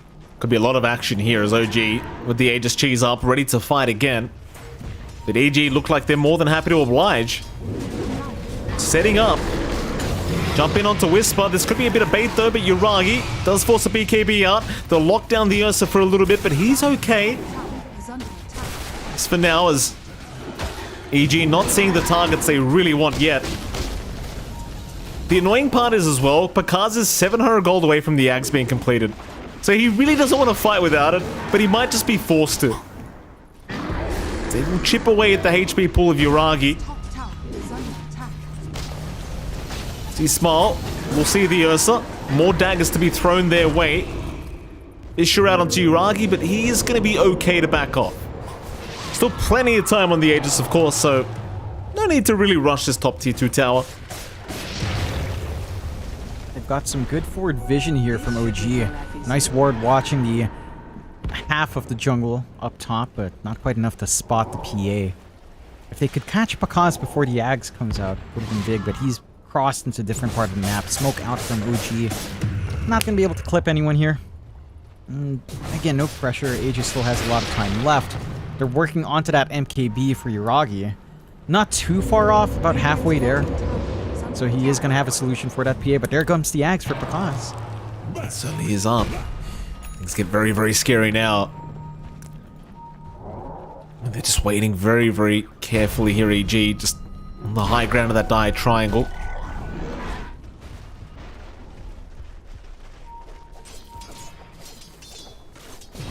Hoping somebody show... Oh, Seb. He's alright. He was like half a second away from just getting deleted by Pakaz had he gone into that creep wave. It's a PA moment right there. Yeah. And the game becomes a bit of a horror game once PA has that Ags up, and they'll smoke up here on EG. Yuragi's already twin gating across the map, so he's going to be pretty good in just trying to retreat and get away from these guys. Mind Control's the one that's been left behind on the Primal Beast, so question is, can they actually find him? Answer so far is no, as Mind Control seems to have a pretty good idea that they are chasing somebody around this area. EG, on the other hand, they're going to go right through the twin gates, but there is vision to see this twin gates usage, so again, oh, Yuragi, maybe he didn't get the memo. Yuragi, he's been left behind, but never mind. Kidrak's going to be there to back him up as they'll go for the soul bind, but now Yuragi getting kited out by the column. Pakaz still just messing around, trying to find the backside. We'll finally find the quap. BZM still alive. They'll pop the echo, but BZM just blinks away. They can't kill the quap off. Meanwhile, Mind Control just going to hold down Whisper and take down the Beastmaster. As EG still scouting around, trying to find some supports, but it seems like they are just losing more bodies. C Smile will also drop. And they just invested so much in trying to kill off this Queen of Pain. And in the MPZM, I believe, just cheesed and survived. Picaz on a mind control again. They'll try for the primal, but Matthew may drop for this as Picaz is still chasing, but almost kills himself with the plate mail out. He's forced the Phantom Strike towards the Warlock, but the chase is still on. BZM. Blink up. We'll find Panda. Seems like Panda, though, going to be just fine to TP away by the tier 2 tower.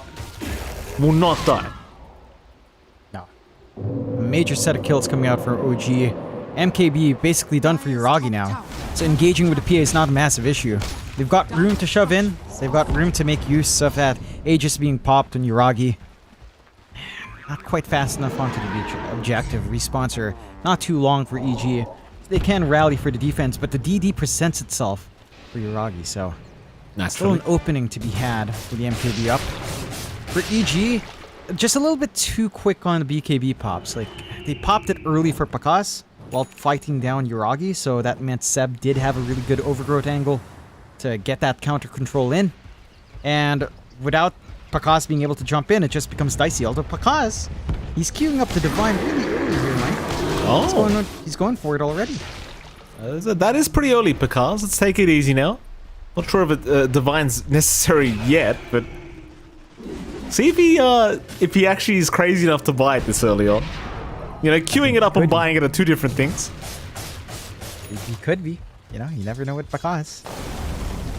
He does go crazy sometimes. Well, there's nothing else he could afford to buy. No, he's doing it. He bought a second He is doing. All right, let's go. I mean, I figured maybe Satanic, maybe a Basher Abyssal. It could still be a nullifier, you know? He could change his mind. For what purpose? Well, there's no purpose, John. I'm just trying to, you know... For I guess the Ghost Scepter and Kitrak? Just absolute hate on Kitrak? Kill him again? I mean, I suppose so. Thing is, EG have still got a 60% win probability. Like, it's not like they need the Divine, but I suppose for Picaz, if he feels like he could just survive any kind of team fight, it's like, why the hell not? It is basically the perfect hero for a Divine Rapier, right? It's always been PA. Yeah, it's PA, and I arguably Medusa Gyro as well are up there. Although, okay, charge away. No action. Not gonna commit onto Chris Luck, and they disengage. All right, so the game stalls out a little bit more. I mean, surprisingly, OG never managed to clean up that top tier 2. So, despite having the Aegis and winning that fight, they don't really expand on map control and try to, you know, kind of secure a real advantage for themselves here. EG, I mean, this is just time for them to build up. He switched, Mike. He cursed it. He's going for the nullifier. Man. What? I was right, John. How's that occur? Come on now. You cursed it. It's not going for the gank build. Oh, they're a bit far. Fisher's going to just stop the way for Yuragi, though. And the upheaval is going to make it very hard for Yuragi to get out. He's popped the Enrage to try and get away from this. He's going to be alright, but now the Echo comes in. C-Small going to hold him down, and Yuragi's gone. There goes Kitrak. Here comes My Control. My Control will onslaught away. TP out. Do they have the stun? Yes, you bet your ass they do. My Control is down.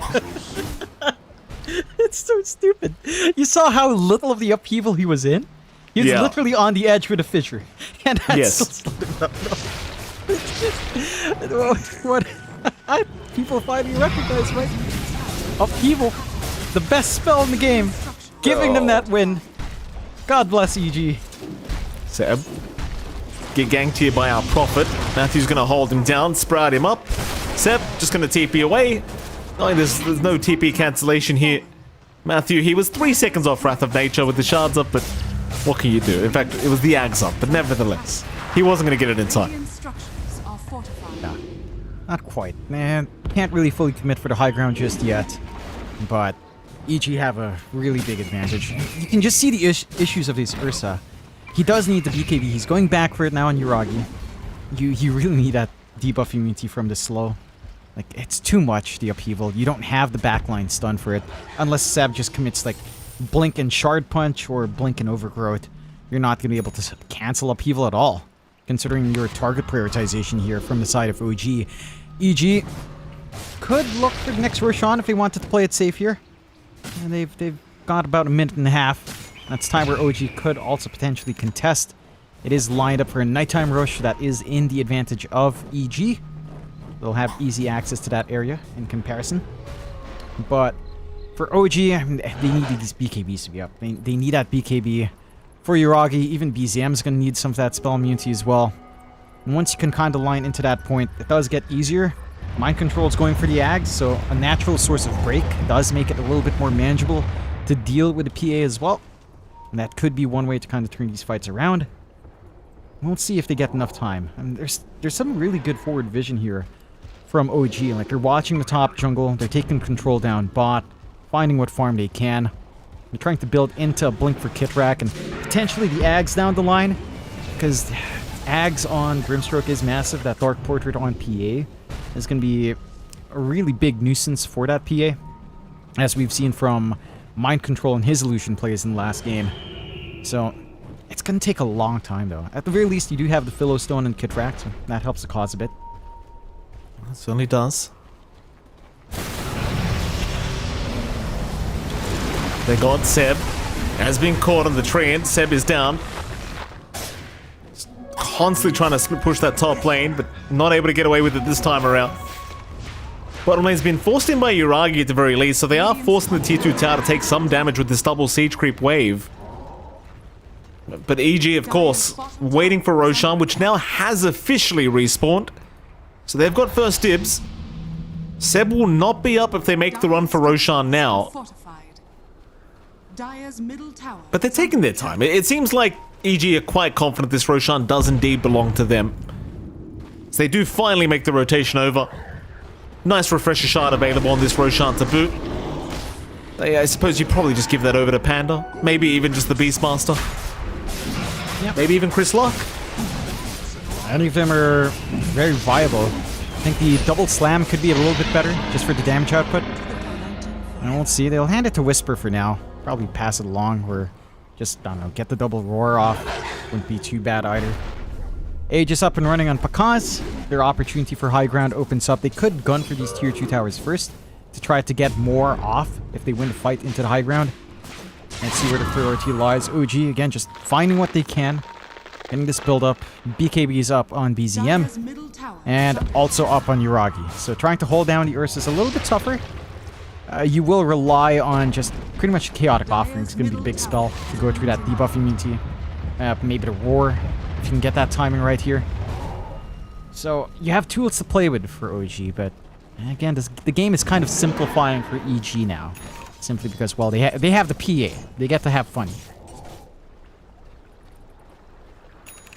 You get into that stage where Pakaz is going to pick up that basher, and that's when the fun truly begins. BZM. And I know Pakaz is around, so it blinks immediately out of there. Does not want a bar of this PA at the moment. OG trying to give Yuragi more and more time. It feels like this Ursa is at the stage where you should be able to deal with the PA, but the team fights have been somewhat complicated.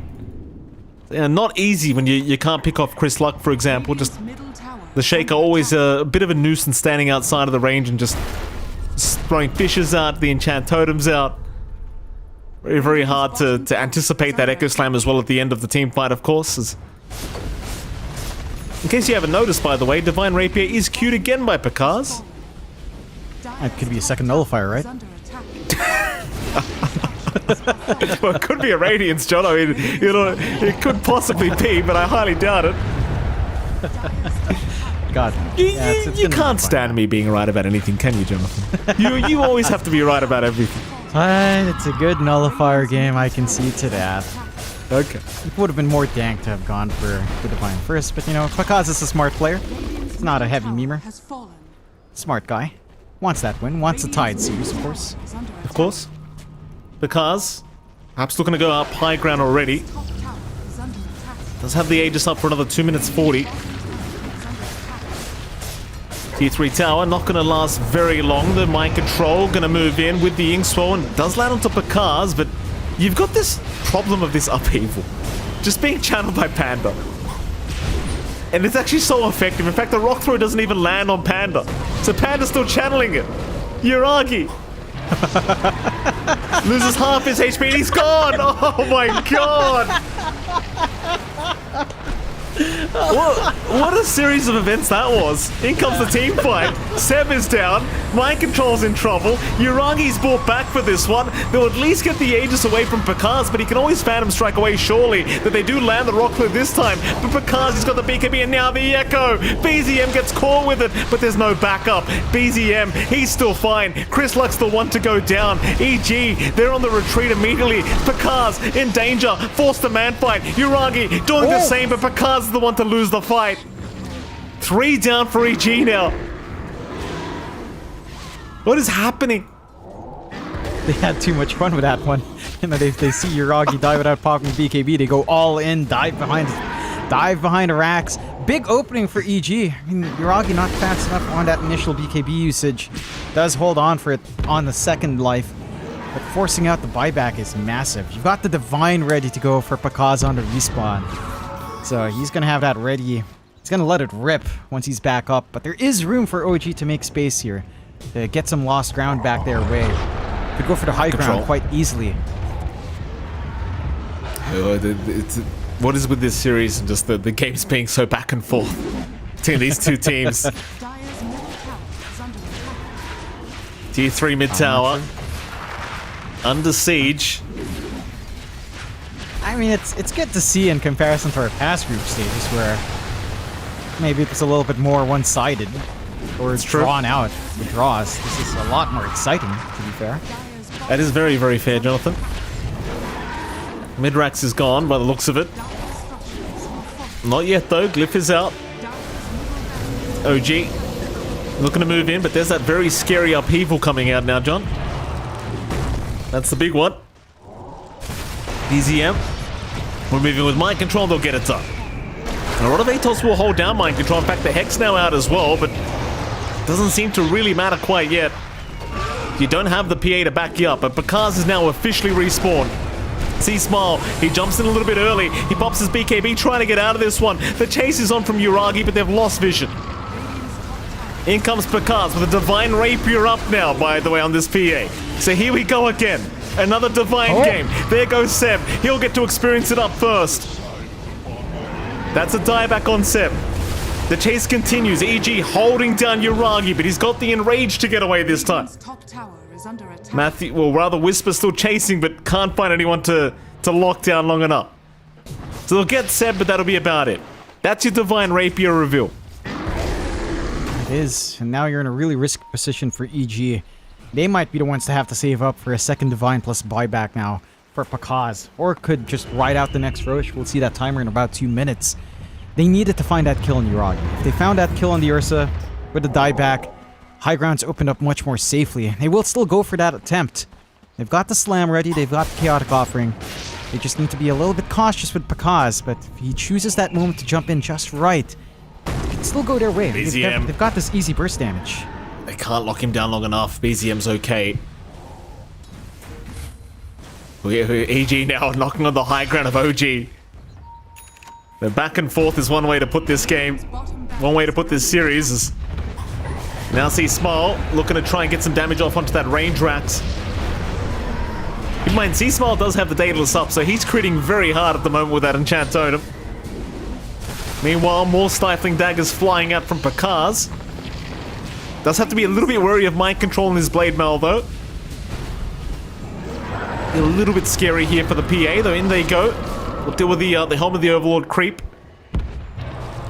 The thing is, Seb is up in 3 seconds, so the advantage you have, it is now gone. Radiant's top tower has fallen.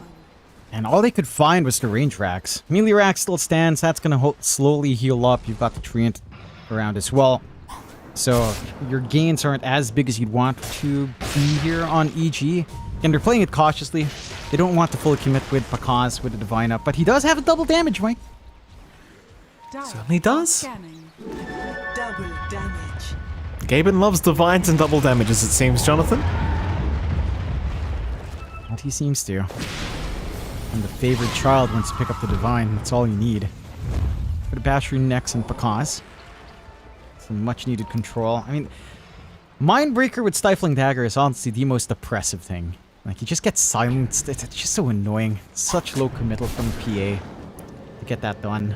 Roshan, in about 9 seconds, we'll see that respawn is set for a nighttime spawn, even on the shortest timer.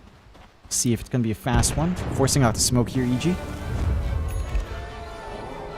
Well, there goes 3.3k crit coming out for Pakaz. Double damage is about to wear off, so OG with the 5-man smoke running right towards Evil Geniuses. Roshan's still a minute 10 away.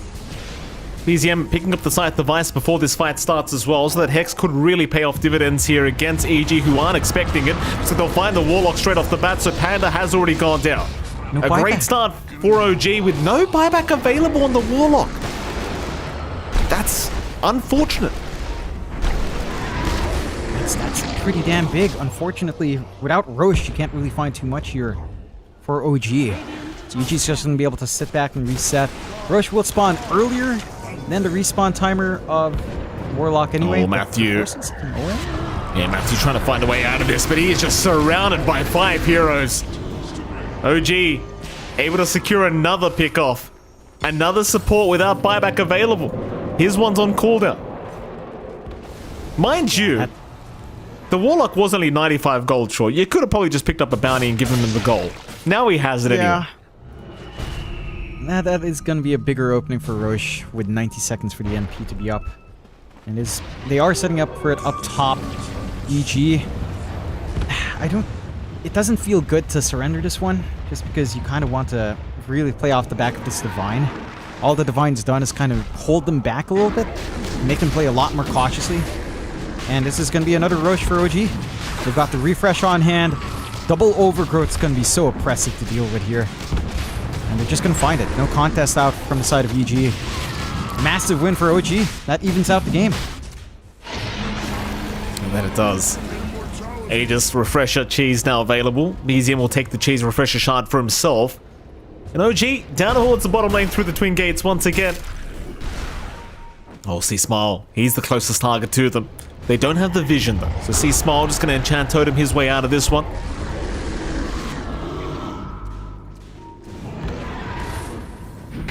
And EG now back to the drawing board.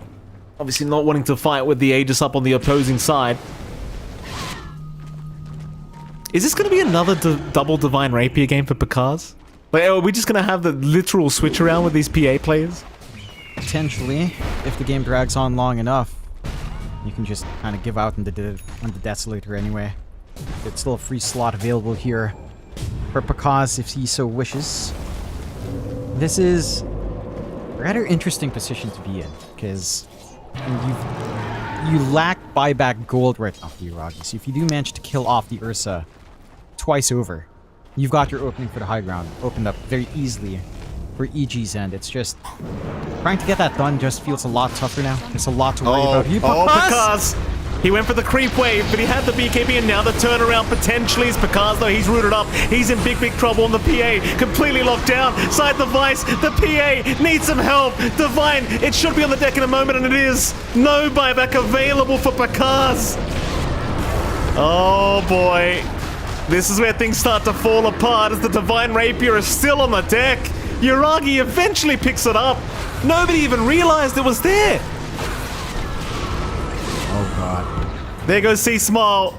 He does have buyback, but without your PA, without the Divine Rapier, what are you meant to do? Matthew's trying to creep skip. He gets caught. He's down. Oh god. That was just so greedy. Just jumping in. Sure, you're on your high ground, but you don't have any protection in that area. You know they've got Aegis. You know they're going to try to push forward, and they're going to go for the end game here. Now, wait, why the hell not? You know the PA's not coming back anytime soon, and with the Divine Rapier, you're feeling pretty confident as Yuragi. And there goes Soulbind out, locking them in the base. Just threatening their lives if they come back out. Whisper looking for a raw attempt. BZM looking to maybe just get out of here, but he got the BKB off, and now Mind Control will move in onto Whisper. I mean, this game is looking very, very over. There's no way they could possibly buy 30 seconds for Pakaz. Well, they are trying, though. EG, they are giving it a crack. but they are just being dived in the fountain. Overgrowth out from Seb, and GG is called. They've seen enough. OG able to secure a 2-0 victory against Evil Geniuses in their first series of Dream League Season 21. And what an absolute banger of a series it's been between these two. It's definitely close on both sides. That first game dragged on for a while. The second game, much faster. I think OG managed to get a grip. They capitalized on a couple of mistakes EG definitely made on this time. From their end, I think the Divine Rapier buildup didn't feel completely necessary this game. I think it was just a little bit too early for that to go on the all-in. They didn't manage to take the Roshan off the back of it. They farm into that creep wave. Pakaz just gets a little bit greedy, not respecting the Aegis and not respecting how far forward OG could play. And they get punished, and that's just the end of the game. You know, he didn't have buyback gold. You mentioned it. When that Divine comes out in the PA, you've got to have enough for a second Divine and buyback. It wasn't there for Pakaz, and that cost them here for EG. Yeah, I mean, absolutely. I appreciate the risk-taking at the very least. I mean, Pakaz obviously he put on a real performance here throughout this series, but OG just proving to be the better overall team, and that's a 2-0 victory to get things started for them. Props to OG to boot as well, right? Like, you have MC standing in, Kit Rack relatively new. It's not easy to pull off a 2-0 victory this early with a stand-in, but they make it happen, and they look good while doing. Like, it's maybe a bit more back and forth than you would like, but it was certainly a very entertaining series. We are actually going to have to head off to a break, and right after that break, we'll be back with an interview from somebody from OG. We'll see you all again very soon.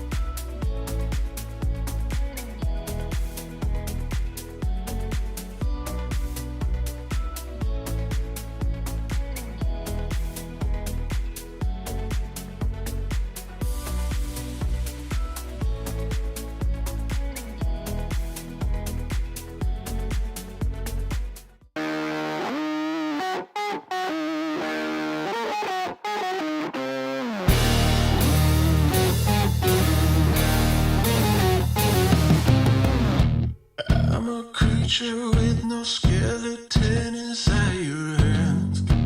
Got no home address, I come and go as you command. And it's fine with me, and it's fine. I'm a bandit that you use to keep from bleeding out. I'm the lover you don't love, but love to keep around. And it's fine with me. Promise that it's fine. Maybe I'm a fool. It's not like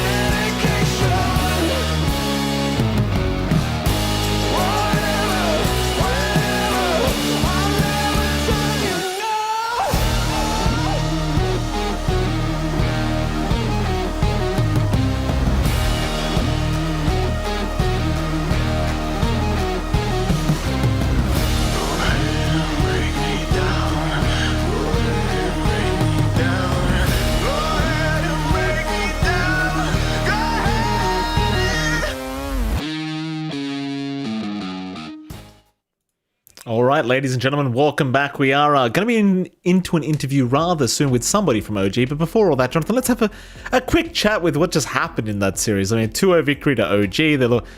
I don't know if I want to say they were looking really clean, right? But it was a hell of a series. And I suppose one of the things I love about teams like EG and OG is the fact that when these two teams get together, they just skirmish, you know? And I love to see that crap. Like, people want to spam 3-2-2 and 6-4-4 and all that crap. I just see two very manly teams running at each other, Jonathan. That's all I see. Yeah, they're just willing to fight, willing to take these opportunities, and I think it was really interesting to see that swap out in Game 2 for the PA coming into EG. I think it was a little bit too soon for the Divine. That's the really big issue I had there, just because it changes the way you play. Even on a PA, when you have the Divine, you will play a little bit more cautiously, especially as a glass cannon like the PA. If you're standing back more, you're not taking these opportunities to jump in, to try to cause havoc in the middle of a fight. And it just brought them to that situation where, with a Divine up, you really have to save for buyback plus a second Divine. And then come out there for Pakaz, plays a little bit greedy into the creep wave, and that's all the punishment they need from OG, after finding that rush opportunity as well with the supports feeding out. So, got a little bit messy at the end for EG. OG keep it sharp, they stay focused, they find those openings, even after a couple of disastrous ways to die there for Uragi, right? Like, upheaval. It's the bane of an Ursa. And, you know, the buyback look a little bit dicey, but EG again overextend and they get punished. OG's not the kind of team you can afford to overcommit onto. I can't wait to have a talk with these boys to see exactly how things went. In fact, we do have an interview ready as we speak, so let's head over, and I believe we have Mr. Uragi joining us. Uragi, congratulations on your 2-0 victory here up against EG. How the hell are you feeling after that series? So you must be feeling pretty damn excited. Oh, thanks. Yeah, I mean, it was cool games, long games, and yeah, it was pretty cool, fun to play. Okay, tell me about game 1. Like that was absolute insanity. You guys get megaed, then somehow make a mega creep comeback. You get your own mega creeps up. What? Like, who the hell was who was leading the team at that moment? Who was telling everyone what to do? Yeah, I mean, we just knew we had to wait for certain items, because maybe we messed up our item builds a bit. So we had to wait for the hexes, for the rapier, and then we knew we were gonna kill them. So we're pretty confident.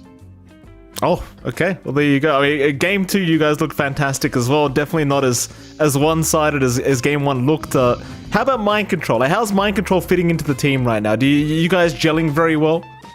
Yeah, he's doing pretty well. The old man duo on the off lane is working out just fine. We're fitting ourselves, yeah. I'm very curious. Coming into this, you know, it was a little bit rough for you guys in the qualifiers, obviously, but you guys are looking to be in really sharp form here, at least in your first series. Going forward, is there any team that you're looking to really play up against? Is there anyone that you want to face up against again? Yeah, looking forward to play everyone. It's a great tournament, so excited for every match, kind of. What do you feel like is the big difference for OG now? Like, is it just having mind control in? Did you guys change anything up after the recent qualifiers? Like, what's different with OG now? Yeah, I think we have somewhat more freedom on the drafts and in the game as well. That's kind of it. I have one thing to ask related to the games now. Sorry about that. I have one thing to ask. When you play up against Warlock, is it the most frustrating thing in the world? I mean, that did not look like a fun time with Upheaval up. Yeah, I don't like the appeal spell, I'm gonna be honest. What do you want to say to anyone that picks Warlock in your pubs? When you have to play against it. They're good people, I'm sure they're good people. Oh. Just want to you're too nice, Uragi. You're too This nice. guy's too positive. Uragi's too. You can't catch this guy, Jonathan. You can't bait him like that. You guys got, I believe you got Gaming Gladiators up next, Uragi. I mean, talk to me about this. I mean, Gaming have proven to be the best team based off recent results in the world. What do you think? How confident are you going up against Gaming to put up a great fight? Yeah, I mean, they're pretty good. Pretty sure we'll respect them. And just have to stay sharp, I guess. All right. Well, I mean, with that, I suppose we'll let you go, Uragi. We'll let you get ready for your next matchup. Congratulations on the 2-0 victory, and hopefully you have a fantastic day, sir. Thank you. Thank you so much. Bye-bye. That was a lovely Uragi, of course. He just had 2 very long games, Jonathan. I wouldn't want to talk to anyone either. I'd be quite. I'd be like, guys, please stop asking stupid questions. Let me go eat my damn food. First game took almost 80 minutes. I just want to get the hell out of here. John X Fire is asking questions about upheaval again because not even Uragi can escape upheaval when it comes to John X Fire. Everyone's, you know what it is, John? We're all in your upheaval right now. That's the thing. We're all just slowly dwindling away in this upheaval that is John X Fire. Well done, Jonathan. That's not a lie. That is true. That does have maybe a bit of time dilation around as well. Just want to get away fast. But what a series! You know, it's been competitive across for these first 2 series. Props to OG again holding out. Game 1 being a classic OG game. Just no matter what the lineup is, these guys just play against mid creeps for some reason. I don't know what it is. Maybe it's something in the water in the boot camp. I don't know. Yeah, as the casters that have watched their SCA teams lose on multiple occasions to OG in the most impossible games ever. ESL 1 Stockholm comes to mind, I believe, or was it Malaysia? I can't remember. It was very, very painful, Jonathan. I try to forget every time. OG always do this to my teams. Always. But props to them. They're a damn good team, Jonathan. That's why they won 2 back-to-back tiers, you know? They're a damn good team. That they did. They're good, and they've got a good backing. I think that's the one thing with OG. They've always got a good mindset. And of course, that's not the last 2 series. I believe we can take a look at the schedule before proceeding here for the rest of our games. We did start off with Entity up against Shopify Rebellion. We just saw EG up against OG. Now you've got Entity versus Liquid and Quest versus EG right after that. Pretty exciting games, Mike. Certainly so. I mean, Entity versus Liquid should be, I think, a very, very interesting matchup to see, and I believe we're going to be throwing to a break because we're going to be coming right up with that series very, very soon. We'll be right back. You love it, you wear it. Wear your passion. Share your passion. Wherever, whenever. Gaming is a lifestyle. Get your merch at shop.eslgaming.com.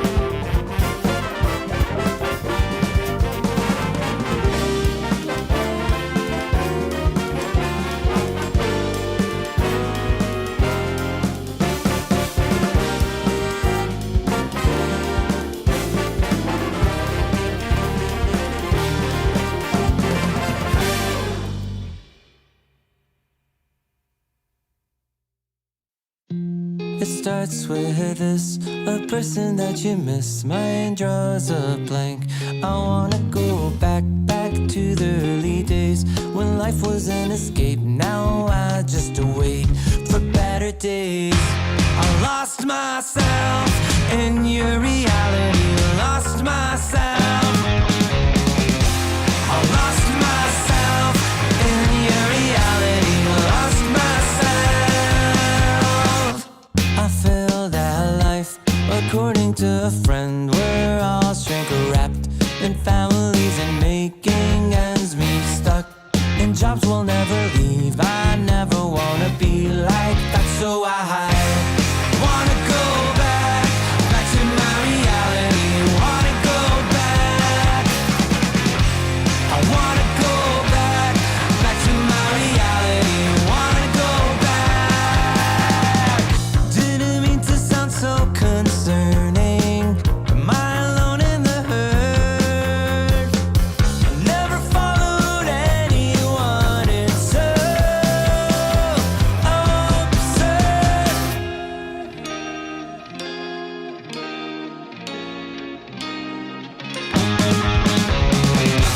I wanna go back to my reality. Wanna go back.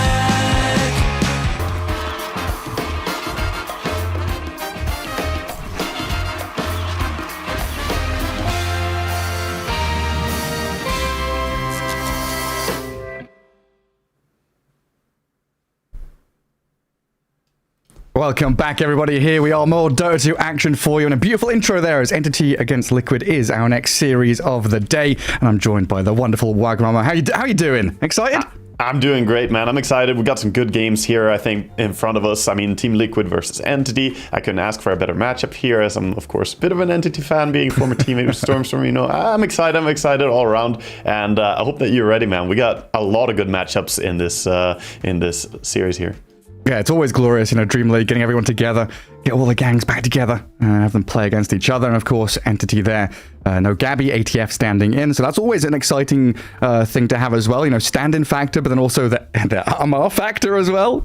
Mm-hmm. Yeah, I mean, he's a powerful player, and you know, like Stormstormer was in an interview earlier here. They played one series already today, and he said that, you know, he's a fun player to play with. He's very vocal and able to express, you know, things well. So I think he's the type of player who fits nice as a stand-in, because some players are a little bit more timid, and it can be hard to gel. But yeah, they have to adapt on the fly a little bit here, having to use a stand-in, and I think Amar is a great player to bring in for that. And there's your boy. Yeah, that's Stormstormer himself, and we'll see what he's going to be playing today. You know, obviously he's very well known for his Invoker, something that he's relied on a lot. But if we look at like recent times, Invoker hasn't worked out that well. I think teams are figuring it out a little bit, even though it's of course still very strong this patch. I think a hero that I'm keeping an eye up for him though is going to be Pangolier. Pango is just such a big hero in mid lane. I suspect that it could even be first phase ban material between these two, as both teams are really well versed on the hero. Yeah, I also wonder, we've seen a little bit of this Earth Spirit mid flourish. We've had Thompson do it, Nisha's playing it a couple of times as well. Do you reckon Stormstormer's got that up his sleeve as well? Yeah, he plays Ember. He's pretty versatile. He's got like Leshrac as well that he can fall back on, another hero that they used some in Riyadh Masters, and of course Team Liquid as well have used that in the past. So they have like some similar contested heroes here, honestly, as we might see Team Liquid run that as well. But I'm curious to see, you know, what Team Liquid are going to bring into this game here, Gareth.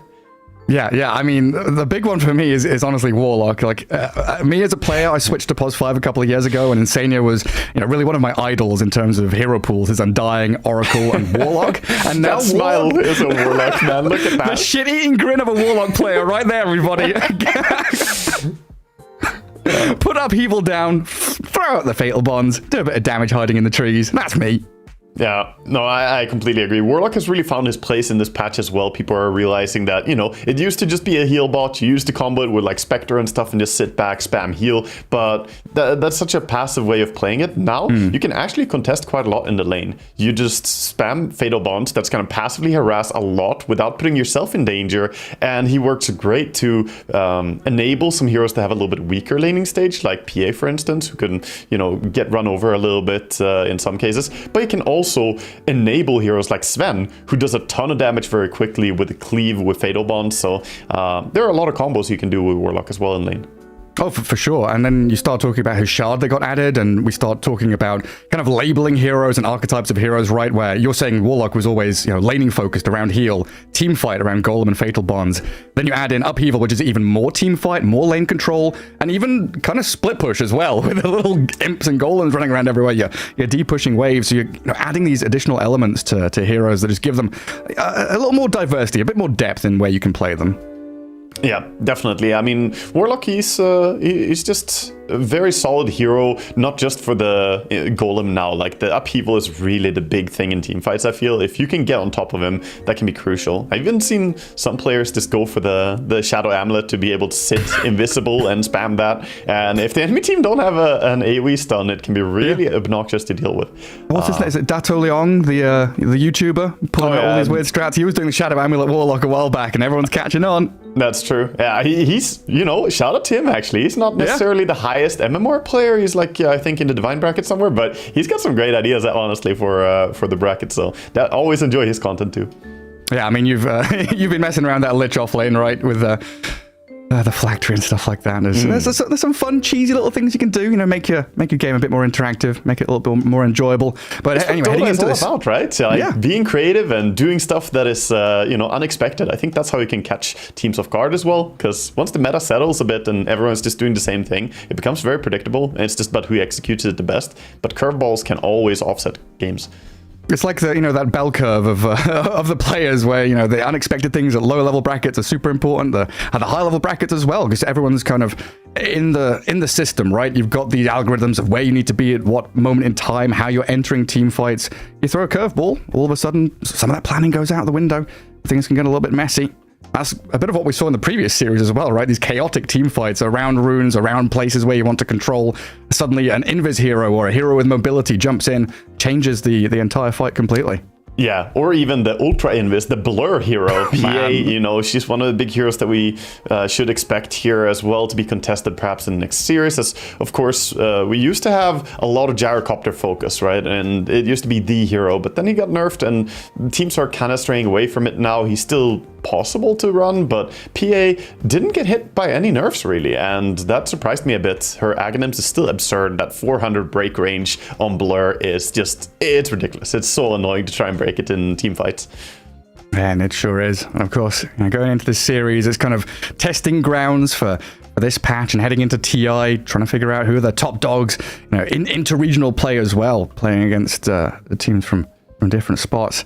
It's going to be a big one, and this is Western Europe, Entity against Liquid.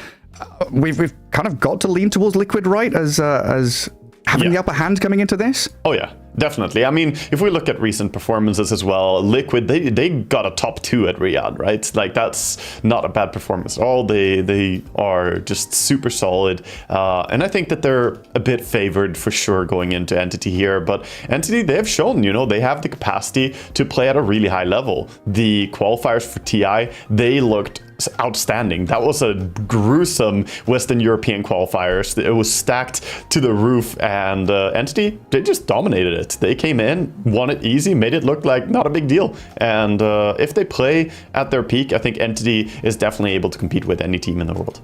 Oh, absolutely, yeah. Pull out their own little bit of flourish, and they're very much a team that, for me, has felt they've been based around these like key moments in the game, similar to I watched a lot of South American Dota back in the DPC. Beast Coast were a big team like this, where they know this one moment in the game where they pick one team fight, and that's where they gain control of the whole match. Where Entity know that if they've got, Katome, one of these big team fight heroes, you think back to his Treant and his Winter Wyvern, that was that one ulti, that one team fight, and that gives them that momentum to keep on going. Whereas Liquid, a little bit more sort of bits and bobs here and there. The laning stage very good, going into smaller skirmishes and team fights. But with the length of these games we've been seeing, we could just head to late game in every single one of these matches. 70-minute games abound. Oh, we could, yeah. I mean, Entity, they had one of the longest games, if not, one of the craziest games I've ever seen, right? The ultra late game with, what was 120,000, 130,000 gold advantage at some points. Like, they are no strangers to the late game. Team Liquid, though, I feel like they're a very versatile team, like crazy versatile, because of all the experience that they have on this roster. Also with all the, always go back to this, they have such a good support group in terms of their analysts, their coaches and so on, working together with them, got blitz and jabs. And I feel like they are more unpredictable in which Liquid we will see, because of how many things they have.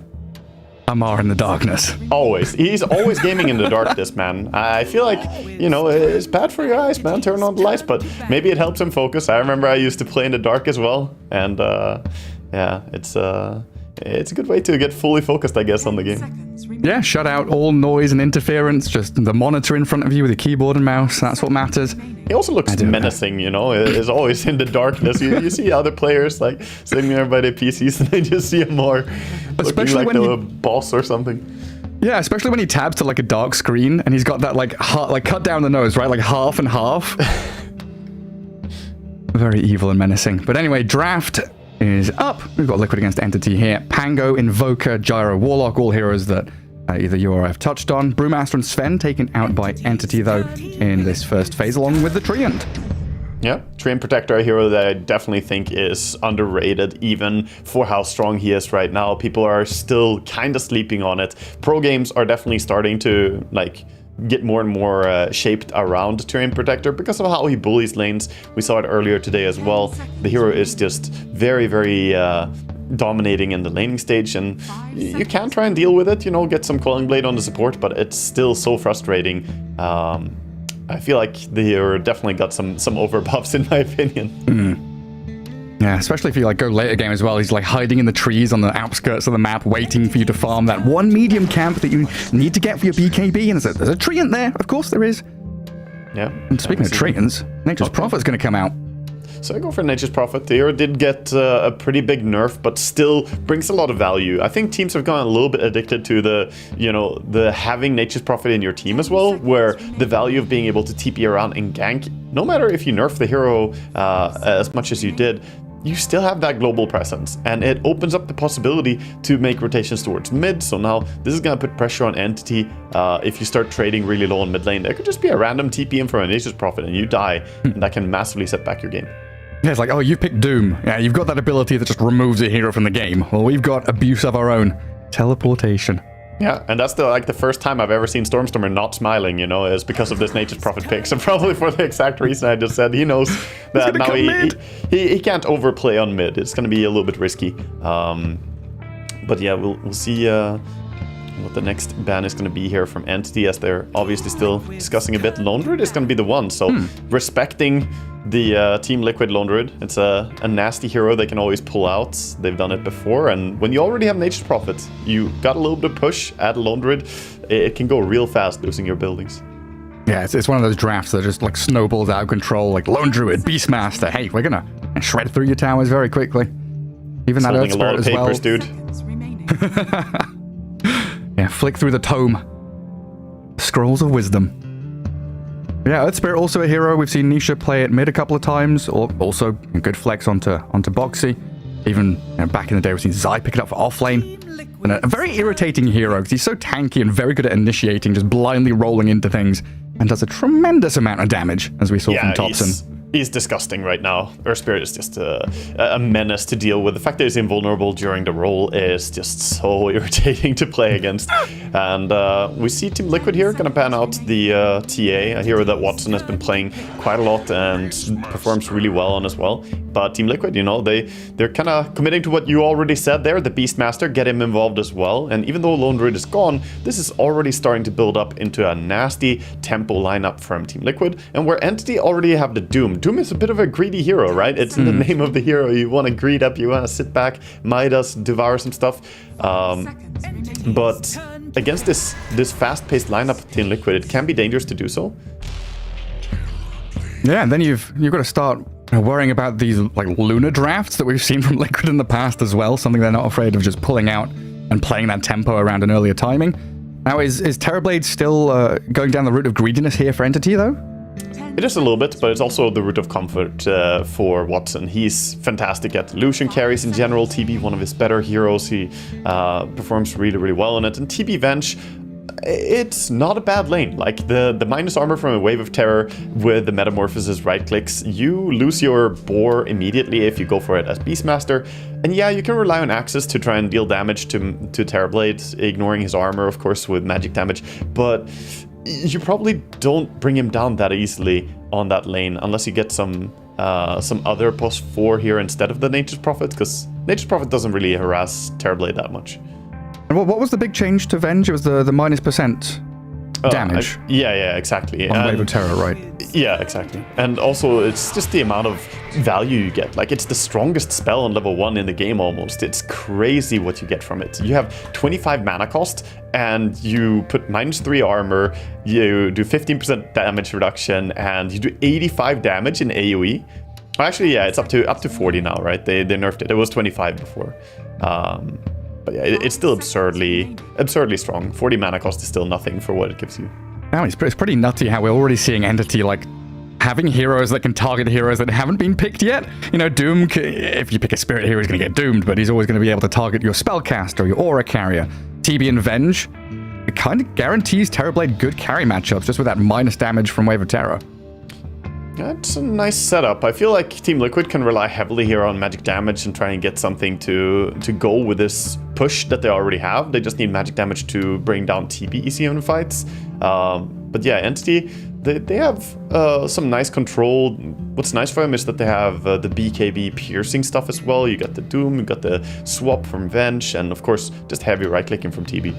But Liquid here, going with the Keeper of the Light as well. I love what I'm seeing. That's exactly what I was talking about against the Terrorblade, right? You have the Coddle, Beastmaster combo, so now you can double nuke the TB in lane. Much more difficult for him to stay in than being against Nature's Prophet Beast.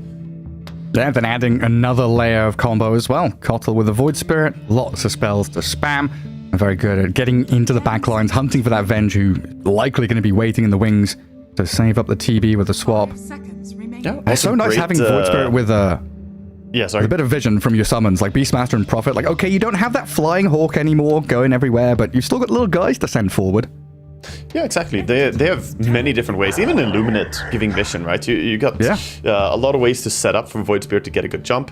Of course, he doesn't have the old Hawk, you know, the old Beastmaster with the map control that we used to have. But still, their vision game is pretty on point here. As for Entity, they can do similar things with the illusions from TB and the Venge using a Wave of Terror.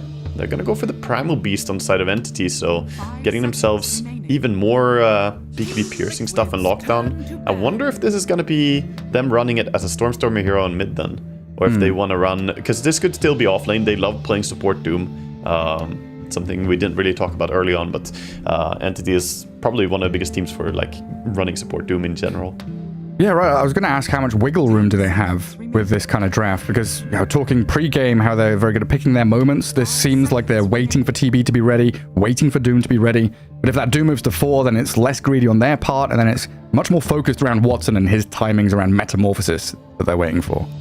Yeah, and they don't have something to like spam like the Coddle, you know, you could say is maybe a little bit of a block pick as well when they saw the TB, because it takes away the possibility to spam Chakra to get Metamorphosis back faster. So yeah, you're playing around that meta, but it's going to be a pretty long cooldown. And against Team Liquid, who are all low cooldown heroes, none of them are very dependent on anything here.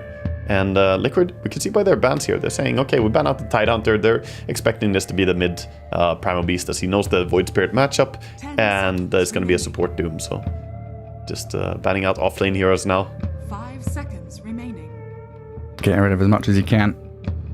Giving last pick to your stand-in as well. It's nice to always try and enable them. They're actually covering their bases a bit with the Skywrath ban as well. So yeah, they're respecting the flex potential here from Entity's draft as well.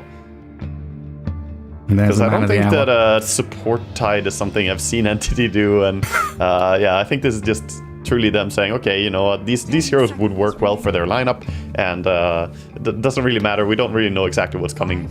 You know, get rid of some of the scary stuff. Yeah, are we sure this is a support Prophet? Because it was something that I feel like it has to be, but yeah. Yeah, I think so. It's so tough to run him carry now after the -6 agi. Or are you thinking switching it up a bit? Like, I was only asking because my brain was like, remember, Mickey used to play a lot of Nature's Prophet, even though it's like a 99% chance it's pos 4 because the patch we're in. Maybe that little 1% chance. I think you have to get a different carry because Native Prophets, it's just so difficult to do damage into TV. Merta comes out, okay. So that's something Kataomi has played before here, the post 4 Merta, so it's probably going to be Amar on the Doom, I suppose. Looks like it. And Merta is a hero I've been spamming, dude. I love this hero. She is amazing.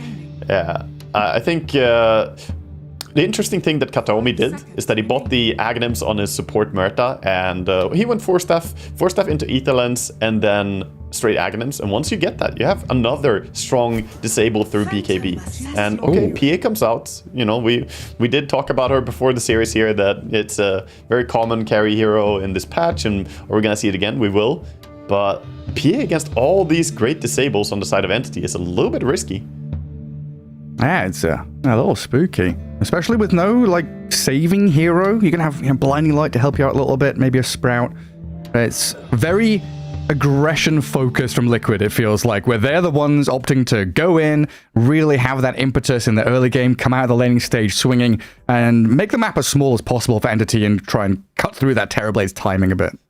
Yeah, it's going to be interesting to see how much of a fight Entity can put up early here against this tempo lineup that Liquid are running. At the same time, you know, Entity's draft, it is geared towards fighting. When you have a mid Stormstormer Primal Beast here, Primal Beast is like the biggest tempo hero for mid, along with like Pango, I would say, because they just want to go. They have absolutely nothing else to do than just fight heroes. So looking like it could be a real brawl early on. Late game, it's going to be scary. It's going to be tough to say who gets a big advantage. I would give Entity an advantage overall, but PA, we've seen what she can do, man. If she gets Aghanims and Rapier, anything can happen.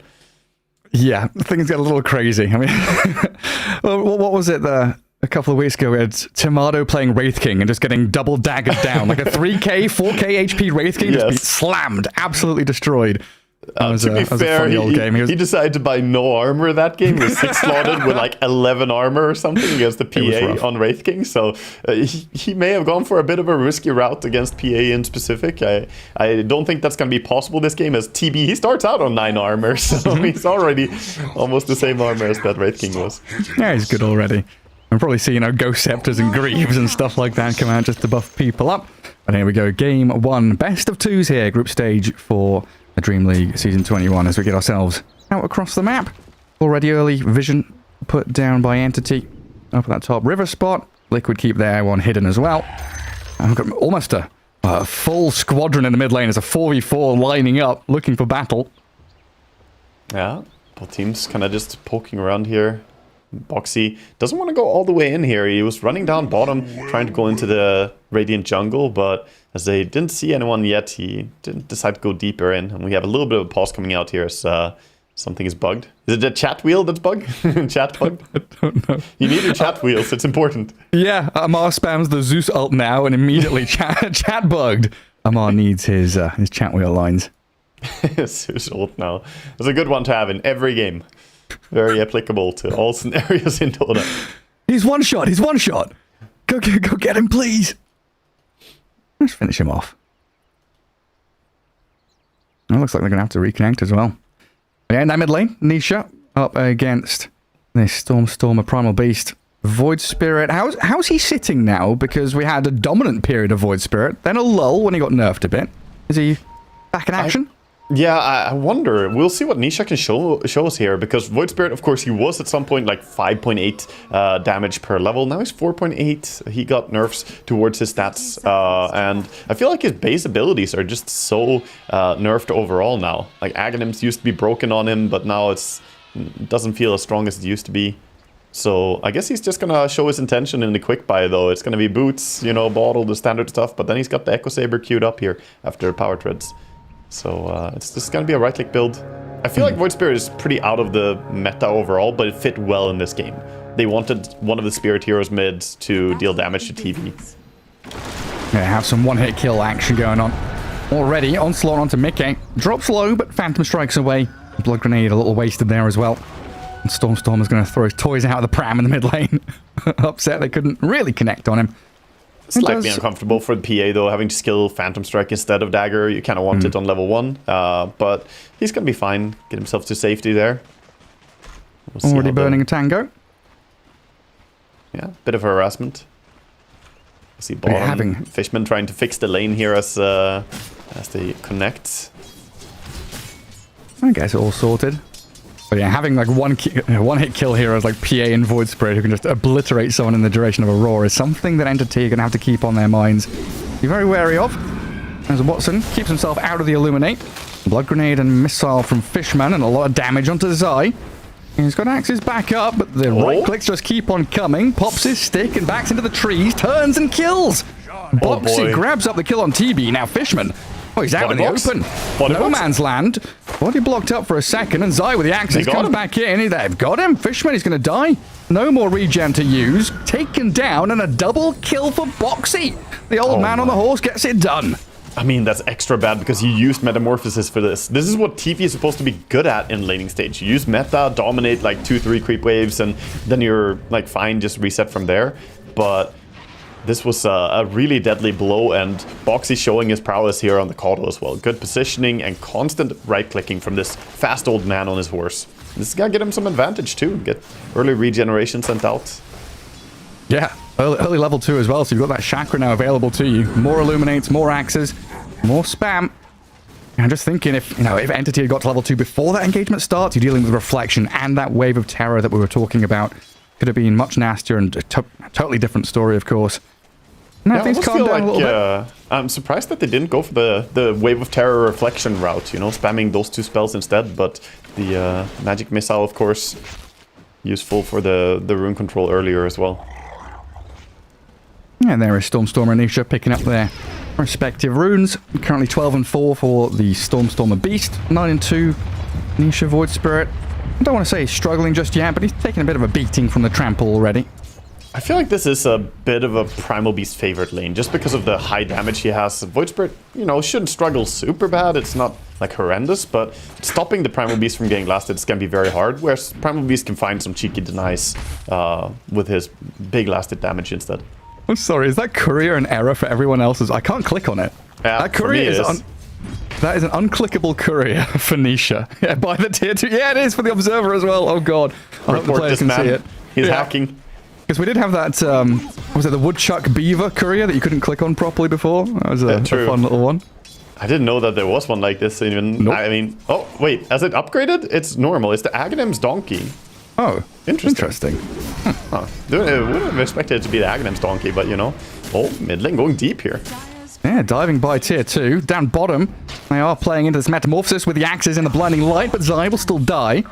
The dive mid is cut short as Stormstormer just drags the wave back to the bounty rune. There's even action happening down bottom and top, but at the same time, Muerta's going to throw out that calling.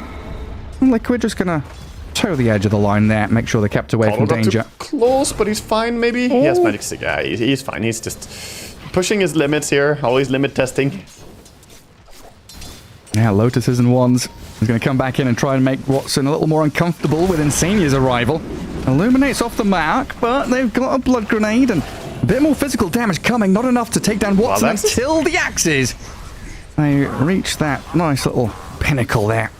Yeah, this is also such a good way to deal with the Terrorblade. Like, they really identified how they should draft against this. Boxy, careful, gets self-cancelled. Yeah, the Fishman are hiding in the trees while up atop Katomi. Gonna get whacked around, slowed down, but is by his tier 1 for safety now, and Fishman does die in the end. Zai continuing that dive with Boxy, being bullied back by ogres and kobolds and creep waves now. It's not been comfortable for Entity this first 5 minutes. No, the laning stage is like mid lane is the only lane that's really feeling good for him right now. They're 10 CS ahead on the Primal Beast, and once he gets to level 6, I think his impact is going to start swinging in to the side lanes as well. But for now, this bottom lane is not looking good for them. TB does have good farm though, I should say. Despite, dying twice, he's got 23 CS, so he's not necessarily falling behind. It's just that Zai is going to get his early Vanguard here. Yeah. I mean, Watson even in net worth with that P8. Like you say, even with a couple of deaths, still doing pretty well. Zai's going to be an uncontrollable force down here, though, in a minute. Top, they're trying to go. Nice Sprout. Yeah, good catch onto the Prophet. Mickey jumps back in. They've got 3 up here, Entity.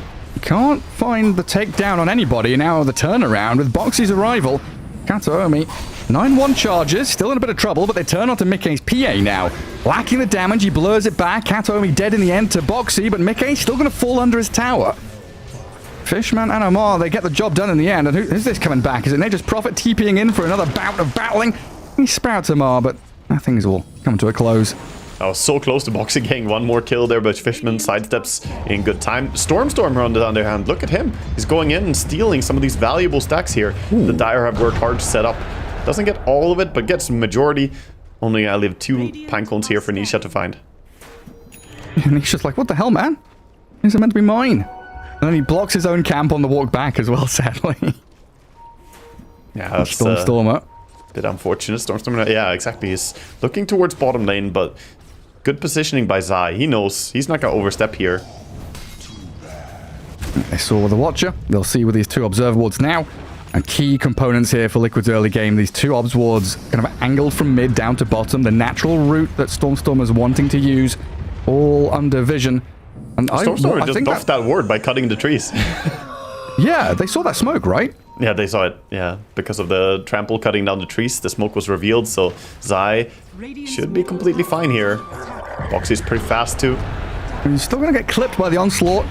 And now we'll get that good bit of control onto him with the magic missile following through. But here comes Liquid. Reinforcements arrive. They've traded out their Kotl and they want a couple of kills. We'll see if Fishman dies to the Hawk and the Boar as the Primal Beast getting a bit of distance. Looks like he's out to safety. Revenge not going to be so lucky.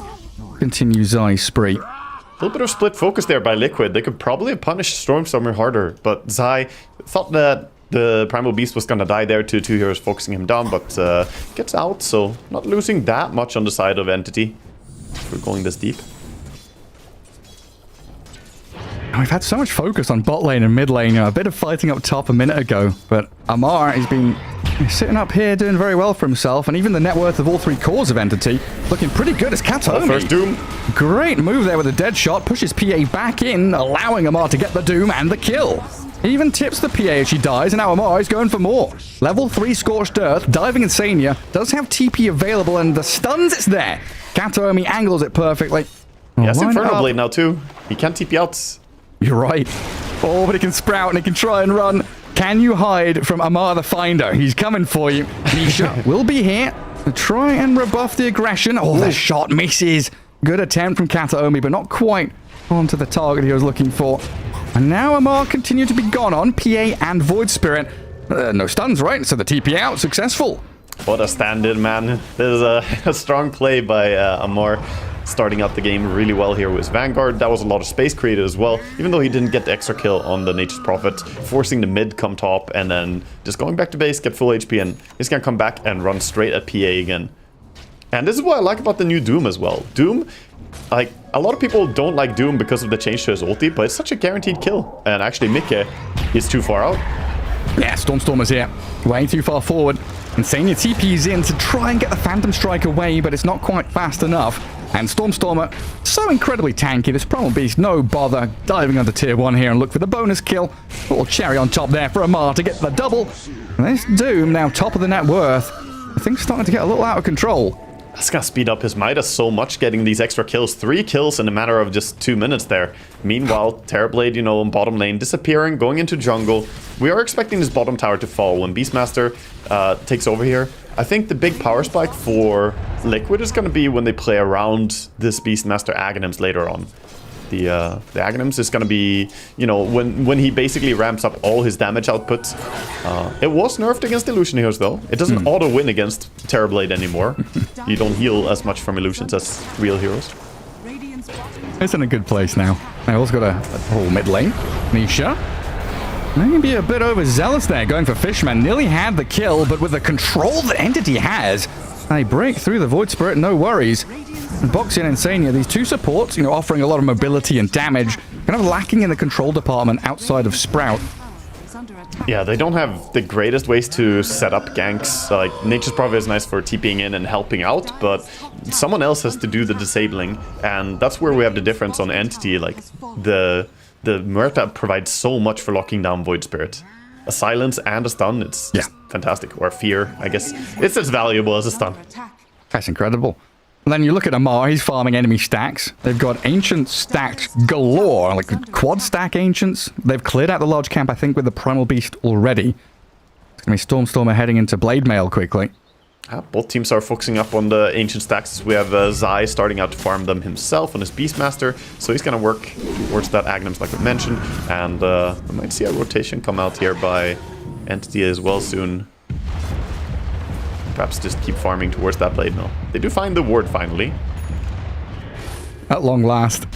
A little bit of pesky vision. But yeah, it seems like a Midas game here, Waga. Doom's got one. TB, I think, is just having his delivered. There it is. So Entity kind of angling for that scaling and ramping up later on into the game. Try and weather the storm with Liquid's aggression, which they've done a very good job of so far in the first 11 minutes. Yeah, the Midas and TB, I'm not a fan of personally. I think the hero relies so much on his key item timings early on to be able to take all the buildings and use the meta to really take down like tier 1 and 2 towers. But yeah, they are gearing to just be happy and scale. And against Liquid's draft, it makes sense. Liquid, we said it, they are a tempo draft that wanna, take over early and just win. But Entity, they are just holding the game with the Stormstormer, Primal Beasts, and fighting around the Kataomi Murta a lot. Top again, we see the same kind of goal here. No way for Insania to really show on the map right now. Yeah, absolutely no chance. That's a difficult one for him. Look at Watson waiting in the trees down here. Maybe pretending that he's already dipped back into jungle and allowing Stormstormer to get an angle onto Zai, who is just obliterated by the trample. They do have Nisha coming onto Watson, though. The TB low, but Sunder's back. Kataomi, he's going to be a bit of a sacrifice here for the HP anyway. Not going to get taken down, and Nisha has skipped away from danger. But another move from Entity, really just undoing everything Liquid's attempting on the map. Yeah, great counter ganks by them. They're reacting really well. They are moving a lot of heroes for this, but still they're maintaining lanes in a good balance and they're staying ahead in farm. So Liquid not coming in swinging as hard here as we expected with their, the way that they rafted into this game. And I wonder, when are you gonna see the Void Spirit really start to shine? He hasn't been in a single kill yet. Right, yeah. Yeah, and even this PA, Orb of Corrosion, going for that kind of earlier laning stage brawling kind of build. Now going back to Battle Fury naturally. But there's a lot of scribbling here from Boxy on the map. Lots of lines and demarcation going on saying, okay, don't cross over the river. We just sit back on our side, get a couple of these key items, then go for a big hit somewhere. Yeah, because Entity's counter gank with Primal Beast in the team is too strong. If you fight close to the tier 1 towers, you always kind of get just charged up and grabbed. So playing a little bit more defensively here, Liquid want to fall back on the fact that they do have a PA, get her some farm, but she's trailing behind right now. There are 3 cores that are 2,000 gold ahead of him, 3,000 gold even for Doom. Like, this is going to be a rough one. Attempt to move top, though. Kataomi caught out with the Aether Remnant and Illuminate. Still alive, but with Insania there with an Urn Charge, they'll take him down eventually. Rotations arriving now for Entity, though. Blowing that will push Stormstormer back a little bit, but he's got the Onslaught to close the gap in towards Boxy, and the Pulverizer's there to catch him out. Amar hopping and skipping with the Tumbler's Toy, and grabs up Boxy here, so another swift kill. As Nisha will TP out. Oh, division. Oh, they see. Oh, no, that doesn't work anymore. Yeah, it doesn't work anymore. Oh wait, yeah, it's not enough, right? He's kind of low, but nah, he's not dead. Insania's like, do you need me? You want one auto attack from Nature's Prophet? Is he actually dead? Nah, he's so close, man. Oh, he's dead. Kataomi snipes him. Oh, get done in. And now Stormstormer's moved forward. Oh, it's just relentless from Entity. They've caught out this Nature's Prophet. Fishman and Kataomi can now come forward, aggressively moving in towards this mid-tier 1. I mean, that was so greedy not going base, though. He ran for the rune top. He saw that arcane rune. He wanted to go for it and, try and get his potential to get back into the game in a nice way, but that just shuts him down even more. He could have lived there if he just ran base. A little bit greedy. One of the a rune. Little bit. One of the bottle refills, a little bit. 6,000 gold lead right now. I mean, we said it before the series that we expected, Team Liquid to be a little bit favored going into the matchup. But like I said, Entity, they can play fantastic when they are playing at their peak. They are definitely an A-tier team. And, I mean, this start, they have so many resources. Look at the gold graph. It's absurd. Yeah, it's pretty nutty. Just spiraling upwards. Amar is having such a chill game as well. 3-0-4 on this Doom. Closing in on 10k net worth. 15 minutes in as an offlaner. And there is Octarine Core, Hand of Midas. Yeah, what a that's build. The dream for Doom, getting those items early and being ahead. I mean, you know, you get these items early, but your team is like dying all over the place. That would be a kind of meh feeling, but right now Amar is feeling so confident, and they don't really need to change up too much about their playstyle. They're doing a good job making moves around with their mid laner and the supports together, whereas the carry and the off laner can farm up a lot. Amar thinking about joining the smoke, but I liked not to. I like that you can join the smoke now, even if you're not there in time. It's so a really nice. good feeling. Having that little bit of leeway. Yeah. Well, they do scan. Oh boy, Mickey. Spot a bother up here. It disappears. Usually I've seen these PAs. Yeah, usually it's PA that's making people vanish. Mid lane is cleared out. Tower there for Zai, but in comes Amar and Kataomi. Looking at Nisha, roar to Amar with the Illuminate over him. That's a lot of damage. Clearing out the Doom, and Zai with his Aghanim Scepter up. The confluence of items from Liquid here. Echo Saber, Void Spirit, Aghanims on this Beastmaster. They do get a double kill for Zai as Watson's being eyed up. Aether Remnant not landing means they can't continue. This is big for Liquid though, punishing the overconfidence a bit there. Entity, they didn't want to let go of anything, but mid tower had already fallen, trying to go in and get the Doom there on the Void Spirit, who had an illusion ready. Used the illusion, and you could see him fake casting the ulti several times on Doom. He wasn't sure which one is the real one. Can I use it? Should I use it? But ultimately, they just overstepped a bit. As they just made that gank top, it's hard for him to react mid as well. Yeah, they were pretty deep up top, like Stormstormer. He's still up there farming through camps. That gives, yeah, like you say, a lot of breathing room for Liquid. They get a pretty vast amount of territory that they can take over here. Yeah, speaking of the Primal Beast as well, he's gonna go for the Heart build, the Blade Mill into Heart build that's been, you know, becoming way more popular as well. We used to always see the BKB builds, but I like this build more. You just become incredibly tanky, and you can lead the way for your team. It doesn't matter if you get initiated upon as well. A stun wouldn't, you know, if you get Primal Roared and don't get your BKB out, you could be in a spot of trouble. But with Heart, that's not really a concern. Yeah, just so incredibly tanky. Like right now, what's he? 2700 HP before the Heart's completed. Gonna be cracking 3k soon, but he is being looked at. Liquid, I'll go on top of him, and Stormstormer way out in the open. He knows he's dead, just stands there and accepts his fate. Yeah, that gank was, you know, it was gonna arrive somewhere right there. We saw even Watson running back to base and getting mana refilled, as they didn't see anyone on the map. A little bit spooky, but in the end, it's gonna be Stormstormer who goes down, and he was only 70 gold away from Heart, so really untimely death for him. And a pretty big streak as well, right? There was over 1,000 gold going to Liquid there. It's down at bottom, Kataomi being run at by Boxy. Get the Solar Bind on him. And do throw out the calling to try and silence them up, and even swapping Kataomi out with Fisherman's help. They disengage from Liquid's aggression. They're staying safe, but at the same time, it's Liquid taking over the map here, and we see that, you know, gold lead that they had before on the side of Entity here kind of just disappear, and more importantly, Roche control is lacking for them, and we could see an early Roche when you have Beastmaster as well. They're now playing towards top. If they can remove the tier 1 tower, that would be a very safe time for them to start thinking about rushing. And the big swing up top here. Entity all gathering up. Stormstormer is under an observer ward on that left side of the map, though.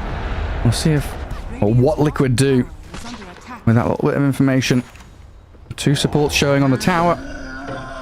An Entity, 4 heroes strong up here. Just missing the ATF Doom. Yeah. Smoke coming in, though, but yeah, they know about this. Just charging away. Everybody playing safe, and that's the value of having that deep vision planted by Nature's Prophet. We'll see if they can turn this into anything still, though. Liquid hanging around with Shadow Amulet, trying to break it. Hiding away in the shadows, eh? I don't want to relinquish control of this Roche pit, though. They're still around. It's going to move bottom, though, so it's bottom they need to control. Top is now a forfeit area, and they're going to go through mass through the portal and take over bottom. This is, you know, 10 seconds until Roshan moves down here, so this area is more valuable. Yeah, Liquid scan, they ping the portal, they know what's up. And down in the bottom right corner, somewhere that Liquid already has preemptive ward coverage, not being dealt with here by Entity, so they'll see Stormstormer and they'll have a pretty good idea that Roshan is going to be started by Entity.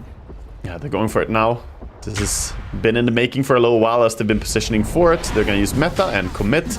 And this gives time, though, for Liquid to go over there and react if they want to. It's not the fastest Roshan ever. But looks like they're just going to say, okay, we put pressure towards top, we farm, and keep building towards items. They got the blink on Beast. He's working on a BKB because there's so much magical damage as well on the side of Entity. You got the calling, the Primal Beast. There's just a lot of things. And Mickey still not feeling super comfortable just yet, as he sat in 5th position, net worth-wise. Looking at his Manta style next. I'm waiting for that Wisdom Rune to pop up. Got an Invis. Boxy, can you take this? Spam clicking? He got it. Stormer, he's like, what? Where's my rune? He throws the taunt. Who the hell is over here? And over Fishman? the other rune, Fishman, he went forward. He wanted that other Wisdom Rune, but Liquid, they were ready and waiting. Maybe another catch now to the TP out there from the Doom. Yeah, not quite yet. Not going to be able to get that one. They do have the full solar now, I believe, on Nature's Prophet coming out. So not going for any form of disable here. They are kind of relying heavily on the Beastmaster and Void Spirit to stop TP outs. That's one concern I have with the drafts. Like, just clicking your TP, as Amar has done, you know, multiple times this game already, is a very effective way to survive. And his waves goodbye. Back to Fountain he goes. And back to farming. Now, what does this Aegis for Entity give them? Is this more breathing room to farm your TB up? Is this a pushing Aegis? It's probably going to be farming for like 2 more minutes, and then it's going to be a push. We'll see him go towards the Eye of Skadi as well, but I don't think he's going to get it in time. That said, though, Watson does farm really fast, but yeah, I suspect that you want to get at least the tier 1 mid and bottom open, because for all that Entity has been doing well in this game, they only got 1 tower so far, as opposed to the 2 towers taken by Liquid. And the map control is really a big part of TB. If you take away enemy outer towers, you can farm everywhere with your illusions, and it's hard to punish that in gameplay. Yeah, it's pretty wild how this Nature's Prophet now, you know, doesn't care treants too much, can just put a Sprout on a creep wave, help out his own wave, clear it out, keep these lanes pushed away from objectives. Mickey doing an interesting build on PA. This is very different from what I'm used to seeing. I mean, this is not something that I've never seen before. The Manta style PA used to be a thing, especially when the minus armor talent was there and the illusions gave minus armor as well. But in this game, I don't feel like it's that absurdly strong here. Curious to why he wants the Manta style here. Yeah, it's like not too much you can dispel. Yeah, you can dispel the calling silence, and I don't know, you can get rid of the reflection, wave of terror. I mean, there are some things, Infernal Blade, sure, but there's not like one major thing like a Treant ulti or something that usually is what prompts Manta styles on PA. He's seen the TB and like, oh, okay, yeah, you get illusions, you're gonna split push and keep the waves out. I'm gonna get them as well. Yeah, he's also going for the Lincolns next, which I'm completely in line with. I think that's a very, very good item this game. There's crazy amount of heroes that are countered by Lincolns here. So we also see it queued up for Nisha on his Void Spirit. So gonna be double Manta into Lincoln Sphere builds as Manta is coming out for Void Spirit now. Just finished it. Very nice. What Entity? Did they see? Oh, they did see Insania. He tried to loop in behind with a TP and a ward place, but he's been scouted out here, trying to rope-a-dope and wrap through the trees, but Fishman's here. Allow Amar and Watson to gather up the kill. But it's all space though. Nisha goes in for the tower. You trade your Nature's Prophet for 1 tower. It's another situation where it's just Insania making noise on the map, right? Just going out there and doing some nonsense, create a bit of chaos. This wide map they're playing. He's messing with them a bit, but that does mean that his deep ward that he tried to TP in place there is going to get immediately dewarded by Fishman. And honestly, I can't believe how much gold you get for dewarding nowadays. 196 gold at minute 24 for 1 deward. It's pretty impactful, dude. Getting your wards removed like that. Do not get Nerf my D-wards nerfed. Nerf it. It's the only way I can afford boots. All right, so Watson got his Eye of Skadi now. We're gonna move on from this topic, but I'll slide a DM to Ice No! Watson got his Eye of Skadi with the Aegis still up for 1 minute here on the Terrorblade. This could be a good time to push, but the cutoff here. Oh yeah, I mean Liquid, they just swarm that top rune spot. Clear through Kataomi, Stormer, he's onto Boxy. The Kotl going to get a bit of distance with a Glimmer Cape to shift away. Amar doomed up Nisha on the right-hand side as the Boar's looking at Fishman. The Illuminate and Mickey's jump going to clear through him as the cancel on there will get the Beastmaster cut up in their damage. Entity, they lose 2, get the Beastmaster kill. Mickey sticking around though. The first card he hit missing. He doesn't have a Hurricane Pike on the Terrorblade yet, and he might queue one up if we keep seeing these sprouts coming out. So, no Quelling Blade, no Hurricane Pike, he just gets stuck there. They make the best out of a bad situation on the side of Entity, but that does mean that they don't get to group up for a tier 2 tower push. Ages is going to be a timing that they waste here. Meta was expended again, so overall a great engagement for Team Liquid there. Catching them on the way to the tier 1 or tier 2 top tower was a really great move. Really stemming the flow. Entity. Watson's got to wait another minute and a half. Just back to farming Ancients. Even more room to maneuver here for Liquid. Yeah, oh, the Insania just Insania always, yeah, exactly. Yeah. Insania just taking the dangerous area. He's always hanging out there, and he can farm or just run around. So Amar does see that it was farmed though.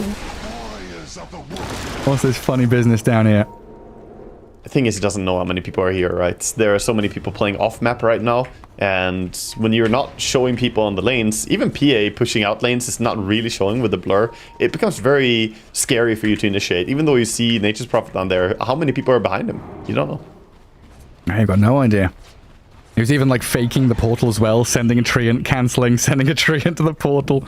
Fishman in trouble. Gonna run under a ward here as well. Nature's Prophet's 5 seconds cooldown for TP. They don't even need him, I think, though. Boxy going to try and go for the solo kill. I mean, he may have just had it, I don't know if Zai was required, but yeah, the roar. The game is a little bit slower paced, so just using your roar, secure the kill quickly, and back to farming is, there's no shame in that. But yeah, I think he was dead no matter what there. Well, that's a pretty big tier 3 item. TB gets himself a Titan Sliver. Oh, that's a nice one. At the same time, PA is choosing right now what's it gonna be. A lot of good different options for PA on tier 3. So we'll see what he ends up going for the Vindicator Axe. Fantastic in this game. You have a lot of stuns, you have silences. If you get doomed, you just get, extra damage for the entirety of the doom. Oh, that's pretty nice. Oh, that's a cool item. Yeah, even slow resistance built in now. I can't believe that it got that added as well. I felt like it was already such a good item. We sat back in the pocket, like Liquid kind of defensively postured here, just defending bottom tier 2. 4 of their heroes on their side of the map, and it's just Boxy out there, gathering up some Lotuses, being a bit of a pest. And we'll get dewarded finally. We saw a fake out TP by Insania, faking they would TP in to try and steal Wisdom Rune again, and Stormstormer, he was licking his lips, but nah, gets cancelled. On the other hand, though, we see Liquid here take out an early Torment, or I say early. Minute 28 is pretty early in pro games. You usually, don't focus them so much, and of course the other Tormentor was also taken by Entity. And who got the shard? Nisha did, eh?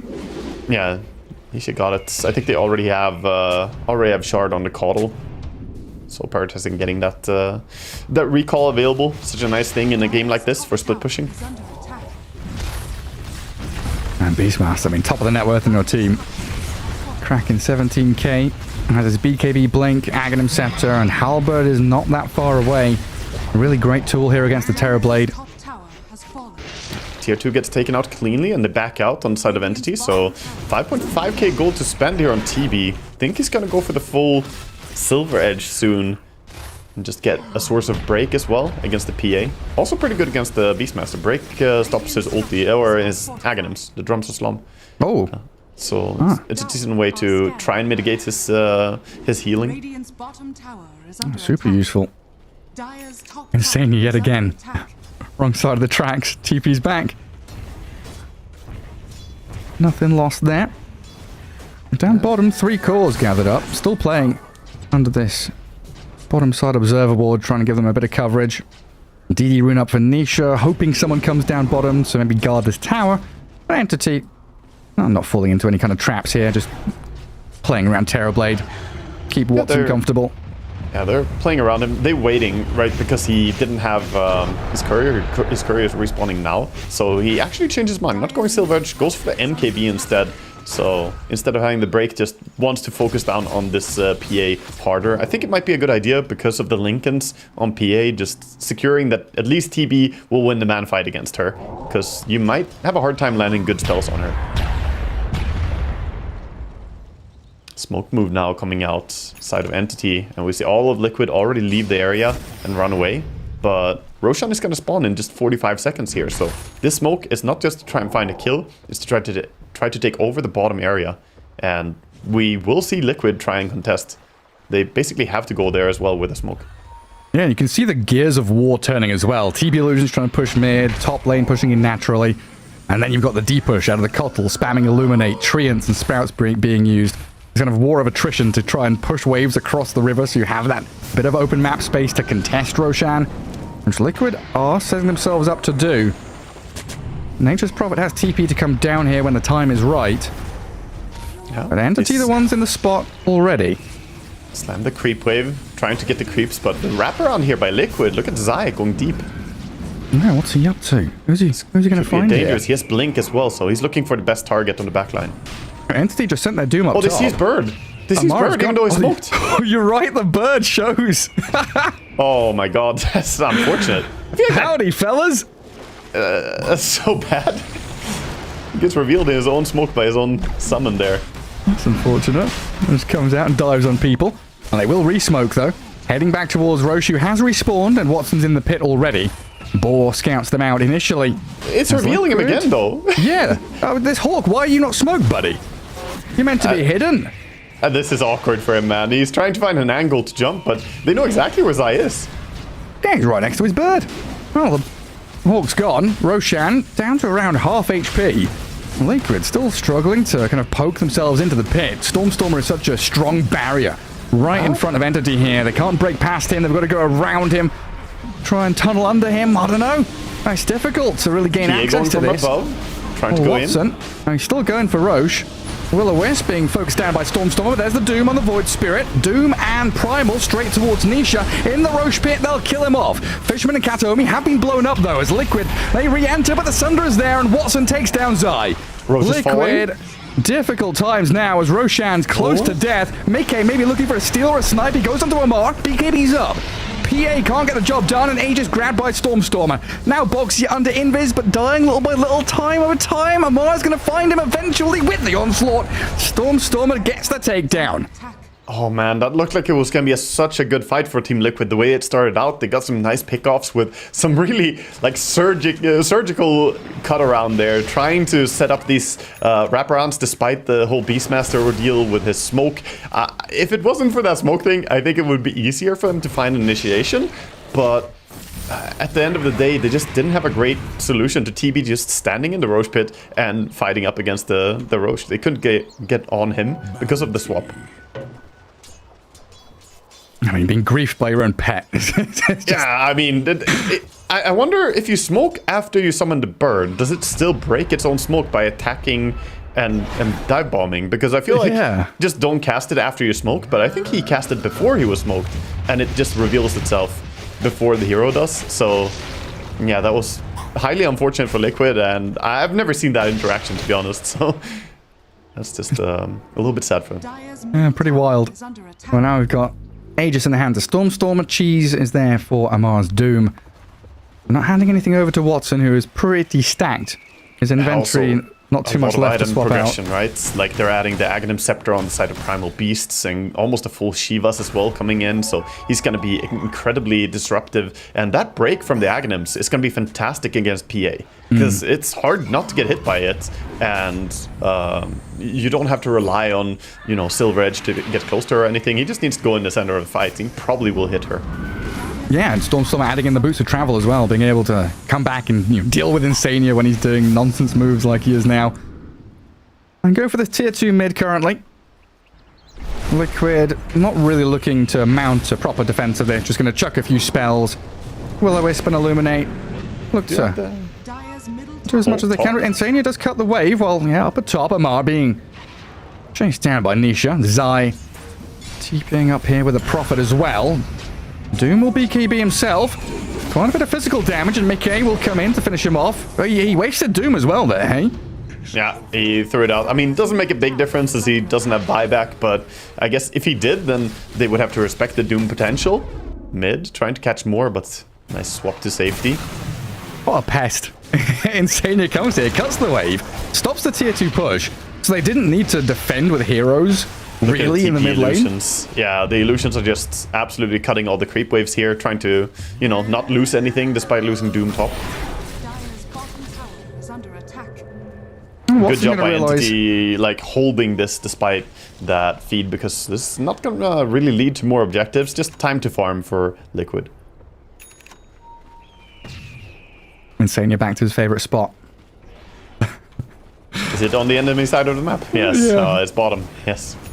These 2 camps down here, very, very efficient from him. Oh, do have that Shiva's guard up now? Yeah, you're right. I guess the breakdown onto Stormstormer. This Fan of Knives pretty good against this tanky Primal Beast. Stormstormer, though, 4,500 HP. Not really too bothered by it, while Nisha, he's gone in there onto Fishman, but seen Watson and realizing that's not a fight he really wants to take.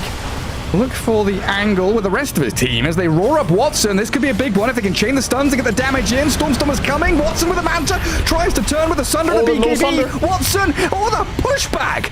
He's still alive. The TV's out of there. Nisha can't get the angle to hunt him down. Meanwhile, Zai fighting Stormstormer and dying. Oh, Entity, they've got this fight in the bag. Down goes Nisha. Stormstormer with a triple kill. Oh my god, the Hurricane Pike pushing himself back there. I can't believe Watson got out. Boxy gets a TP out here nicely, so he's not gonna go down. But meanwhile, Nature's Prophet also not safe as the 2 supports of Entity are gonna run him down. If they got the TP there, I mean, maybe you could have said that was worth it, but I can't believe that they even tried to jump on the Primal Beast to begin with. He had Aegis on top lane. Yeah, pretty risky move. An Entity now knowing there's a pretty big window here. 3 heroes dead. We know they've not got buyback. This tier 3 mid looking... Oh, it's going to get shut down pretty quickly. Yeah, they still have meta. They didn't use meta during the fight, so he still has it here for the push. Gonna pop it, run up on the higher ground.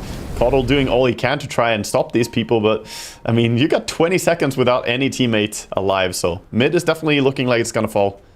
Radiant's bottom tower is Blinding Light doing down tier the 3. best he can. Even diving into tier 4 there. Stormstormer looking for Boxy. They do have the backdoor regen they're doing kick in. the courier thing. Oh my god, Nisha did the courier thing on mid, and now they don't have creep wave, so delaying it a little bit, but there's a top creep wave too. They needed more people to try and pull more creep waves. Will they glyph it? I mean, they might pull HP left because of it, maybe? Oh, I don't know about that. Maybe with Nisha and Boxy. They get aggressive, but the racks will fall. Stormstormer pops out there. A little bit of Agnim's action. They're behind though, Insania. Yeah, you're right. He's trying to backstab here. Pop the drums. An Entity looking for that swift escape. Nisha doesn't want to allow them. We'll catch up to Fishman, get on top of him with Mickey's help there, thanks to the dagger, but TP's out from the rest of Entity, gives them safety. Ultimately, the courier move resulted in 1 kill on the Vengeful, right? Like, otherwise they would have easily backed out in time. It made it so that their push was slow enough, so they get something. It's such a 5-head thing to do, man. Not all teams think about this in a situation like that, but Liquid, they've done it many times before as well. Always ready with the courier micro. I didn't even notice it at first. Yeah, it's like, where's the creeps? Why is I don't think Entity noticed it either, to be honest. It's like, you don't think about it, because there's no illusion. It doesn't really show on the map that much. It's just a courier. It's like one of those things you want to think ahead, like 40 seconds or so. Get your courier in position, send it around. Yeah, it's really a core player thing to do as well, I should say, because when you're higher level, your courier gets more HP. So it's easier to do it as a core player. If you're a support, more likely your courier is gonna die to it. I mean, you can do it, but yeah, just easier. Get your shield, your speed burst. More tools to use. Gotta be careful about shielding though. I've seen people try and do that thing and then they use shield and it de-aggroes the creeps. And then the creeps will push again. So it's a bit of a double-edged thing to use the shield. So what's worth more, the creeps not being here or my courier's life? Yeah. Oh, a bit of wind in the sails still for Entity. This Terrorblade is an absolute monster up the top of the net worth. Where do you go from here? I guess Ags, Shard, and Upgrade? Yeah, I think the Aghanim Shard is definitely nice. I think Aghanim's Scepter is probably second. Yeah, so he got the Shard sent out now. It already has 7.5k gold. He is so incredibly rich. I think Aghanim Scepter is worth more than Moonshard. Because that fear in team fights can be really, really valuable. Great control against all of Team Liquid. But we'll see. I mean, Moonshard will also be a nice damage increase. Now, what did he do? He sold his treads, picks up the Silver Edge now. Got an additional break for the Phantom Assassin. Yeah, of course. Still had the treads to replace as well. Caught on 10 top seconds. lane. Trying to keep it out, but... You gotta be careful as well when you're playing against this Primal Beast level 25. He went for the cannot be slowed or rooted during trample talent. Oh, this is bottom. Yeah, Insane. Found out Insane, yeah. I mean, he's playing the dangerous parts of the map, right? He's trying to split push, trying to keep the lanes out. He knows if he doesn't do it, the game gets really scary. And now knowing Stormstormer has bots too, he's going to be involved anywhere on the map. And I think they'll have it soon on the Doom as well, maybe. Nisha. Nisha's towing the line there. Who's lurking around seeing if anybody's covering this Primal Beast. Decides instead just to clear through the creep wave. Using the ninja gear a little bit aggressively there, scouting for anything. They're going for the rapier, by the way, on PA. Going back to PA a bit and talking about her. She is currently just 1,100 gold away. And they get the last hit as well, so only needs 1,000 now. All right, Mikha's had a pretty quiet game. 1, 5, and 7. And he's farming decently well, staying in that top pack of 4 or 5 heroes. It's a tough game, dude. Like, even if he gets the rapier, it's not gonna be that easy to one-shot the heroes on the side of Entity. Like, yeah, you're a PA, I get that. It's, you know, I respect the damage output she has. But it's a Heart Shiva's Blade Mail, importantly, Primal Beast. That's scary to go on as a PA. TB, he has 45 armor. And then you have Doom as well, who has an Assault Cuirass. So he's also sitting at close to 40 armor and 3,700 HP. So, yeah, it's going to be big for her, and I think it's the correct play. But it doesn't necessarily threaten Entity as much as it would if they had a squishier draft. Is Wave of Terror, it says total damage. It's not base damage reduction, so that includes the rapier damage as well. It reduces. Oh, hang on a second. Watson, he's walked into Nisha there. Liquid, not quite sure where the Terrorblade's hiding under that Silver Edge cover. Now they do move in with Stormstormer, breaking up the fight, getting in onto Zai. Liquid trying to recover this bit of high ground by the Twin Gate, but Stormstormer just brushing everything off. Drops his shoulder, charges in, nothing stopping him. In the back, Nisha looking at Kataomi, but silenced and caught out a little bit as Mickey, we toyed with the idea of jumping in, but look at this trio of core heroes from Entity just swarm forward, and the damage from the TB. They've got the refresh up. Amar, he's in onto the PA. Maybe a deny, no, not available. This is dangerous times for Liquid now as Entity just swarm into this bottom corner of the map. Stormstormer fighting into Nisha. This Primal Beast is unstoppable. Yeah, Watson picks up the double. Boxy, the only survivor, but he's still doomed and might in fact die and have the full 5-man wipe. There it is. Still a rapier on the ground. They haven't taken it yet. They're still over here waiting. PA killed it by Lotus Pool. TB is currently a little bit busy trying to take Roche, but he's so low in HP as well. We've also got to consider what item to swap for it. Yeah, I mean, it's not really a stressful situation though, as 4 enemy heroes are dead. Caudle using the buyback as well. I mean, Amar is going for a dive right now. Look at him, he's heading over to the fountain. Amar just waltzing into enemy base. That fight, it was really well played by Watson doing a job trying to zone the PA, running her down. Even as she was in blur, Watson had a good idea of where she was, and he was just running at her, intimidating her. Ultimately, she tried to jump over on the Primal Beast, didn't manage to burst him, and then they just get the Doom on the PA, and that's the fight over. At that point, she's gonna die. Oh, Nisha's gotten his courier in position. The Aghanim's donkey's ready to try and drag waves. But Entity are already in your base. Too many creep waves. It's every single lane. It's very challenging now. I mean, Watson is sitting here, taking down that bottom lane. And it should be Megas. As Entity forcing out the glyph from Liquid, just slowing down the push onto the tier 4s for now. I want to see a trample damage from the Divine Rapier Primal Beast. They're still holding on here. Liquid not tapping out, even though they get mega creeped and 42,000 gold lead after losing the Rapier there as well. I just want to see how much damage the trample does now, dude. Because it's 55% of your attack damage, right? So what is he sitting at? 600 damage, so 360 damage per tick. Yep. So 2-shot in creep waves, basically. Pretty much, yeah. Oh, hello. Insane is TP'd forward. Opens things up for Mickey, but he gets jumped and doomed.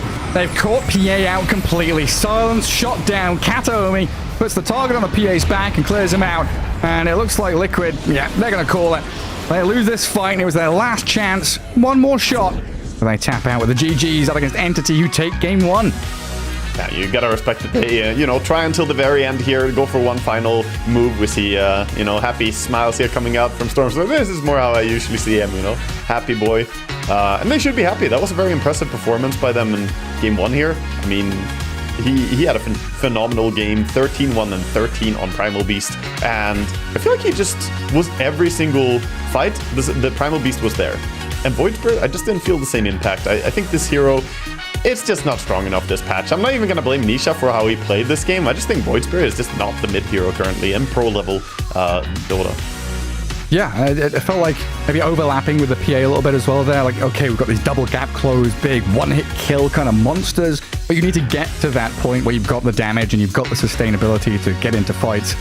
And you were mentioning it throughout the whole game, right? Storm at like 5k HP on this Primal Beast, just walking into the middle of 5, not a care in the world. Yeah, such an easy cruising life. I mean, that's really what the hero provides as well. That brutal frontliner that you have to somehow deal with. And at the same time, you know, we have the impact of the other 2 cores being very similar. Amar just, you know, zoning on the other side. And all 3 of them had a fantastic game. So looks pretty easy for them here in game 1. You know, this is quite the showing by Entity. We'll see if they can keep it up in game 2. Absolutely, yeah, great job. We're kind of weathering that aggressive storm that Liquid were bringing. You know, look at the stats at the end. You know, overall like 40k lead. They're looking pretty good with their KDAs. And Liquid also had, you know, tricks up their sleeve. They're doing some nifty stuff. Just wasn't to be here in game 1. We'll have a quick break and return with game 2. So we'll see you in a bit. You love it, you wear it. Wear your passion. Share your passion. Wherever, whenever. Gaming is a lifestyle. Get your merch at shop.eslgaming.com.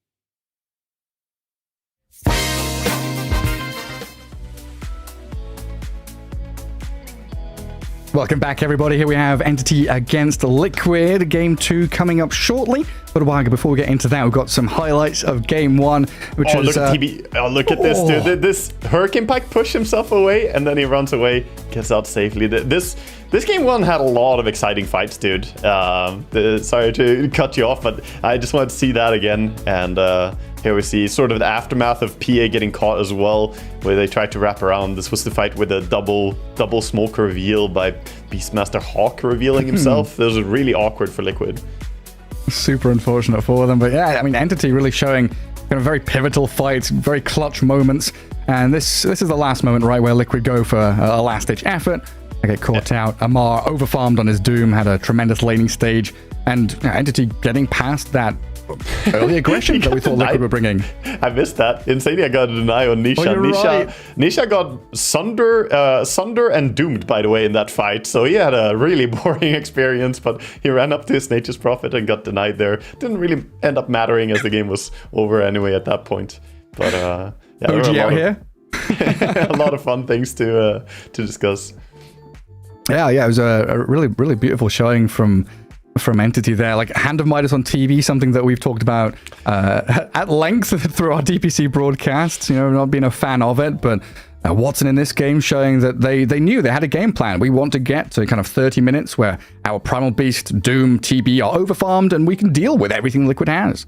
Yeah. I think in general, the game just looked so dominant from them that I think his itemization, it worked out in this game. I think going greedy when you have such a firm control on the game with your supports and your Primal Beast moving around and just taking all the fights is the correct play. So even though I'm generally not, for it, I think Watson, he's a great player at squeezing out as much resources as he can on the map. I mean, he almost broke 1,000 GPM in that game as well.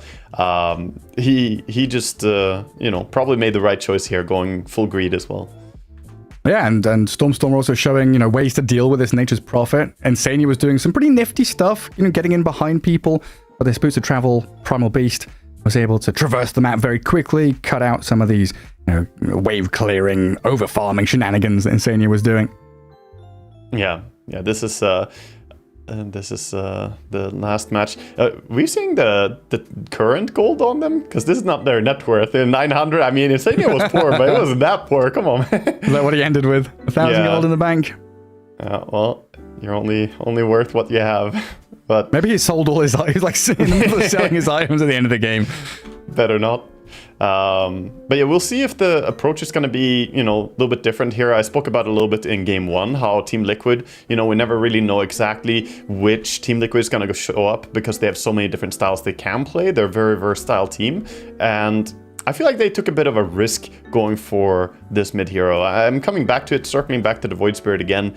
I just didn't see impact from the hero. I didn't really see the value from it, even though on paper it should be pretty good for, bringing some damage into a Terrorblade.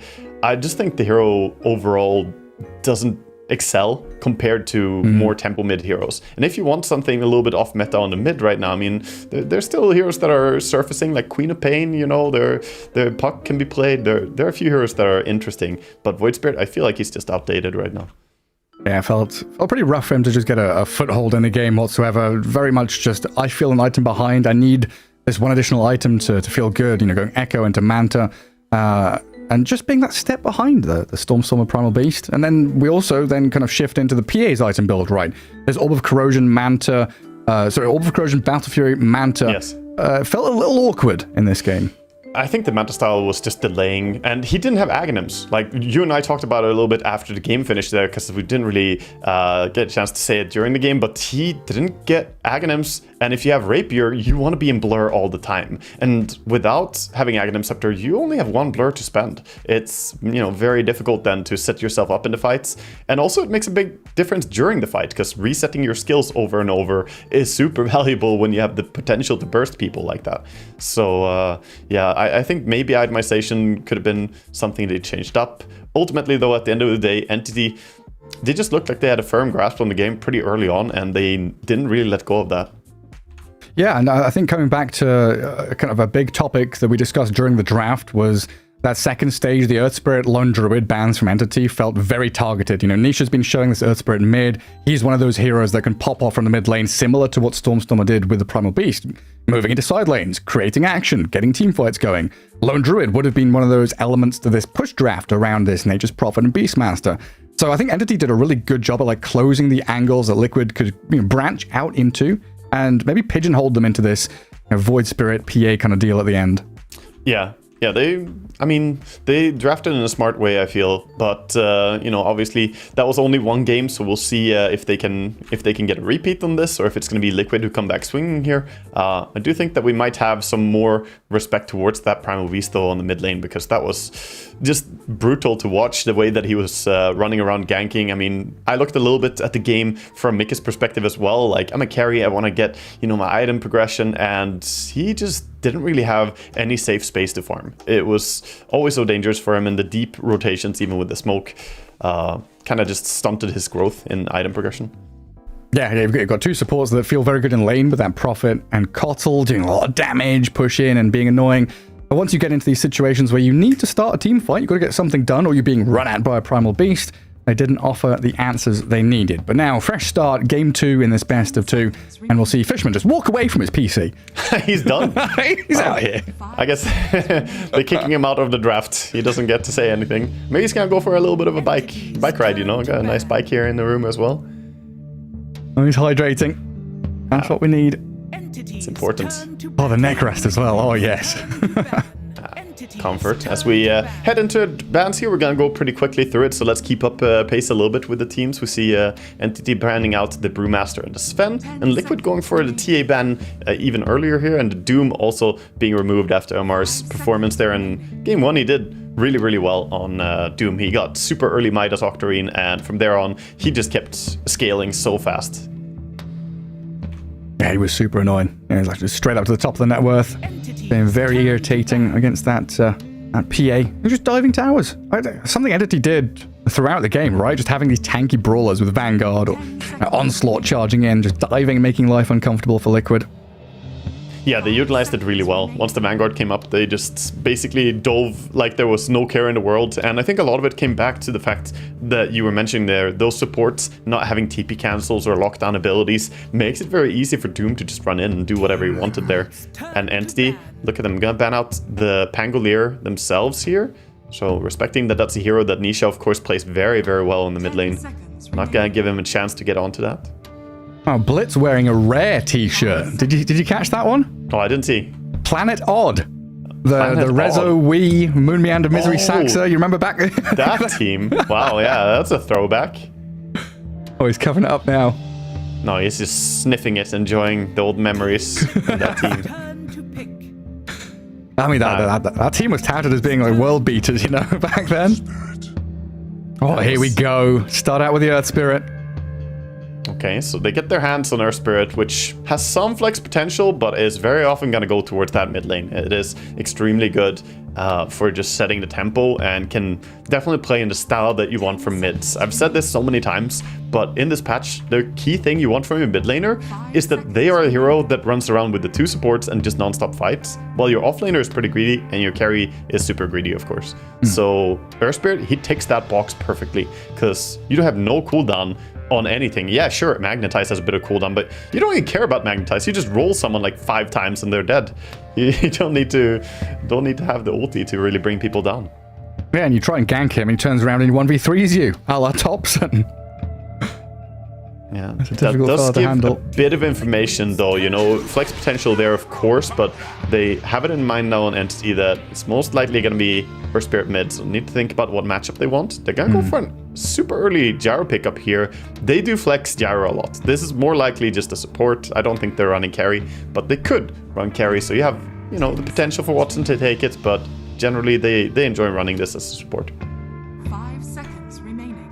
I mean, thinking about Earth Spirit mid, does he have any natural counters that you'd want to put him in the 1v1? It's the same as all Spirit heroes in general. You just want to have, for the 1v1, there are some heroes that he struggles more against, even TA mid is pretty strong against him. There's a number of heroes that can be problematic. I think mid Shadow Fiend can be tricky as well, but the bigger thing is that you want to have the right tools to deal with them in the mid game when you start non-stop fighting, and that's where you want, same as any spirit hero, just an abundance of stuns and disables. If you have a lot of silence, root, leash, you know, these type of things, then you can finally shut them down, because once it gets rolling, you know, it don't stop.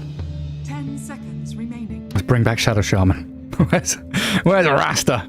Honestly, that hero's good now, yeah. I think Shadow Shaman should get more love, and Entity, I think they used to play it long time ago. I haven't seen them do it recently, but I think they used to be Shadow Shaman pickers as well. Like, talking over a year ago, so it's a while back.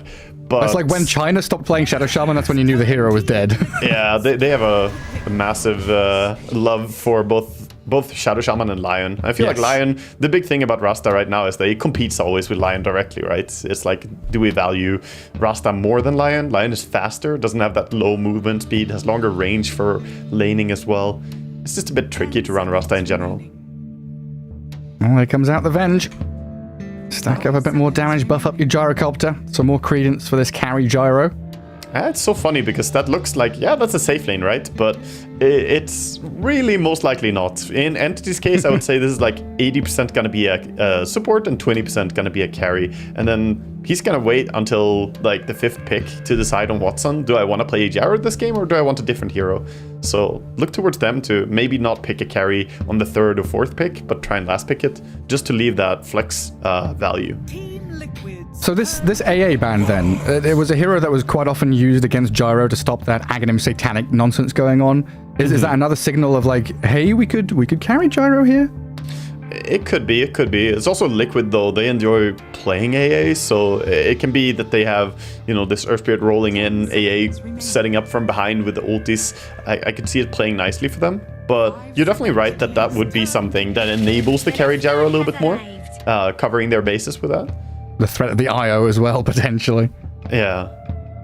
Liquid now going for the Willow, and it's interesting as you mentioned that IO is not banned because Liquid usually one of the scarier IO teams out there.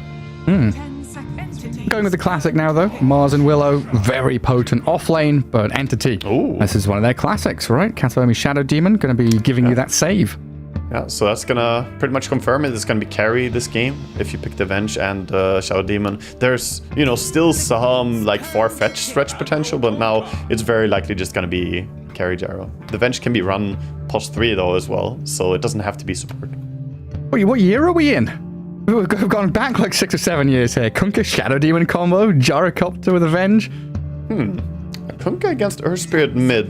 Definitely not a bad matchup for the Kunkka, and X-Mark is really, really good for dealing with the Earth Spirit. You get some, you know, some overload of stuns here. I told you, they should have a lot of disables, and look at what they've done. They got the homing missile, they got the stun, got the swap, got the disruption, got the torrent X-Mark boat. They're just stacking it up because they know if Nisha gets going on this Earth Spirit, it can be really tricky.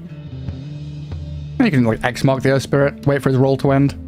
Liquid also have one of my favorite combos in the game to watch whenever it happens. I hope it happens this game too. Get the arena out and then terrorize. Bonk, bonk, bonk. Oh, yeah.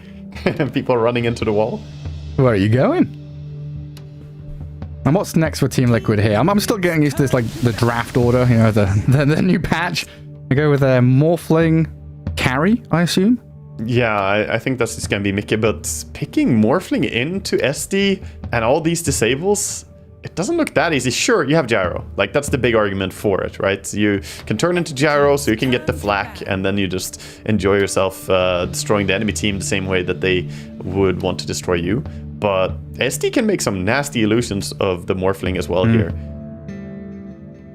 And Kunkka is a hero that can buy Orchid as well. You can go like Blade Mill into Orchid second item even on this hero on mid lane with a shard. I just get some little bracers, tank up. Yeah, 2 bracers, face items. boots, usually what we see, and then Blade Mill shard. And from there on, you kind of have freedom to go for, you know, whatever suits your fancy. And against this lineup, you could consider going for the Orchid, because Bloodthorn is a nice upgrade as well for the Kunkka eventually. And looking at this now, Liquid, I mean, they need a support hero? Yeah, I mean, depending if they want to do a switch up, right? They can either say that they want a support hero or they want a mid hero. That's basically what they're sitting at. So it More should be a base support. covering. Yeah, it should be a support last. That's why Entity are banning out the Silencer here. And they're probably going to ban one more support. So getting rid of the Undying. Usually when we see Morphling, you know, we want to have the strongest possible protection for his laning stage. So Silencer and Undying, two great laners. But they're going to get removed here by Entity. And Entity have that, again, last pick for their stand-in. They're protecting Amar and giving him the best possible game. Also, that's how Amar used to draft for his own team, right? Amar, usually the captain, usually picking for himself, and he normally always gave himself last pick when I've been casting his games. Yeah, the Amar factor. Yeah, I mean, he is a very high impact player, to be fair. And even though, like, there's a few things to be said. He has a lot of impact, and he has a hero pool that's actually pretty hard to shut down. Like, they're trying here to ban out the Doom, ban out the Primal Beast, which he could play as well. Tidehunter now being removed, which is a hero he's lately been dominating on. And even so, I feel like he's not worried. He's got a big enough puddle, you know, that he can pull out something that's going to be suitable for the game. Well, that's the thing, right? Like, leaving OG, going to Enigma Galaxy, moving around a little bit. We saw him starting to practice some of these zoo heroes, which he just never touched. He started playing Brood and Beastmaster, which he'd insulted and flamed these heroes to the grave. Yeah. So he's definitely expanded a little bit. Not nowhere near his rule of you've got to be at least bronze level before you can play it in a pro game. Seconds remaining. Yeah, I mean, it's good to try and widen your horizons, but I also feel like those heroes don't really suit his style for how he plays. He usually does better on those really unkillable type offlaners. So we'll see what he's going to go for. I think the ban on Legion Commander was really, really smart here by Liquid, because that hero would shut down Earth Spirit, Morphling, and they don't have a great save against the duel as well. So it was a good read by Liquid. That would definitely have fit them well. Oh, one last one to go. So Phoenix for Liquid in the very end. Even more kind of overwhelming team fight there. Magnetize, Supernova into that arena. So you've got plenty of huge combos unlocking this Dark Willow's potential as well. They could still go Razor or something. Like, Amar loves playing Razor. It's a hero that I don't see being too bad here. It could definitely bully a little bit in the laning stage as well, and plays into the physical damage that they have with the Wave of Terror. So, possible hero for them to go for. And gives them one more hero who can kill the egg pretty easily, since he's a ranged hero and can just slap onto it. The stinky Slark is coming. I can feel it. Slark? The Amar Slark off lane. I don't think you play that into Morphling. You just get denied everything. Ooh, hello. Okay. Not seen him in a hot minute. Yeah, Centaur is... Okay, I'm very down for this, man. I have not seen too much competitive Centaur overall. The hero has been changed a few times, and, you know, we see different versions of him, but Centaur, I'm excited because they do have potential here, doing combinations with the Aghanim Scepter down the road, with the Gyrocopter. If Gyro wants to go for that full damage build with maybe a late game Rapier, you can pick him up, put him in the cart, and it's very annoying to deal with. At the same time, though, Liquid, they've got a nice, well-rounded draft here. I think we're in for a hell of a game 2 here, Gareth. Oh, absolutely. I mean, everyone's got stuns and damage. There's going to be massive team fights. It doesn't feel like anyone is like super locked into, I need these 2 or 3 items before I can even play the game. Everyone's very capable of joining in these skirmishes early on. Mm-hmm. And yeah, I mean, the Centaur over the past, year and a half or so, he's had quite a fair number of buffs with stun timing and stuff like that. He's going to be pretty decent here at continuing fights. Disruption into torrents, X marks, and swaps. The amount of displacement and catch Entity has is honestly kind of scary. Yeah, I mean, now Centaur has that moving stun, right? Which is very different from how he used to play. Now in laning stage even, you can start running at someone and start to stun, and they gotta respect that you might be committing to it, or you can just cancel it. And it's very obnoxious to play against. But at the side of Liquid, talking a little bit about their combos here that they have, they've got such a good lineup for their Phoenix. Look at the teammates he's got. He's got a Mars in his team who can put down the arena. Fantastic for securing the egg, making sure it doesn't die. You also have Terrorize from the Dark Willow. Another ability, fantastic for stopping people from focusing that egg. So the team fight is looking fantastic for the side of Liquid. At the side of Entity, though, as you said, they also have tons of disable, and yeah, I think we're just gonna see big brawls here. I mean, Pablo, our observer, is going to have his work cut out for him. I mean, everyone who's watching, our eyes are going to be jumping around from left to right, up and down with swaps and spears and kicks and all sorts of fear coming out. It's going to be a chaotic one here in Game 2. Entity with the 1-0 lead in this BO2 for the group stage. Taking Game 1 pretty nicely, but we'll see if Liquid can strike back, get themselves a nice little victory here. Yeah, we'll see. They do want to go and try to invade, but yeah, back up, smoking, and we see Entity being the ones to go in. Insania's positioning is good though for smoke breaking. Yeah, he's going to spot him coming. Insania backs up a little bit under the Watcher. Oh, hello, Stormstormer. Hey, he's walked straight into the middle of 4 of Liquid here. They do banish out one. Nisha charges forward. The Fire Spirit is landing. Stormstormer Fairy Fires. They killed off Nisha first. They get the takedown on the Earth Spirit before the Kunkka goes down.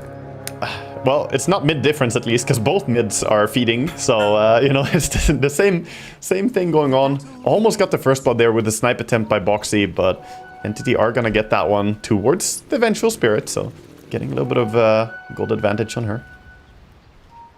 Man, what's Boxy up to? He's walked around and taken down the Watcher. Oh, he's warded up this large camp. That's it. Sentry blocking it for now.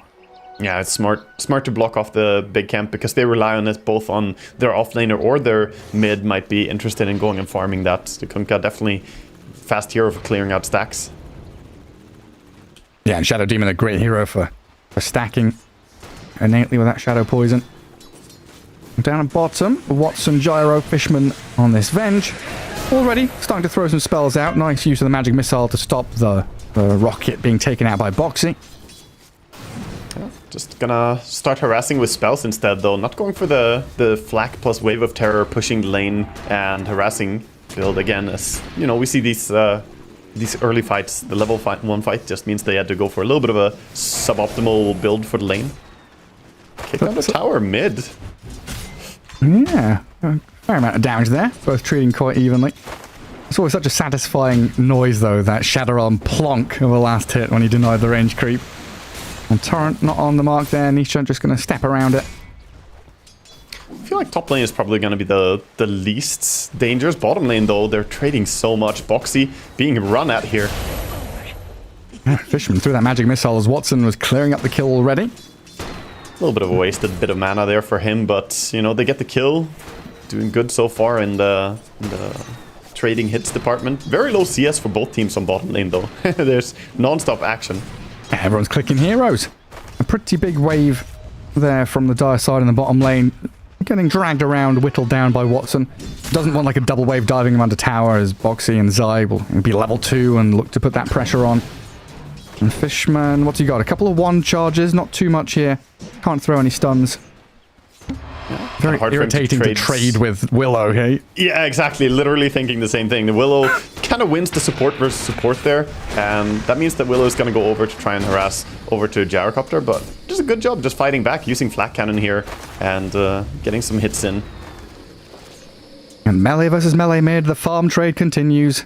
Oh, it was dead even for a second there, but looks like Stormstormer's going to take the slight gap. A little bit of a lead. Yeah, it's very minor, and we did see him go for the Bracer start build, but has the bottle completed now, so not in time for the first rune, whereas Nisha, of course, went for the bottle rush on his Earth Spirit, and already has 1 water rune ready. And that top lane, like you said, kind of quiet here. A little bit of a lane drag into that large camp by the Radiant, so they get their wave under tier 1, give Amar that free farm. He's already got his Ring of Health, so plenty of sustain just to keep on going. And Kataomi still unable to find that large camp D-ward. Sentry's still there. And he's not actually gone up to the high ground to look at the creeps. He's just trying to do it with Shadow Poison, so he's not... I don't know if he's realized. Yeah, I think he has a sentry being purchased soon, but, you know, he's prioritizing the lane a bit. And it's so annoying to go back there and take the time even to stay in D-ward. Like, running back and stacking is just barely what you have time for. Bottom lane, a little damage, but the spear keeps Zai safe. There's a lot of damage onto Zai, and spears through brambles gives as good as he takes, but they move back onto Boxy now. Maybe an easier target. With that wave of terror, the damage from range, the missile connects, but Boxy's alive. Won't connect the brambles onto Fishman, but does have a Shadow Realm to get himself out of danger. Zai thinking about continuing here as Fishman steps forward. The magic missile lands, and the spear doesn't connect onto the tree. And Fishman, what a good read that he could actually just run him down and get the kill there. I didn't think that you could kill the Willow, but gets close enough, and Willow, I think he had a salve on him, but didn't want to use it during the time that he was trying to run away. Yeah, it was a good call.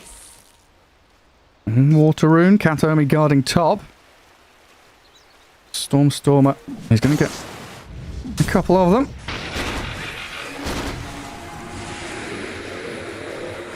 Looks like Liquid just chilling out on that top lane still. Morphlane having a decent time, 22-7, but not really able to levy too much pressure onto Amar. He's just standing up here pretty much alone. Oh my god, Zai is going to go down. Oh, the bonk. He pushes Fishman away. Fishman is standing on brambles, but he stands his ground. And he gets the... Oh, magic stick. Oh my god, on a knife's edge. That was so close, but honestly, it doesn't really feel that good to run to base either. You almost just want to die instead here as Mars. Like, walking all the way back to base is still going to be a long time. Meanwhile, Watson enjoying the free farm, and we see the CS difference starting to, you know, increase even on bottom. That's 23 last hits to 14 of Mars. Not the greatest start for Zai. That's where the big gap is emerging. And we're still waiting for that moment in the game, right? Like, you know, minute 6 or 7, this Kunkka and Earth Spirit, there's a lot of untapped potential from the mid laners.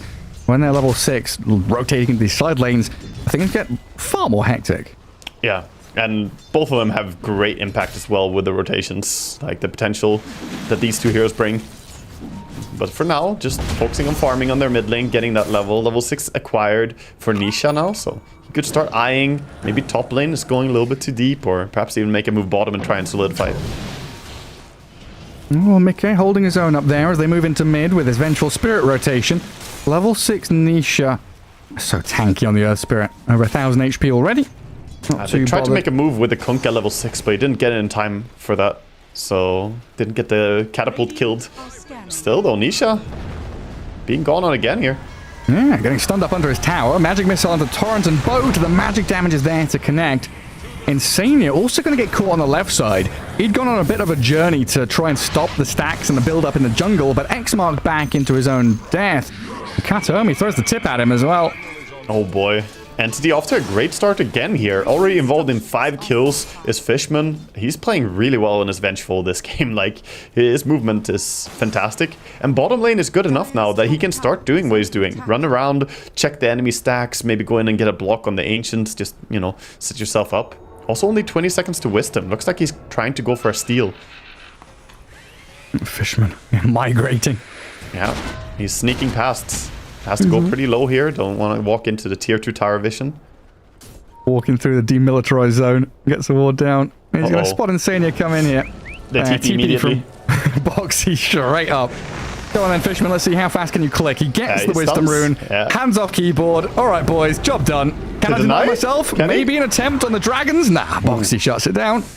The attack speed slow with the W from Fire Spirits made it hard for him to get the deny from the dragons, as they barely attacked at all. But still worth it for him. Dying there, I mean, you forced out a TP, that's already 100 gold, and then you steal the Wisdom Rune, so I would say definitely worth it if you do it like this.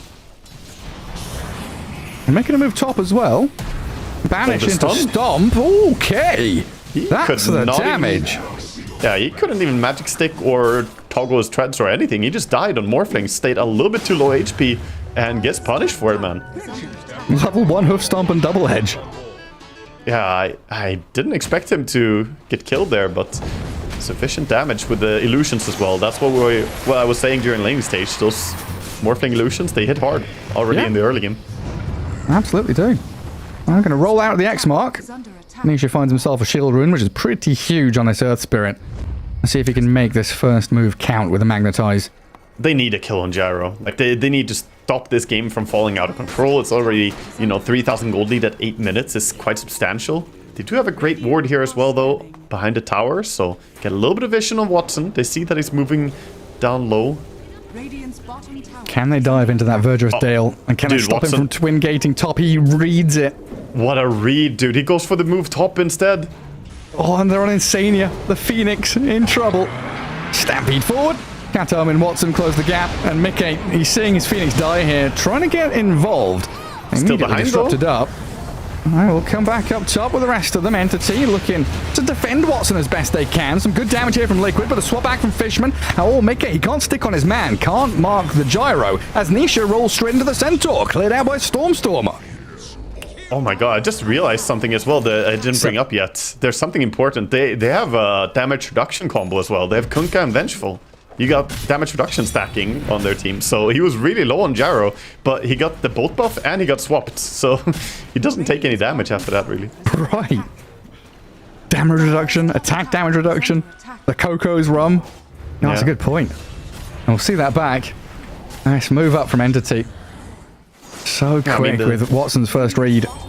Yeah, I mean, Vengeful is the real reduction hero. Got the attack damage and the damage reduction itself, both on one hero. But then the rum together with it. And look at Watson where he's farming now. There's a lot of agents, man. Be careful that you don't go down to them. Well, he puts the green on the floor, stands in it for a little bit. Seeds of Serenity, seriously underrated item for carry players right now. Still a lot of carries who are never taking this, and they're missing out, man. That item is fantastic. That's a free fountain. Yeah. Go wherever you want to. They tried to stack it again, but they would need to cut the trees. It's so many creeps. There's too many golems in it. He's gonna be sitting here for like over a minute, I think. It's gonna take a little while for him to finish this. We'll see. We'll check in with him later. Slowly but surely tickling them down. In the meantime, you've got Amar swooping into that northern part of the jungle, making sure the Liquid don't have easy access to a simple farm up there. Down bottom's being held by Fishman and Stormstormer. And Liquid, again, kind of on the back foot. Not as drastic as Game 1 in terms of how much aggression they need to bring early days. They've still got this massive combo with Mars, every hero. Just the entire lineup is a combo. Yeah, it really is. And Liquid, they just need to, you know, find the levels here. They need level 6 on their supports. It's 10 minutes in, sure, it's not too late to be level 5 still, but for them to turn the game around, they need Terrorize, they need Bedlam, they need the Supernova. Right now, they can't make moves.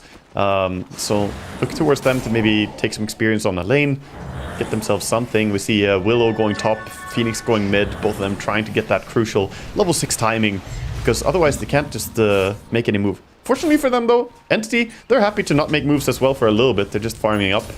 As I say that, smoke comes towards bottom with Stormstormer and Kato on me. Yeah, why are we letting Fishman, who's level 7 already, get all this free farm bottom? Let's go fight. Let's get some action going. Hello, Zai. X mark. Start things off. And I think the Mars here are just completely dead in the water. Good catch out there by Entity, guarding their tier 1. Clear out the catapult wave. Yeah, I like the build that they're doing on Entity as well, by the way. The Blade Mail builds that Stormstormer is doing on Kunkka, it was really Nisha who started like doing this build. This is the Nisha build, so kind of funny doing it against him. But I want to say the double Blade Mail, because they have Blade Mail and Centaur too. It went Vanguard and then back for Blade Mail. And if you look at the side of Liquid, all their damage pretty much is AoE damage. So much of it is uncontrollable AoE damage, and that's when Blade Mail really shines. You can't prevent yourself from doing damage with Bedlam after you cast it. You can't stop yourself from doing damage with the Fire Spirits or the Magnetize. So it's a pretty fantastic game for this itemization they're doing. Oh, a similar story on the flip side as well, right? Oh, hang on a second, we'll get in on top of him. Oh no, Nisha doesn't get the catch. Stampede, and away he goes. We also have Mars and Earth Spirit with Blade Mail and going for Blade Mail. 4 Blade Mails in one game. We're going to have a spiky set of boys here fighting it out. Keeping track of damage in team fights is going to be impossible. We have a go on bottom. 2 supports against Zai. And forcing TP reactions here is already a great aspect. It's been big that they made that little move and didn't get immediately killed, but the punishment is coming. Yeah, Liquid are in. Supernova, Magnetize, catching out both supports down bottom. Katomi looks like he's the first to fall with the spear cleaving him in 2. And there's the catch on Venge. This will transfer into a tier 1 for themselves. That was great positioning for Nisha coming through. The portal coming in bottom there. And this is going to get them a tower. So finally something going the way of Liquid. They've been kind of trailing and falling behind here overall in this game, but they make their first real move of punishing Entity. The first big one of the game. I'm still waiting for this Mars Arena to be utilized. He's not going to be using it now, though, is he? It's alone. Oh, you're right. Yeah, now it's no longer a 1v1. 2 heroes backing up this Mars to stop Stormer in his tracks. And this time it's actually Entity that maybe overreacted, coming to defend him, but with that Dark Willow there, they've killed off the Kunkka. Nisha does have a roll, but Amar's trying to get in front of him, but the good kick will get in the distance he needs.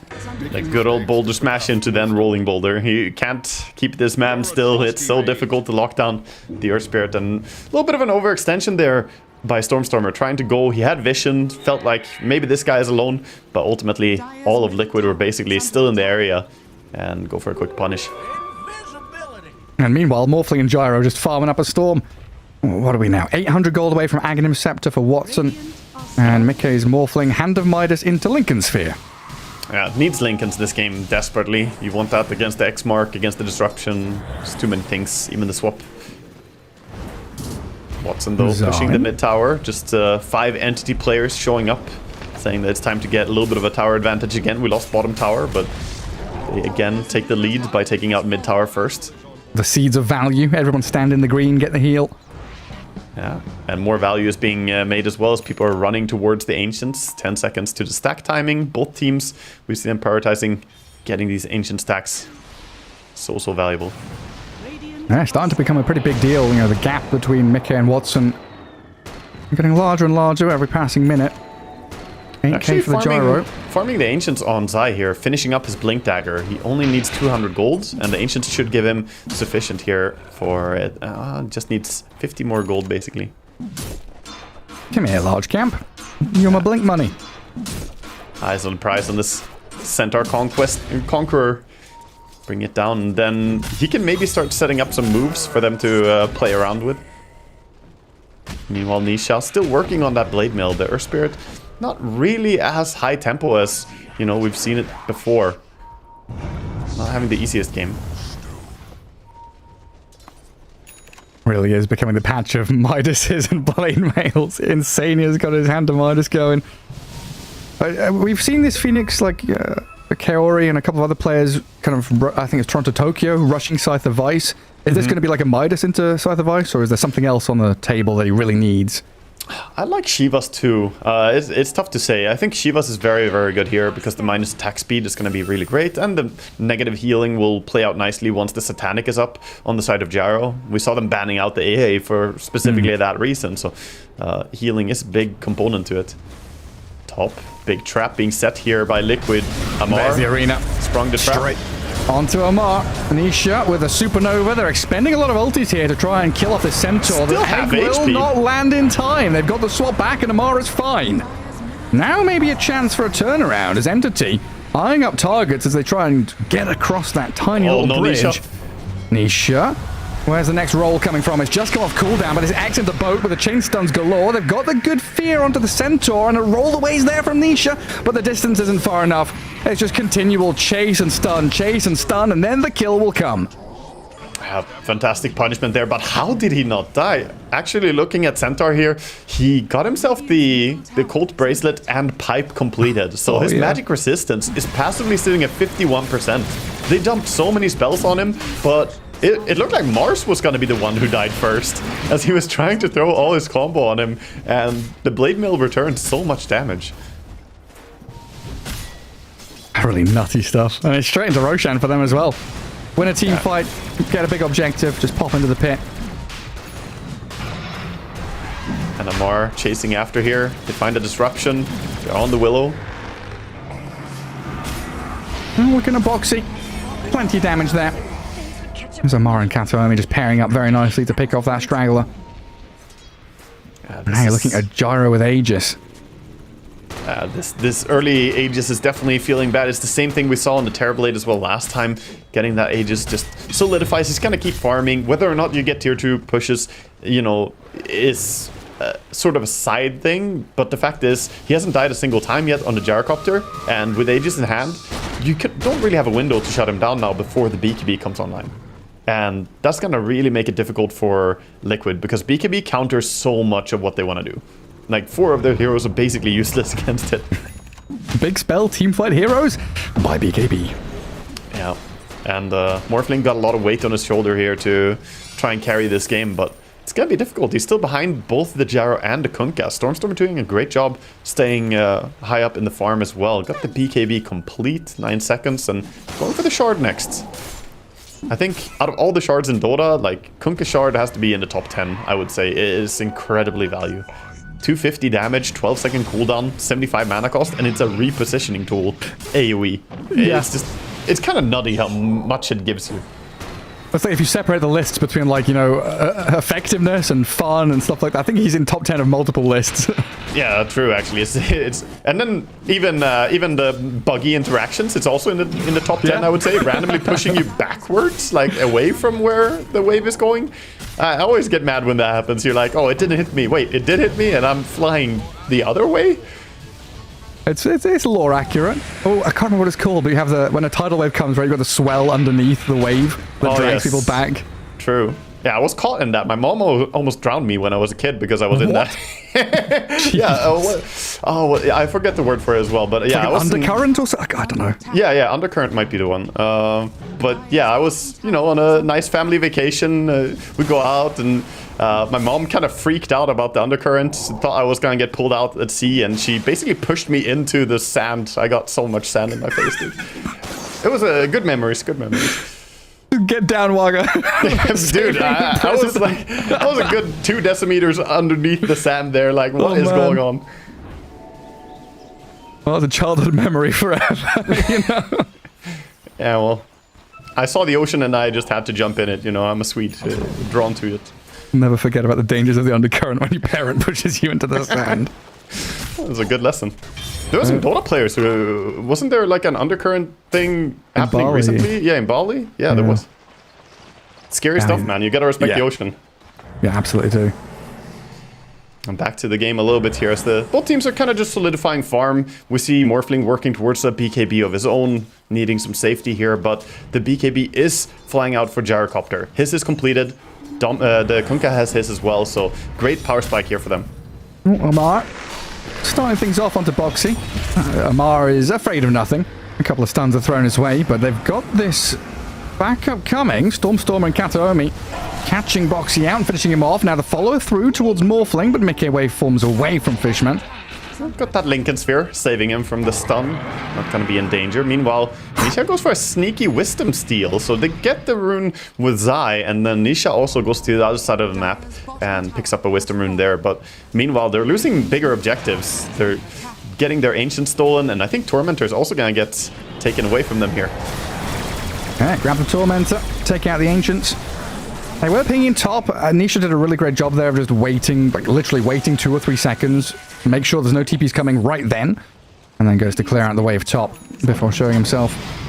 Yeah, they also used the X mark to try and hold the tier 1 tower, and Morphling has to be careful here. Lincoln's breaks early. If he gets swapped, he could be in danger.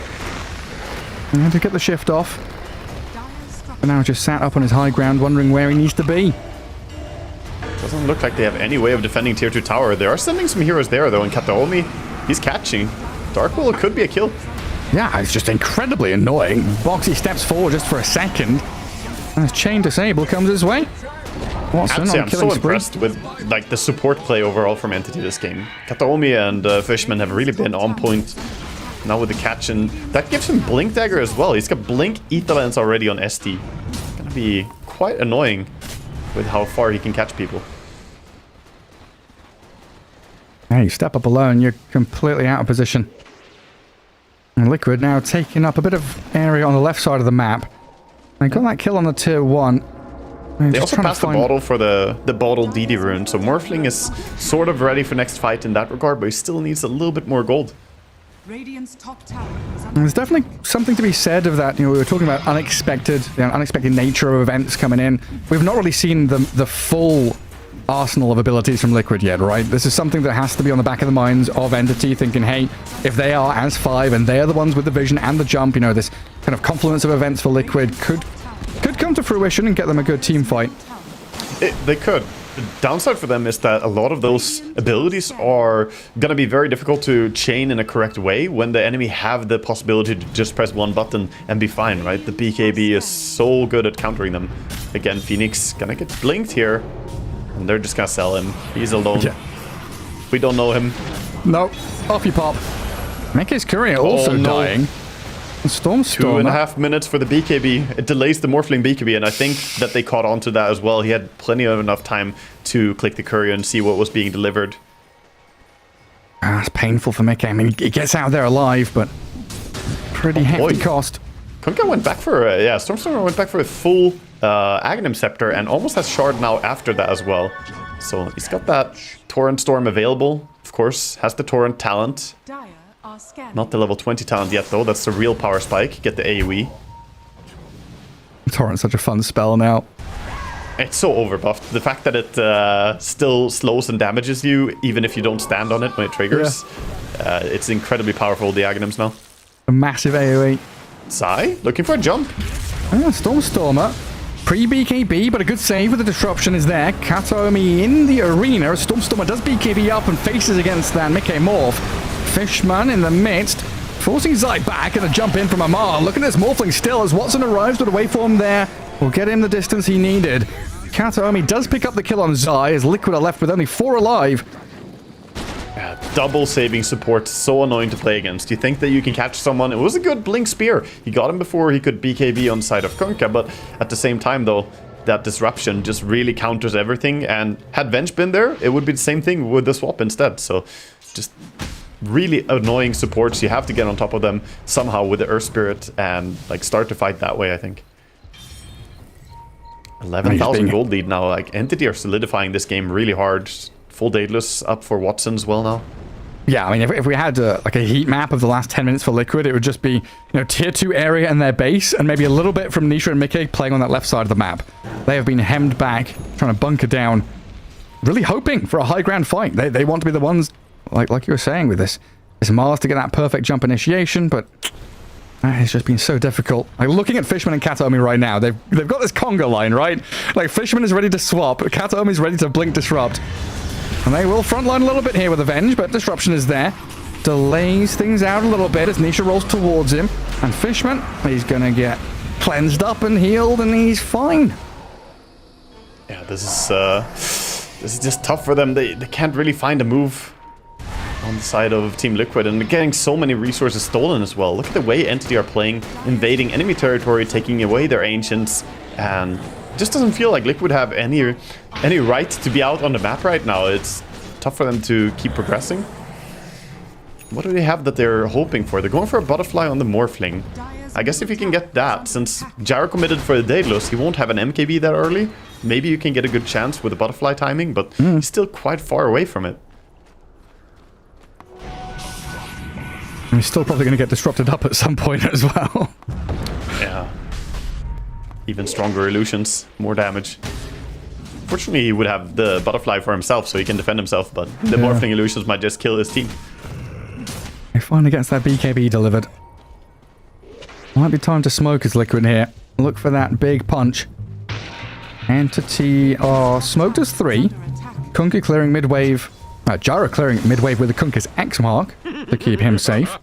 Yeah, good use of another sort of layer of protection there. We see 27 minutes happening, so tier 3 neutrals are available. Liquid are jungling a little bit, might find some item. Morphling gets himself something.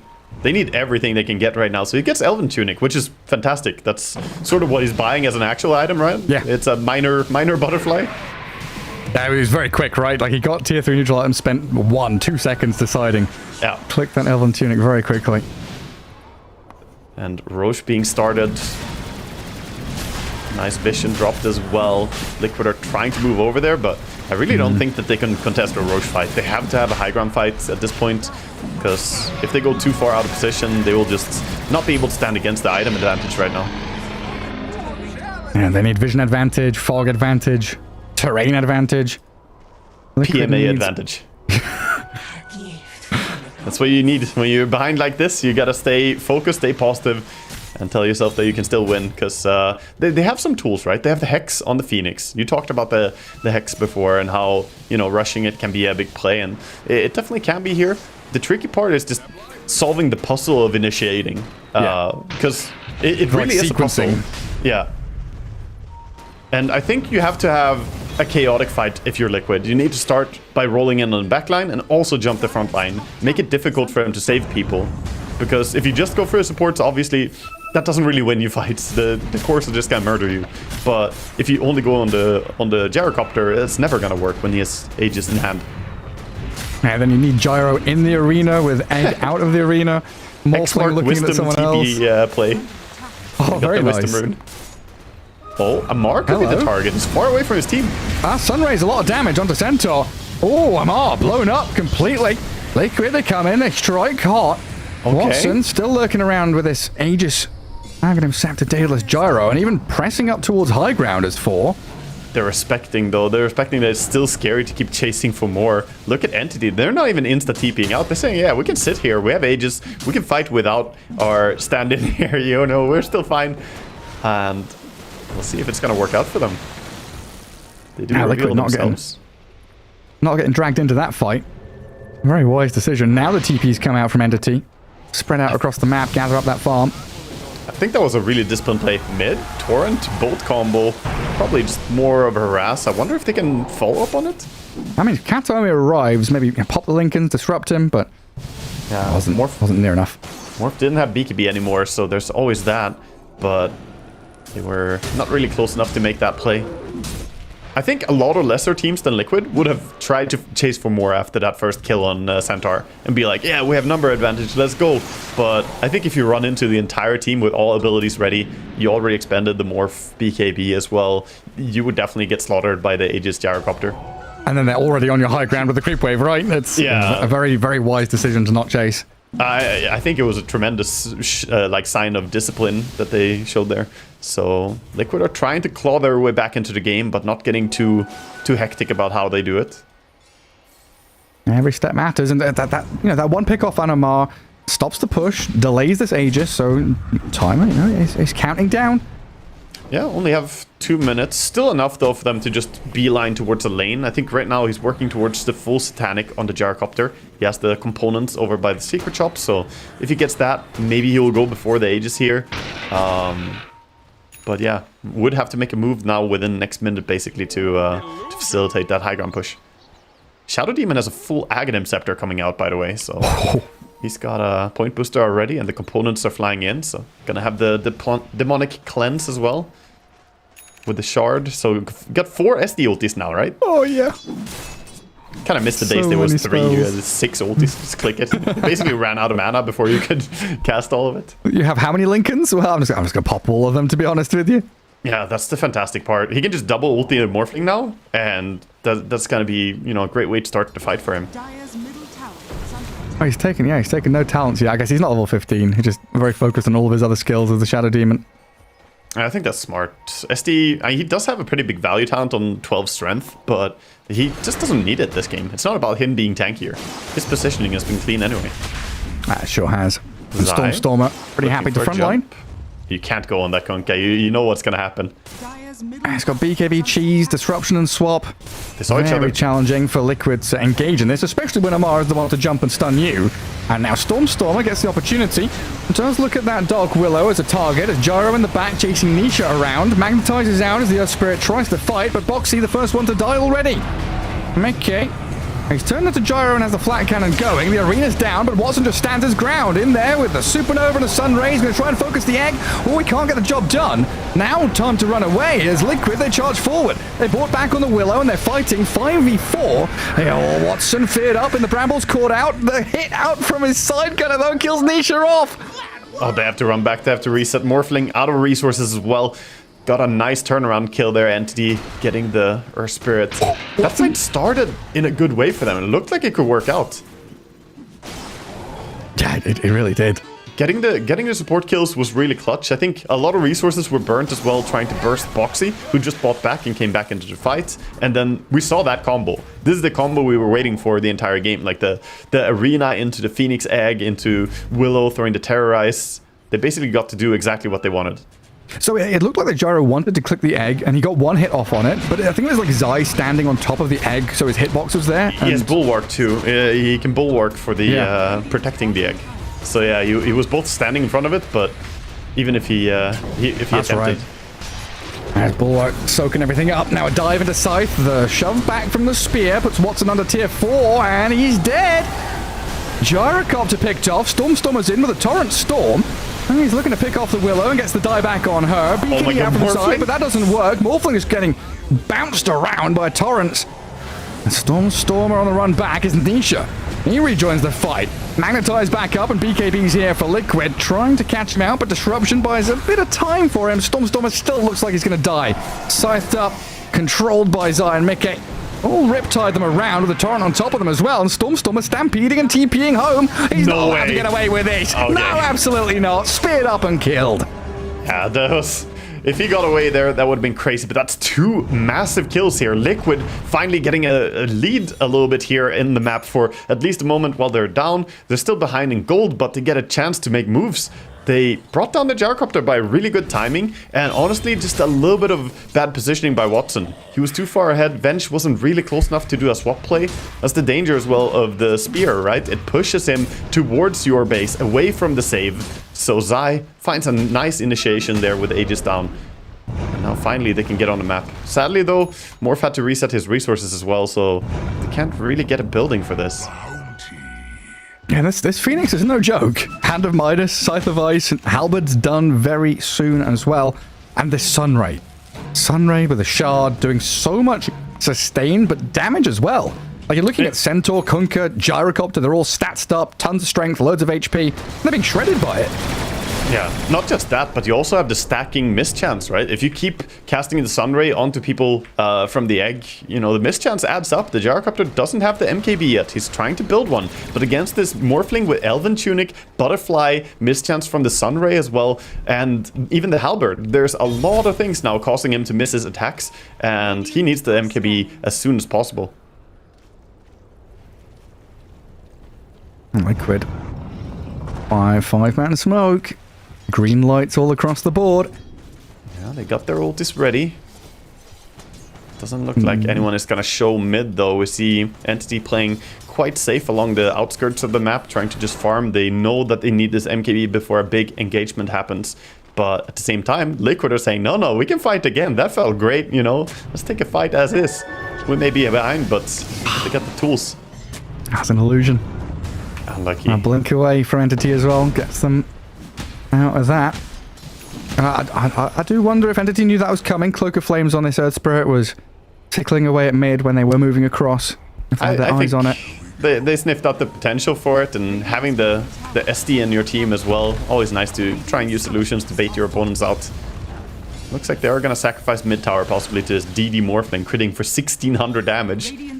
I love the choice to go Daedalus here. Mickey's item build in this game, I was not really on point with, or I was not really with him for the Manta style in the PA game, but here I think he's doing exactly what he needs to. Hey, spot on. They are going to give up Roche though. It was a fast spawn. 5 seconds I think was the timer, and it's scouted out by the Venge. Allows Watson to get in there. That's Aegis Cheese and Refresher Shard. Ooh, Refresher Shard on Kunkka is nasty. Double Torrent Storm, double Tidal Wave, the Ghost Chip. And, I mean, he's not level 25 yet, but if you add that too, the Ghost Fleet. It'd be an Armada. Yeah, this is... They do have good aggressive vision though, and you can see Zai trying to play with it. He's actually putting himself in a smoke position here. 1 sentry ward. Trying to undo the vision, but Vengeful Spirit's quickly blown up. Liquid move in, take him down. Nisha with the kick and the silence. Not going to be able to grab Stormstormer with the cleanse behind him. It's cleansed up by the SD and runs off to safety, but that does give Liquid more time of control here. You may have Aegis in your hands on the Gyrocopter, but 1 player down, that's a big drawback. You can't really make a move, and sadly for him, he was just about to finish an Aghanim Scepter on Fishman, so could maybe have had the illusion, but of course... doesn't get it yet. Only 200 gold needed for his Aghanim. Yeah, I mean, I think that's a great point as well. You bring up 1 hero down. Usually, it's a position 5, 1 hero down, it's whatever. We can hold a place on the map. But so much of Entity's gameplay through this, evading ganks, starting team fights, has been that multi-layered support duo. Being able to save each other and save cores at the same time, depending on what happens in the team fight. They're very, very able to react to different scenarios. One of those elements goes, the jigsaw puzzle no longer complete. Yeah, I like what Mickey is doing here as well, going for the Satanic now. Having a full Satanic on Morphling, that's been one of the drawbacks for them in these previous fights, is that Morphling had to back up and reset, get his value, get his HP back up so he can keep fighting. But now with the Satanic and almost level 25 already, he's looking pretty damn strong. He's the highest level in the game. Popped up top of the net worth. Tier 4 items coming. I think I saw a telescope on someone. Yeah, Fishman has it in his backpack, just holding the Philosopher's Stone for now. Get that added value. Yeah, we got ninja gears all around on the side of Liquid man. as well. Look at that. 2 ninja gears on the side of Entity as well already. And we're going to see a Havoc Hammer for Kunkka. Not a bad item either. But yeah, we have 5 ninja gears in one game. 50% of the players are now able to smoke themselves. It is such a good item. I feel like in Pro Dota, this item, you like almost always take it. That's so incredibly good. And Spell Prism there for Boxy's Willow as well. So even less downtime on the Shadow Realm. So very annoying to keep tabs on her in team fights. Kind of sad that Boxy's not been able to go into the Aghanim's route. Yeah, I think to go that direction. You can't really get away with 2 supports going for the greedy Midas plays, right? The Midas Willow is pretty common nowadays, but with Phoenix, Boxy, careful in mid. I think they saw him for a split second there. And he's holding on to that gem. Illusion spotted him. Yes, the Illusion straight up Stampede. Gets into the Shadow Realm. Anisha rolls in. A huge initiation blowing up Fishman already. Great Sunray and Arena catching them. Entity. Hey, I've got to deal with this Supernova now.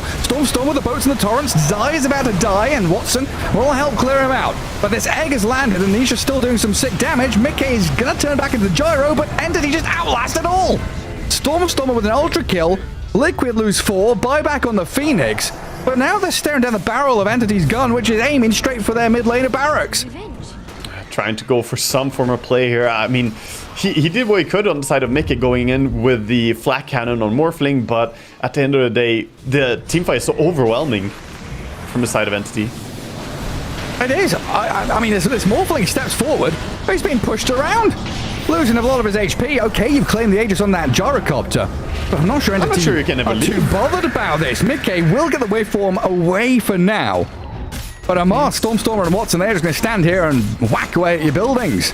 He's off to safety, but at the same time, they don't have buybacks, and this no buyback of Earth Spirit really cost them. He bought his Shivas before the fight. Not being able to join his team. They lose mid-racks, and they're not going to back out. They're going to go top as well. Ninja gear on Shadow Demon. Oh, he blinks forward. Aggressive from Kataomi, but this allows Amar to... Oh, no, he doesn't get the stun. Mickey slips away from his grasp, but now they look at Insania instead. The buyback Phoenix, Xed and boated, doesn't have dive any longer. Amar not going to chase too deep, so Entity being a little more disciplined, backing away. Fishman low, very close to death, but he's away. Stampeding for safety. He's coming for you, Fishman. Oh, help me, please. Disrupt me.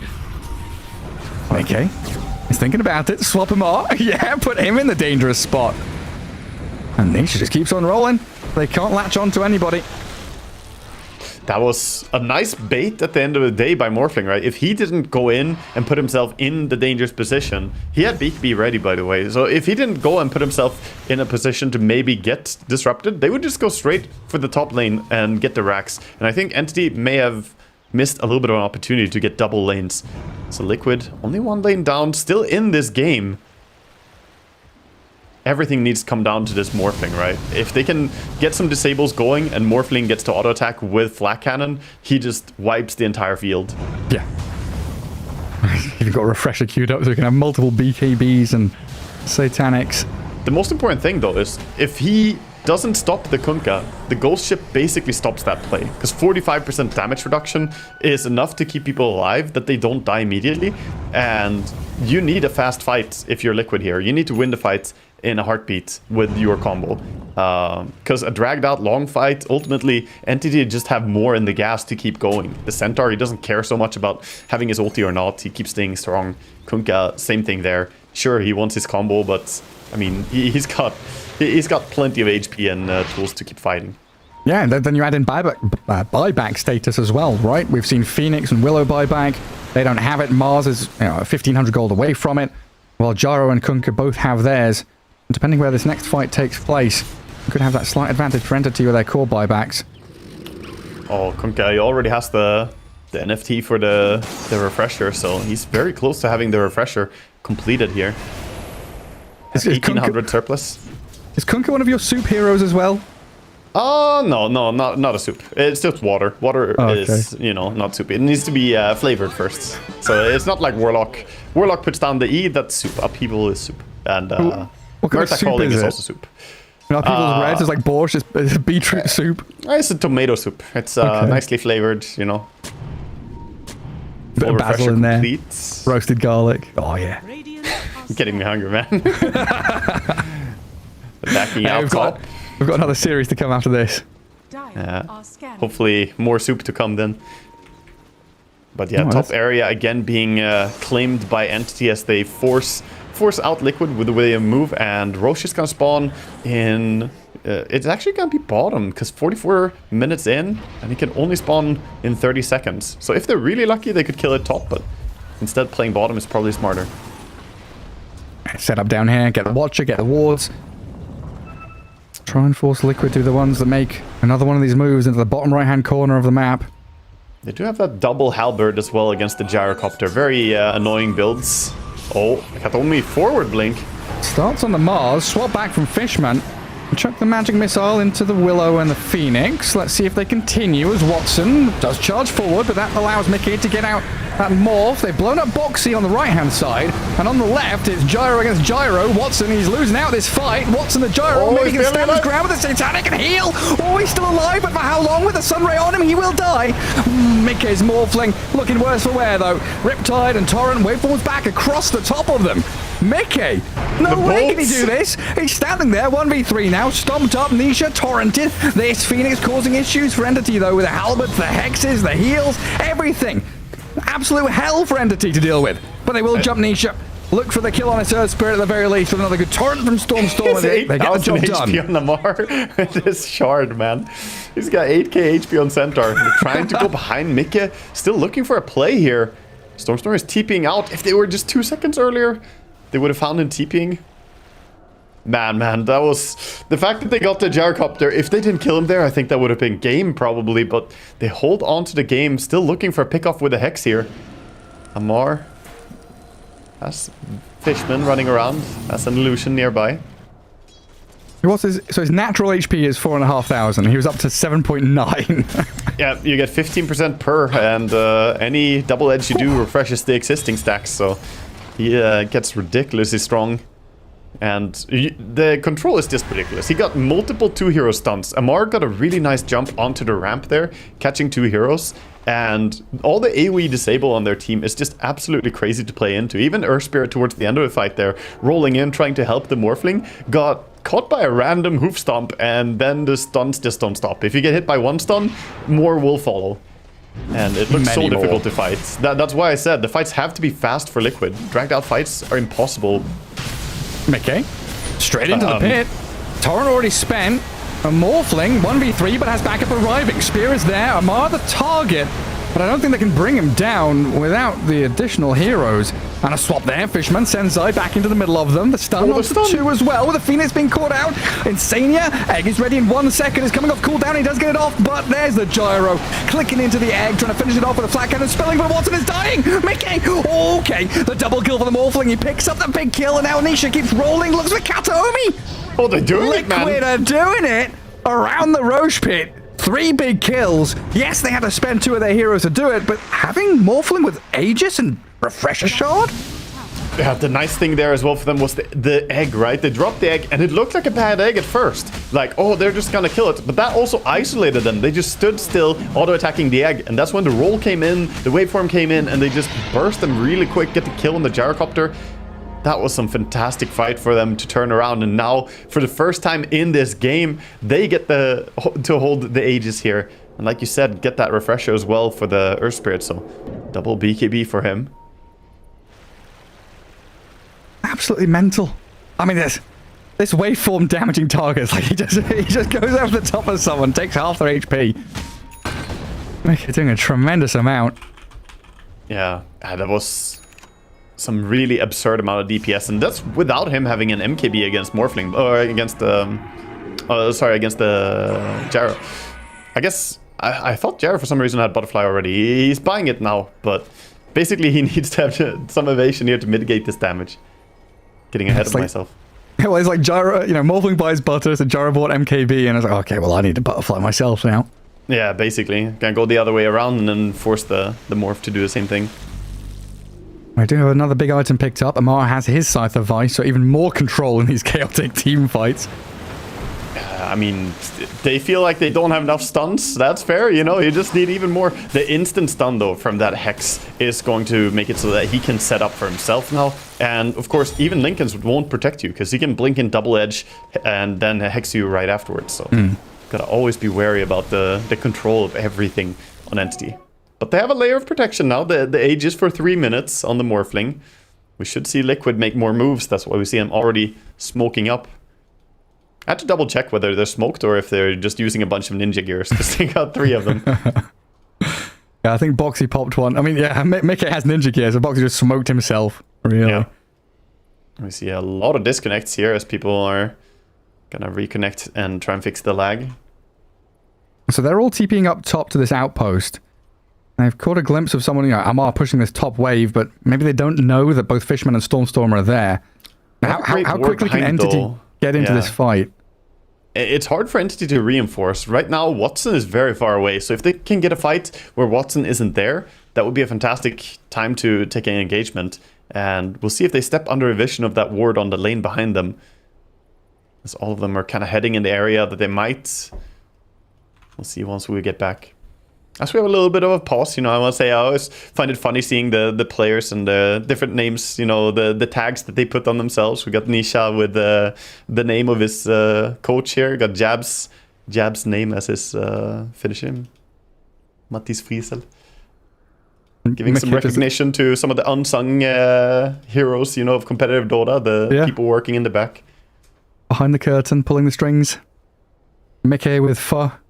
Nice bit of soup there for you. More soup. God damn, it's everywhere. Free raw stick on Insania. I don't know what that means. Raw stick is a hilarious streamer, and I think he was also banned in the recent ban wave, one of his accounts, because he had a second account. Yeah. I guess Mickey's one was also like a little shout out to Matumba Man when he used to have sushi in his name, right? The little food tag at the end. Game is going again, and here comes the wraparound going on Venge possibly, but Sai got revealed. The smoke.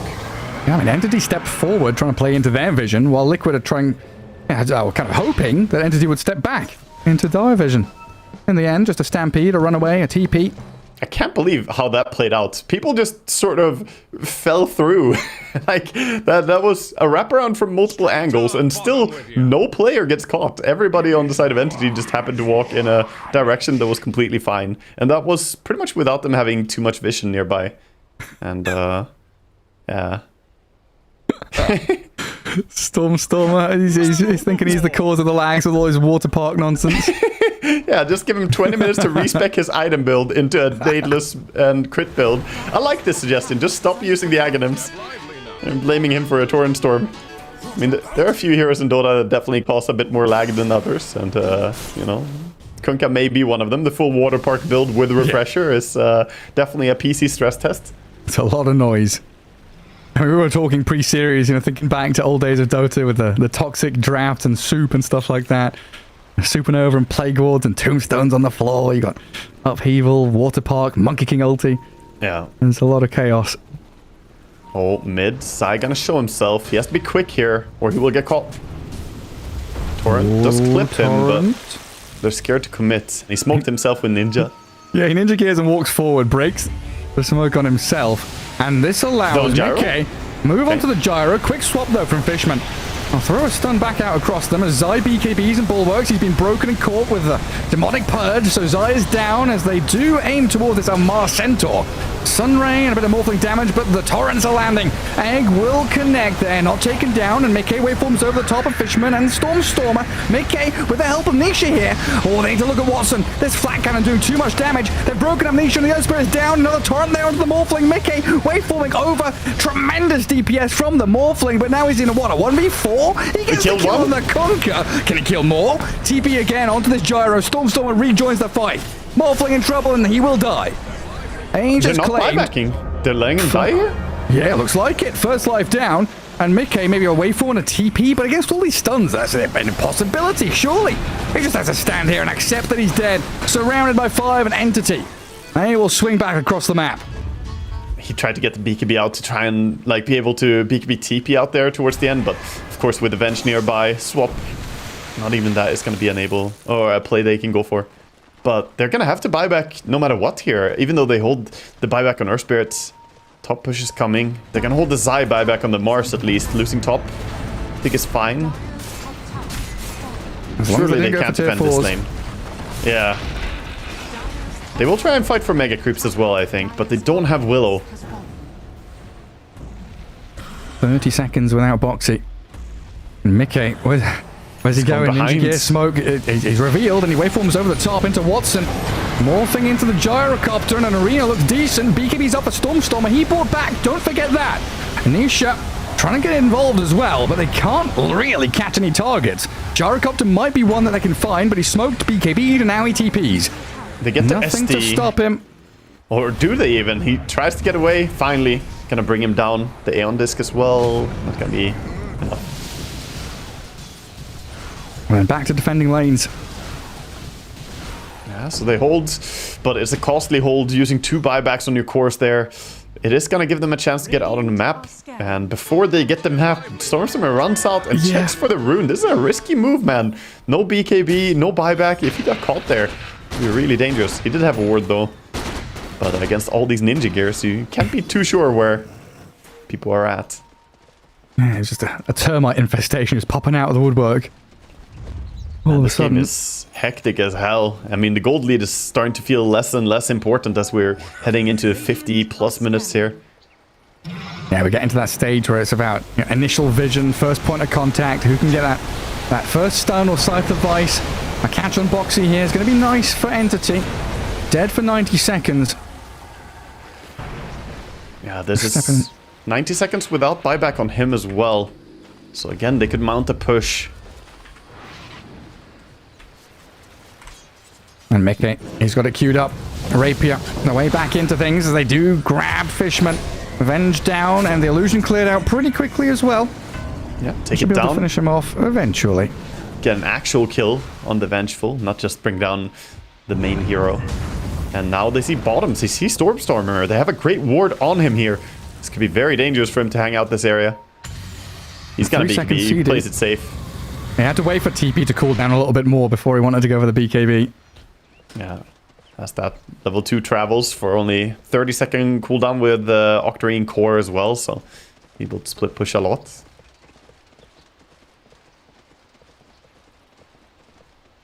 Now we go back to the normal game state. Status quo returns. Wait for Roshan. Minute and a half for the big man. Mickey just pushing out waves. Yeah, Morphling went for full level 2 travels, right? Was the most recent thing he upgraded to here. So didn't go for the Rapier yet. Instead having this travels. I mean, the map is so big now. You got to be able to join people no matter where. And having this, I feel, is an important tool. Especially when the opposite is true. There is still level 2 travels on the Stormstormer Kunkka, of course. Yeah, but now we're getting to that situation you were talking about, right? With the MKB and Butterfly on Gyro. And Morphling didn't go for the MKB. Went for that bot too. Yeah. Doesn't have that true strike. Yeah, this is a dangerous timing. Very, very dangerous. Not having MKB on him. I don't know if he knows yet about the full Butterfly as well, so it was just completed on Gyro. But this could be a great timing for Entity to take a fight. We've seen how, they've barely been able to kill Gyro in a lot of these situations. If he has this evasion, 35% of your attacks missing, it's going to be very hard to burst him. Well, it really is. We've seen a couple of refresher orbs picked up as well. Phoenix. Oh my god, the game is lagging so much. So what do we got? We've got Refresher Kunkka, Refresher Centaur, Refresher Phoenix. We're going to have multi-eggs, multi-boats. So much stuff on the screens at the same time. As Liquid, they do take up position here. They gotta stop buying refreshers, man. They're gonna crash our PCs here. The players are already struggling. The frames. Entity going for their own Tormentor. I will signal their position, at least, when they take the Tormentor. Liquid realize where they are.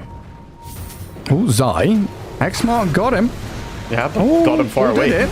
Got him miles away. I saw the X on the floor and was a little confused. The Stormstormer throws the torrents around. Fishman with a swap back onto Nisha. Focusing the Earth Spirit, and he rolls back into the Gyro, looking to clear out the Earth Spirit first as the arena comes down with the egg on top. Mickey torrented in the air, so can't get the damage out. Stormstormer and Watson, they switch targets now as Amar refreshes up. He does have another Stampede, another jump in with a double edge of the damage, but this Morphling, he's too strong. Mickey, he's powerful as all hell. Flak heading everywhere, but the backup. It's a little lacking now. Entity turned back with a swarm of heroes. Be careful for realizing that maybe with Boxy and Zai nearby, they can take him down. But no, Zai's gone. Watson falls. Mickey, is he still alive? He's just everywhere. He's trying to get away, down, man. He's left, he's right. Now he's fallen. Can't wait for him away. Oh my god. I was so close. An immediate TP towards mid. They realize the game is going to be over here. What a brawl, though. They tried their very hardest. We saw some crazy stuff in that last fight.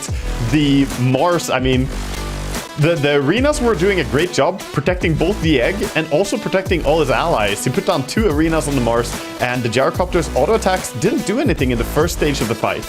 But as you didn't really burst the gyrocopter and you didn't win the fight immediately from the side of Liquid, you kind of just run out of gas. And at some point, Entity, they just stand their ground and brawl really well with the heroes that they have. They're more built for the long team fights. So they managed to kind of clutch it out there. Didn't really lose too many heroes to the Morphling immediately. What a hell of a game, though. I love when Panther Stormstormer smiling, Panther Katomi smiling, Panther Amar deadpan. No expression. Just another day in the office, boys. Yeah, he's fully dead inside like a true Dota player. Amar he's always funny. He may not be the most expressive person in his facial expressions when he's playing, but he builds up his expressions in game, with voice chats and chat wheels. Tips. Yeah.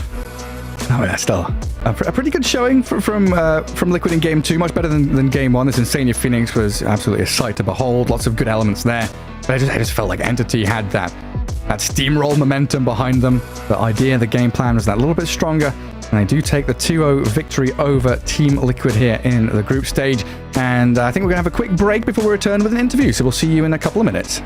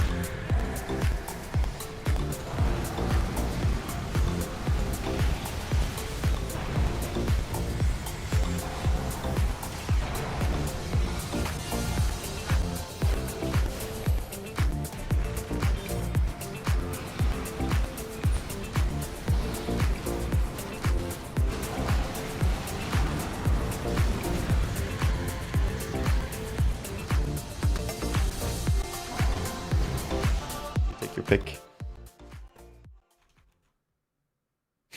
It starts with this, a person that you miss. Mine draws a blank. I wanna go back to the early days when life was an escape. Now I just wait for better days. I lost myself in your reality. Lost myself. I lost myself in your reality. Lost myself.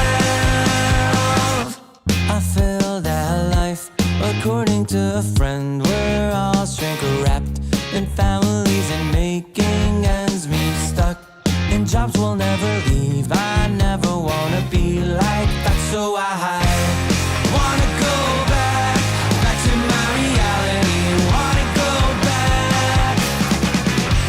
I wanna go back to my reality. Wanna go back. Didn't mean to sound so concerning. Am I alone in the hurt? I never followed anyone. It's so absurd.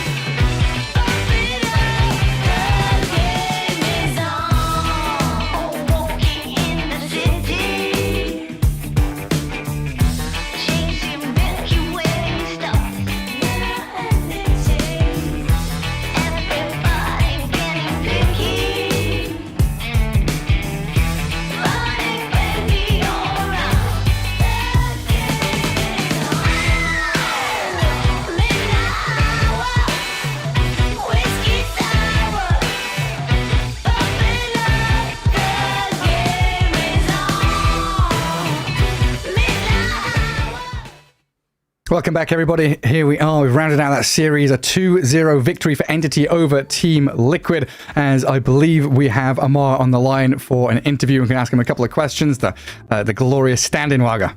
Yeah, I mean, that was just a fantastic performance as well for a stand. I mean, in game 2 there, 7-1 and 23, just dominating on Centaur out of all heroes as well. It was a fun game to watch, so we'd love to hear what he has to say about the game as well. I mean, just like the flow of the game in general, just felt like Entity were much stronger in terms of that grand game plan, the scheme of theirs, everything slotted into place very nicely. But I think especially in that game 2, they were up against more of a barrier, more of a challenge with that Mickey Morphling. And those two saving supports, it's like multi-layered Venge Shadow Demon, is something that we used to see the old OG do, right? With these like Dazzle IO kind of deals, where you've got this multi-layered, multi-step support saving things. It's difficult to pull off, but they did it superbly. Yeah, worked out really well. So we'll see, if it was something that he has input on. But let's hear from Amar himself here, what he has to say about the game. Welcome, Amar. Yeah, Amar. Hello. Hi, thanks for joining us. Congrats on your 2-0 victory. Standing in for Entity. Feeling pretty good about yourself, but I think the question on everyone's mind is, what made you want Centaur? Thank you very much first. Why I wanted Centaur? I played like one game. I copied some guy who like spams Centaur, and he did this Vanguard Blade Mail build, which is really good. Like you farm so much, and yeah, that's actually the only reason. Nice. Yeah, seems like a really, really strong way to do it. Like the Blade Mail doesn't just work for the team fights, but also, like you said, for farming. Like I haven't seen the build before, but that seems like a really, really cool concept. I have a question for you, Amar. Are there, because of the Centaur as well, kind of tying back to it, are there any other heroes that you feel are, interesting right now, or could be something that you want to be competitive, even though it's not being used so much right now? I mean, Centaur was like really new. Like it was like 3 or 4 days ago that I realized that this build is actually really good. But something that's really hidden, I'm like really good. I mean, from what I play, I think it's Viper and Slark. Mm-hmm. I mean, Slark was sometimes looks like a meme, but Viper was never used, which is I don't know. Yeah. Do you feel like Viper comes with too much of a drawback for the laning stage, or like for after the laning stage, or is it still a nice scaling hero? Because offlaners are pretty greedy now, right? So does he work to just build up and get strong towards the mid and late game as well? I mean, it's like he can feed. He can play 2 ways. He can either be like an insane 6 slots hero with level 25 talent universal, which is insane. Or he can be this feeding guy who's just running and tanking everything and like being so annoying that enemy when they kill you, it's not worth. They feel very bad. Yeah, that's cool. I got one more short question from me here about you played as a stand-in here. What's it like to come in as a stand-in? Is it very different, the environment, like the communication, or is it easy for you to just hop in and play a game? Like it doesn't matter so much which team. Do you just fit in? I mean, 2 of these I played with, like 2 of these people I previously played with them, so it was more natural for me. Like I didn't like feel so much difference. I mean, what more felt different is that since I didn't play officials for long or scrims, so I just came and like the first game I played, I thought I'm playing like a ranked game. Like almost all today games, I don't remember. Like it's like my team says like they use this ulti, and I'm not even focused. Like I'm hitting creeps. I forgot. You're in that how grind this game set, works. Yeah. Just cast my spells, get my farm. I was going to ask the same question, but also in these situations where you are standing in, very often you look like the best player on the team. Do you have a lot of the sort of shot calling impact? Like, are you making calls to make moves or start team fights, or do you let the captain and the other players do that? I mean, I make my normal calls. Like I don't change my gameplay in game or what I say in game. Like I do the same as I did. Maybe I try to adjust a bit since I'm standing. But like with what I've played with, like they talk a lot, so it's like no need for me so much to like talk. I just say like some simple stuff. Like I'm ready, I'm strong. That's the kind of thing. Yeah, it's like I have blink, I have BKB, go smoke. Like not so many things.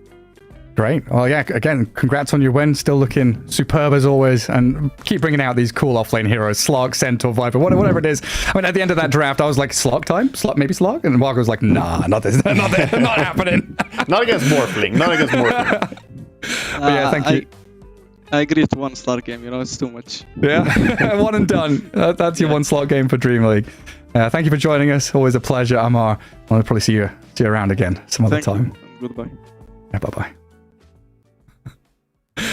Oh, always nice to hear his insight. Yeah. I mean, why did you pick Centaur? I wanted to farm. It was I stole this build from someone. It was played great. like a pub, Like he said, he hasn't been playing scrims or playing tournaments that much recently. So for him it's a bit of a mental shift, right? Like he was pointing out there as well. You got to keep track of all the cooldowns, like as much as you can. Like they use this and try and have it down to a very exact timing. In a pub, it's very easy to just, when you play like 12 games a day or something, like a lot of these players do, you just don't really put the same level of effort that you have to do in these games. But at the same time, it also speaks for how easy it was for him to fit into Entity. Like you said, previous teammates and former friends, or former friends, current friends, I hope. He just goes in, plays his game, and it seemed to work very seamlessly here. Yeah, get into the rhythm, get things done. But that rounds up our 3rd series here on the C stream. And up next, we've got our next BO2, surprising enough, as we will have Quest Esports up against Evil Geniuses. And Waga, that's going to be a pretty exciting one. Yeah, I'm looking forward to it. It's going to be hype as well. I hope it will be as good as this series, because that was a banger. But yeah, we'll have to wait a little bit, Gareth. Yeah, I mean, we've had some pretty long games, 60-minute, 7-minute games across some of these series. Maybe next we'll have some quick short ones, or we'll go the distance again. But of course, we've got a quick break before we return with that final series of the day, so we'll see you then. You love it, you wear it. Wear your passion. Share your passion. Wherever, whenever. Gaming is a lifestyle. Get your merch at shop.eslgaming.com.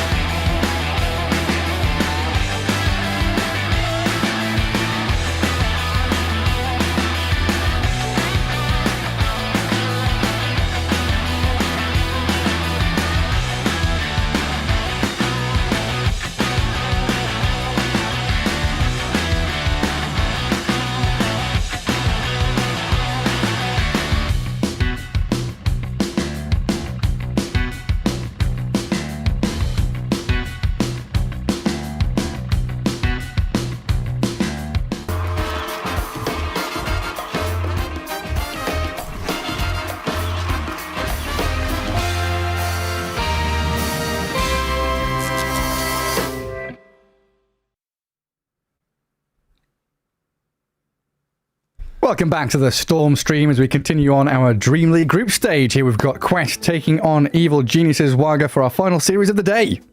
Yeah, it should be a banger as well. We've got some exciting stuff ahead of us here, I believe, Gareth, and we'll see. This is the starting point here for the team starting out day one, and see how you can position yourself, how well you can do. And so far, Quest, they lost one series. Not the best way to start, but they can still salvage today, make it a little bit better. They lost 0-2 to Betboom, who got a very good start.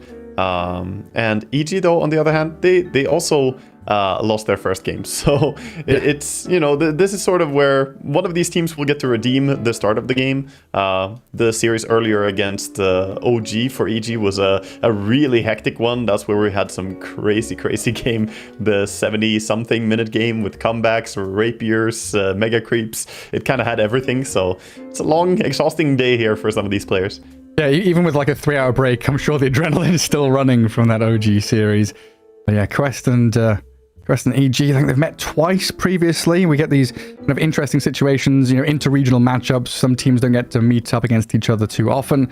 And then you sort of have, within your region, you have teams that you do very well against and you don't do too well against. And so far, Quest, they've 2-0'd EG in 2 different series. Yeah. I think Quests generally seem to perform pretty well when they face off against them, and it can come down just to playstyle as well. I mean, I think EG, though, while they have a lot of success as well, I want to say that they sometimes fall on stuff just not really working out around the mid lane. I watched them a few times, and the emphasis of shutting down mid lane can be very crucial when you play against EG, because I feel like C-Smile, he's a high impact player, but if he doesn't get off to a good start, then it can be really hard for him to claw his way back in, and it kind of sets the tempo of the game, since the mid player needs to be the playmaker as well. Yeah, because it has that kind of bleed out and knock-on effect, right? Where Pakaz is very greedy for a carry, so if you don't have your mid laner making that action, then he starts to suffer a little bit. Whisper is quite greedy as well, and this was that big topic of discussion around that shuffle between Beast Coast and Thunder Awaken, or EG as they are now, where you're thinking, hey, Dark Margot, is he a better mid laner than C-Smile? And you think, well, his hero pool is a little smaller. C-Smile can play a lot of different heroes, and C-Smile is far more selfless. So you have this fact that I think innately, C-Smile is already willing to kind of tank things for the team. But again, like you're saying, sometimes you need to not do that. You need to be in the thick of it and actually scaling as your mid laner as well. Yeah, I think C-Smile generally plays exactly the way that you should for the style of the patch as well. Like, he is fantastic at Pango. That's like one hero that I think is really standing out, and that just works really well for this patch because that hero can't really go wrong. And he also delivers on the heroes that you need for the patch. And here we got Whisper, another big standout player, I want to say, for EG. A lot of people have their eyes on him when watching EG play. He did have a bit of a rough time in the previous series today, though. I saw moment where he kind of was stressed a lot and ended up using ulti as shaker and then refreshing and ulting again right before dying when he got ganked. And yeah, maybe it's a rough series there against OG, but hopefully he can play at his A game here, because he's a player to be respected and has some scary stuff that you want to watch out for. Like his Timbersaw, for instance, is just notorious. But yeah, we'll see what he's going to get his hands on today. That is a point, though, right? Like, Timbersaw hasn't seen that much play, I want to say, over the last 6 months to a year.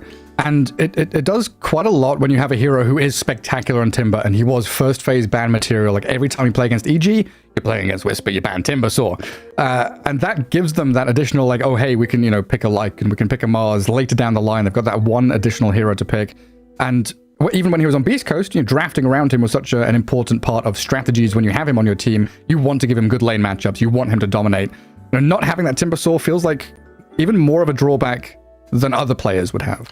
Well, I mean, the thing is, he doesn't really care that much about the patch for whether or not it's a Timber patch. He's at that level of gameplay on it that teams still ban it against him. Like, he will still find himself in the first phase ban quite frequently against EG just because of how dominant he can be on it. So we'll see what approach Quest are going to have against EG here, how they address the first ban phase as we are heading into the game and we're starting out. So soon we'll see what the teams are, what they have in store, what they've prepared for us.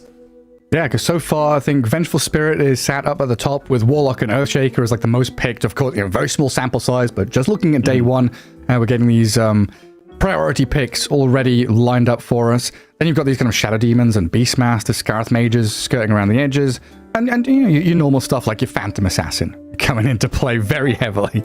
Yeah, PA usually just doesn't really end up getting banned, and that's something that could favor EG here, as they are very, very happy to be playing it as well. Pakas enjoys playing that PA, so it could be a hero that we'll see if it slips through and if that's going to be what they end up with, but let's not get too much ahead of ourselves. We start out the bans. Pango first banned by EG, actually, so even though they play it really well themselves, gonna get rid of it, and of course, I think every single team plays Pango in this patch. You basically have to. If you're a mid player and you can't play Pango current year, then you might get replaced, man. Like, just saying. There's some difficulties there. Yeah, absolutely. Okay, ban out the full lane combo, the Venge and the Gyrocopter. We're not gonna have that. That's good. We're not gonna have a repeat of what we just watched in previous series. So give us something new and spicy. Give us something a little bit interesting.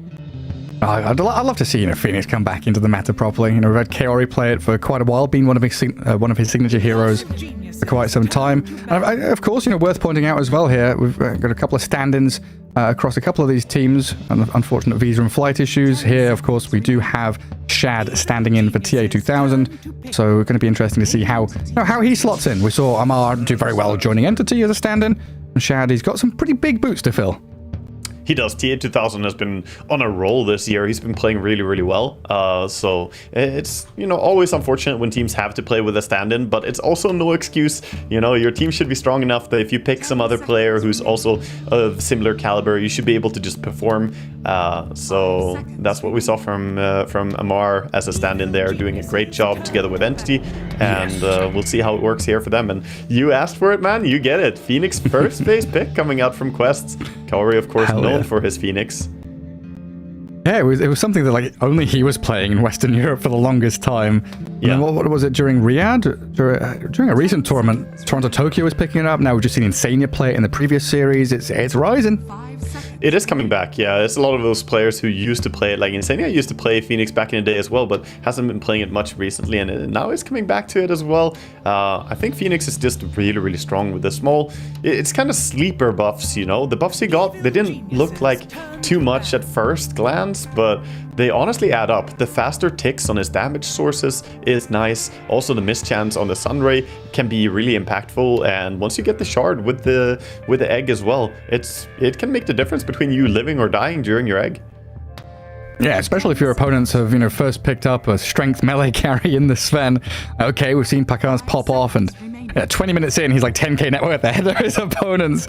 Kind of crazy shit. But against the Sunray, his net worth can be undone, and with that Scythe of Ice build we've been talking about, the Scythe of Ice rush on Phoenix, you just, hey, God Strength, you hex him.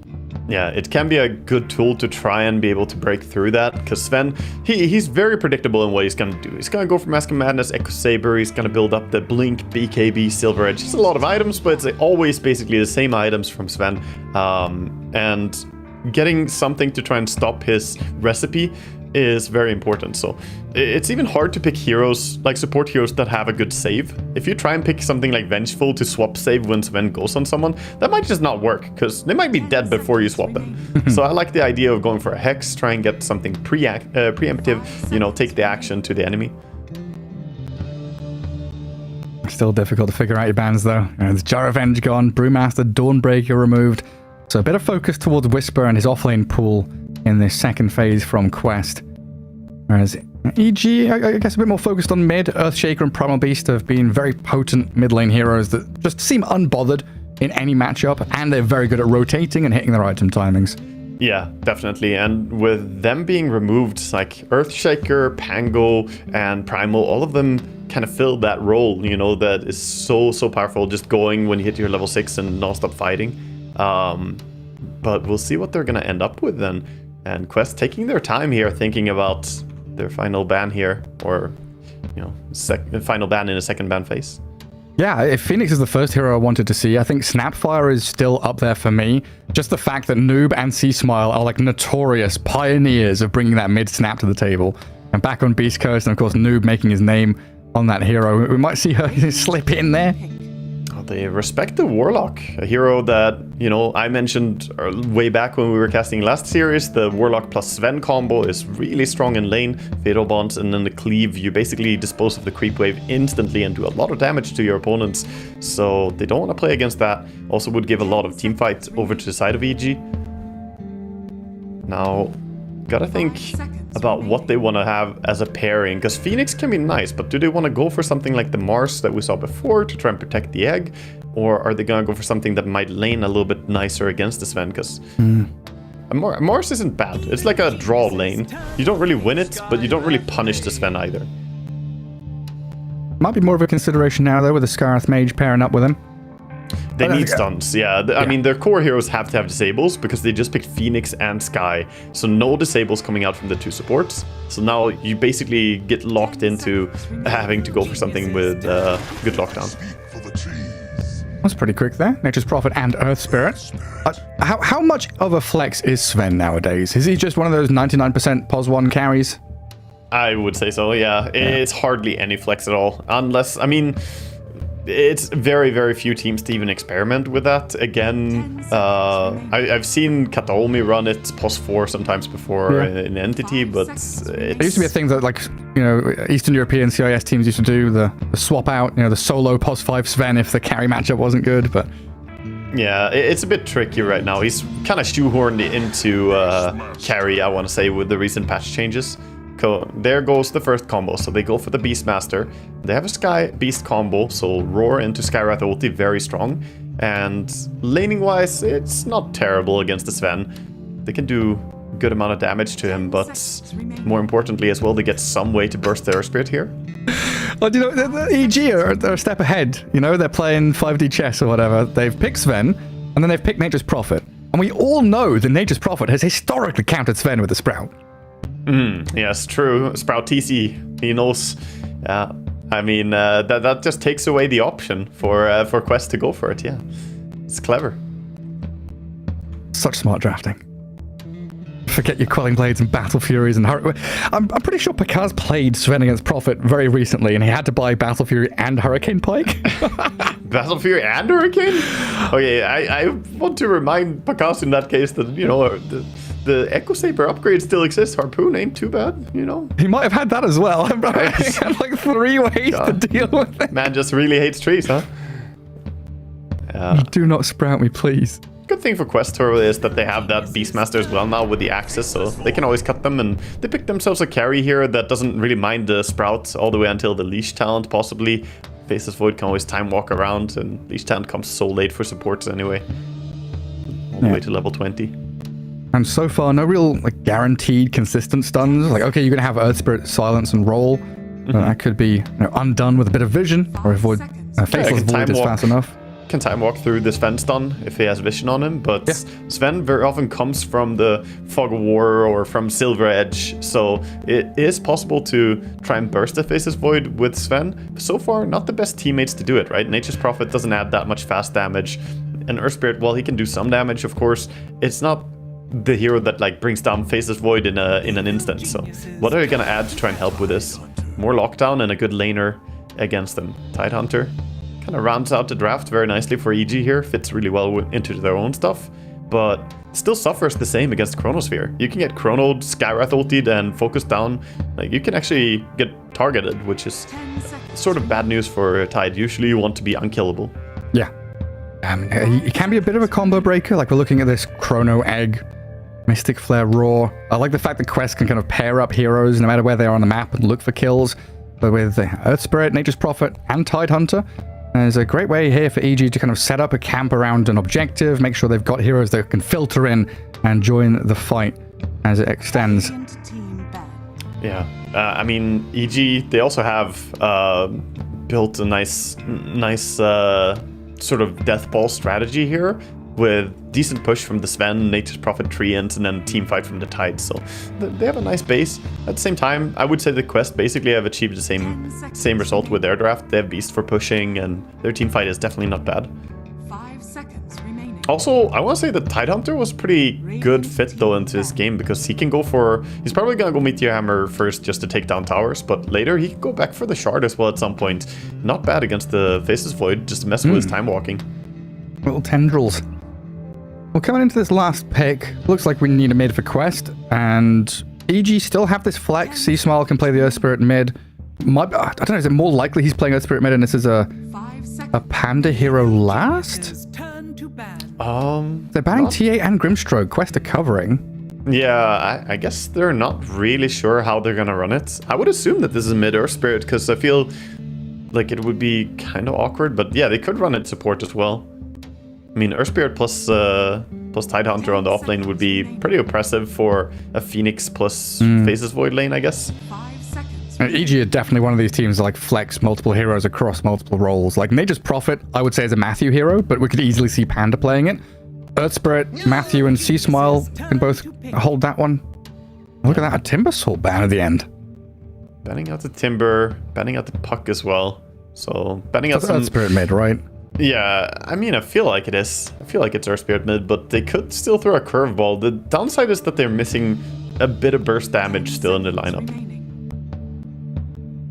Wouldn't mind seeing them put like support Earth Spirit and then snag up a mid Lina for spellcasting here. They have tons of setup stuns, so they could follow up with Lina stuns that bursts Faceless Void super fast.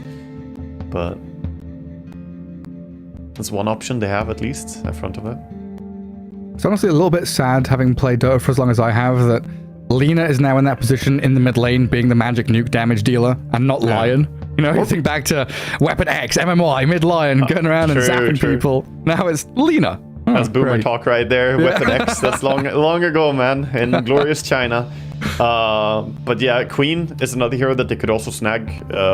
Does a good job doing tons of damage, and if you get the Shard, you get some control and silence. They're gonna go Wisp. Wow, okay. This is interesting, man. Okay, so it's just mid Earth Spirit, right? And support Wisp, and for Nature's Prophet, I would assume. Maybe they run Wisp with Tide even. I think it's Matthew Prophet and Panda Wisp, so we have like five IO for Prophet. Yeah. 5 seconds remaining. Well, that's gonna give them a bit of save against the Chrono. It's a good decision to try and get something to save, because Faceless Void, one of the heroes who can actually just deal with Sven, and now they have to actually get on top of IO, otherwise he's gonna always be able to bring him to safety. So it's gonna make it more important for Quest to be on top of their vision game and get to the backline, and it's just gonna be a Dragon Knight coming out last here. Doesn't look happy. Well, we DK. That's every mid player's reaction to DK being picked, by the way. DK, really? Okay, I'll do it, you know. Honestly, same with Viper. It's like, okay, I'll do it. It's not really the hero of skill expression, according to a lot of mid players, but it does add more control. We said it after they picked the first two supports, they needed to add a lot of control. They got Beastmaster, Faceless Void, and DK. They have all the stuns now to try and set up for these combinations. And it is another hero that kind of ignores Sven. You have tons of armor, and you can also get to that late game stage where DK just takes over with the dragon form being very oppressive. So I like the draft from Quest, but I still worry about, you know, Sven. He farms fast this patch. Oh, he absolutely does. I'm honestly surprised they found the DK there. I was like scrolling through Quest draft, you know, what are they going to pick mid for Noob? Like, oh, they've banned out every single one of the heroes he's played in the past 30 games. He's got to bring something new. There's a good little grab there, the DK. We'll see exactly how well he does. I mean, mid lane's going to be pretty boring, right? I think mid lane should not really be an exciting place. We might see some change to it though, because there's still Nature's Prophet who could swing in mid if there's a lot of trading, if they manage to go low HP, but I don't really see Earth Spirit bringing Dragon Knight low ever, and at the same time you can't really stop Earth Spirit from farming as a DK because the Boulder Smash just does so much damage to a creep wave. So that's probably going to be a wash. The side lanes, however, are going to be pretty exciting. I want to see how these carries both get started, if Pakas or Shad is going to have an advantage going out from the laning stage, because both these players can definitely farm up a storm. Yeah, they sure can, especially when, you know, Matthew Nature's probably going to be stacking up Ancients on the right-hand side of the map, building things up for them. Quest, I guess for me, really like looking at level 6s. That's key for me, is this Mystic Flare, Supernova, Roar, or the ultis. That's where they get their kill threat from and create that space on the map. Is there something that EG are like desperately looking for? Are they kind of well-rounded in that aspect? I think it's mainly just the level 6 on the Earth Spirit is what they want, right? You get level 6 on him and then you can start making some moves. But their lineup overall doesn't look super surprising. It's probably just going to be very stable play. Get the Meteor Hammer on the Tide. It's pretty predictable how he's going to push the off-lane tower and then try and go towards mid, most likely. But it's all about, to me, it's all about how the carries start out, if Sven gets a good start or not. Well, they're starting out standing on the enemy ramp in the mid lane. Come at me. Place to be. Yeah, where you at? Any vision? No, not gonna see anything. Is that that's not a rip, that's the little ward up on the little cliff top near that top rune spot, isn't it? Sneaky one. I like that one, but you know, it's tricky. It's something that people don't really deward very often. I don't think I've ever seen anyone deward it, to be honest. No, it's real awkward. You don't want to waste a sentry putting it up there. Not gonna happen. Yeah, I'm putting it on the ground is like, yeah, you can, but it's more that nobody really thinks about it as a ward spot. So many games, people just walk by there. Yeah, it's like that ward that's to the left of Shad on that cliff top. That has become like way more popular, and people like religiously start dewarding that now. Because the Dire love to get their bit of vision over there. EG gonna come down and invade. Whisper. Starting with a Gush and the Stormhammer follows. Dive away from Kaori, gets him the distance he needs. So Bounty Runes, looks like it's going to be 2 for 2. Yeah, 2 for 2 at the end of the day, but having to skill Icarus Dive on level 1 is not a great feeling for Phoenix. You normally want to start out with Fire Spirit to try and harass in lane. This does set you back a little bit. The level 1 Icarus Dive doesn't really do any damage, and it's very long cooldown as well. Dota is so improved by these twin gates. Like, oh, my carry and my POS 5 moved bottom for the Bounty Runes as the Dire. No matter, we're TP top for free. I think it was necessary with the fact that they expanded the edges of the map. Oh yeah. I think it really makes everything better in that regard. If the map was still smaller, I don't think there's a need, but now with Dota being so massive, you need a way to get around, man. You sure do. Well, Kaori going to start his game. Yeah, level 1 dive, D wards the small camp. This has given Whisper a bit of free time to get his CS going. Phoenix even going to block up the large camp in the meantime. It's a nasty, nasty place to be, though, right? Phoenix against Nature's Prophet. Right-click battle. He's at -1 armor right now. Yeah. The Blightstone is bringing him down. He's going on the tower, where he's at least going to be at, you know, +1 here. But otherwise, this is a tough right-click trade. And like I pointed out, without Fire Spirit, it's just impossible to win the battle. Whisper just denies 2 creeps in front of Shad's face as well. It's not fun for the Void against Gush and Anchor Smash. And Whisper having a cracking time already, 5 and 4. Yeah, look towards this bottom lane to be really difficult. Whisper has some really solid laning, and with Matthew having a favorable support-to-support matchup as well, it's going to be tough. So they basically need to be able to do some damage to Sven on the top lane. But it's actually by Sven who's going to be aggressive. Throws out the stun, trying to get this guy off him. And it takes a bit of damage in return, though. Toby just getting there with the clicks and the double bores. With a Panda IO behind you, salving up and keeping that regen going.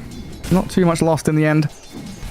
Yeah, Toby just is right-clicking away at the Sven and going for the no-access build. Even putting a point in Inner Beast, so enabling the attack speed. The +10 attack speed offsetting the -10 attack speed that Skywrath recently got. Oh yeah? The nerf.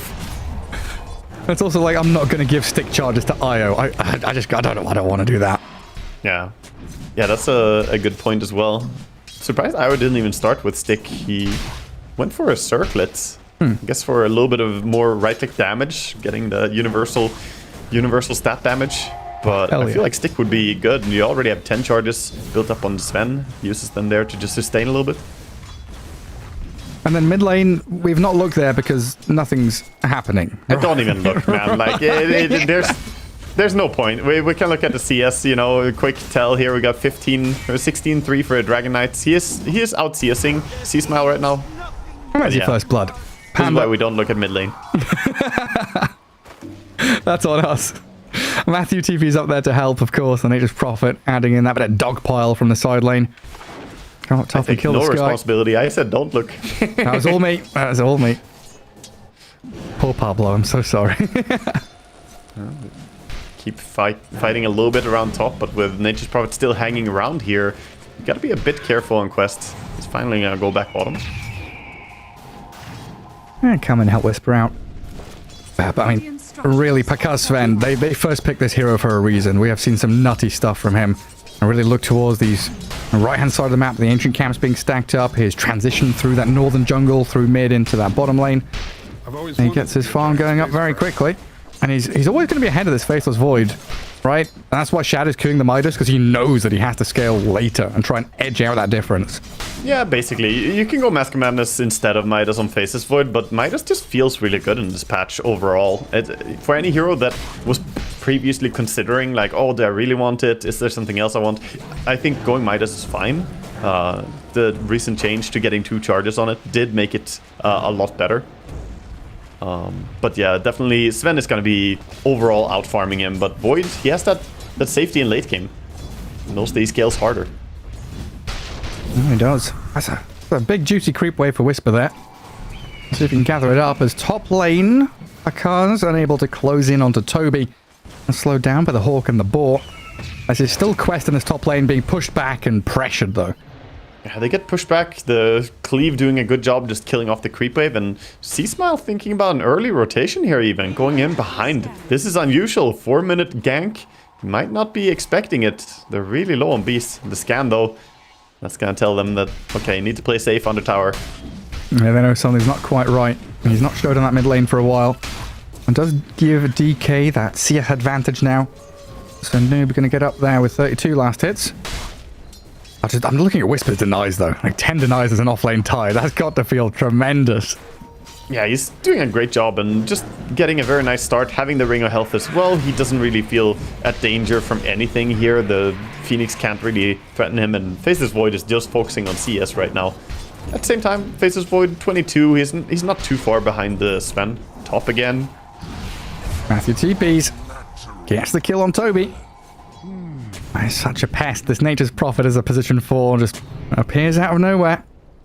Yeah, and because of how Tidehunter is already so sustainable on bottom lane, now with 2 points in Kraken Shell, you can leave him to himself and he's gonna be fine. So that opens up these ganks from Nature's Prophet.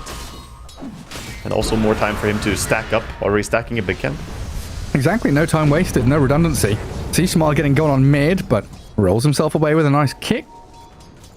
2 heroes did come in here to try and help out. History even denied by Matthew. So Matthew TP's top, ganks, kills, goes to jungle, stacks.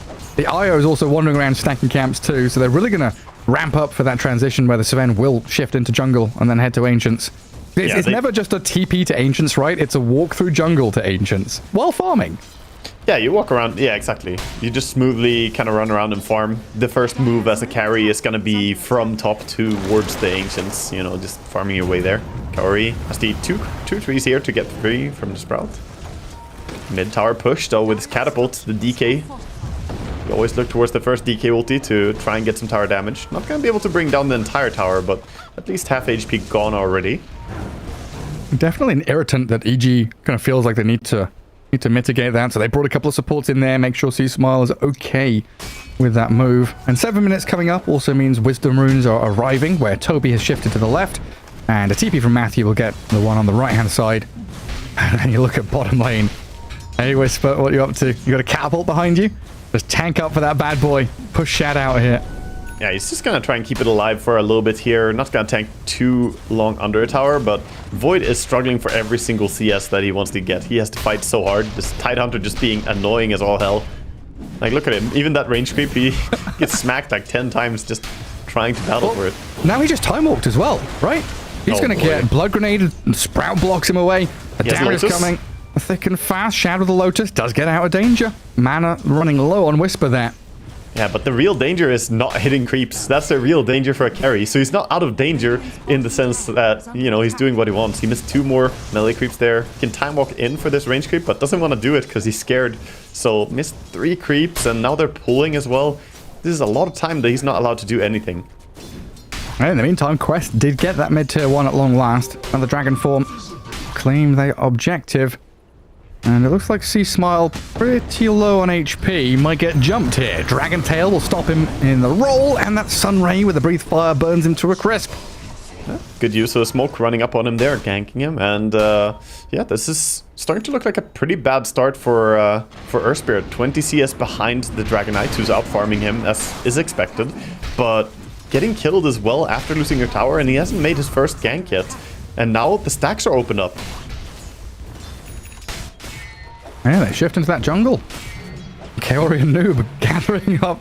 I mean, that's a beautiful little stack here. Going to get level 6 on Phoenix quite quickly. A triple stack going the way of the enemy team. That's really, really bad for you. Of course, that was some of the potential comeback as well for Earth Spirit. One thing they are still lacking is that level 6 on Sky. I'd love to have that Mystic Flare unlocked so he can start playing with the DK and the Beastmaster. And again, it's another one of these drafts where that DK last pick, excuse me, was a bit of genius, honestly. So we were already talking about how they can pair up different heroes with different ultis and cooldowns. They add that DK in for another layer of, hey, if Beastmaster's pushing up this top lane, Sky can play with the DK mid or into jungle, into Ancients. Go with the Phoenix. That Chrono Supernova combo's there too. Yeah, they also have another hero that, you know, will bring some good right-click control. So it's not all about Faceless Void later on. You just have the Blink Dagger on DK, so just going towards top, starting to push. Whisper comes up here to try and defend. This is not really where Whisper would want to be, though. Like, yeah, he can defend here, but ideally, this Meteor Hammer was meant to take out not one tower, but two. But since you already lost your mid tower, he can't just make the usual Tidehunter move of just standing mid and Meteor Hammering. It makes things much more awkward. No Sky ulti yet, but they go and stand anyway. Jump stun. There's the Supernova as well. Io with a tether trying to heal up. Pakazan does relocate him back. A little bit of distance there as the Supernova lands, but doesn't connect with anybody. So Quest will look to disengage. He wants to farm it. Pakaz wants to try and go for the Ancients here, but still not sure how safe it is. Finally gonna commit. Ulti, Mask of Madness.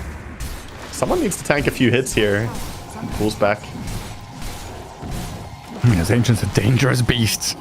Yeah, when you Mask of Madness, you lose so much armor, so gotta be careful not to get brought down in the process of trying to clear them. But he's working towards that full Echo Saber, not too far away from it right now. Just needs like 700 more gold or something. And Panda will happily follow him around, gather up some bonus XP. Of course, all that stack gold going to the supports as well. So this kind of shift up where you said Whispers move top a little bit unnatural means Sea Smile's the one that has to play bottom now. Is that good for him, though, with the game that he's been having?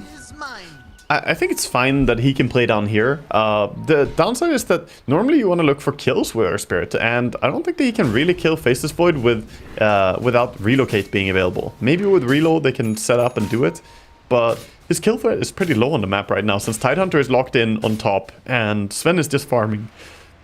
It's a bit hard to see how the Earth Spirit is going to enter the game here in a good way. And meanwhile, the DK, he has a much more straightforward game plan. Just go at the tower, click ulti, hit tower. And he's doing it again on top.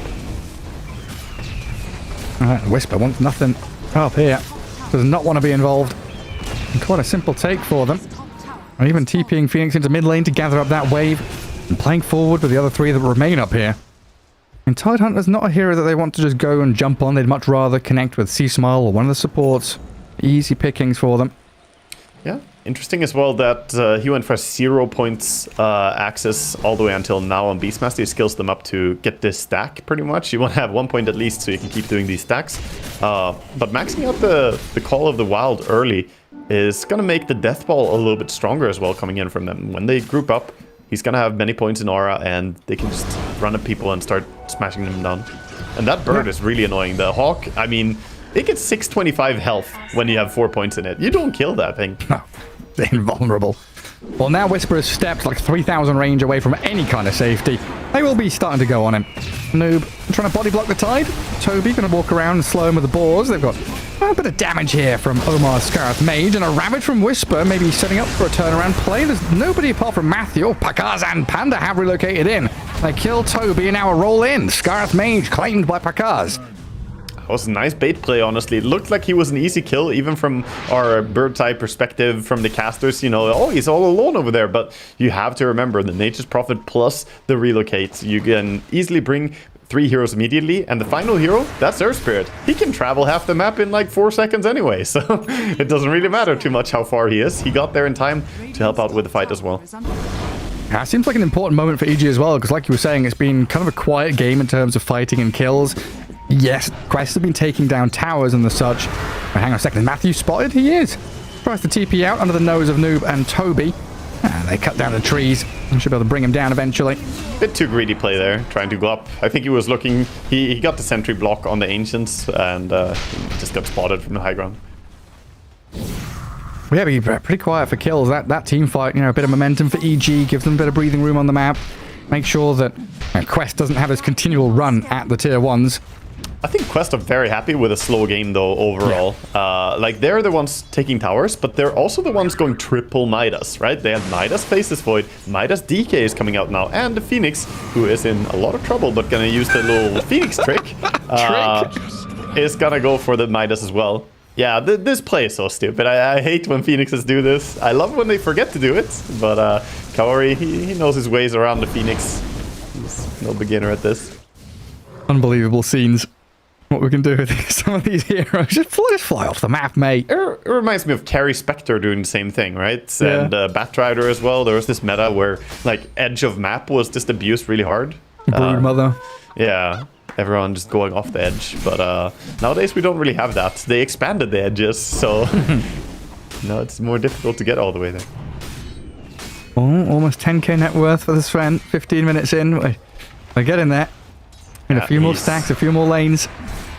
He's gonna have his BKB in just now, actually, and those creeps from the lane creep there was enough. So disassembles the Echo Saber as it gets delivered. He can actually keep it for now as Echo Saber to farm faster, or he can disassemble if he wants. But wouldn't be terrible to just have it ready to be disassembled as well.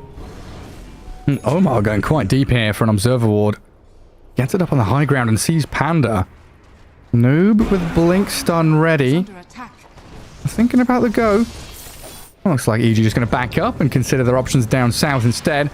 Where Scarlet's Mage TP's in to help out this Faceless Void. So they've got Chrono Mystic Flare. Can they save the Phoenix? No, they can't. Kaori silenced and slain. Gotta be a quick takedown. That means they can keep sitting down here and just throwing out some beam hammers on the tower with the Tidehunter. But they're not really putting a squeeze onto Faceless Void's farming grounds too much, because he can still just fall back into the jungle and even go to the Ancient area if he wants. Just leave the Scarlet Mage there to gather up the pieces. A little difficult to kill off the catapult, though. Is chipping away at the tower. Yeah, Sven, no care in the world, just gonna shove top lane. This is one of the values of having Sven as a carry, is that he quickly pushes. Hold up mid. See Smile. Stunned up, and they've got the chain stuns there as well. Dragon Tail into Roar, takes down the Earth Spirit, relocates in though, and Kaori gets off the Supernova before dying. And the Chrono saving it up. The egg's gonna land, the Mystic Flare's good, and Pakaz, he's in trouble. Sven, he's about to die, gets a couple more taps out, but he's gone. What a combo right there. You get baited to relocate in, trying to save after C-Smile gets caught out, but there is that combo. The Phoenix ulti and Shad in position on his Faceless Void. Gets a nice chrono, and that's what you want as carry as well on Faceless Void. You want to get the chrono used and then run back to farming. Put that shit on cooldown. I mean, how many Uno reverse colors did we have there? They go and see Smile, EG coming to the relocate, and then... oh, well, back to you. Yeah, keep playing it. That's a costly death as well. I mean, being dead as a carry always feels bad, but Sven, due to how fast he farms in the early game and how he normally just takes control by having a dominant net worth, shutting him down right now is a very, very good time to get a kill. And Matthew just realizing that Ancient Camp is blocked up, gonna have to bring sentries out. It's been a great job by both teams, honestly. Like blocking Ancient Camps on both sides of the map, keeping their ward coverage up. Right now, EG do see Toby and Shad down in the bottom part of the map, which is why we see EG swarming down here as 5. Yeah, also going for mid tower. Pakaz just starting to attack here. Knows that there's no chrono, so not as worried anymore. Just force out the glyph. This is a lot of room for Quest, though. They're out on top. Phoenix getting his farm going. And this is one of those position 5 heroes that absolutely scales tremendously well. Yeah, Phoenix does really well with both levels and a bit of items. That's why the Midas is so good. Getting early level 18 is really big. The damage from Supernova and the extra hits to kill, both super impactful. But bottom tower does get taken out here. EG starting to be the ones to control the game a little bit more, using this window where Chronosphere is on cooldown. And trying to convert the Sven's net worth into actual action. Here comes the dive on Matthew. Yeah, it's the jump stun. Mystic Flare, it's there. Matthew taken down with the Sunray on him. Whisper has arrived, TPs and looks for Noob. Does he want to do this? The roll there from C-Swell just in time, so they don't need the Ravage and they get a big kill. Super high damage from Sven as well coming in. Doesn't even look like you have the Dragon's Blood leveled up when Sven uses Mask Command as Echo Saber and ulti. Evaporate. Who's up here? Is that Omar just lurking in the trees? He was scanned, like, so Whisper's still... Yeah, Tumble Toy. Over we go. Onto the Scarth Mage. Whisper trying to land that Meteor Hammer. C-Smile will connect as well, so a bonus kill here given to them. Importantly, landing the Anchor Smash before he dies there, so maybe he gets the talent on level 20. Who knows? It's such a stupid thing that you don't even count. Like, there's no way to see how much armor he's gonna get if he takes it. That's a rush ahead. Yeah, little buff icon. Buffs and debuff icons everywhere. Oh, smoke reveal by C-Smile, but has to be careful. They could easily jump him as well. And green lights are back as EG. They retreat, knowing how scary this team fight capability is from Quest. They don't want to give up Roche though, so they kind of have to wrap around and make a play. If they just leave the area, then Quest can take Roche very fast. They have Void, they have Beastmaster. And Panda's courier was out there, I guess, scouting, waiting to deliver items. Cloak and Observer were gone. EG just give up control. Yeah, they sacrifice it. Man, they're like, okay, thank you for prepping Roche. You did half the work, and we just come in and finish it, get the reward. Thank you very much. And what a good game to have Aegis on Faceless Void as well, so you don't get bursted by the Sven, who just now is about to finish up his Silver or his Shadowblade. Yeah, well, what are we looking at for Shad's Faceless Void then? We've got that Shadowblade on Sven. It's just BKB for now. He's got his Midas, got his Maelstrom, and next up BKB, then probably back to Mjolnir, I would say. Mjolnir is really, really value for Faceless Void. Get extra damage and get the attack speed as well. So you can rely on your time lock. And knowing how strong they are, Quest going to sit around in this top tier 2, chip away at it with that little zoo. Beastmaster sends forth his army. Get the Ice Fire Bomb in there. Tower stood no chance. That Ancient Creep is so useless unless you're pushing a tier 2. Even then, it's not necessarily better than the dragon still. Yeah, just wish I had a dragon. DK, oh, hello. Yeah, gets the stun onto Pakaz, down to half HP, pops the God Strength and turns the silence to relocate.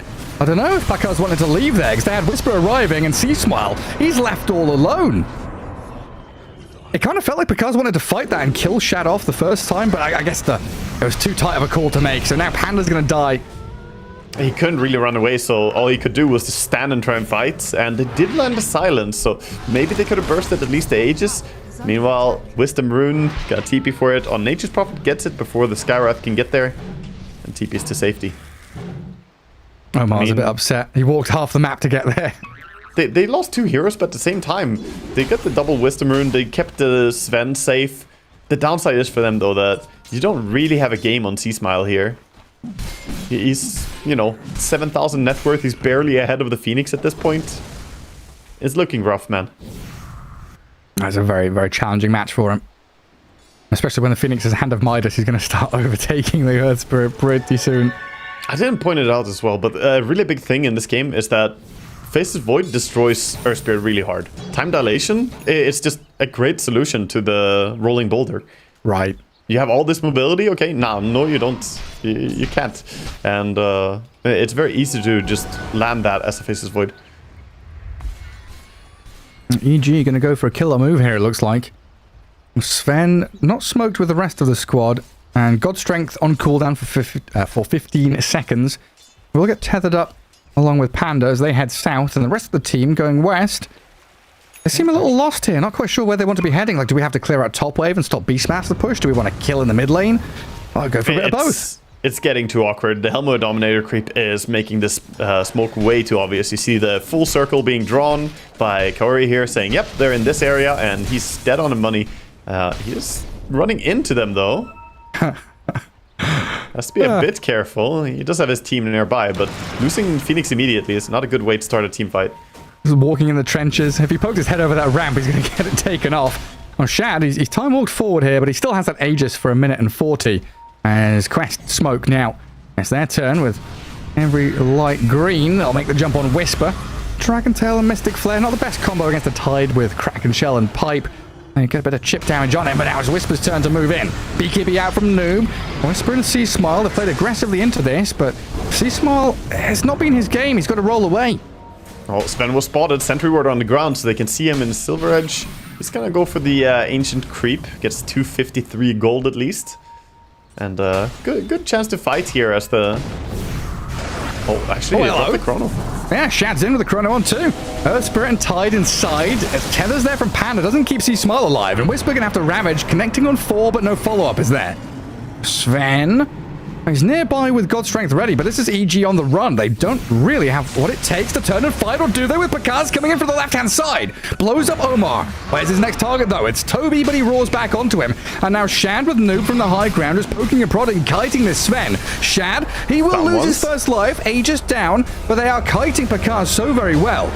What can Noob do against Whisper? The big bodyguard has put his big body in the way, but he'll fall to keep Pakaz alive. Oh, the Blink Stun. Dragon Tail. I get a stun on the Prophet as well. Beautiful catch there. And I think it was a wise decision by EG to just run away there. You can't keep fighting. That was a dangerous fight to take to begin with, going into the Aegis of Faceless Void there. They did do the best that they could, you know, in terms of taking such a difficult engagement. But Quest, they're going to be the ones coming out ahead. And again, they're controlling more of the map as EG have to run away. I like the choice as well, by the way, by Kaori to go for the shard on Phoenix. I didn't think that Chrono was going to be a good start to the fight for them, but with the Sunray going during the Supernova as well, they had a lot of damage during the Chrono. So he actually purchased the shard instead of just waiting for the Tormentor as well. Yeah, I think that's something you've got to do on some of these heroes. I think about like Undying, Warlock, Phoenix. Sometimes you're not going to get Tormentor fast enough when you just buy shard at 15. I think there's a few heroes that you definitely need to buy it as a support, but Phoenix is one of those where you can, like we saw previously today, elect to go for a Hex or something else. Oh, Silver Edge on DK. Gonna get hit by Sven. Yeah, BKB TP though. Has they got the physical to burst through him? Noob is out of there. He held the stun for too long. He got greedy with it. He wanted to do 1, 2, 3 auto attacks before stunning, and the BKB TP outplay is just gonna keep him safe on Noob. I needed a couple more seconds of uninterrupted hits. I'm not allowed it. A thing about Silver Edge, by the way, is that the break doesn't work if you BKB. So it's actually not that dangerous for DK. If he gets broken by Silver Edge, he can press the BKB, and then Dragon's Blood is gonna work again. Oh, really? Yeah. It didn't used to be like that, but that's the way it is now, unless it's been changed again. So... Is that DK specific? No, it's in general. Okay. For some reason, I thought you couldn't dispel... Yeah, you didn't used to be able to. Right, but, okay. That's what you're saying. Unless it's been changed, this was at least the way it worked like 2 weeks ago when I tested it. Gotcha. So... Break is a little bit unreliable from Silver Edge currently. I think it was changed when the BKB was changed from Magic Immunity to Debuff Immunity. And I don't think it should work that way, but you know, never mind that. Well, Spirit disappears. Actually, Dragon Tail and Mystic Flare not really expending any massive cooldowns. They're still ready to fight with this Chrono Supernova. If they spot someone mid, just keep on going. Yeah, and Noob already has that Manta Style on the DK. I love this build, the Manta Style, and then down the road we're gonna see the Aghanim Scepter with the level 3 ulti. Gonna go Black Dragon, and it's so annoying. The 60% slow from Manta Style illusions in AoE is really, really oppressive. It's hard to fight into. Of course, first he's queuing up a silver though. Quest missed a trick here. They've got DK with big flappy wings. Beastmaster who summons a dragon, big flappy wings. Scarif Mage, big flappy wings. Phoenix, big flappy wings. Faceless Void. It should have been a TB or something, shouldn't it? No, man, it's fine. They got Black Dragon, big flappy wings. You know, they're covering that base. What about Beastmaster then? He got the birds, the small birds. Okay, you know? okay. Got the hawks. They've got 5. They five got at flappy least wings. one set of flappy wings per player. Don't worry. That's what counts. Yeah. Share the load. And things calm down a little bit here. I mean, Sven, he is very farmed, 20,000 net worth, but he's not that far ahead of this DK and Faceless Void that you think, okay, he's going to slam them. It's been a challenge for Pakaz to really stick in these fights and get the targets he wants. It's getting trickier, yeah. And the more the game is going to evolve, the harder it will be for him to be that hard carry that Sven wants to be here, because he basically doesn't have a mid laner. His mid laner is overtaken by the Phoenix right now, and is about to be overtaken by the Nature's Prophet as well. So you have an immense amount of weight on your shoulders. You have to be Atlas here. And against the Chronosphere and Beastmaster ulti, it's so hard, man. At some point, we might even see an Aghanim, some Phoenix, you know, it gets even harder. So many hurdles. Aghanim Scepter up for the Nature's Prophet there. Roshan being eyed up by Quest, though. Whisper in the vicinity. 1 minute till spawn time. So they're not going to have it right here, right now. Twin Gate. What's the timer like? A minute until day? So it's going to be a daytime Roche. Yeah, 1 minute. Yeah, it's going to move towards bottom. It's not going to spawn top, but Radiant, they've prepared. They got wards both on bottom and top Roche. And meanwhile, EG, they don't really have the map control right now. Everyone's sitting back. They need to try and get these lanes back a little bit more and just, you know, take over an area. The move is going to come soon as Quest realize they're not going to be able to kill Roche if it spawns too late. So they're just going to go through. Everyone to the portal. Even the Black Dragon is going through. Everyone and their mums heading down bottom. And so this is EG. Yeah, this is something we were talking about in the previous series about Entity. EG, Beast Coast, both teams very good at having these singular moments in a game that turns the tide. Whisper, he just jumps into the middle of 5, says hello to Toby and Omar. They don't really want to be spending stuns and ultis on him. They really don't want to go on tide, but Beast is fighting him slowly. Just going to stand there. They see Matthew now. He's another target. They can go on to the Nature's Prophet for sure. And who are they going to chase onto, though? As Matthew going to sprout himself and gets a heal from Panda's IO. He's still going to die here eventually, though, as we did see Pakaz skirting the edges there with his Silver Edge, trying to find an entry point. But now C-Smile, he's rolled in. Silenced up, but got the roll off. Bit of distance from the rest of the pack. But another jump stun from Noob with a Mystic Flare again available. C-Smile, roll is blocked, getting a bit away from Noob, but the Dragon Form and the BKB. That should secure the kill now, and that should secure Roshan for them. Yeah, they just can't really find an angle, and one downside is Sven doesn't have a Blink Dagger as well, so doesn't have a way to, you know, jump in the way that you might want to burst the Skywrath or something to get an insta pickoff. And while the fight started possibly in a good way for EG jumping in with the Tidehunter, they didn't find an angle, and that's a lot because Quest already had the ward planted from before. They were just, you know, already in charge of the area. It was their base camp that was being invaded. They defend it with everything they've got. Aegis there for Shad.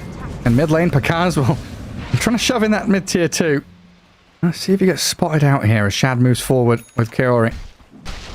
He's stepping in. Lincoln's on Sven because of the beast. Okay, he goes for kill him. He does, yeah. Just slaps the Phoenix down. Nice quick kill. Solo kill, 747 gold for that one. And he's hanging around, wants to do more with his ulti. Getting a bit greedy with it, but we see all of Quest playing pretty safe right now, backing up. Alright, this God Strength is like Metamorphosis, right? Big, big team fight ulti. Yeah, you want to play around it. That's why you took the cooldown talent as well. You want to get the God Strength uptime to be higher. Looking for a go on the DK, but not going to have God Strength long enough. I felt like this game has been a breeze for Toby as well. Just up in his top lane with his summons, pushing out the wave. Picks up an Assault Cuirass now. On top of Pipe and Helm of the Overlord with a cheese. Oh, Shad sees Sven. Hello. Doesn't jump forward for it. Concussive shots flying, and Shad now thinking about how he can enter. Phoenix is really far away, is one thing about this fight for Quest, but maybe they will still try and go here. I see Wisp, Panda. not fast enough. Any reveal? Oh, we're trying to splash off the creep wave, but a long tether over to Whisper.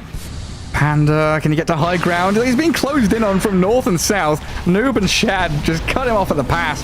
Panda dead with buyback. Oh no. Oh man, he's dead again. Yeah, same thing happened. This is just deja vu for him. Gets jumped by Sven again. Didn't even need ulti to bring him down.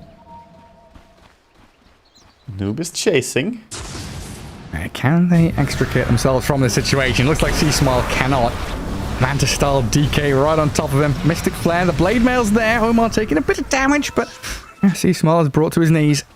Yeah, no way that he gets out. Just quickly gonna go down. Shield Rune not gonna be enough to keep him safe. Matthew just sitting bottom, trying to push a little bit as Nature's Prophet, but that's really all they can do right now. Looks like EG don't really have the tools to take a single team fight. Pickoff so Sven can work, but when it comes to 5v5 engagements, it's just impossible for them. Yeah, it feels like Whisper is the only one with real agency. He's the only one that can dictate his own fate. Everybody else is waiting to see what happens, waiting for a moment where maybe there's a lapse in judgment or communication from Quest. But so far they're being crisp and clean in this game one. Yeah, looking fantastic on the side of Quest. And I like the choice here by Shad as well to go for a Lincoln Sphere on Faceless Void. Because you don't really need to go full damage build. You're already strong enough that you're winning the team fights. So the important thing is that you don't get picked off by Sven finding you and stunning you. And this is going to make it a little bit trickier for Sven. He can still stun you, coming out of Silver Edge, harpoon you quick, and then stun. But it's going to make it difficult. And it gives just one more layer of protection. Noob has the Axe queued up. 3 grand away from it. And Picard's very forward here, clearing out the Radiant Ancients. There has just been a systematic play here from Quest. Tower after tower, lane after lane. Gathering up all those little bits of gold that have been left to them. Might even think about stealing a Tormentor or something. Yeah, we'll see Wisdom Runes in 10 seconds. See if they can maybe make a play for both Wisdom Runes this time. It's already people are hanging out on their Wisdom. They're going there with DK. He's got Silver Edge in. Yeah, and then EG on the left side of the map. Yeah, exactly. Sven. DK steals it in front of Sven. 2 Silver Edge boys just hanging out. Just hiding in Viz. Nobody to be spotted. And now, like you said, that Tormentor is going to get taken down. Quests not going to be slow to try and build on their advantage already here. Removing the tier 2 tower, removing the Tormentor, all the objectives going their way. And 50 seconds on the Aegis. It's a good time to go high ground as Faceless Void and just auto-attack a bit. Yeah, go click some buildings. We've now got Refresher Orb on the Phoenix as well. This is a tremendous build from Kaori. Nice. Midas into Refresher. Is it for the Refresher, the 2 charges? It's buffed. The build stronger now than it used to be. I remember when ATF first came on the scene, he was just buying Refresher Orb first item on his Mars. Like, this is good, guys. Yeah. It was pretty nutty back then. He's done a lot of interesting builds. He went Basher on Underlord as well. The guy is a Giga Chad, okay? Oh, yeah, he is. I mean, Satanic first item Tidehunter? Hell yeah. Go for it. Aegis is timing out, so we'll see if they... I think they stick around, though, and keep fighting this. Yeah, Black Dragon, double catapults, pipe buff. Pretty tanky frontline here, and a full set of barracks is what Quest will claim. Retreating slowly, just going to filter back, not leave any stragglers alone, and Noob will gather up that mid-wave. I like the word you said earlier, I like agency, because it really feels like EG, they don't have any right here to fight this. They don't have any single team fight spell outside of the Tidehunter Ravage, right?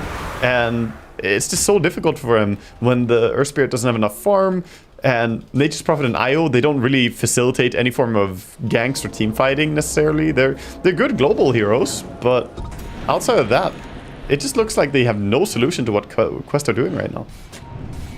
Yeah, it's like we often talk about, a hero's impact, but then you've got to start defining, what is impact, or why do they not have impact? It's really like a case study in this game on its own. They're just gonna go mids. Like, you're going split pushing top on the side of EG, but Quest have a creep wave bottom. They can just go mid. Yeah, they're straight up there. Dragon and Boar. The menagerie is here. Okay, Dragon Knight did use his ulti before, and now he has Aghanim Scepter, though. So he doesn't really want to commit to this push. They're probably wanting to disengage here on the side of Quest. I'll just chill for a bit. I mean, they can still hold this triangle high ground, right? The old school sit and wait under a ward. We've got Chrono, Supernova, Mystic Flare. If someone pokes their head up, only take him down. 35 seconds, and then he has an ulti again. Hex on the Tidehunter with Blink, trying to catch Phoenix. Yeah, KO8 turned into a little piggy. Tried his Sunray up to high ground, but he's cleared out. And dropped the gem as well. It's fine. He used Midas before he died. It's all good. No passive Midas. Pretty hard to have going into passive enemy Midas. ancients. Oh, Matthew with the first point of contact. Beastmaster, he's been taken down quickly, but pops the cheese. Panda and Pakaz trying to chase down this Beastmaster. They do harpoon him back. Drag him into the danger zone, and Noob trapped in the Sprout. He's invis, and he revealed he's got a BKB up, so the stun won't land, and he goes for the TP. Oh, the damage from Pakaz won't come fast enough. But now this is EG kind of on the doorstep of Quest. Yeah, that was a big swing right there, and they didn't expect this at all. Beastmaster was not saving buyback, so he is not ready to respond to the big pressure now. They're just gonna go straight tier 2 mid. EG managed to pull it out of a hat or something. That was a really nice play. Yeah, Matthew just like, right place, right time, scouts out, sets things up. Oh, look at them. The glorious dragon illusions just slowing down. Kiting away. Sven kills them pretty fast though. They don't want to go and take a fight right now. There is a DD rune down bottom though. Oh, Matthew. He stuck around up top. He was already pretty low HP before they even arrived. Yeah, they bottle up the DD rune for Sven, so he keeps that for the next team fight. Has it available. Also got level 25 by now, so even more damage coming out. How many ninja gears do we have in this game? Let's do a little ninja check. We still have a lot of tier 3 items for the side of EG, as they got the Spell Prism at least now on the side of Tidehunter. Penta-Edge Sword Sven. Boy, that's a lot of damage. And getting that extra range as well, always nice. Feels pretty good. Whisper Spell Prism. Like to see some shards come out for EG. You were talking about that Tide Shard not long ago. We got 2 Ninja Gears already on the side of Radiant, so Ninja Gear on Sky and Faces Void. That's a nasty combo in itself. The 2 of them can smoke up, go in, Chrono and Sky ult someone. Sven has done a fantastic job at just building up in this game. I mean, I said that there's like the weight of the world is on his shoulders, but he's living up to it for now. 8, 1, and 2.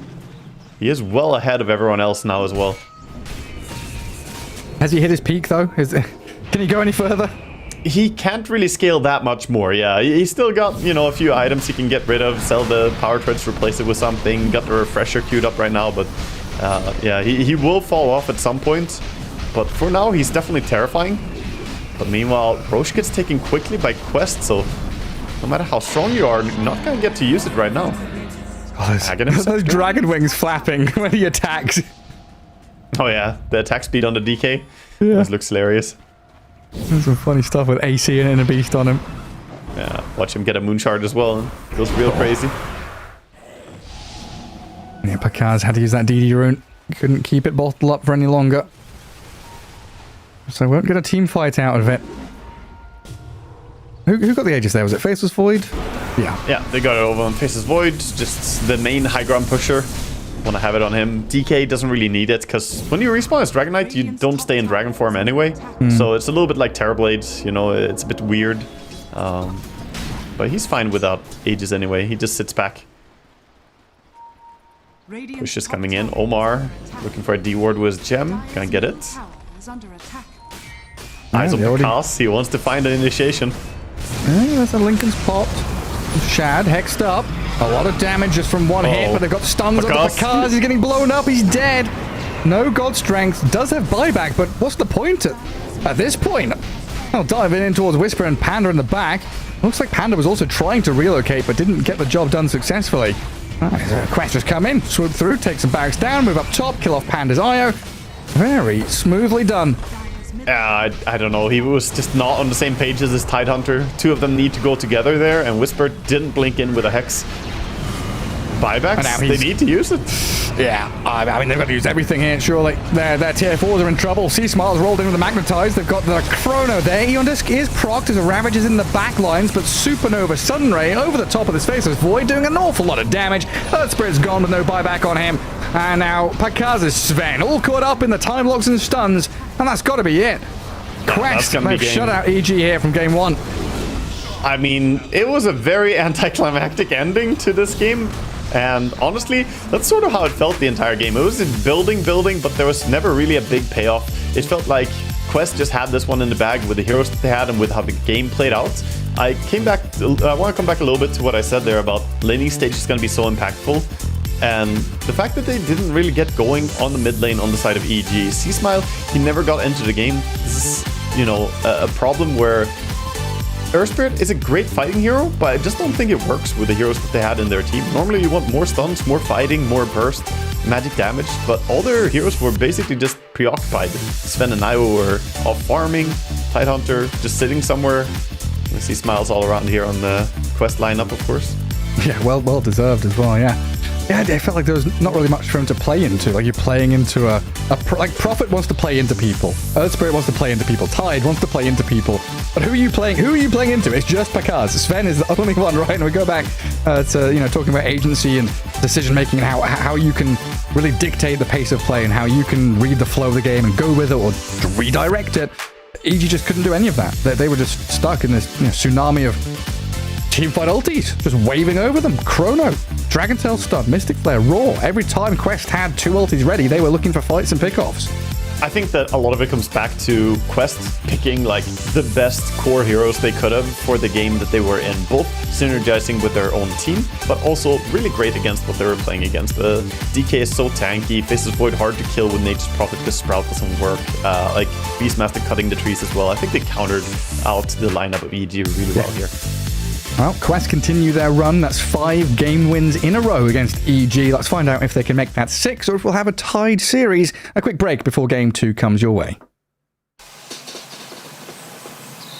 You love it, you wear it. Wear your passion. Share your passion. Wherever, whenever. Gaming is a lifestyle. Get your merch at shop.eslgaming.com.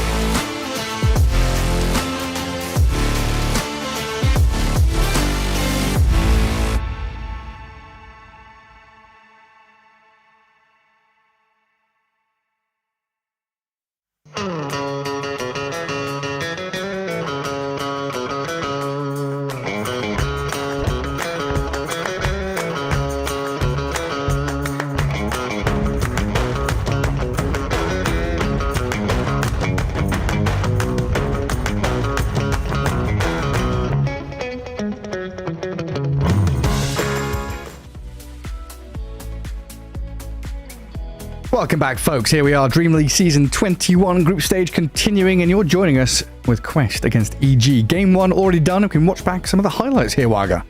Yeah, we got some of the stuff that happened last game. It was a overall pretty quiet game, pretty silent game, as Quest ended up with a pretty strong death ball strategy here, and EG, they just didn't have a solution to the 5-manning. They did have moments here, though, where we see they got some nice pickoffs, like here, running down the Beastmaster after getting an initial pick on the Phoenix as well. They used to relocate in some smart ways, but ultimately, though, this 5-man team fighting, it was just impossible, and here's where they were a bit disjointed. The Sven tried to go in, but didn't have the follow-up of his team. Just got DK stunned, and that was the end of it.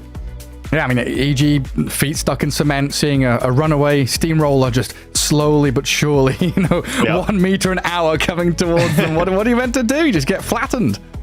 Yeah, that's a perfect analogy for what happened this game, to be honest, because we all know late game, Sven against Faceless Void, it's not a very good time. Eventually, you're going to get locked down, and there was even multiple different things, like the Beastmaster with his ulti, and of course the possibility for even Dragon Knights to just tank up and fight. Yeah, some good stuff in that DK pick at the very end. I was like struggling to see what are they going to pick. His Pango's gone, Earthshaker's out, Snapfire. It hasn't felt like a supreme meta hero as it did, like at Barley and Prior for Noob and Sea Smile. So that was maybe out of the picture. DK just seemed like that perfect fit of coinciding with Sky timings. Chrono with this Mystic Flare, DK stun, Roar, just layers and layers of teamfights and stuns was overwhelming, really. Yeah, also it laned nicely against the Earth Spirit mid, right? Yeah. You solved that as well. So not only did it suit your draft, it was good against the Sven as well, and it matched nicely against the lane. Like, I gave them credit after last game, and I'll do it again. I think that Quest, they ended up with really, really nice core heroes to respond to what EG had and to also play into their own combos. Normally, that's the tough part about professional Dota, right? You gotta try and combine drafting smart stuff for yourself in a nice combination, but you also need to adapt a little bit to what the opponents are doing, and here I think they just got the perfect mix. Yeah, and it can be one of those upsides and downsides of these flex picks, right? We talked about this Nature's Prophet, Earth Spirit, maybe they can move things around. You end up with Io last pick, it's like, okay, yeah, nice, Io Sven, Earth Spirit in the mid lane, okay, that's fine, but you may be limiting your options there in terms of what you want to do overall in the game. And honestly, it had shades of that Liquid series. Liquid had a Nature's Prophet plus something, Kotl, right? And here we have Nature's Prophet IO. You have this lack of stuns, lack of ability to start fights, or, think back to Enchantress, just walking up high grounds, breaking vision, starting fights just with the body. You don't really want to be doing with supports who want to play from Fog or split pushing or making action happen elsewhere. No, I generally don't find myself a big fan of these non-damaging support heroes. If you pick two of them, having one is fine. Having IO is completely fine. But Nature's Prophet isn't the biggest source of bursty damage on his own. He right clicks really well and lanes really well, but then I like more to see the double supports without a disable, as long as they at least have damage, like the side of Quest. You can solve that. But if your supports don't really bring any DPS, then I don't think that Earth Spirit mid was the hero. I was suggesting it, towards the end of the draft, maybe they would go for Lina or Queen or something. I really saw a need for them to add some DPS early on, and I think they fell a lot on the drafts. On the bright side for EG, you could say that, they didn't necessarily play bad, they just didn't really have the right cards, but you drafted those cards, right? Yeah. You picked them. So is it better or worse that you got outdrafted and lost because of that, or that you got outplayed? I'm not sure. Yeah, and you said at the end of that game, right, having 3 cores for Quest that all felt perfect in the positions, in the roles that they were in. That Faceless Void against the Earth Spirit in the mid game, but also kind of doing okay in that bottom lane. I don't know, in my head, Nature's Prophet and Tidehunter were going to slap this Phoenix and Faceless Void, but they did well manipulating the waves, making sure that Kaori was the one that lost out and not Shad. Yeah, I mean, Matthew left the lane, right? He went to gank instead, so he didn't actually stay so much. They left Whisper basically alone against the Faceless Void, and they started ganking with Nature's Prophet, and he did have some good impact while doing that, but maybe they could have just focused more on winning bottom super fast and hard, take that tower quickly, and then move to make something towards the mid lane, because that mid tower fell pretty early too. The second DK ulti came out and tower was just gone minute 6 or 7 or something. So yeah, tough game for EG in game 1, but it's a 2-game series and you gotta be able to just reset and go into a new one. Yeah, I mean, it definitely was a statement of intent first picking Sven, right? We look back to that first phase of bans of like Pango Invoker, Venge Gyro, EG bang out the Sven, and fair enough, Pakaz had a decent game, he had a lot of farm, things look good for him, but if that Sven doesn't then fit with the rest of you guys, what's the point? Why do you have 20k net worth on this Sven when he can't join fights and really have the impact that you would have wanted? And then the next thought for me is like, if you had Pango as first pick, C-Small gets a lot more done. Yeah, I think so. I'm not a fan of Sven as a first pick material as well. I think there are some carries that are definitely great on first phase pick, like Gyrocopter when he was broken in the previous patch. Yeah, he worked great as a first phase pick, but Sven is a little bit different. If you show him immediately, I think you give too much opportunity for your opponents to build something that works against it. And there are solutions, like they picked really great survivability heroes and heroes that match nicely against them late game. So a little bit back to the drawing boards here for EG in terms of drafting. I generally prefer just concealing at least the mid and carry a little bit later into the draft. I give a little bit more time to really figure out what your opponents are doing first. This Death Ball got off the ground running very, very quickly. And Beastmaster had a pretty free time towards his Helm of the Overlord. Then he got Assault Cuirass and, well, you got a DK with Manta Style to lay on top of that. You know, tier 1s and tier 2s were all down 20 minutes in. They were pushing high ground just a few minutes later. They guarded every Roshan because there was no way for EG to kind of break past that front line of vision, of summons, of big tanky heroes that were just planting themselves in front. And then the first pick Phoenix was a different story to a first pick Sven by far. Yeah, and they didn't really react to the first pick Phoenix in the way that, you know, you can abuse it. That hero hates silence. That's like the biggest thing. And then fast attacks are also bad to play against. You know, something like Snapfire, like you mentioned, or clones from Arc Warden, stuff like that can kill the egg super fast. But they didn't get any of that. They have like Tidehunter, Earth Spirit, and Sven as their 3 cores, which are all, you know, strength heroes that hit very slowly generally. Well, Sven hits kind of fast, but compared to an Ursa or something, it's not that fast. Just slowly tickling away at this egg. I mean, just having this, like, what the first real team fight we had was Shad joining that bottom rune fight where there was like a preemptive supernova, they killed C-Small and they had this back and forth kind of baiting, and then Shad comes in with the first chrono, and that really was the signal of, hey, this game is out of the hands of EG now. Yeah, because they reload in and Sven just got punished immediately there. That was a really, really good sequence by Quest, and a lot of it comes down to those super active early fighting heroes, Blink Dagger on Dragon Knight, and just going in, getting a first pick off, but then also, you know, good understanding of the reload coming in and just punishing it. But I gotta tell you, man, I'm getting on board the Phoenix train. I like Phoenix. I want to see more of this hero. I think the hero just provides a lot in team fights. It takes a lot of heat as well. Haha, mind the pun. Because people want to focus the egg. People want to kill Phoenix first. And it can be very good for your core heroes to have that sort of pressure off you. Whereas, did they really care about the Nature's Prophet or the IO? I mean, normally it's the old meme, like, we gotta kill the IO first, right? Like, always kill IO first. I don't think they needed to. I don't think they ever focused IO in this game. They just ignored him. No, he had like Glimmer Cape, Mech, you know, he had the things that he needed, but in that kind of game, it was never going to be enough. Far too much raw nuking magic damage coming out of everybody else on Quest. Supreme stuff. I mean, Earth Spirit now, he's had a fair number of picks. He's looked okay, but you know, his percentages are starting to go down with a couple of losses we've seen in the latter half of day 1. We'll see if he's still a priority pick, if he's still going to be out here in the draft, or if there will be some change-ups, since I believe we can head into game 2, Quest up against EG, and see what develops before us. Yeah, we'll see what the players are gonna go for. Quest with the first ban here coming out as well. But yeah, I think a big solution to go back to Earth Spirit is that you don't want to have core heroes that are super squishy. You want to have core heroes that are pretty solid, like strength cores or just tanky cores in general are so nice, because then you don't really fall victim to him just rolling around and non-stop murdering people. First ban TA and Pango Invoker, so still the choices there from EG to get rid of both of them. Yeah, not gonna let any of those slip.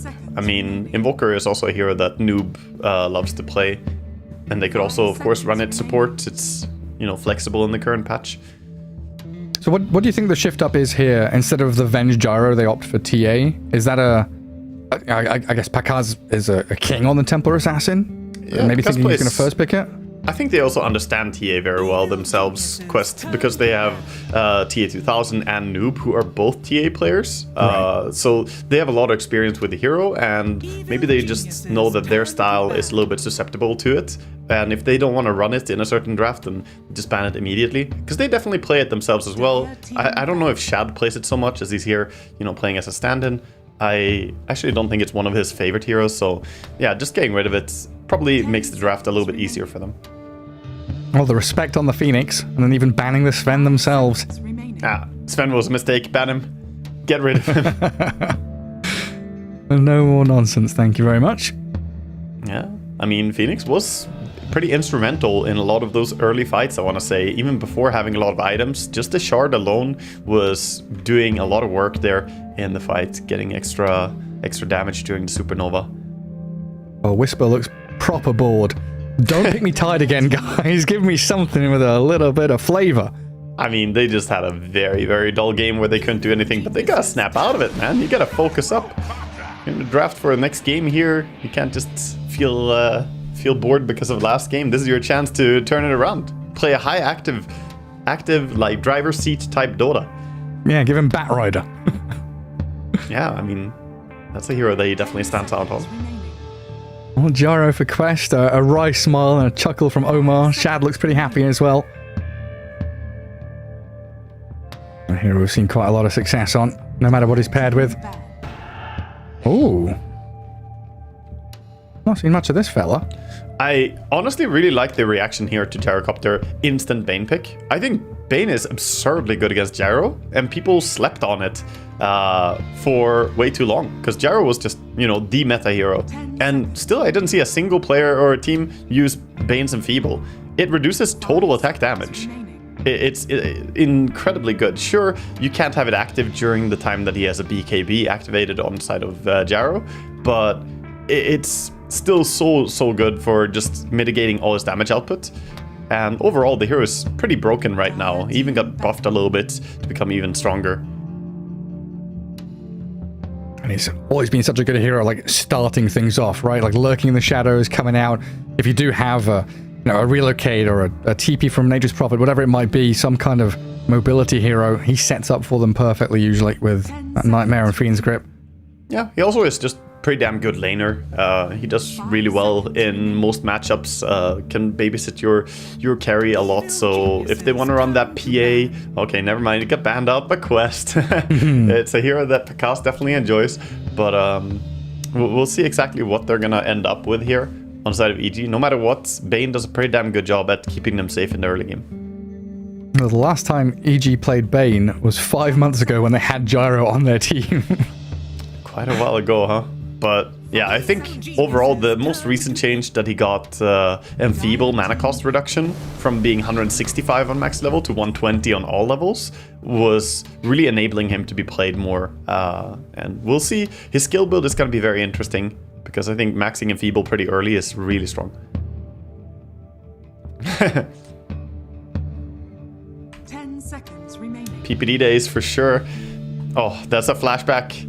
5 seconds remaining.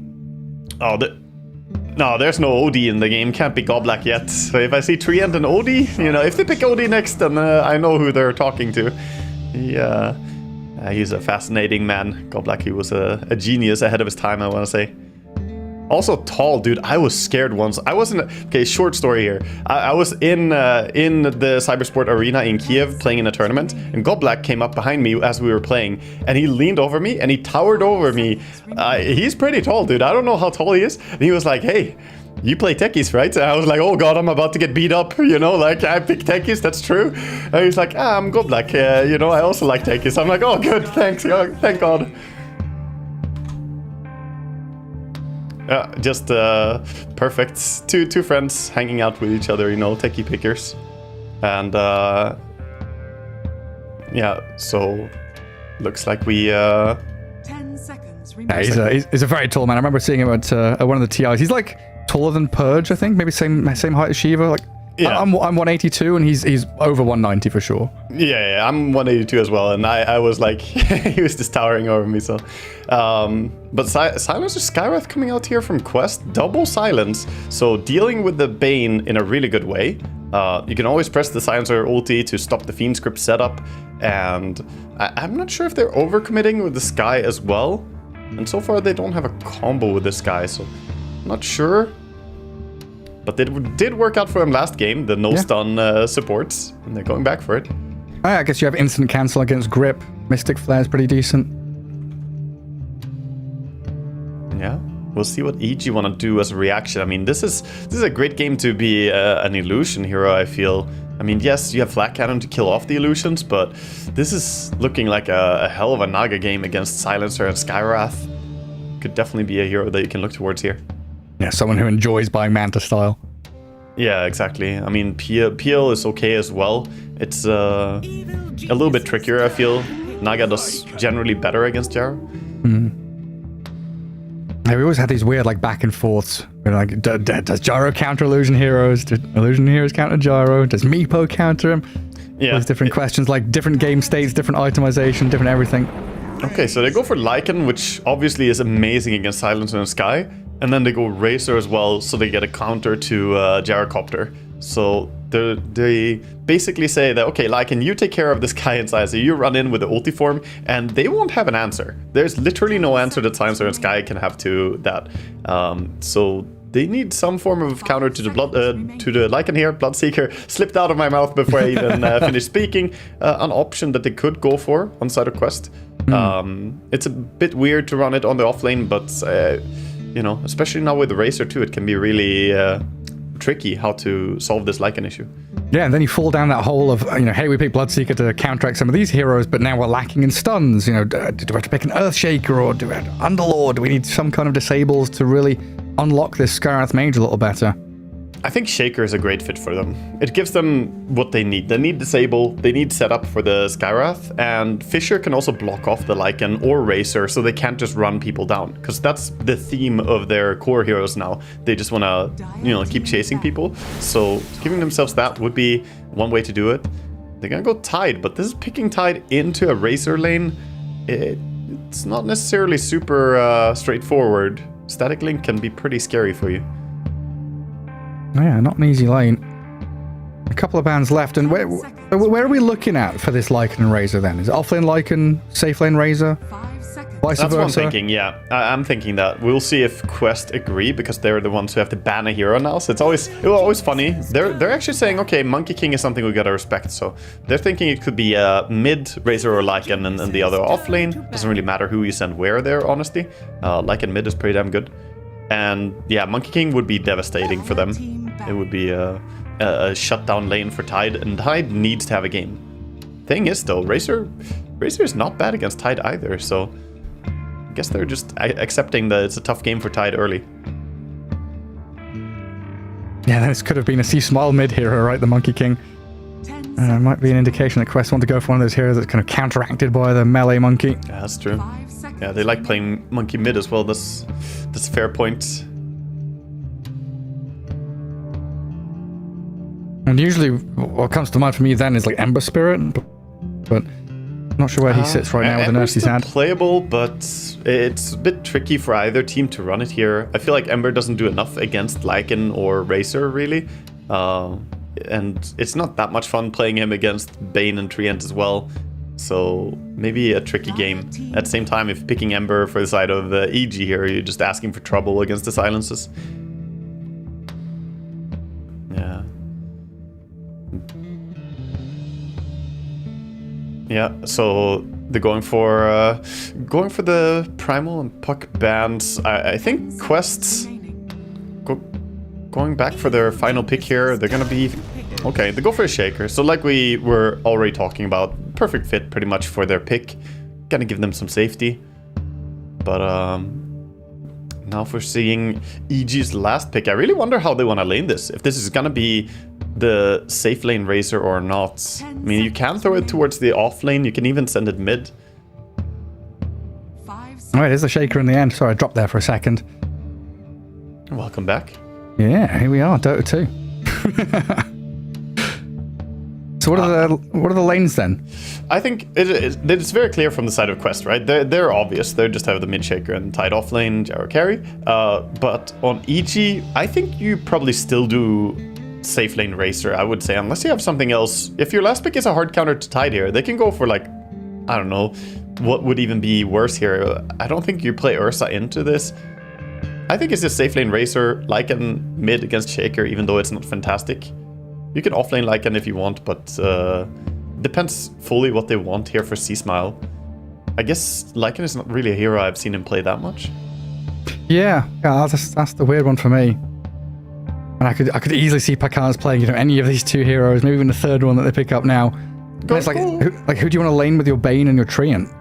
Does it not matter? On like Queen mid and then offlane Lycan here. I think, you know, that would fit really well. Matches pretty well against Earthshaker. I've seen it destroy Earthshaker. Okay, they go DP. It's pretty similar in the regard that it's, you know, a pretty powerful ranged mid laner who can bully the Shaker a bit. And I like the matchup here. They also build really, really strong push draft with Lycan now and DP ulti. So Noob had a pretty strong reaction there when they picked the DP. I know he's a player that has picked DP more than others in recent times. And we'll see what that matchup's actually going to be like for him, because we have seen some of these co-op Earthshaker, whoever against Earthshaker matchups where you're like, yeah, it's a ranged hero with pressure and damage, and Earthshaker just denies. Last hits, bottles up, and he's fine.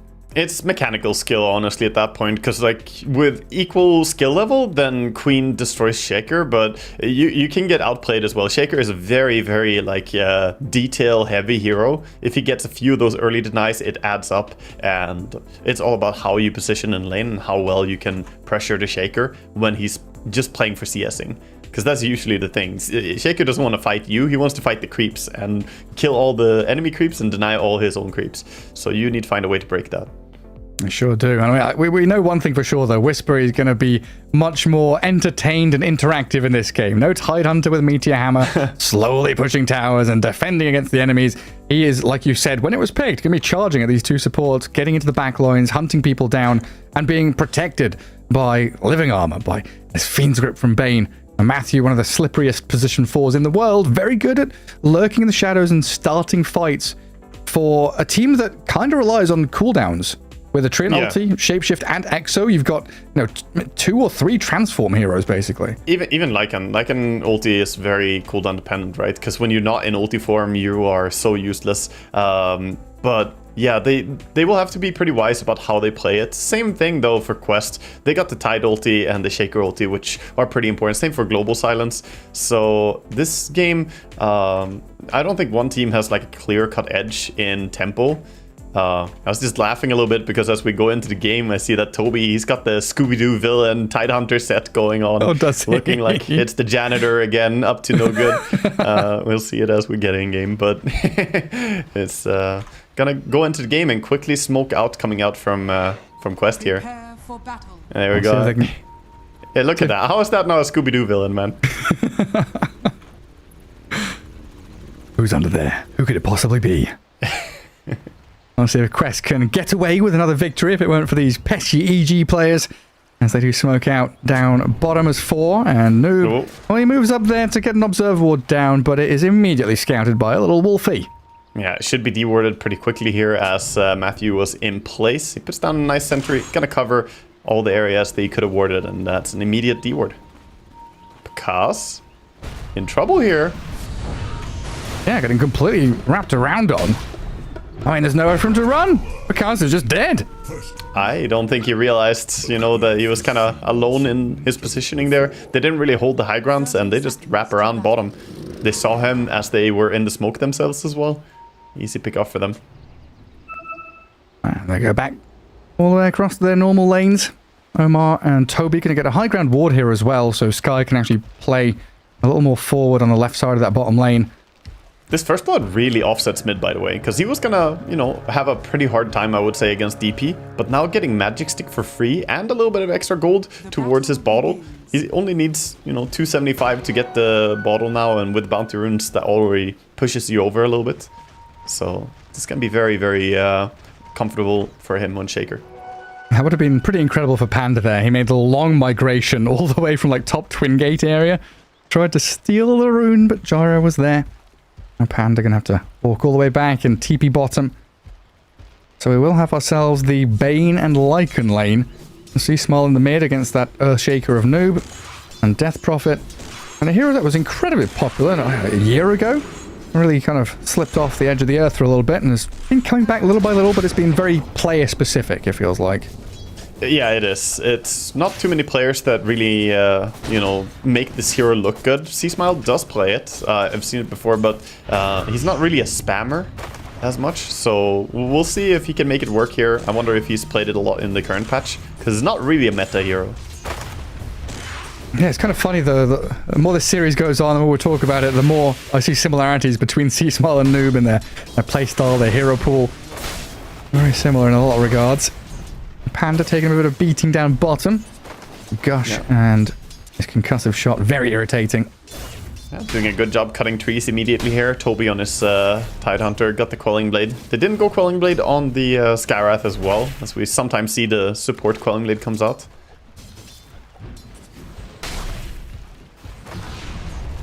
That's just irritating spam for Picasso to deal with. He's going to be okay, but every last hit is a struggle. And he's being pushed back time and time again. Yeah, Concussive Shot is such a good value spell. It does a lot of damage for its mana early on. And you always get some auto attacks in. Top lane as well. They're trading low here. Matthew gets blocked by the creeps a bit. Gonna be fine, but... The creeps and the wolf getting in his way a little bit. Gets a brain sat back onto Kaori. And down at bottom, Toby does die in the end. Fakaz and Panda to crack level 2 and get the takedown. Yeah, the Nature's Grasp, the danger of that, plus Static Link, you gotta respect it. And Omar taking a bit of auto attacks there from the tree end as well. Fortunately though, even though they died, both the camps are blocked up, so there's not gonna be a pull to rebalance the lane for EG here. And the lane is not too far up, so they need to get the D-ward and get the pulls available. So Tree, gotta go over and start doing that. Panda's pinging it. And top lane, Whisper, very low on resources. Waiting for that Helm of Iron Will, but just being harassed constantly by this forward-placed Kaori. This is one of those difficult situations where you like whittle through a lot of your regen, you're forced to bring out additional salves, your support has kind of lost the trade with the opposing support, and Gyro is very good at just pushing damage. I mean, this is the post-nerf Gyro even, 26-second cooldown instead of 18 on that flat cannon, so this could be a whole lot worse in the previous patch, but yeah, they're not off to the best start here, and still a long way to go until Helm of Iron Will comes out for Lycan. Just try and buy that time. Get there as best you can. And a little bit of focus on mid lane after all this side lane. We have Noob, of course, who got the first blood, is doing pretty damn good against the Death Prophet, despite it not being the best matchup ever. I think having the stick helps him a little bit stay in this lane, since DP spams a lot of spells. 17 for 7 versus the 15 on 1. Yeah, not too shabby. Always taking harassment when he goes up to that wave, though. Damn crypt swarms and spirit siphons. Can always be very irritating. I mean, with this DP mid, what kind of item build do you expect to see? I think usually just, early, maybe Falcon Blade to get a bit of extra HP and mana regen. Because his HP drops so low. He's scary on bottom. That massive wand and now a salve, barely, like living on the edge, really. Oh, and the rune control coming in here as well by the Bane, making sure that Shaker doesn't get too good of a start. But yeah, usually I think DP is a pretty damn good hero to go Yule Scepter on, and against 2 silence heroes here, I could see her go for that. But otherwise, early BKBs and Blink Dagger are great for fighting. Oh, another kill bottom, and Omar close to death as well. And every time we look down at this bottom lane, it's just a bloodbath. Everyone's low HP. Everyone's running at each other. Akaz has come close to death several times now. It's got a clip there on Omar with the plasma field. Yeah, close several times, but getting another kill on Tidehunter and showing why this lane can be a bit tricky, even with a good start. Toby is, gone down twice. Comes back with no fear, though. Goes straight onto the Razor. So many slows. Akaz slow to a crawl. Can't even move with Gush and Concussive Shot on him. It looks like they'll be able to pull back, reset that lane equilibrium a little better. And C-Smile, starts to lay it onto Noob in the mid lane. A lot of pressure there and forces the Earthshaker back to Fountain.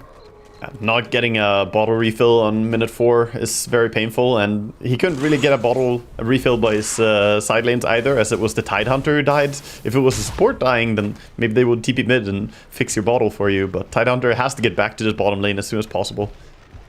So, didn't do that for his mid laner. So, walk to base and TP out. We'll see if the 6 mid rune is gonna go his way, maybe. You can only hope. There's a lot of emphasis put on this mid lane by EG. Double observer wards to make sure the runes are being controlled up. See Small, as soon as he sees that Earthshaker, straight there with the siphons to force him back. Let's just calm things down a little bit in the top lane as well. Like Whisper he's getting there. Helmet of Iron Will's coming to him. This move by Kaori going down bottom lane here. So not going for the bottom bounty rune or water rune. Instead, they're going for the fight. Sorry, power rune. Raindrops. 8-1 charges. Makar's under tower, and he's not even going to pop his one, doesn't bother with it, dies, as a DD rune does spawn bottom for C-Smile.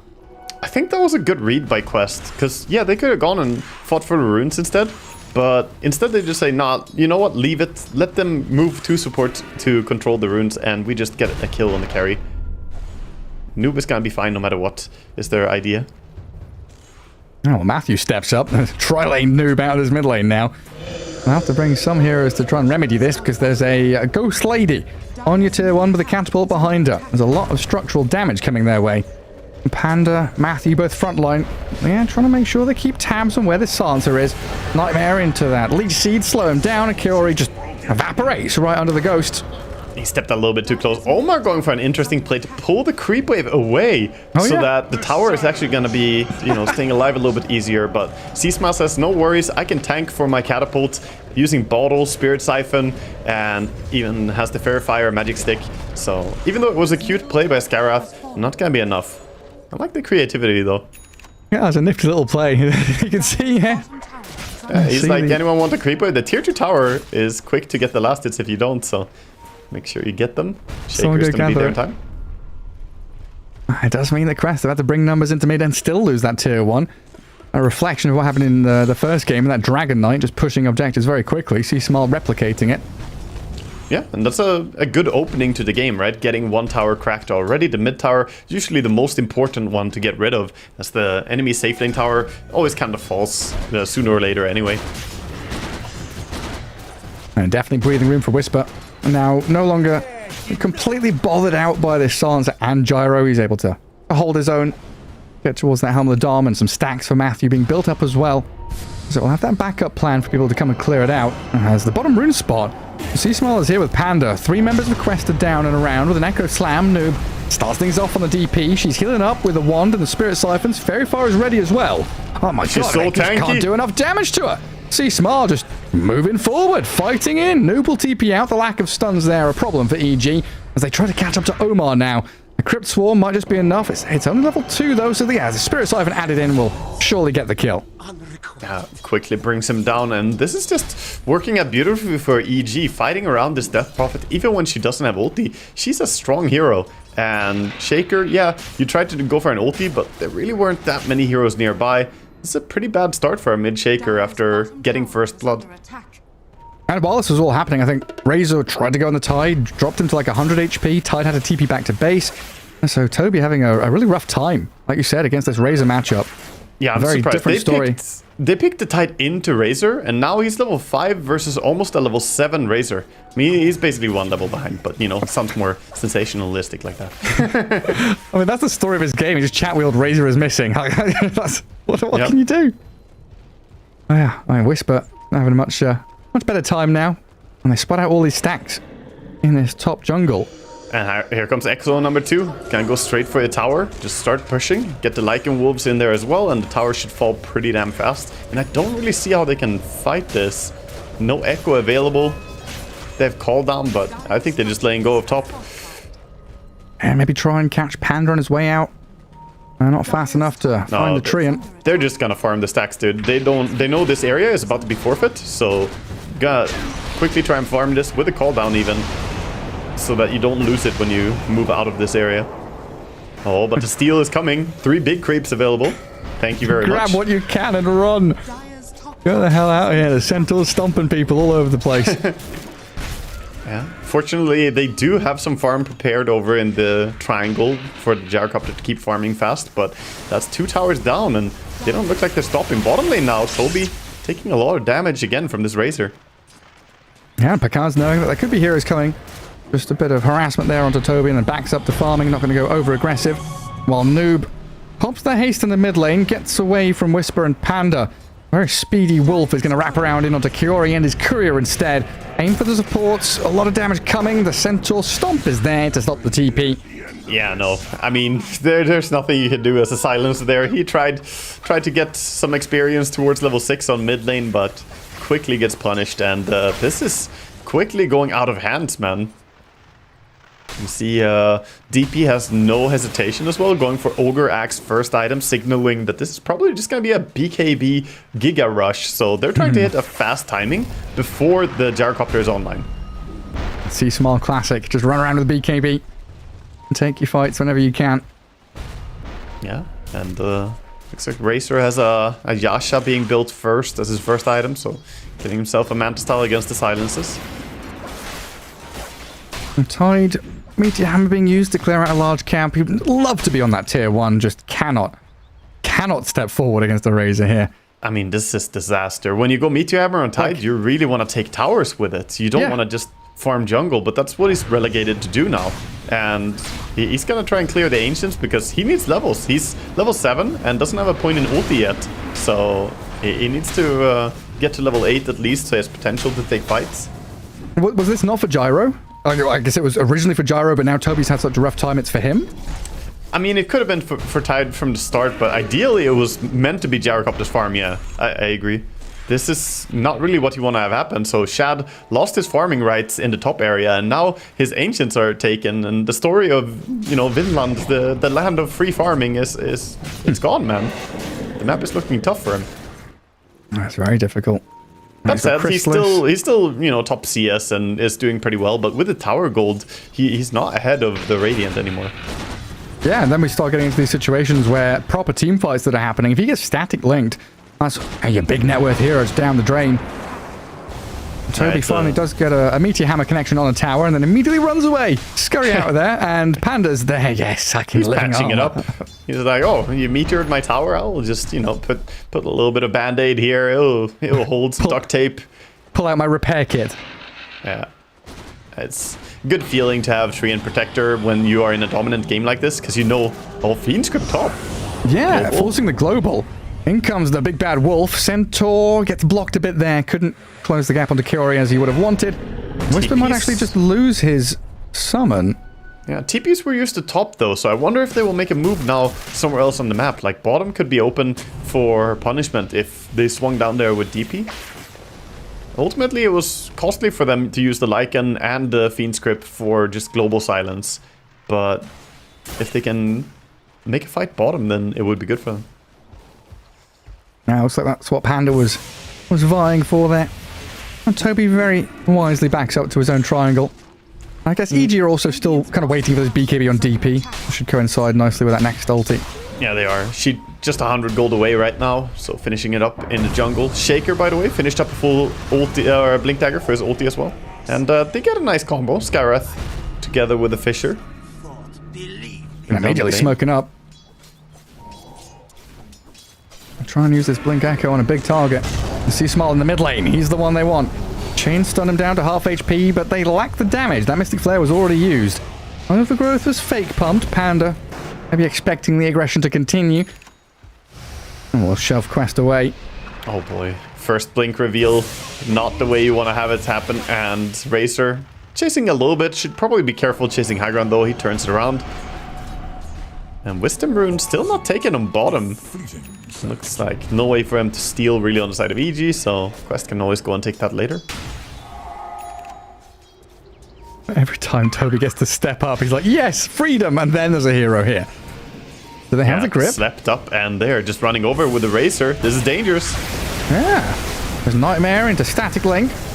Sansa here is a bit of backup. They need some control for Toby. I mean, he's still a big tanky boy. Exo used, but a Fisher blocks them away. And see Smile, he's popped this Exo now, so he's going to have to go for this tier 1. Yeah, wants to push. I mean, he doesn't really mind. There's no Echo available. Tidehunter has no HP, so they can't really facilitate defense here, I think. And looks like he's just waiting for the creeps to come in, and he's going to be able to siege up on this tower. And living armor DP. Yeah, it's an old combo. Yeah. DP and Treant Protector, they really play nicely together, get some good team fights, good lockdown damage, and of course all that survivability. That is flashback on flashback. And what was it? It was Oracle DP, right? The real big one. Came out of China. Yeah, with crazy healing. Meteor Hammer's going to clip him. Bane's in behind with Panda there as well. The Ravage used defensively. Toby just trying to evacuate this bottom tier 1. So they attempt a defense of the tower, and it's still going to fall anyway. And they spend Ravage for nothing. Yes, another big ulti used where they don't really get a payoff. The Echo used on mid, and now this. And they still lose the tower, so EG not even committing 5 heroes as well. Look at how they did that push really cleanly. Razor farming, Lycan farming, and they knew that they don't need to overcommit for it. DP was enough with just the 2 supports. I know redundancy. There's get efficiency everywhere on the map. Well, Matthew, very tanky on this Bane. 1,000 HP and over 10 armor, allowing C-Smile. Actually turn around in on this, diving into the middle of 4 of them. Does have BKB available, but in comes Noob and Shad. 5 men strong. Quest want to fight this. C-Smile with his BKB, turns and silences. I don't know if he wants to keep on chasing here. Just poke away at the tide and then back up, as the rest of his team has no intention of joining. You look at the blue and orange pips on the map. Yeah, Whisper is farming away, going through Twin Gate now. That was a pretty low-cost BKB force, though, for Quest at least. So something, you know, some form of silver lining. Now it's a little bit of a timing window. They have the Shaker ulti available, but yeah, they're starting to fall behind. Just the farming game here. Lycan having the Helm of the Overlord already. Yeah, this is one of those issues. You're putting a lot of eggs into that gyro basket. He doesn't have that, you know, backup of an Io or an Oracle or some kind of support saving hero there. Global Silence can help a little bit, and maybe, you know, a Solar Crest or something. But when you're looking at triple core, Giga farmed, Razor, DP, Lycan, who can get right on top of that gyro. Now, team fights aren't easy. Yeah, it's gonna get complicated. I mean, you already see a Nullifier being queued up by Lycan as well. It's a Shard first. He wants the Aghanim's Shard, and then straight into Nullifier, the bane of their existence. Shapeshift up, Whisper. And he's going for Noob. He spotted Omar on that southern side of the fight. Wants the Earthshaker, but he's not really committing for it. Just poking and prodding. Backing up now as Omar has already TP'd away. Another Shapeshift used where Whisper doesn't really get too much out of it. And Overgrowth. Like, that's also a big spell committed, so just having Shaker ulti available made it so that they didn't want to run at him. Because if they all ran to try and auto-attack the Shaker, he just ultis and turns around. A bit more free reign here. Oh, they get the dragon. Looking at the dragon. It's got a lot of gold. Whisper's just going to have to give it up. He wanted to get over to these Ancients and try and grab a new one before it died. I'm not sure he got that done in time. No, he didn't. 250 gold went towards the Tidehunter, so it gets a little bit of a bounty. And Treant Protector gets spotted here by Ward. Yeah, good catch onto Panda. Well, this has been a good couple of minutes now for Quest, especially when they get a kill outside the Roche pit. Yeah, going towards the Roche. They have Aghanim's Crystallis on Gyrocopter. 1 minute until Roche would want to move here. Good timing to take it before he goes bottom. Yeah, this jar is getting pretty big. And he's going to have Satanic. Big items coming up. And EG moving into position. BKB and ulti, they definitely want to go in and fight this. Lycan doesn't have ulti yet, though. Yeah, Roshan's not dead just yet, sitting around a third of his HP. Oh, they're hesitating. They see them with a ward. They're not committing to the Roche. I think this gives them time for Lycan ulti. And Razor BKB is here as well. I see Smile just edging forward, looking for his spot. Quest, they do back up, trying to play defensively towards that high ground of the Twin Gate. But look at the damage on the Sky, just dying to a Thunderhide. Half HP Omar, the Wolf chases right, and then up towards the Sky, gets the kill, as Toby being drained of all of his damage and his life. And C-Smile Pakans will take him down. Can they get another one? Bane was looking for it with that Treant very far forward. They just separated from the fight, looking for the bonus kill. And you see Corey? He's hiding. He's hiding in the invis spot. They don't see him yet. Yeah, Ghost hit him. They're gonna see him now though, because DP stepped down. Yeah, like you said, the ghosts were poking him. kind of gave away his positioning. It was a nice attempt. There are, you know, those spots where you can sit, and if the enemy don't go close enough in the Roche pit, you have vision of them taking Roche. They don't have vision of you. It may look really weird for a viewer, though, if you don't know about it. Literal blind spots. Yeah. Oh, now this is the setup.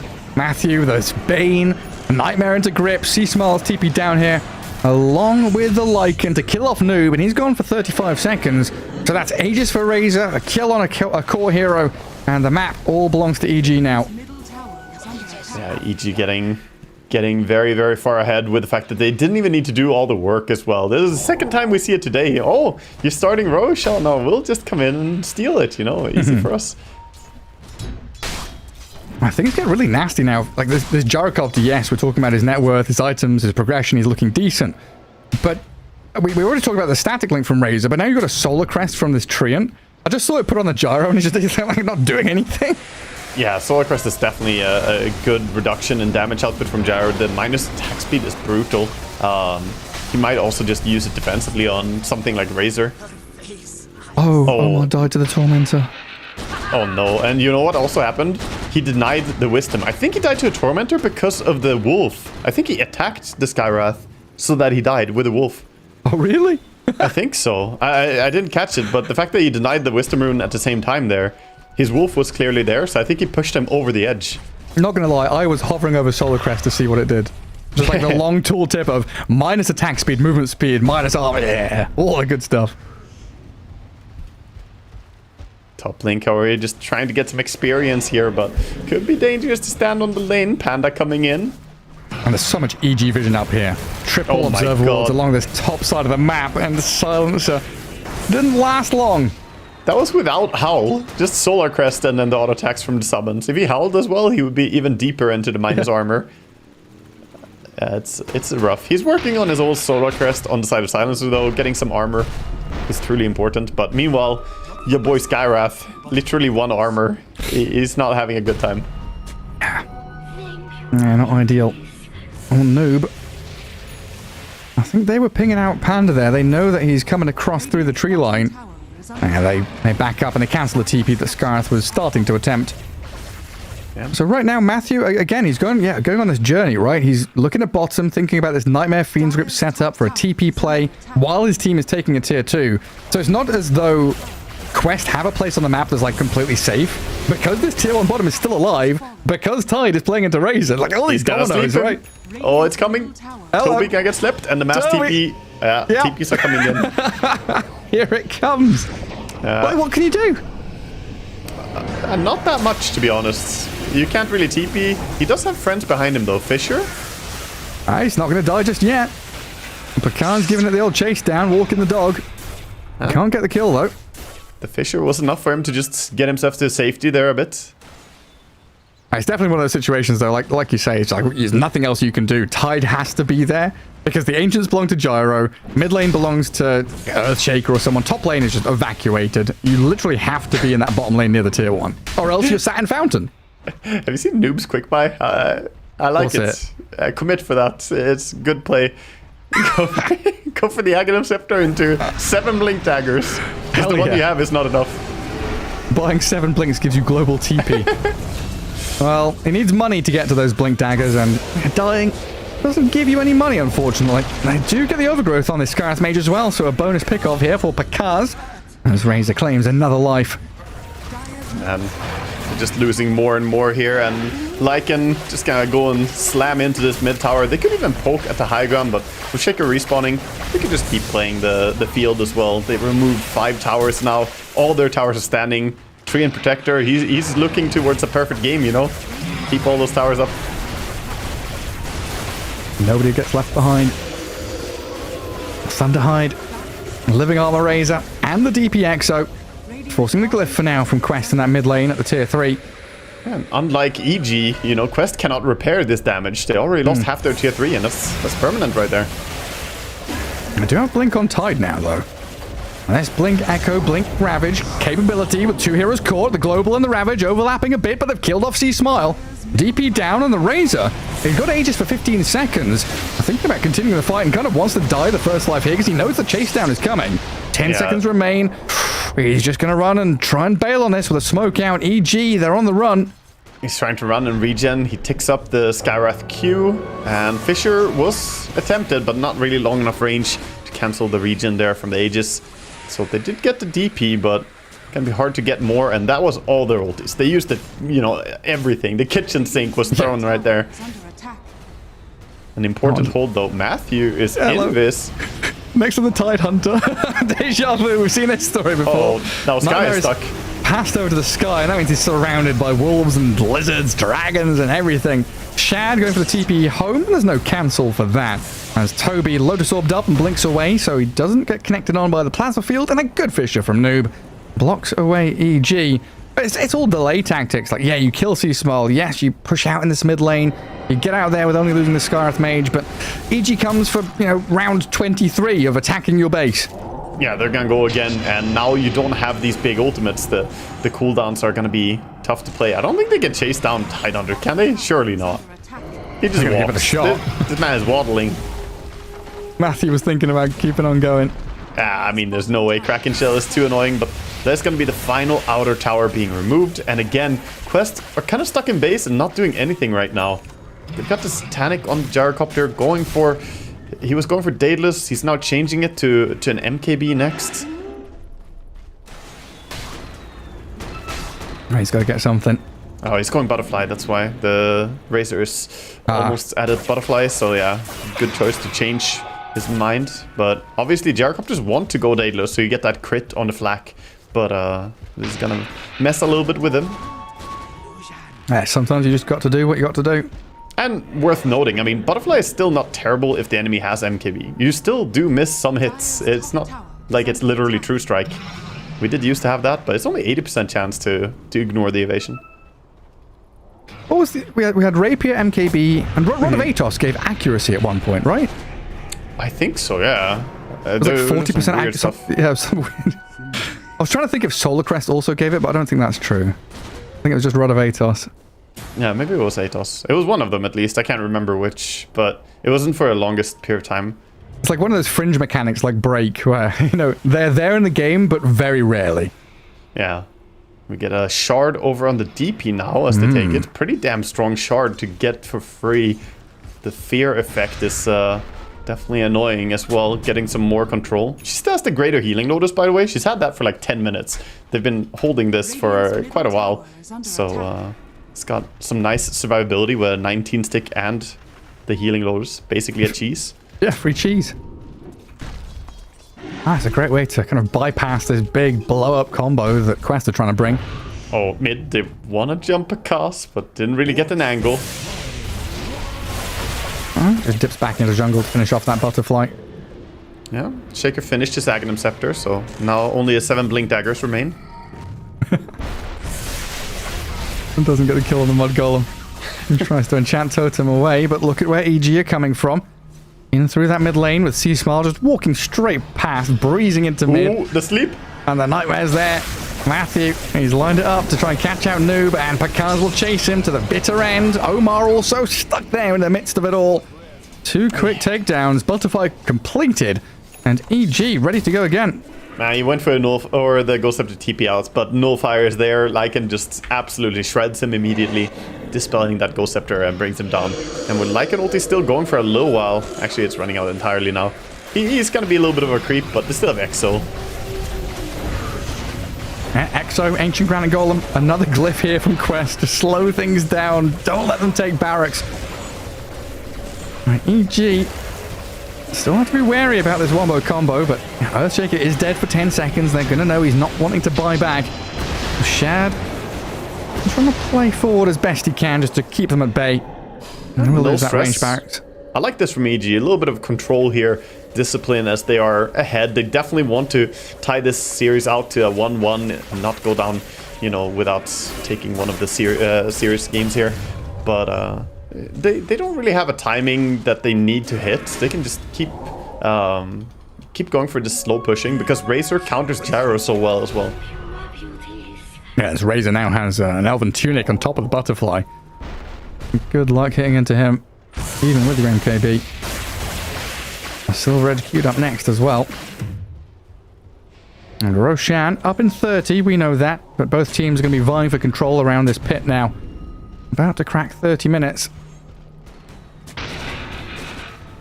I mean, this is an interesting one for Quest to play aggressively. There's still a tier 1 tower down. Okay, no, there isn't anymore, finally. Yeah, it looks like they're going to try and go in here. They see the DP. Shaker's just caught, though. Yeah, Shaker's in the middle of it. Good overgrowth from Panda. We'll get the grasp out across a couple of them, and Noob has to echo to stop this Lycan. The Ravage and the Mystic Flare is there to kill off Whisper, but now you've got to deal with Picard and See Smile. TP out, Shad, no way in hell you're getting away from this lot. TP out from Toby as he blinks into the trees, but this completely gives up control of Roshan. I mean, that's a trade that you will very happily take on EG, even though you lost your Lycan there. He still bought out before he died, and you get the enemy carry. The Gyrocopter just has no way to reposition as fast as the Shaker, who just jumps away. Panda. Gonna tank Roshan all the way home. He's the tank. I think Razor can tank it pretty damn well himself, but he appreciates the help, you know, a little bit more DPS, not getting bashed. As he has a Butterfly and Elven Tunic, Roshan is like, why can't I hit you? It's a lot of evasion. Oh, there we go. The one hit he gets is a bash, of course. Matthew going to get the push out here. Saved up 2,000 gold on his way to BKB. A Whisper with that Wisdom Rune grab. Already eyeing up a Scythe of Vice. Yeah, itemization from EG has been spectacular this game. Yeah, I really like it. It's pretty much flawless from Whisper. He knows exactly what he needs on his Lycan, and they're just so dominant. This is looking like a reverse from last game.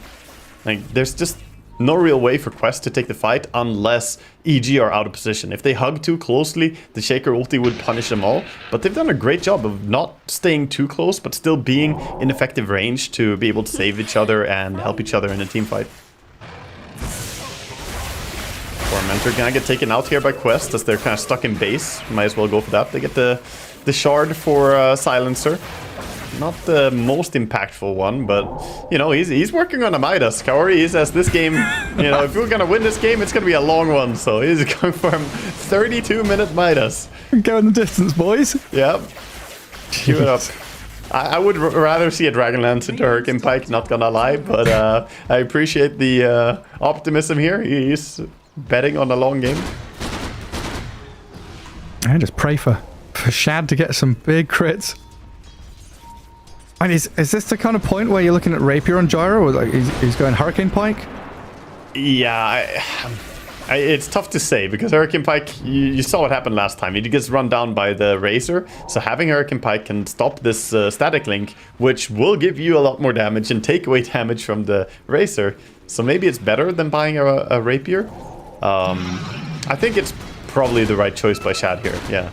Rapier normally would be the play in a situation like this, but just due to the static link, I like this more. That makes a lot of sense. Oh, Noob. Where are you going? Invis. The safest place to farm is the enemy jungle. That's when you're behind, you just go invade. This is what he's doing. He's going in for a little bit of ancient farming. Oh, they're pushing our high ground. I'm farming back here. Kaori dying out in the lane. Top is not the safest part of the map, at least, as Kaori finds out. It sure isn't. And look at that Radiant scan. They scanned him, but he's already done. The damage was done. He got the ancients and he left. And some Lotuses. Yeah, EG don't bother kind of trailing back to find him. Just let him do his business over there. And Quest with a solid idea of where EG are all lurking up in that top part of the map. Ooh, full heart completed on C-Smile. I like the itemization because in this game, there's so much burst, right? Sky ulti, Shaker ulti, Tide Ravage. By adding a heart, he's going to be harder to bring down quickly, and that's really all he needs to secure, just survivability. So this game, you don't really need Yules to stay, you know, unsilenced or something like that. He just wants to not get blown up. As long as he's the one choosing, like, I'm going to use ulti and move forward here. Should be tanky enough. Alright, well, Quest, smoking here into Picard's potentially. He does have Aegis, so he's farming really far away, but maybe too far away from his teammates for them to help him. If he gets burst here, I don't know if they can get there in time. Yeah, I mean, he even goes for this additional wave. Blink Echo. Noob started off, so first life gone in the blink of an eye. Because does have TP reinforcements coming. The Power Rangers coming to help Zordon out on his right side of the map. They get the BKB off on the Razor. And now Quest. Do we keep chasing up onto that high ground? It's spooky times with a Treant nearby. Meanwhile, in the top lane, yeah, Whisper's knocking on your door. Oh, this is awkward. They kind of have to go back and defend, or they're going to lose top. But as they TP back here, it's going to be difficult for them to keep chasing for anything. That was Shaker ulti used as well. You did get the Aegis, but it's not really a trade you want to make. As now this opens up an opportunity for EG to make a play. There's so many options for EG. I mean, Noob still lurking around in these shadows. Let's see if Matthew can connect on him, but I think the Bane was spotted by a Dar Observer Ward there. Yeah, but he didn't see Panda, so Bane is kind of standing around here, but ultimately he's going to back out. He knows that this area is not really safe. Shaker just going to farm, trying to work on a Silver Edge. Has the Shadow Blade, of course. Not really anything going to be done during the timing of the Shaker ulti being on cooldown. It's like EG are not feeling too stressed about the situation. They're working on a BKB on Lycan. They're working on a BKB on Bane, by the way. Yeah, he's been on that for a while now. Yeah, he's been working for a while. And the thing is, even if he gets it, he still needs to wait out the global silence, right? He can't use his ulti before the global silence comes in. So he has to wait that out, dispel it with the BKB, and then he can commit Fiend Script. Yeah, so in this kind of game, when we get a lull like this, where things kind of calm down a bit, one team is, you know, hemmed back in the base, but still getting some good farm on this POS1 gyro. Is it still, you know, like impacting EG positively here, where they're getting more of the map and more farm? Or is Quest starting to feel more comfortable the more this game drags out? I think Quest are pretty happy. Like, as happy as they can be in a game that is this despair. It's not the best game for them, but they got their Gimpike on Gyro. If he gets the Daedalus and then a Rapier, right? It's a lot of time needed. But if they go to ultra late game here, then the Gyrocopter does kind of out carry the team of EG. So I think they're happy to just keep going. As long as they're not losing, then everything is good for them. So is there then urgency for EG to really push high ground and go for it? Or is next Roshan something they're happy to wait for? I think so. I think they need to make stuff happen with the Exo, and they're going straight for it now. Popping Exorcism on bottom.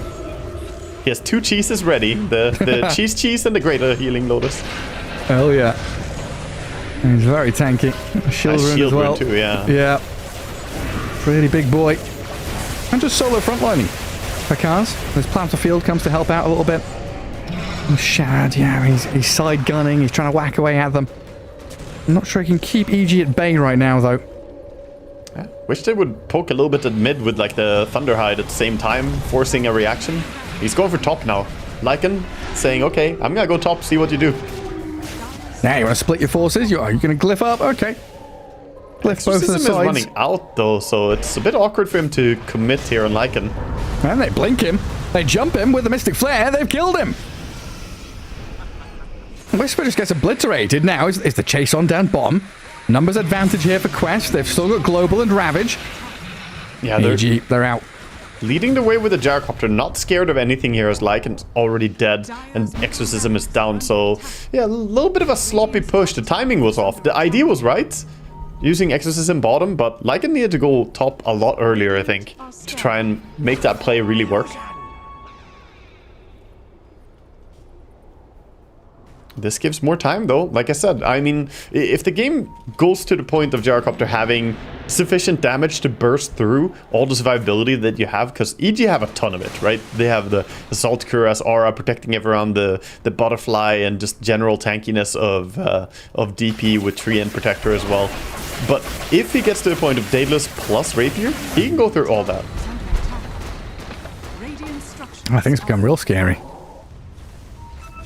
He can still, get rid of treads. He's got a slot there for himself. I mean, this is the first time we've seen Quest come out of their shell and go across the river in what feels like ages. And Noob has been out there, but the full squad themselves have been a good 10-15 minutes before they've seen a tier 1. Yeah, it's only a second tower that they get this game, and we see tier 4 items starting to drop now. So let's see what we get. We get Spell Prism over on the side of Lycan, a bit of CDR for his ulti and his items, of course. We have Gyro still not found an item. DP is choosing right now. See what she wants. Any ascetic cap, perhaps? Always a great item for her. Man, Tide has just finished off Aghanim Scepter. He's got that big long-range AoE gush now, so even more ways to kind of poke at creep waves and make sure that the high ground push isn't as simple for EG as they would like. Yeah, it's also great AoE armor reduction for the gyrocopter. It's basically like Wave of Terror, right? So you add yourself that. Even used to be a pretty common combo, gyrocopter, Tide, and Venge together for big AoE minus damage or minus armor. Don't forget Dazzle. Oh yeah. His old weave. I think I miss the old weave, dude. Don't talk about weave. I miss it so much. I miss it too. Yeah, I was talking about this with someone the other day. Oh, big play here. Noob. Oh, hello. Whisper. Gonna get run out by Toby. Noob in trouble. We've also got Noob in trouble, chased by the DP. Goes invis, global as coverage, sentry's down, he jumps away, Whisper in the back, looking at Kaori, gets the silencer kill. In come the Ghosto and the Earthchick is down, Whisper looking for targets as Shad and Omar, they are stranded, no chance, defensive ravage, it's used, Shad going for the TP home, they'll get the gyro out of there alive, but every other member is gonna die. Toby down in the sauna, burnt out by Panda and Whisper, who gets a double on this Lycan. Oh boy, that's really costly. They didn't get a chance to use Echo, so the only silver lining is they still have that, but